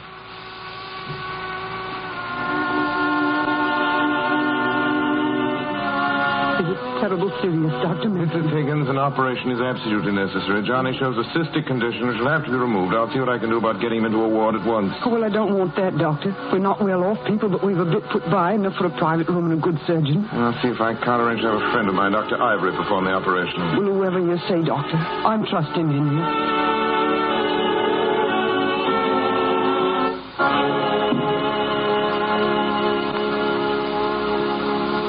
The operating room is ready, Dr. Ivory. Dr. Gray is waiting for the anesthetic. Thank you, nurse. Well, Manson, soon be over. Let's see, just 10:30. I'll have time to drop in on Lady Rayburn before lunch. Oh, here's our patient. Morning, young man. Johnny. Hello, Dr. Manson. Dr. Manson, you're not going to hurt me, are you? Oh, I'm not going to hurt you. Just lie still, Johnny. We're just going to slip a mask over your face. I won't hurt you at all. Your apron, Doctor. Thank you. Don't be frightened, Johnny. Yeah, you slip it on. That's the mask. That's a good boy. Now breathe deeply.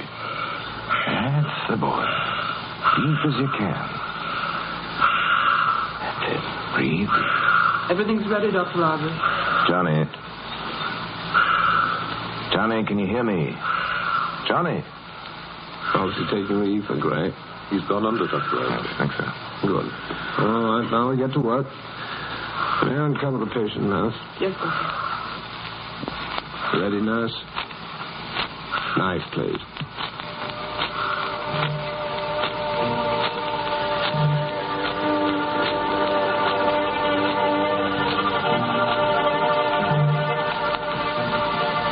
I'm so frightened, Mrs. Manson.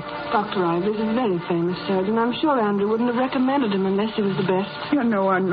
But Johnny looked so white. It was almost as if... Oh, please, Mrs. Higgins, you mustn't worry.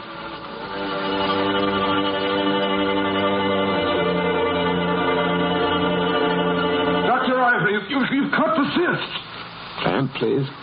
Doctor. Swab, please. Ivory, for heaven's sake, do something. Dr. Ivory is hot. The boy's going. Quick, nurse. That's a stimulant. Ivory, can't you do something? I'm afraid there's not much use. He's going fast. Where's that hypo? Hypo, nurse. Quick. Quick, for heaven's sake. There's no use, Doctor. He's gone. Oh. Very unfortunate. I rather imagine it was the shock, don't you? Well, I'm sorry, Manson. You know, I never dreamed that cyst was hemorrhagic. But all these things happen in the best regulated circles, you know. Of course, he didn't die on the table. I finished before that, so it's all right. There's no necessity for an inquest. Won't you stop talking, Ivory? What's the use? You know you killed her. It's the worst botch of an operation I've ever seen. You're not a surgeon, you're a butcher. I watched the whole thing. Of course it was a tight place, but I've seen plenty of surgeons. Fellas in mining villages operating on kitchen tables that could do better. You couldn't reach the ligature, so without thinking or caring or knowing, you cut the cyst. Any fool should have known better than that. There was no excuse for his dying, and you know it was a very straightforward operation. I don't recommend that line of talk, Manson. You don't. I know you don't. It's the truth. All the cases I've given you up to now have been child's play, but this is the first real case we've had. Pull yourself together, you hysterical fool. You'll be heard. What if I am? You know it's the truth as well as I did. You bungled it. You bungled it so much that boy's death was just plain murder.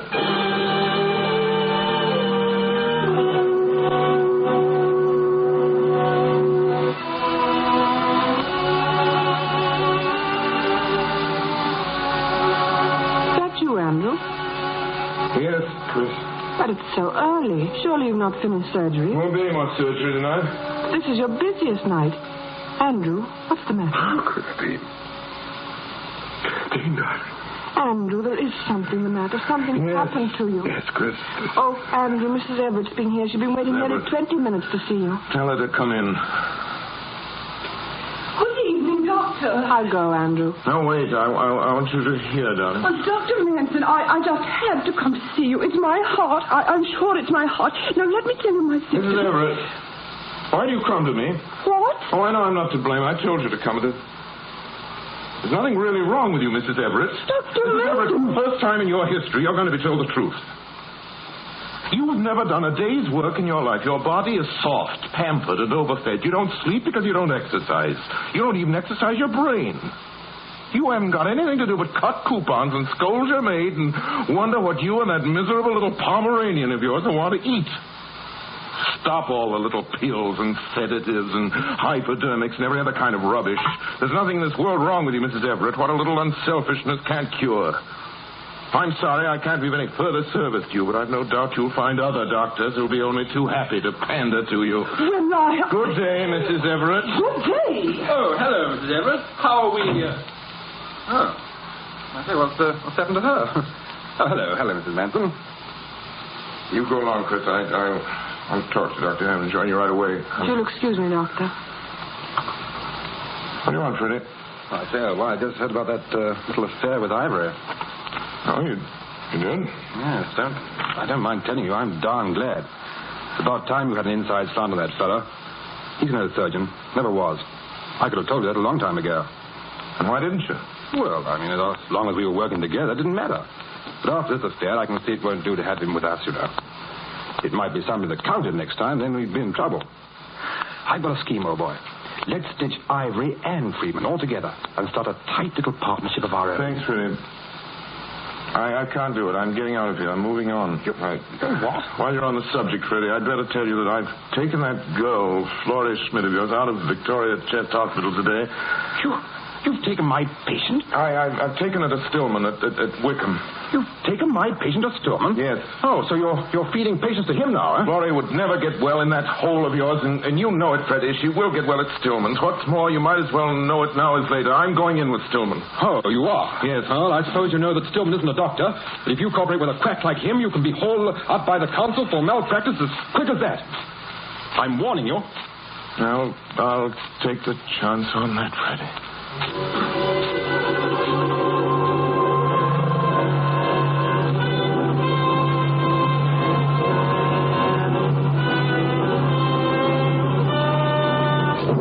Mr. President, gentlemen, the facts of the case are these. The patient, Florrie Schmidt, suffering from tuberculosis, was admitted to the wards of Dr. Frederick Hampton at the Victoria Chest Hospital on July the 18th.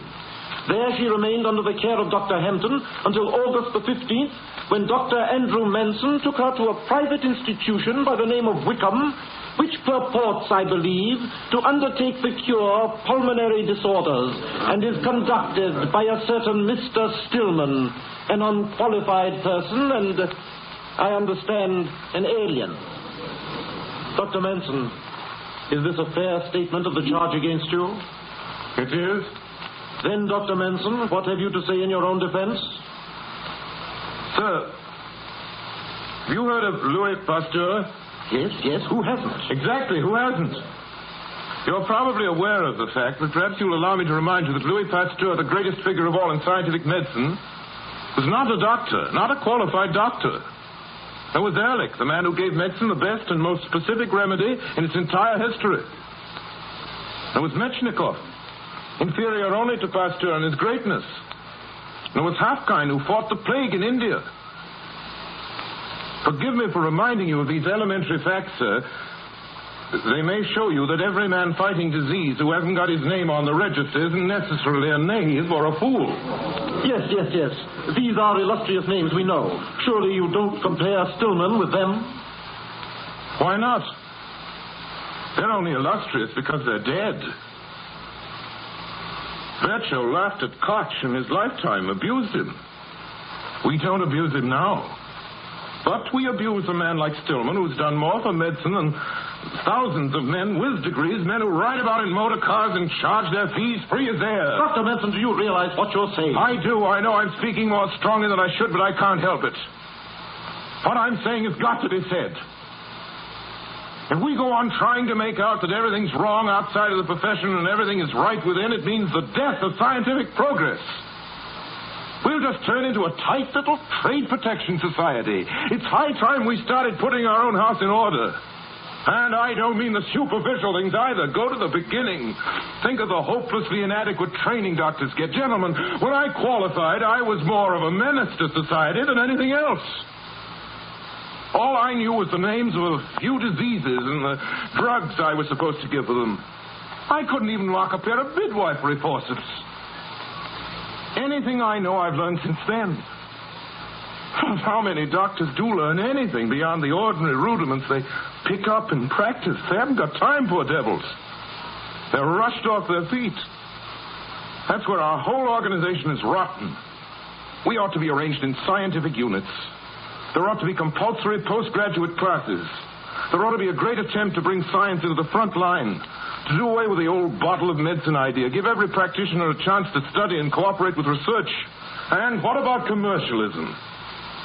The useless, money-chasing treatments, the unnecessary operations, the crowds of worthless, pseudo-scientific proprietary preparations we use. Isn't it time some of these things were eliminated? The whole profession is far too intolerant and smug. Structurally, we're static. We never think of advancing, altering our system. We say we'll do things, and we don't. For years, we've been bleating about the sweated conditions under which our nurses work. The wretched pittance we pay them well. They're still being sweated, still being paid. Pittances. That's just an example. I know I've made plenty of mistakes and bad mistakes in practice. And I regret them. But I make no mistake with Richard Stillman. And I don't regret what I did with him. 3 months ago, that girl sitting there was dying of tuberculosis in Dr. Hampton's Victoria Chest Hospital. I took her away. I sent her to Stillman. And, gentlemen, in these 3 months, Stillman cured her. If you want any justification of my infamous conduct, I give it to you in the person of Flora Smith. The counsel has heard your testimony, Dr. Manson. While it deliberates the case, I must ask all strangers to withdraw. Oh, Chris. I made a silly fool of myself again, a wretched declamatory fool. Should have been a stump orator, not a doctor. It's all I'm good for. You've spoken the truth, and that's all that matters, Andrew. Don't you see, whatever the verdict is, it doesn't matter any longer. You've been true to yourself, and that's the most important thing of all. Andrew Manson? Yes, sir. Andrew Manson, the counsel is of the opinion that you are acting in good faith and were sincerely desirous of complying with the spirit of the law. I have to inform you accordingly that the counsel has not seen fit to direct the registrar to erase your name, Dr. Andrew Manson.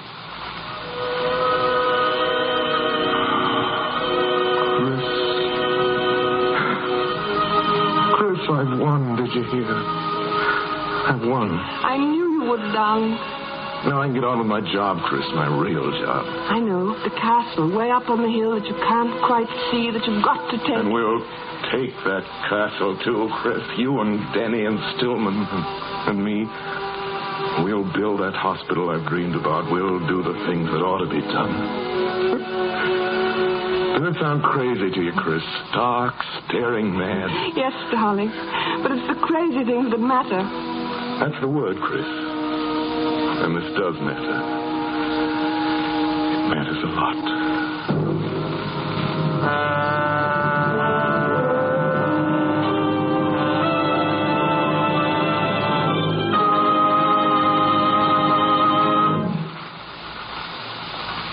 You have been listening to Orson Welles and Geraldine Fitzgerald in a Campbell Playhouse presentation based on the novel by A.J. Cronin, The Citadel. Mr. Wells and his guest will be back with us in just a moment. Meanwhile, I have a guest with me who simply wants to say, Mr. Chappell, that Campbell's tomato soup is a family standby in our home and made as cream of tomato with milk added. Campbell's tomato soup is just a grand way to give my small child more milk. Its sunny color is so attractive to him, and its flavor is so nice. He just spoons up his bowl full in no time, I can tell you. Oh, thank you. And I'd like to repeat that last point of yours to every young mother listening.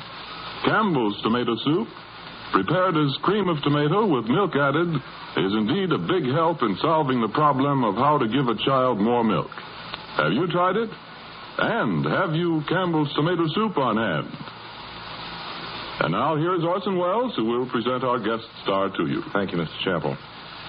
And now, Geraldine, what would normally be said at this time goes like this. Ladies and gentlemen, it gives me great pleasure to introduce, and so on, which under the circumstances is a pretty silly way to be carrying on.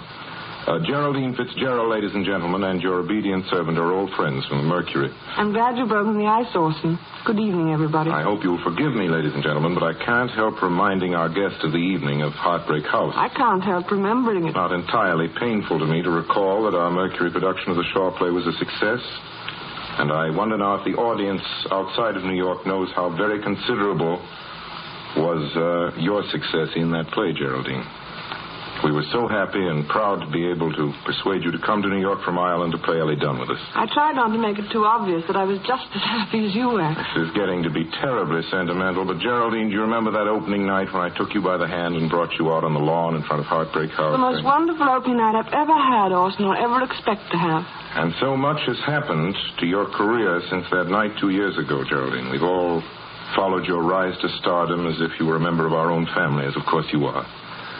Your first picture with Merle Oberon, Wuthering Heights, and then Dark Victory with Betty Davis. And now your first starring vehicle, A Child is Born. Orson, do you want to know something that's made me very, very happy? I certainly do. Well, it's just occurred to me how wonderful it is that I've made my first appearance in a full-length presentation on the air on the Campbell Playhouse with you. My first theatrical appearance in New York, my first full-length appearance on the air. Thank you very much, Orson. We here on the Campbell Playhouse thank you very much. And you've got to promise us here and now that you'll be back soon again. I will. I promise gladly. Can't imagine better news. Thank you. Again, Geraldine, and good night. Good night, Orson. Geraldine Fitzgerald, of course, was Christine. Everett Sloan was Dr. Ivory. Ray Collins was the rector.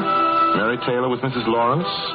Edgar Barrier was Dr. Friedman. Georgia Backus, Mrs. Higgins. George Coulouris, Dr. Denny. And Mr. Robert Coote was Dr. Fred Hampton. Your obedient servant played Andrew. That's the next week. Next Sunday night, ladies and gentlemen, our offering will be our version of one of the most famous motion pictures that has ever come from Hollywood, a picture that is certain to be on everybody's list of the 10 best pictures ever produced. It happened one night. As our guest stars in parts that still remain clear in all of our memories, though there have been 100 carbon copies of them since their first presentation, we are very pleased to be able to announce Mr. William Powell and Miss Miriam Hopkins. Mr. Powell, one of the most famous players of our time, is in particular no stranger to the Campbell Playhouse audience. Nor is Miss Hopkins, who has won enduring distinction in the theater, the films, and on the air. And so, until then, next Sunday, and It Happened One Night, my sponsors, the makers of Campbell Soups, and all of us here in the Campbell Playhouse remain, as always, obediently yours. This is the Columbia Broadcasting System.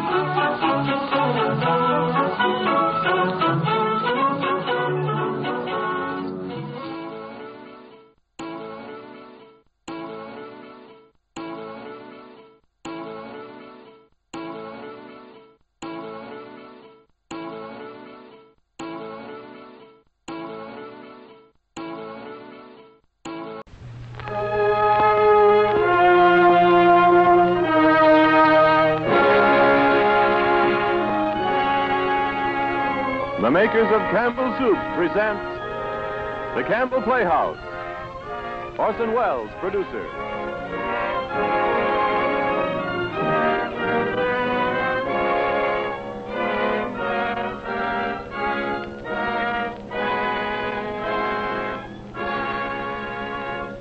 Good evening. This is Orson Welles. Our offering this evening, It Happened One Night, is already a motion picture classic.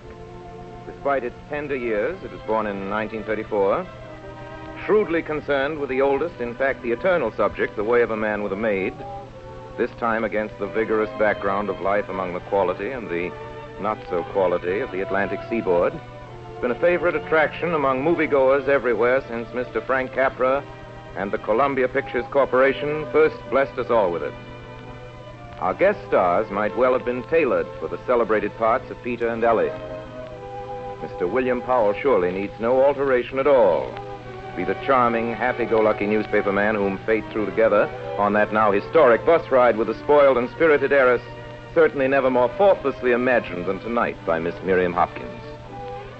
But first, before the madcap doings of this night begin to sweep us along at their own breakneck pace, Ernest Chappell suggests that we do a little posing. Mr. Chappell? Thank you, Orson Welles. And ladies and gentlemen, it's simply this. Suppose you had never tasted Campbell's tomato soup. Suppose you'd never had a sunny bowl of it beckon you with its welcoming color and with its tempting aroma. Suppose you'd never drawn your chair up to the table, lifted your spoon, and learned with that first smooth sip how its lively tomato flavor could wake up your appetite. And suppose you still had to try this soup that almost everyone likes best, Campbell's tomato soup, and still had to discover how it glorifies the flavor of fine tomatoes in a way all its own. Well, surely then you'd have a treat in store for you now, wouldn't you? But enough of supposing. It's likely you already know Campbell's tomato soup. Know how it can literally make a meal, how it can put delight in a simple lunch or family supper, or pleasantly begin a dinner. You probably had it often, and I hope you've had it lately. Because this season's crop of tomatoes was exceptionally luscious, and you'll enjoy their superb flavor now in Campbell's tomato soup. Now, wouldn't fragrant platefuls contribute to the enjoyment of your dinner, perhaps tomorrow night? And now, Orson Welles. And now, William Powell and Miss Miriam Hopkins in It Happened One Night.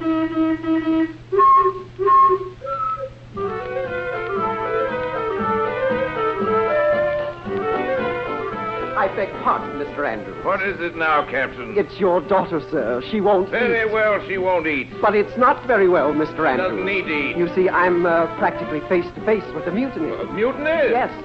For the last 40 hours, I've had her food taken into her stateroom by 3 different stewards, the chef, the assistant chef, several busboys, and while it's not exactly nautical, this morning the first mate and the second mate both tried.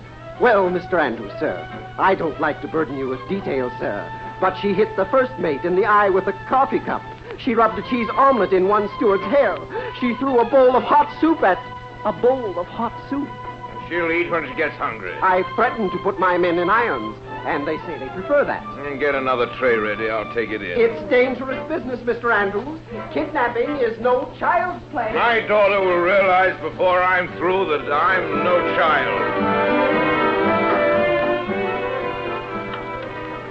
Stewart, if that's another tray, I'll wrap it around your ears. Oh, so it's you. Pardon my bursting in like this, Lady Ellie. I didn't have time to phone your secretary for an appointment. Don't be sarcastic. It won't help you any. I'm not going to eat. Not until you let me off this boat. Well, And you can't get away with that kidnapping. A bunch of gorillas shoving me in a car. That crowd outside, the justice of the peace. They must have thought I was a criminal. The way your men were... You're being unfair. I had one fella that did nothing but explain to everybody that you were a harmless lunatic who had escaped from an asylum. What? Nobody thought you were a criminal at all. If anybody wanted particulars, my man told him you had delusions. You were Marie Antoinette. I couldn't do better than that for you, could I? Where do you think you're taking me on this yacht, Father? Here and there, South America to start with. South America? Yes, my child, South America. Both sides of South America. You remember the map? One side is painted yellow and the other side green and brown. After you've seen the yellow from the yacht, that is, because you won't be allowed to land, you'll get a nice change to the green and brown. And then You'll have a corpse on your hands. That's what you'll have. We're leaving Miami in an hour as soon as we get some supplies aboard. I won't eat a thing while I'm on this boat. In that event, we won't need so many supplies. What do you expect to accomplish by all this? I'm already married. I'll get it annulled if it takes every penny I've got. Well, what have you got against King Westwood? Nothing much. I just think he's a fake, that's all. He's one of the best flyers in this country. Right now, he's planning to break the round-the-world record. Now, who's going to finance him? Let me guess. You. Well, he's no good, and you know it. You married him only because I told you not to, and that's why you're not eating, Ellie. Because I've been sending food to you. Well, you're a fool not to eat this filet mignon before it gets cold. Look, Ellie, just touch it with a knife, and it melts. Well, if I give in now, will you give me a chance to prove later that you're wrong? Well, I always give people a chance to prove anything that they can prove. You know that, Ellie. Okay. You've won. Get my robe from the closet, will you? All right, I will. Now, to tell you what, Ellie, you give me your word you won't try any funny business. We'll go ashore tonight and have a nice dinner at the Everglades. Hey, Ellie! Ellie, let me up! Ellie! Not a chance. And quit rattling that knob. I've just locked the door. You can't get away with it, Ellie! I have gotten away with it. All right, Ellie! I've got the key to the stateroom in my pocket. You can't get out till you let me out of this closet. Ellie, you hear me? I heard you. I was just wondering how... I've got it. What? In case you've forgotten, there's a porthole right here. What? Ellie, you wouldn't... I certainly would. Ellie, people in that porthole! If you hear a splash, don't worry. You always splash when you dive. You're crazy. You can't do it. Ellie, I order you not to. Anybody'd think he can order me. Bye, Pop.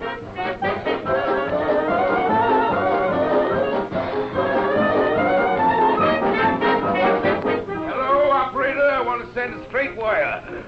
Lovington Detective Agency, New York. Watch all roads, air transports, and railway stations out of Miami. Keep close tabs on King Wesley. Intercept all messages. Hellcat just escaped. Huh? What do you mean you can't transmit the word Hellcat? Okay, make it my loving daughter, Ellie.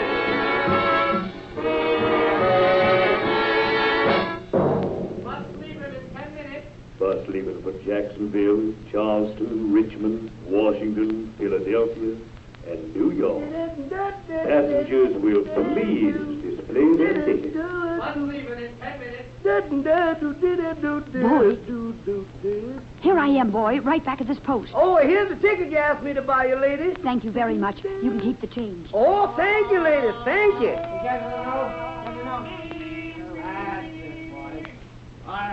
What'd you say? What's going on over there? Well, over there, where some gentleman's calling somebody long distance, and over his there on pals is cheering him on. Yes, well, that's clear from here. They've been drinking, if you ask me. Yes.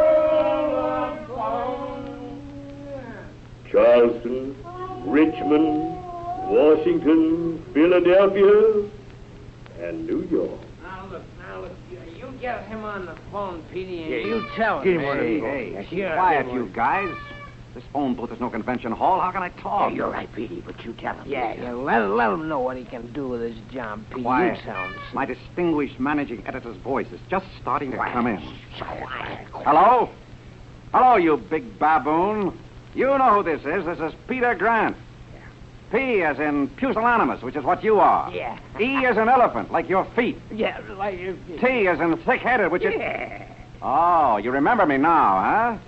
Sure, I'll tell you what I called about, that telegram firing me. Well, you can't fire me because I resigned. Let me tell you something else. You fired, I've resigned, the best news hound your filthy sheet ever had. Yeah, you're just a man can do it. Quiet. Go ahead. Hey, the trouble with you, my fat-headed friend, is that you wouldn't know good copy if it came up and introduced itself to you by name. I'm through with you and your paper. I'm through with all papers.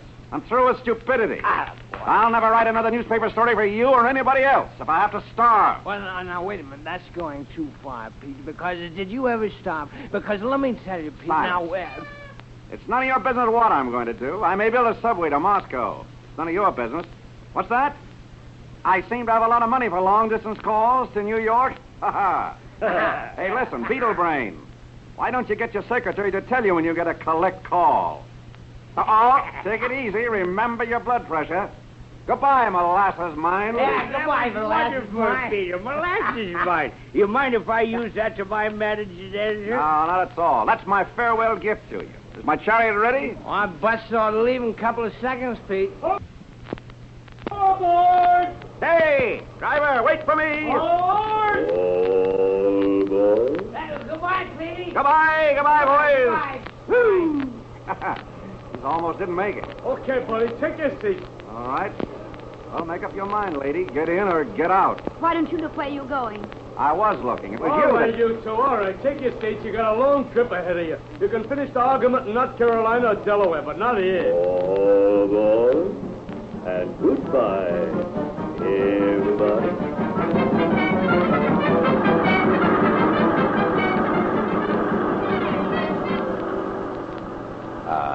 Pardon me, lady. Yes.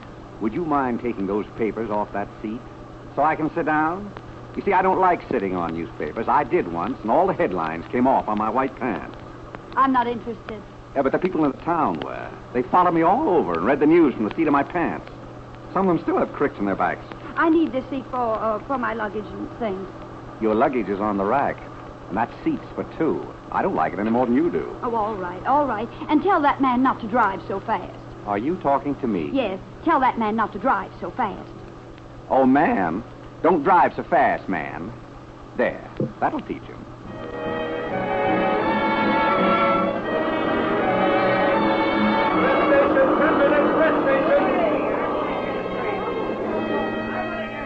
Could you bring me back a bromo?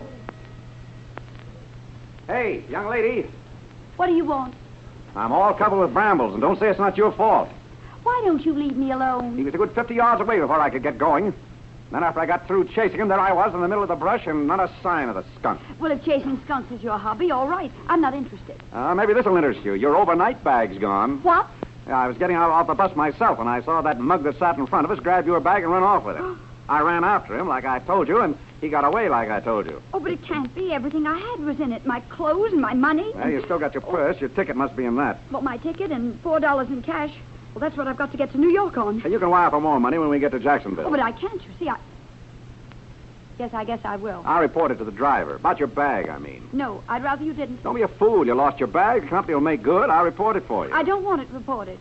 And please be good enough to stay out of my private affairs. Hey, you got the whole thing wrong, lady. The fellow that stole the bag is in your private affairs. I just tried to get them back. Forward!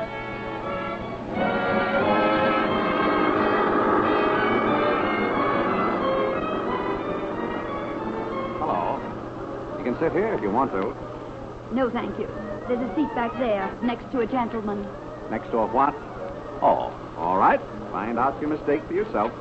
Nothing can be a mistake from now on. Pardon me. Is this seat vacant?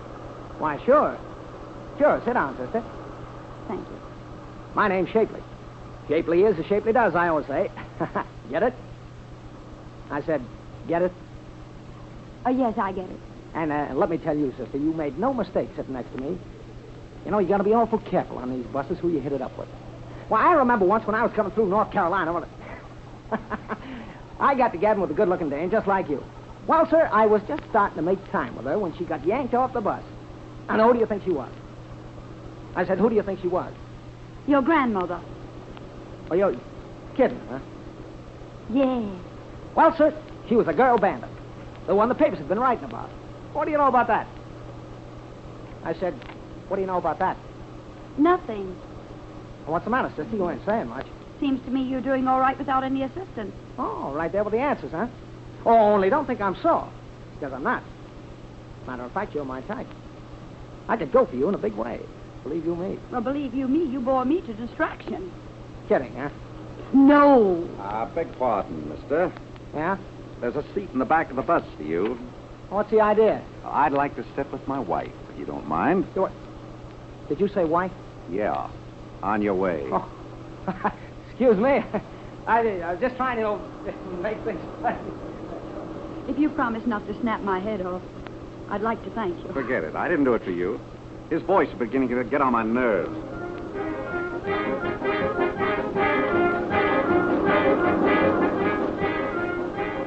Well, it's popcorn crisps, and strawberry bars. Here you are, folks. Candy postcard, cigarette magazine. Here, boys. Yes, sir. Give me that money. $1.60 for a box of candy, and you with only $4. How do you expect to get to New York at the rate you're going? That's none of your business. You're on a budget from now on. I won't stand for it. I won't. Say, you are a spoiled brat, aren't you? Just the kind that would marry King Wesley. You're perfect. What? What was that? You and Wesley should make an ideal team. Oh, you must have me confused with someone else. Quit kidding. It was all over the front page at the last stop. Lucky for you, I got the only paper. Oh. Take my advice and grab the first bus back to Miami. I don't want your advice. I suppose you notified my father. What for? Oh, he'd be sure to give you some money for being such a bright boy. What a lovely mind you have. Oh, don't tell me you haven't already done it. I'm not that interested. You, King Wesley, your father, that's all a lot of hooey to me. 10 minutes stop, folks. Would you bring me back a robo, please?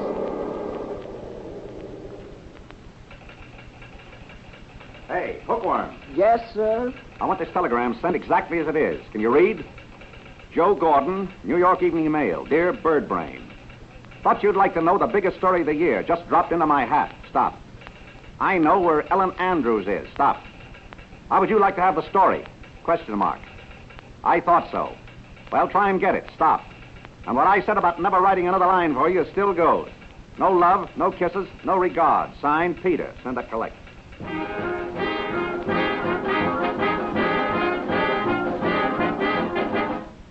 Hey, folks!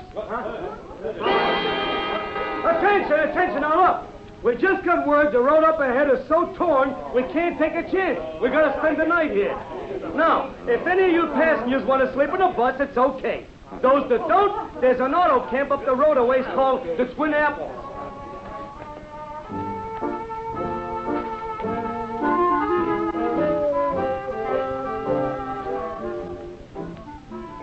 I made all the arrangements. Here it is. Your hotel for the night, lady. The Twin Apples Auto Camp. Clean, self-respecting, wholesome, under new management. Good evening. I'm the new management. Good evening. I just put some more blankets in your place. I do hope you're going to like it, Mrs. Grant. Your husband said you're very fussy. Oh, but you got to excuse me. I got to see about the other people. My husband said. Yeah, that's me, always talking out of school. Allow me to open the door for you, my dear. If you'll precede me, my dear. Go on, you brat, get in there. Like it? Not much. I think it's beautiful. 2 charming beds, a table, 2 chairs, an oil burner for cooking, all the comforts of home. I'd like an explanation, please. I just had the unpleasant sensation of hearing you referred to as my husband, and I... That's right. I forgot to tell you I registered as Mrs., Mr., and Mrs. Mr. and Mrs. You don't think that I'll put up with that, do you? Hey, wait a minute. Let's get something straightened out right now. If you've got any idea that I'm interested in you, just forget it. What I've done is a matter of simple mathematics. These cabins cost $2 a night. I'm very sorry to inform you, Mrs. of Mr. and Mrs., that our family purse won't stand for separate establishments. Well, I hope you don't expect me to stay here under the same roof. I don't expect you to do anything. I furnish you with a place to sleep, and if you don't like it, you can spend the night someplace else. It's all right with me. My first impression of you wasn't far wrong. I know. A gentleman like King Wesley would vacate and let you have the place for yourself. Well, I'm not King Wesley, thank heaven.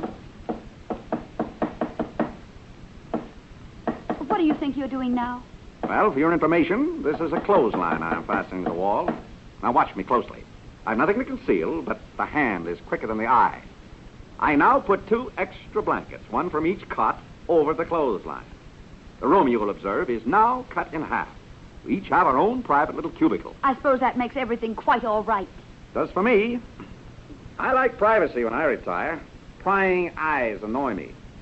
You may or may not know, but at this moment, I'm in my undershirt. Thanks to the blanket, unseen by any eyes but mine. Are you implying that I've... Never can tell about your kind. As long as we're on opposite sides of the blanket. It's the walls of Jericho. That's what it is. Hey, you ever hear of the walls of Jericho? I know my Bible as well as you do. The Israelites were behind those walls, and whatchamacallum blew his trumpet, and the walls came down. It wasn't whatchamacallum, it was who's it. But you got the general idea. Joshua, that's who it was. Joshua and the trumpet. I'm all out of trumpets. Here's my other pair of pajamas for you. Catch. I got 'em. Now listen, you're not really serious about all this, are you? I'm serious about getting undressed. Perhaps you'd like to know how a man undresses. No 2 men do it alike. I wouldn't know. Yeah, that's why I'm telling you. You know, I once knew a chap who kept his hat on till he was completely undressed. Very comical effect. I doubt it. Years later, his secret came out. He wore a toupee. As a matter of fact, I have an idiosyncrasy all my own. My coat comes off first, then the tie, then the shirt, then, among the conservatives, the pants. But that's where I'm different. I go for the shoes next. You listening? Left shoe, right shoe. That's all. Sorry. Now, if I was a centipede... I get the idea. Should you have any similar confessions to make, I'm very willing to listen.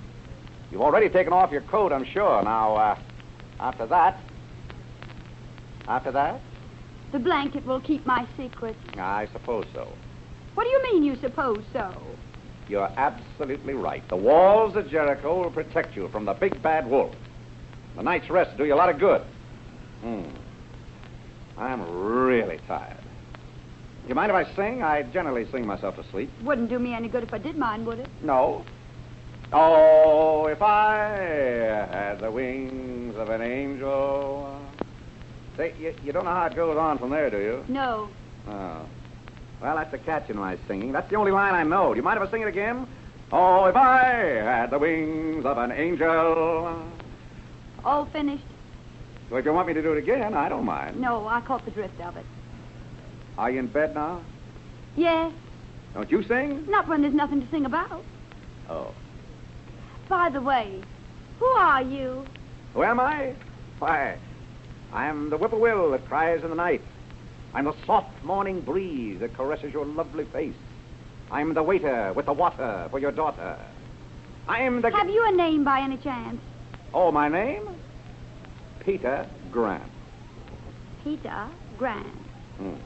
I don't like it. Well, pleased to have met you, Mr. Grant. Pleasure's all mine. You know, I've been thinking about what a tough life you've had.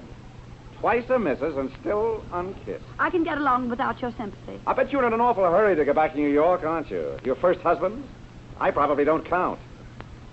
I say I probably don't count. Hmm? Good night, Mr. Grant. Good night.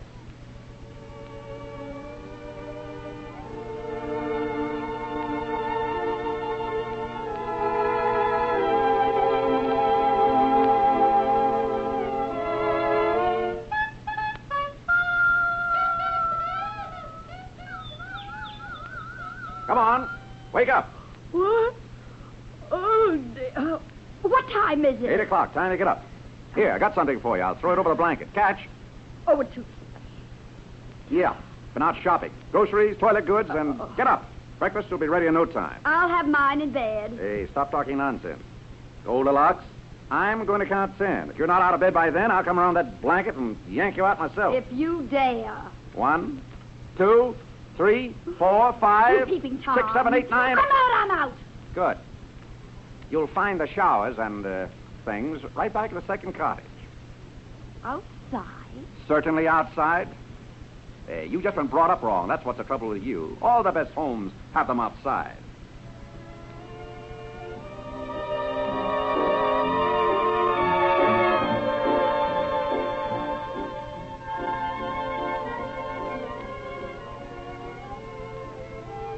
Hello, Slug. What makes you so disgustingly cheerful this morning? Must be the spring. Couldn't be the company. Oh, not a chance. Look, Mr. Grant, what do you do? Or for a living, I mean. Nothing, if I can help it. Well, don't you work? Sometimes. What at? Whatever's the least work. Don't tell me they have house detectives in auto camps. Come in. Your bus leaves in 5 minutes, mister. Oh, thanks. Goldilocks, you know how to pack? Well, my maid generally... You're going to learn right now. Here's my bag. And to start with, you don't just throw gents' pants in any which way. No? No. You fold them first.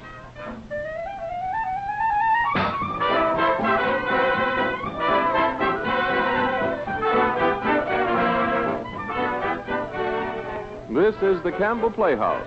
Orson Welles, producer. You are listening to our presentation of It Happened One Night, starring William Powell and Miriam Hopkins. This is the Columbia Broadcasting System.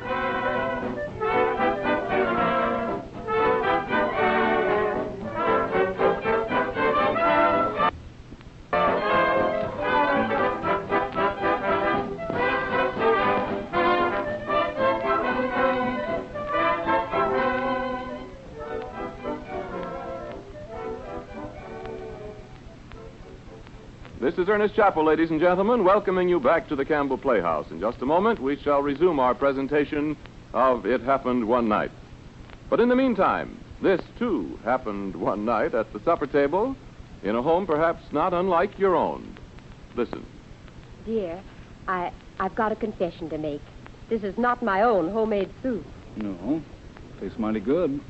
Believe I'll have some more. It is good, isn't it? It's Campbell's.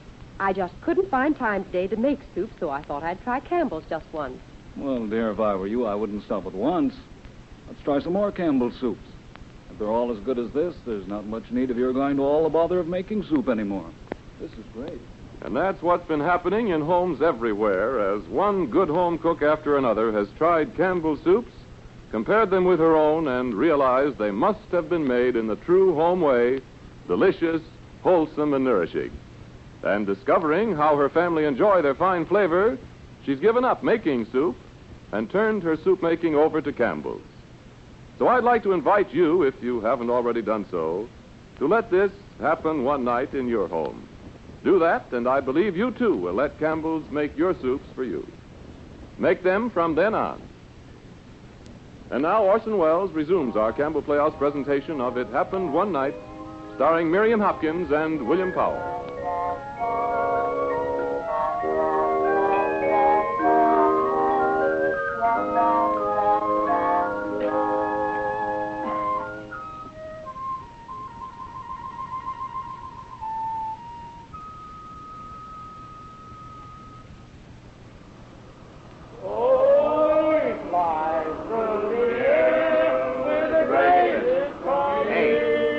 Singing.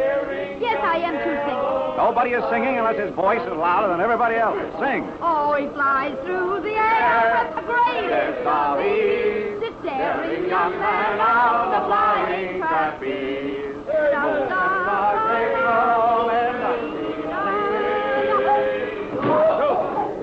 All right, okay. It's all right, folks. It's all right now. We just hit a deep rut, that's all. Sure, you hear? Just a rut. She flies through the air with the greatest of ease. Come on, you sing. Daring young man of the flying. Wait a minute, we'll get this thing fixed up right away. Please, now. I'm done. Fine service, I must say. Won't even let a man finish a song. Come on, you. All right, come on. Hurry up, folks. Hurry up, all out now. Hey, that's in pretty deep, young fellow. It sure is. That storm made a mess out of these roads, all right. Excuse me. What do you want, Shapeless? The name is Shapley. I want to talk to you. What about? Something personal, if you don't mind. I mind very much. I'll give you a minute. Let's go over in back of the bus. All right, what is it? I thought you might want to look at a newspaper I bought the last time we stopped. This piece about the multimillionaire heiress they can't find. I thought you might want to look at it. Traveling like this, you know, you kind of lose track of what's going on in the world. Thanks. It says here they're offering a reward of $10,000 for her now. Be kind of sweet if a fella could collect that. 10,000 smackers are always sweet. You know what I'd do if I was to run across that dame? What? I'd go 50-50 with you. Oh, that's what's on your mind. $5,000 or I grab the works. I see. You know, I guess I was pretty lucky running into you. You're just the man I need. I can use a smart guy like you. Oh, well, I know my way around, I guess. There isn't anybody watching us, is there? No. You pack a gat? A what? A gat. Let me frisk you. Got any fireworks on you? What? No. Well, that's all right. I got a couple of machine guns in my suitcase. I'll let you have one of them. A machine gun? Yeah, expect to have a little trouble up north. May have to shoot it out at the cops. Sometimes the law gets stubborn, you know? Shoot it out to the cops? I'll talk to the killer. He'll take care of you. Good guy, the killer. The killer? Yeah. That's who I'm taking her to. The big boy himself. Are you're not kidnapped, are you? What do you think? We're not interested in that penny-ante reward, you and I. $10,000, chicken feed. We're holding her for $1 million smackers. And I say, look, I didn't know it was anything like this. See, Well, you know now. You're in this thing with both feet, and you're staying in. Get me? You know too much. Ever hear of Bugs Dooley? No. He looks something like you, but he was kind of talkative. You want to know what happened? He was found in the bottom of the river one day, a rock tied around his neck, in a bathtub full of cement. Poor Bugs, he couldn't take it. Blew his brains out besides. Well, that's terrible. He had it coming to him. Yeah, oh, sure, but don't you worry about me. I don't talk, and I never talk. Okay. Only remember not to talk. Now beat it and stay away from that bus. Yes, sir. Start walking toward those woods. And remember, I got a rod in this pocket aimed right at the middle of your back. Yeah, I'll remember. Why? I think you better run. Yeah, sure. And everything's safe.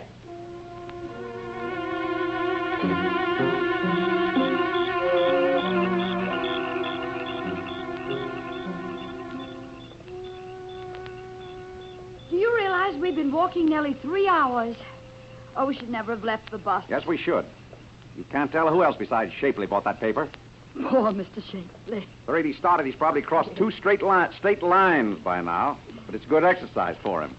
Well, it's not good for me. I'm tired. All right, all right. We'll register at that haystack there. Maybe they got a suite with bath.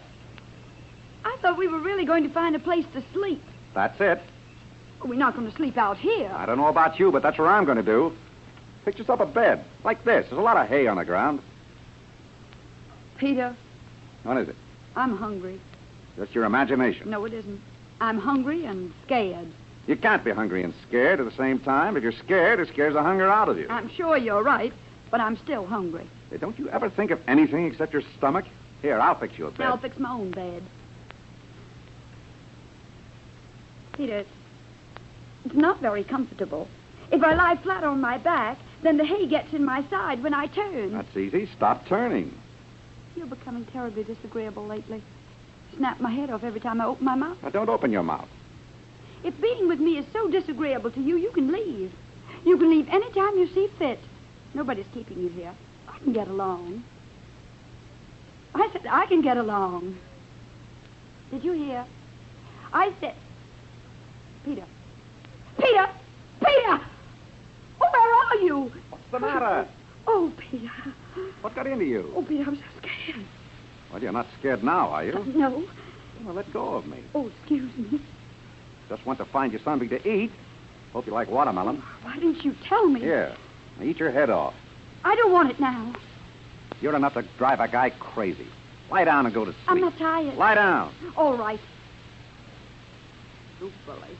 And the trouble with you is you've always had your own way. That's why you're such a mess now. You attach importance to the wrong thing. Right now, there's only one thought in your mind, to get back to King Wesley. That's not so. Don't interrupt me. Always chasing after something you think you want. Only you don't really want it. The truth is, you're running away. From yourself, mostly. The world's full of people like you, don't know what they want. Do you know? Sure. What? I just want to be let alone, that's all. Life's all right if you don't try too hard. After all, you can only eat 3 meals a day, only sleep in one bed. You sound like a hobo. I am. I only work when I have to. Doesn't sound very exciting. I'm not looking for excitement. That's your racket. You know a lot about me and my racket, don't you? I can read you like a book. I'm just wasting my time. You're destined to be a dope the rest of your life. Good night. Good night and pleasant dreams. I said pleasant dreams. I heard you. Pleasant dreams to you.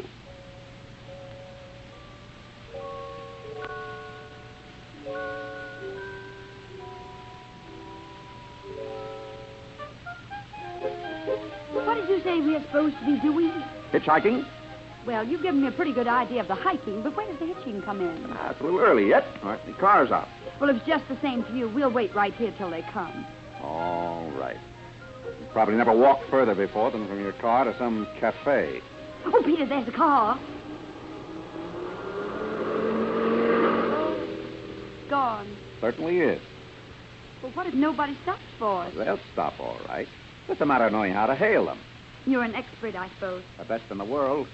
No end to your compliments, is there? No end at all. You see, a lot of people think they can get a ride by just holding out their hand. Well, that's wrong. It's all in the thumb. Unless you know how, you never get anywhere. Just a failure. But if you handle your thumb right, it's got to work. It depends on how you feel. There are different ways to do it. For instance, number 1 is a short, jerky movement. That shows your independence. You don't care if they stop or not because you got some money in your pocket, see? Oh, you're wonderful. Number 2 is a wider movement in the direction you want to go. A smile goes with this one. That means you got a couple of brand new stories about the farmer's daughter. You're a genius. That's what you are. Oh, that's nothing. Now, you take number 3. That's the real thing. That's the pathetic one when you're broke and hungry and everything looks black. That's a long movement. It starts about a foot outside on your shoulder and then over to the other shoulder with a follow-through. Amazing, that's what it is. Amazing. But you've got to have a drooping chin. Oh, well, you can't have everything. Here comes a car. Yeah, just watch me. Keep your eye on my thumb. I'm still watching your thumb. Yeah, something must have gone wrong. I guess I'll try number 2. When you get up to 100, wake me up.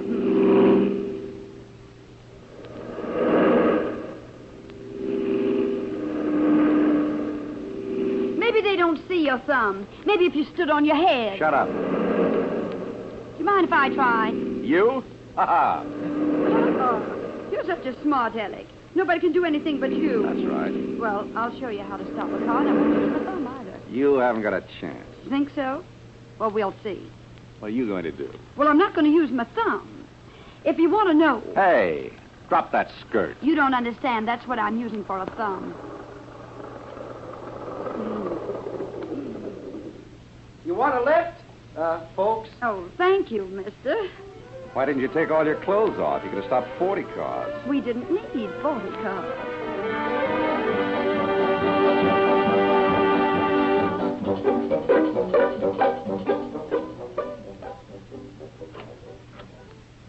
Well, here's another order, Camp. A new home, Goldilocks. In you go. Well, here we are on the last lap. Yes, here we are. Tomorrow morning, you'll be back with your father and Wesley. Yes, tomorrow morning. What are you doing? I'm putting some tacks in the wall for the... For the walls of Jericho? Yep, walls of Jericho. Well, give me that blanket, will you? Mm-hmm. Here it is. Thanks. You certainly outsmarted your father. You ought to be very happy. Yes, I ought to be very happy. Here's some pajamas for you. Thank you. Well, I'm thinking of it. Am I going to see you in New York? No. Why not? I don't make a policy of running around with married women. Oh, there's no harm in coming to see us. Not interested. Won't I ever see you again? What do you want to see me for? I've served my purpose. I brought you and Wesley together, didn't I? That's what you wanted, wasn't it? Peter, have you ever been in love? Now, come to think of it, I've probably done the world a great favor. Got 2 pinheads out of circulation. Haven't you ever wanted to fall in love? Me? Well, there's no one else on the other side of the blanket, is there? Oh, me? Yes. Well, I've thought about it. Who hasn't? If I ever met the right kind of a girl, somebody that's real, somebody that's alive, they don't come that way anymore. I suppose not. Certainly I thought about falling in love. As a matter of fact, it may seem funny to you, Miss Ellie Andrews, but I'm just like everybody else, even if I haven't got any money, even if I'm not King Wesley. Of course you're like everybody else. I mean, you're not. I mean... Hey, stay on your own side of the blanket. Well, I didn't know if you could hear me from where I was. I can hear everything you've got to say. Well, all I've got to say is this. I love you. You're married. I'm not really married. And anyway, I don't care. I love you. Oh, we can run away. Everything will take care of itself. Please, Peter. You can't just disappear out of my life now. I couldn't live without you. Oh, Peter. Go back to your bed. But, Peter, don't you understand? I mean it. I found out the last few days. Oh, I found out so much. I know now. Go back to your bed. You mean you don't... Go back to your bed. Peter. All right. Sorry. And go to sleep. Yes, Peter. I'll go to sleep.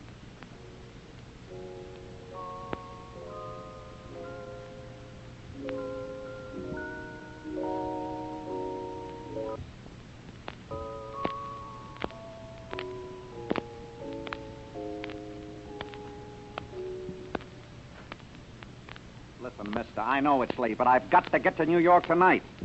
Look, I paid $200 for this watch a year ago. And all I'm asking is $20. But this is a gasoline station, buddy, not a hock shop. Now, listen, fellow. I'll tell you what I'll do. When I come back in the morning, I'll buy it back from you and give you $20 profit. What do you say? I ain't used to this kind of thing. Okay, it's a deal.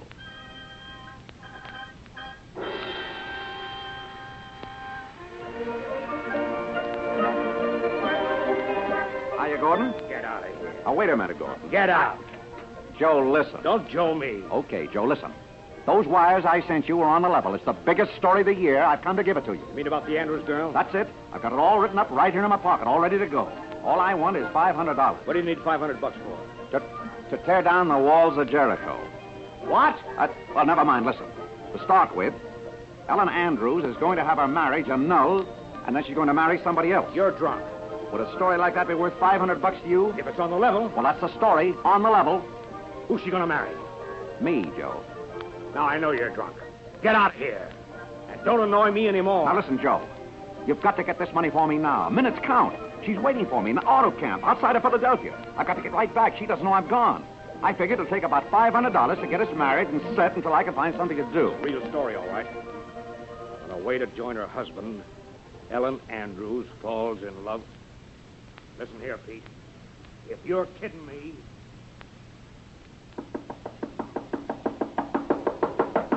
What is it? Open that door! Just a minute.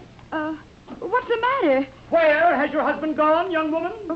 My husband. If he is your husband... Oh, isn't he here? You know he ain't. He left an hour ago with his suitcase. Fellow at the gas station up the road told me. Borrowed $20 from him. He'll be back. Uh-huh. That's why I took his suitcase. Well, I don't understand. There's only one thing you've got to understand. You're to get out of here right away. But you can't put me out at the crack of dawn. Oh, yes, I can. You want me to call the police, or will you go peaceful? Well, can I use your telephone?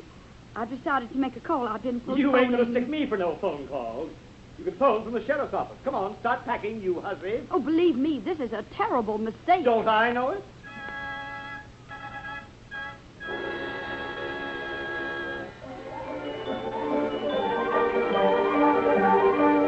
Hey, listen, Hank, this is Gordon Hull, the morning edition. Break down the front page. Then send me a couple of rewrite men right away. Ellen Andrews isn't going to marry King Wesley at all. Yes, I know what I'm saying. She's going to give him the air. Wait a minute, Hank. There's another phone driving me crazy. Hello. What? What? Ellen Andrews? You're crazy. Oh. Okay, grab a card and stay with him. Hank, forget what I just told you. I was having a nightmare, Hank. Bill Graham just called. Ellen Andrews has phoned her father from an auto camp near Philadelphia to come and get her. He's getting a police escort. Wesley's going along, too. Andrews says he won't contest the marriage after all. He'll do anything to get her back. She's been traveling by bus. The minute she read her father and Wesley made up, she phoned in. And one thing more, Hank. Call up the police department. Tell them to find Peter Grant. Send out a general alarm. I want that drunken bum thrown in jail. Oh. Ellen Andrews returns home. Marriage halted by father to be resumed. Ellen Andrews and Aviator to have home wedding as love triumphs. Lovers reunited as father B. Glad to be home, says Ellen. Ellen Andrews to be married tomorrow.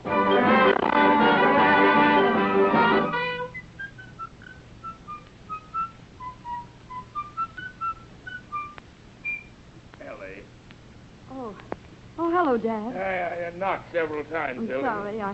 I must have been daydreaming. Everything's set, Ellie. You look lovely.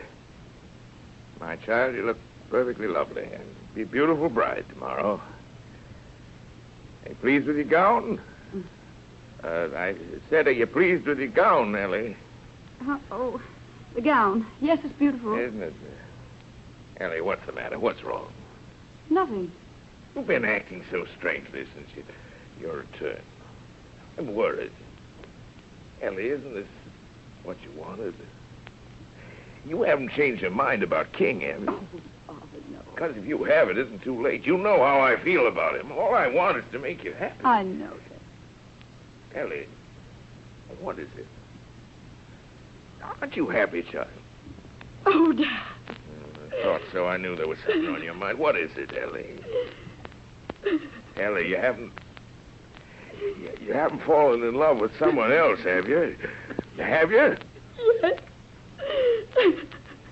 I haven't seen you cry since you were a baby. This must be serious. Where'd you meet him? On the way from Miami. Don't tell me you fell in love with a bus driver. Oh, no. Who is he? I don't know very much about him, except that I love him. Well, everything will be all right. All we got to do, because you... He despises me. He despises everything I stand for. He thinks I'm spoiled and pampered and selfish. He sounds wonderful. With an insight like that, I'd think that you would... He doesn't think so much of you either. No? He blames you for everything that's wrong with me. He thinks you raised me stupidly. The man's crazy. He's marvelous. I'd like to have a talk with him. No use. I practically threw myself at him, and he left me. Anyway, we can call this wedding off. Oh, no, I'm going through with it. That's silly, child. It's ridiculous the way you feel. Well, that's No. not... got to settle down. Really doesn't matter how or where or with whom. It Doesn't matter. wouldn't do any good to walk out on King now. Wouldn't make any difference. Never see Peter again. Peter, is that his name, Peter? Yes, Peter Grant. Peter Grant? What? Do you know him? No, but I got a letter from a Peter Grant this morning. Never heard of the fellow before in my life. Here it is. Dear Mr. Andrews, I'd like to have a talk with you about a financial matter in connection with your daughter. Peter Grant. Oh, that was his interest in me. The reward. Oh, I shouldn't have read it. Oh, yes, you should. Are you going to see him? I don't think so. I don't see any reason. Oh, please see him. Pay him off. He's entitled to his reward. He did an excellent job of keeping me thoroughly entertained. It's worth every penny he gets. Tell him I said so. Oh, may I come in? Oh, sure, King. Come in. So I'll be going. I know you're not supposed to see me in my wedding dress till tomorrow, but I'm so glad to see you, King. Here's some champagne. Have a drink. Oh, thanks, Ellie. Oh, now, how do you feel, Ellie? You happy? Happy? Why shouldn't I be happy? I'm getting the handsomest man in captivity. That's you, King, in case you don't know. Here, King, let's have another drink. Let's drink to us. We finally made it, didn't we? We certainly did. It's up to us now. I want our life to be full of excitement. Let's never let up. Never a dull moment. Let's get on a merry-go-round and never get off. Promise you'll never let me get off. It's the only way to live. No time to think. Just keep going. Whatever you say, darling. Oh, I knew you'd say that, King. That's why it's going to be so wonderful being married to you. Wonderful, wonderful, wonderful. Oh, come, drink up to you and me.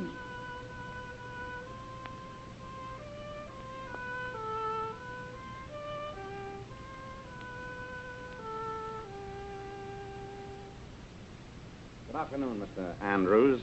You're Peter Grant? Yes. And before we begin, let me get this straight. It wasn't my idea to come here just before this wedding ceremony. Not that I mind getting a load of this three-ring circus you're pulling.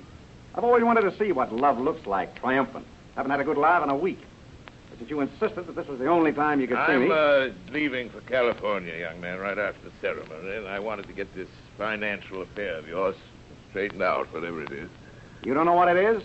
About your daughter. I don't know what it is. My daughter told me nothing about any financial claims you have on her. That's typical of your daughter. Take those things for granted. Why did she think I lugged her all the way from Miami? For the love of it? You misunderstand me. When I say she didn't tell me anything about it, I meant not until a little while ago. She told me to say she thinks you're entitled to anything you can get. Oh, she does, huh? Isn't that sweet of her? You don't, I suppose. Well, I don't know. I have to see on what you base your claim. I presume you feel justified. If I didn't, I wouldn't be here. Got it all itemized. Want me to read it to you? Go ahead. Cash outlay, $8.60. Top coat ruined by lipstick, $15. One pair of pajamas left behind at Philadelphia, kept by auto camp proprietor in lieu of rent, $6. $8 when new. Usury to redeem pledged watch, $20. Total, $49.60. Is that all you want? $49.60. If you're thinking of the time I wasted, forget it. I'll throw that in. Well, that's very generous of you, but I... Now, what's the matter? Isn't it cheap enough? A trip like that would cost you $1,000, maybe more. Let me understand you correctly. You mean you want $49.60 in addition to the $10,000? What $10,000? The reward. Who said anything about a reward? I'm afraid I'm a little confused. See, I assumed you were coming here for... All I want is $49.60. I wish you'd write me out a check and let me get out of this place. It gives me the jitters. You're a peculiar check. Now, we go into that some other time. The average man go after the reward. All you see to me... Listen, did anybody ever make a sucker out of you? This is a matter of principle. Something you probably don't understand. When somebody takes me for a buggy ride, I don't like the idea of having to pay for the privilege. You taken for a buggy ride? Yes. Lap robe, buggy whip, all the trimmings. How about the check? Do I get it? Here you are. Thanks. You mind if I ask you something frankly? Go ahead. I'm not promising to answer. Do you love my daughter? Any guy that would fall in love with your daughter should have his head examined. That's precisely my opinion, but answer my question. She just grabbed herself a perfect running mate, King Wesley, the pill of the century. And what she needs is a guy that would poke her in the nose every day, if it's coming to her or not. If you had half the brains you're supposed to have, you'd have done it yourself long ago. Every word of what you say is gospel truth, but you still haven't answered my question. Normal human being couldn't live under the same roof with her without going nuts. She's my idea of nothing. Less than nothing. No, I take that back.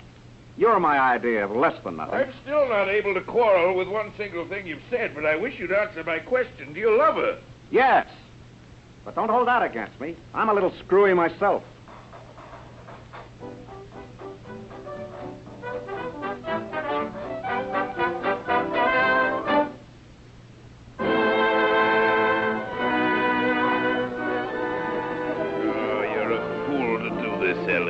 I've always been a sucker. I might as well continue.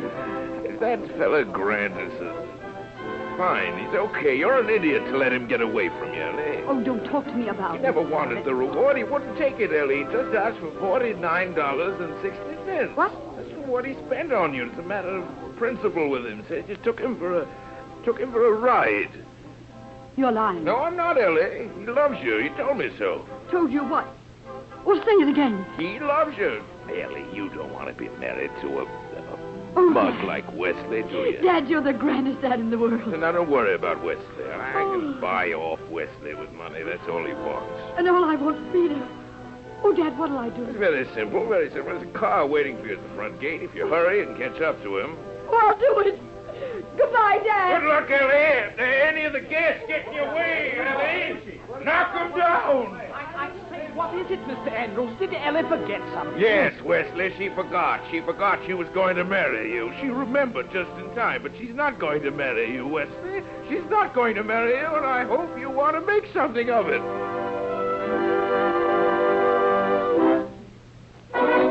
Here you are, Wesley, 100,000 for not contesting that annulment. That's satisfactory, isn't it? Oh, yes, very satisfactory. I ought to punch you in the nose, too, but I'll forget about it. I'm so happy. Oh, goodbye, Mr. Andrews, sir. Don't you even want to know where they went? No, sir. Then I'll tell you. I just got another wire in Glen Falls, Michigan. Here's the wire. Up in the... what's holding up the annulment? Don't you realize that even the walls of Jericho can topple? They're both nuts. They certainly are. Isn't it wonderful? I wired it back perfectly legal now for them to topple. Pop. But you're nuts, too. Thanks.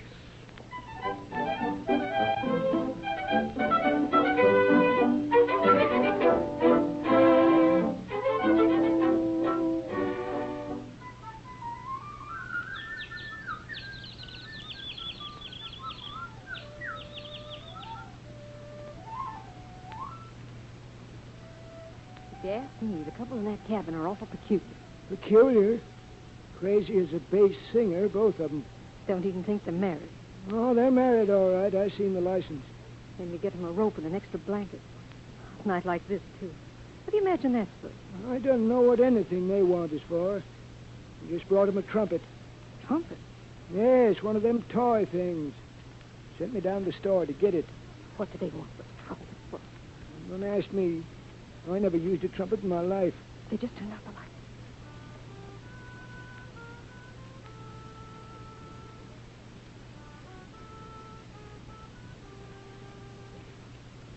A rope, and an extra blanket, and a trumpet. I can't figure it out.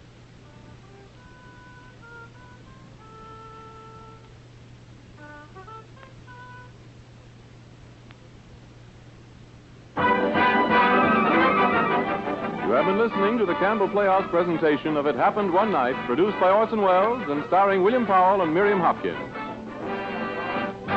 In just a moment, Mr. Wells will be back with us, and the moment's time is all I need to remind you how perfectly Campbell's tomato soup meets the question of what soup to serve on almost any and all occasions. When you have friends in for dinner, bright plates of Campbell's tomato soup, steaming and fragrant, lend a gracious and festive air. And as cream of tomato prepared with milk instead of water, it has a richness and a smoothness that fit in delightfully with a gay party mood. And so, when you're having guests, and also when just your family sit down to a quiet meal together, I'm sure you'll want to remember the soup that is most people's favorite.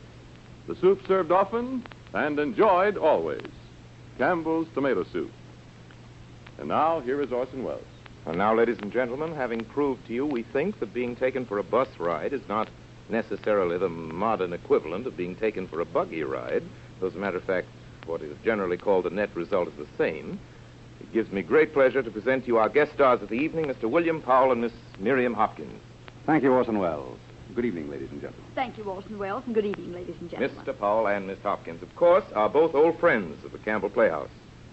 Mr. Powell, in fact, was once the master of ceremonies, this very microphone.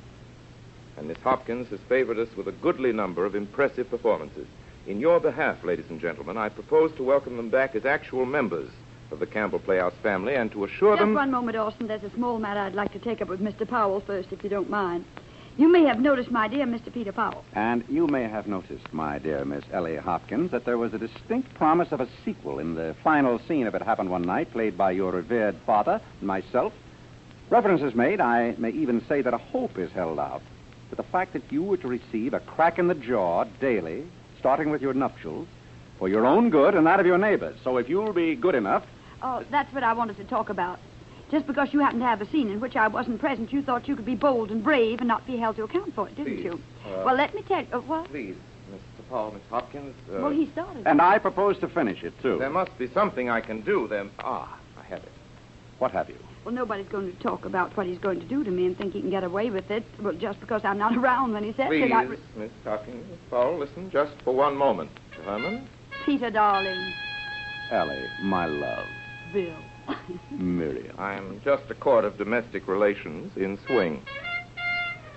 Mr. Powell and Miss Hopkins, I want to tell you on behalf of the Campbell Playhouse how delighted we are to have you back with us. I can't imagine a more delightful reunion. It's been grand. And you will be back with us again as soon as you can. Of course. Thank you very much, William Powell and Miriam Hopkins. Good night. Good night, Orson. Good night. Ladies and gentlemen, in tonight's Campbell Playhouse production, also present in the company were Mr. Everett Sloan, Mr. Ray Collins, Mr. John Houseman, your obedient servant, Miss Virginia Gordon, Mr. Richard Wilson, and Mr. Benny Rubin. Music, as always, was the responsibility of the good Dr. Bernard Herman and his Wildcats, and now as to next week, as to next Sunday night. Ladies and gentlemen, we offer you our version of one of the most fascinating chronicles, I think, of an English theatrical family. The celebrated Broom Stages by Miss Clemence Dane. As our guest star, we are especially happy to welcome back to the Campbell Playhouse for next week's performance, Miss Helen Hayes, who, as you know, is appearing on the air exclusively with us this season.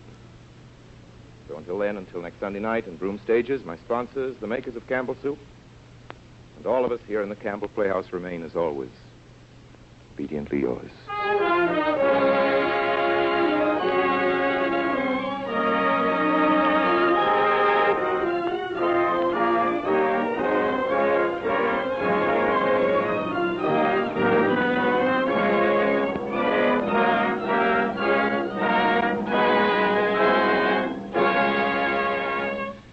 Makers of Campbell Soups join Orson Welles in inviting you to be with us in the Campbell Playhouse again next Sunday evening when we present Clemence Dane's Broom Stages with our exclusive Campbell Playhouse star, Miss Helen Hayes, as our guest. In the meantime, if you've enjoyed tonight's Playhouse presentation, won't you tell your grocery store tomorrow when you order Campbell's tomato soup? This is Ernest Chappell saying thank you and good night. This is the Columbia Broadcasting System.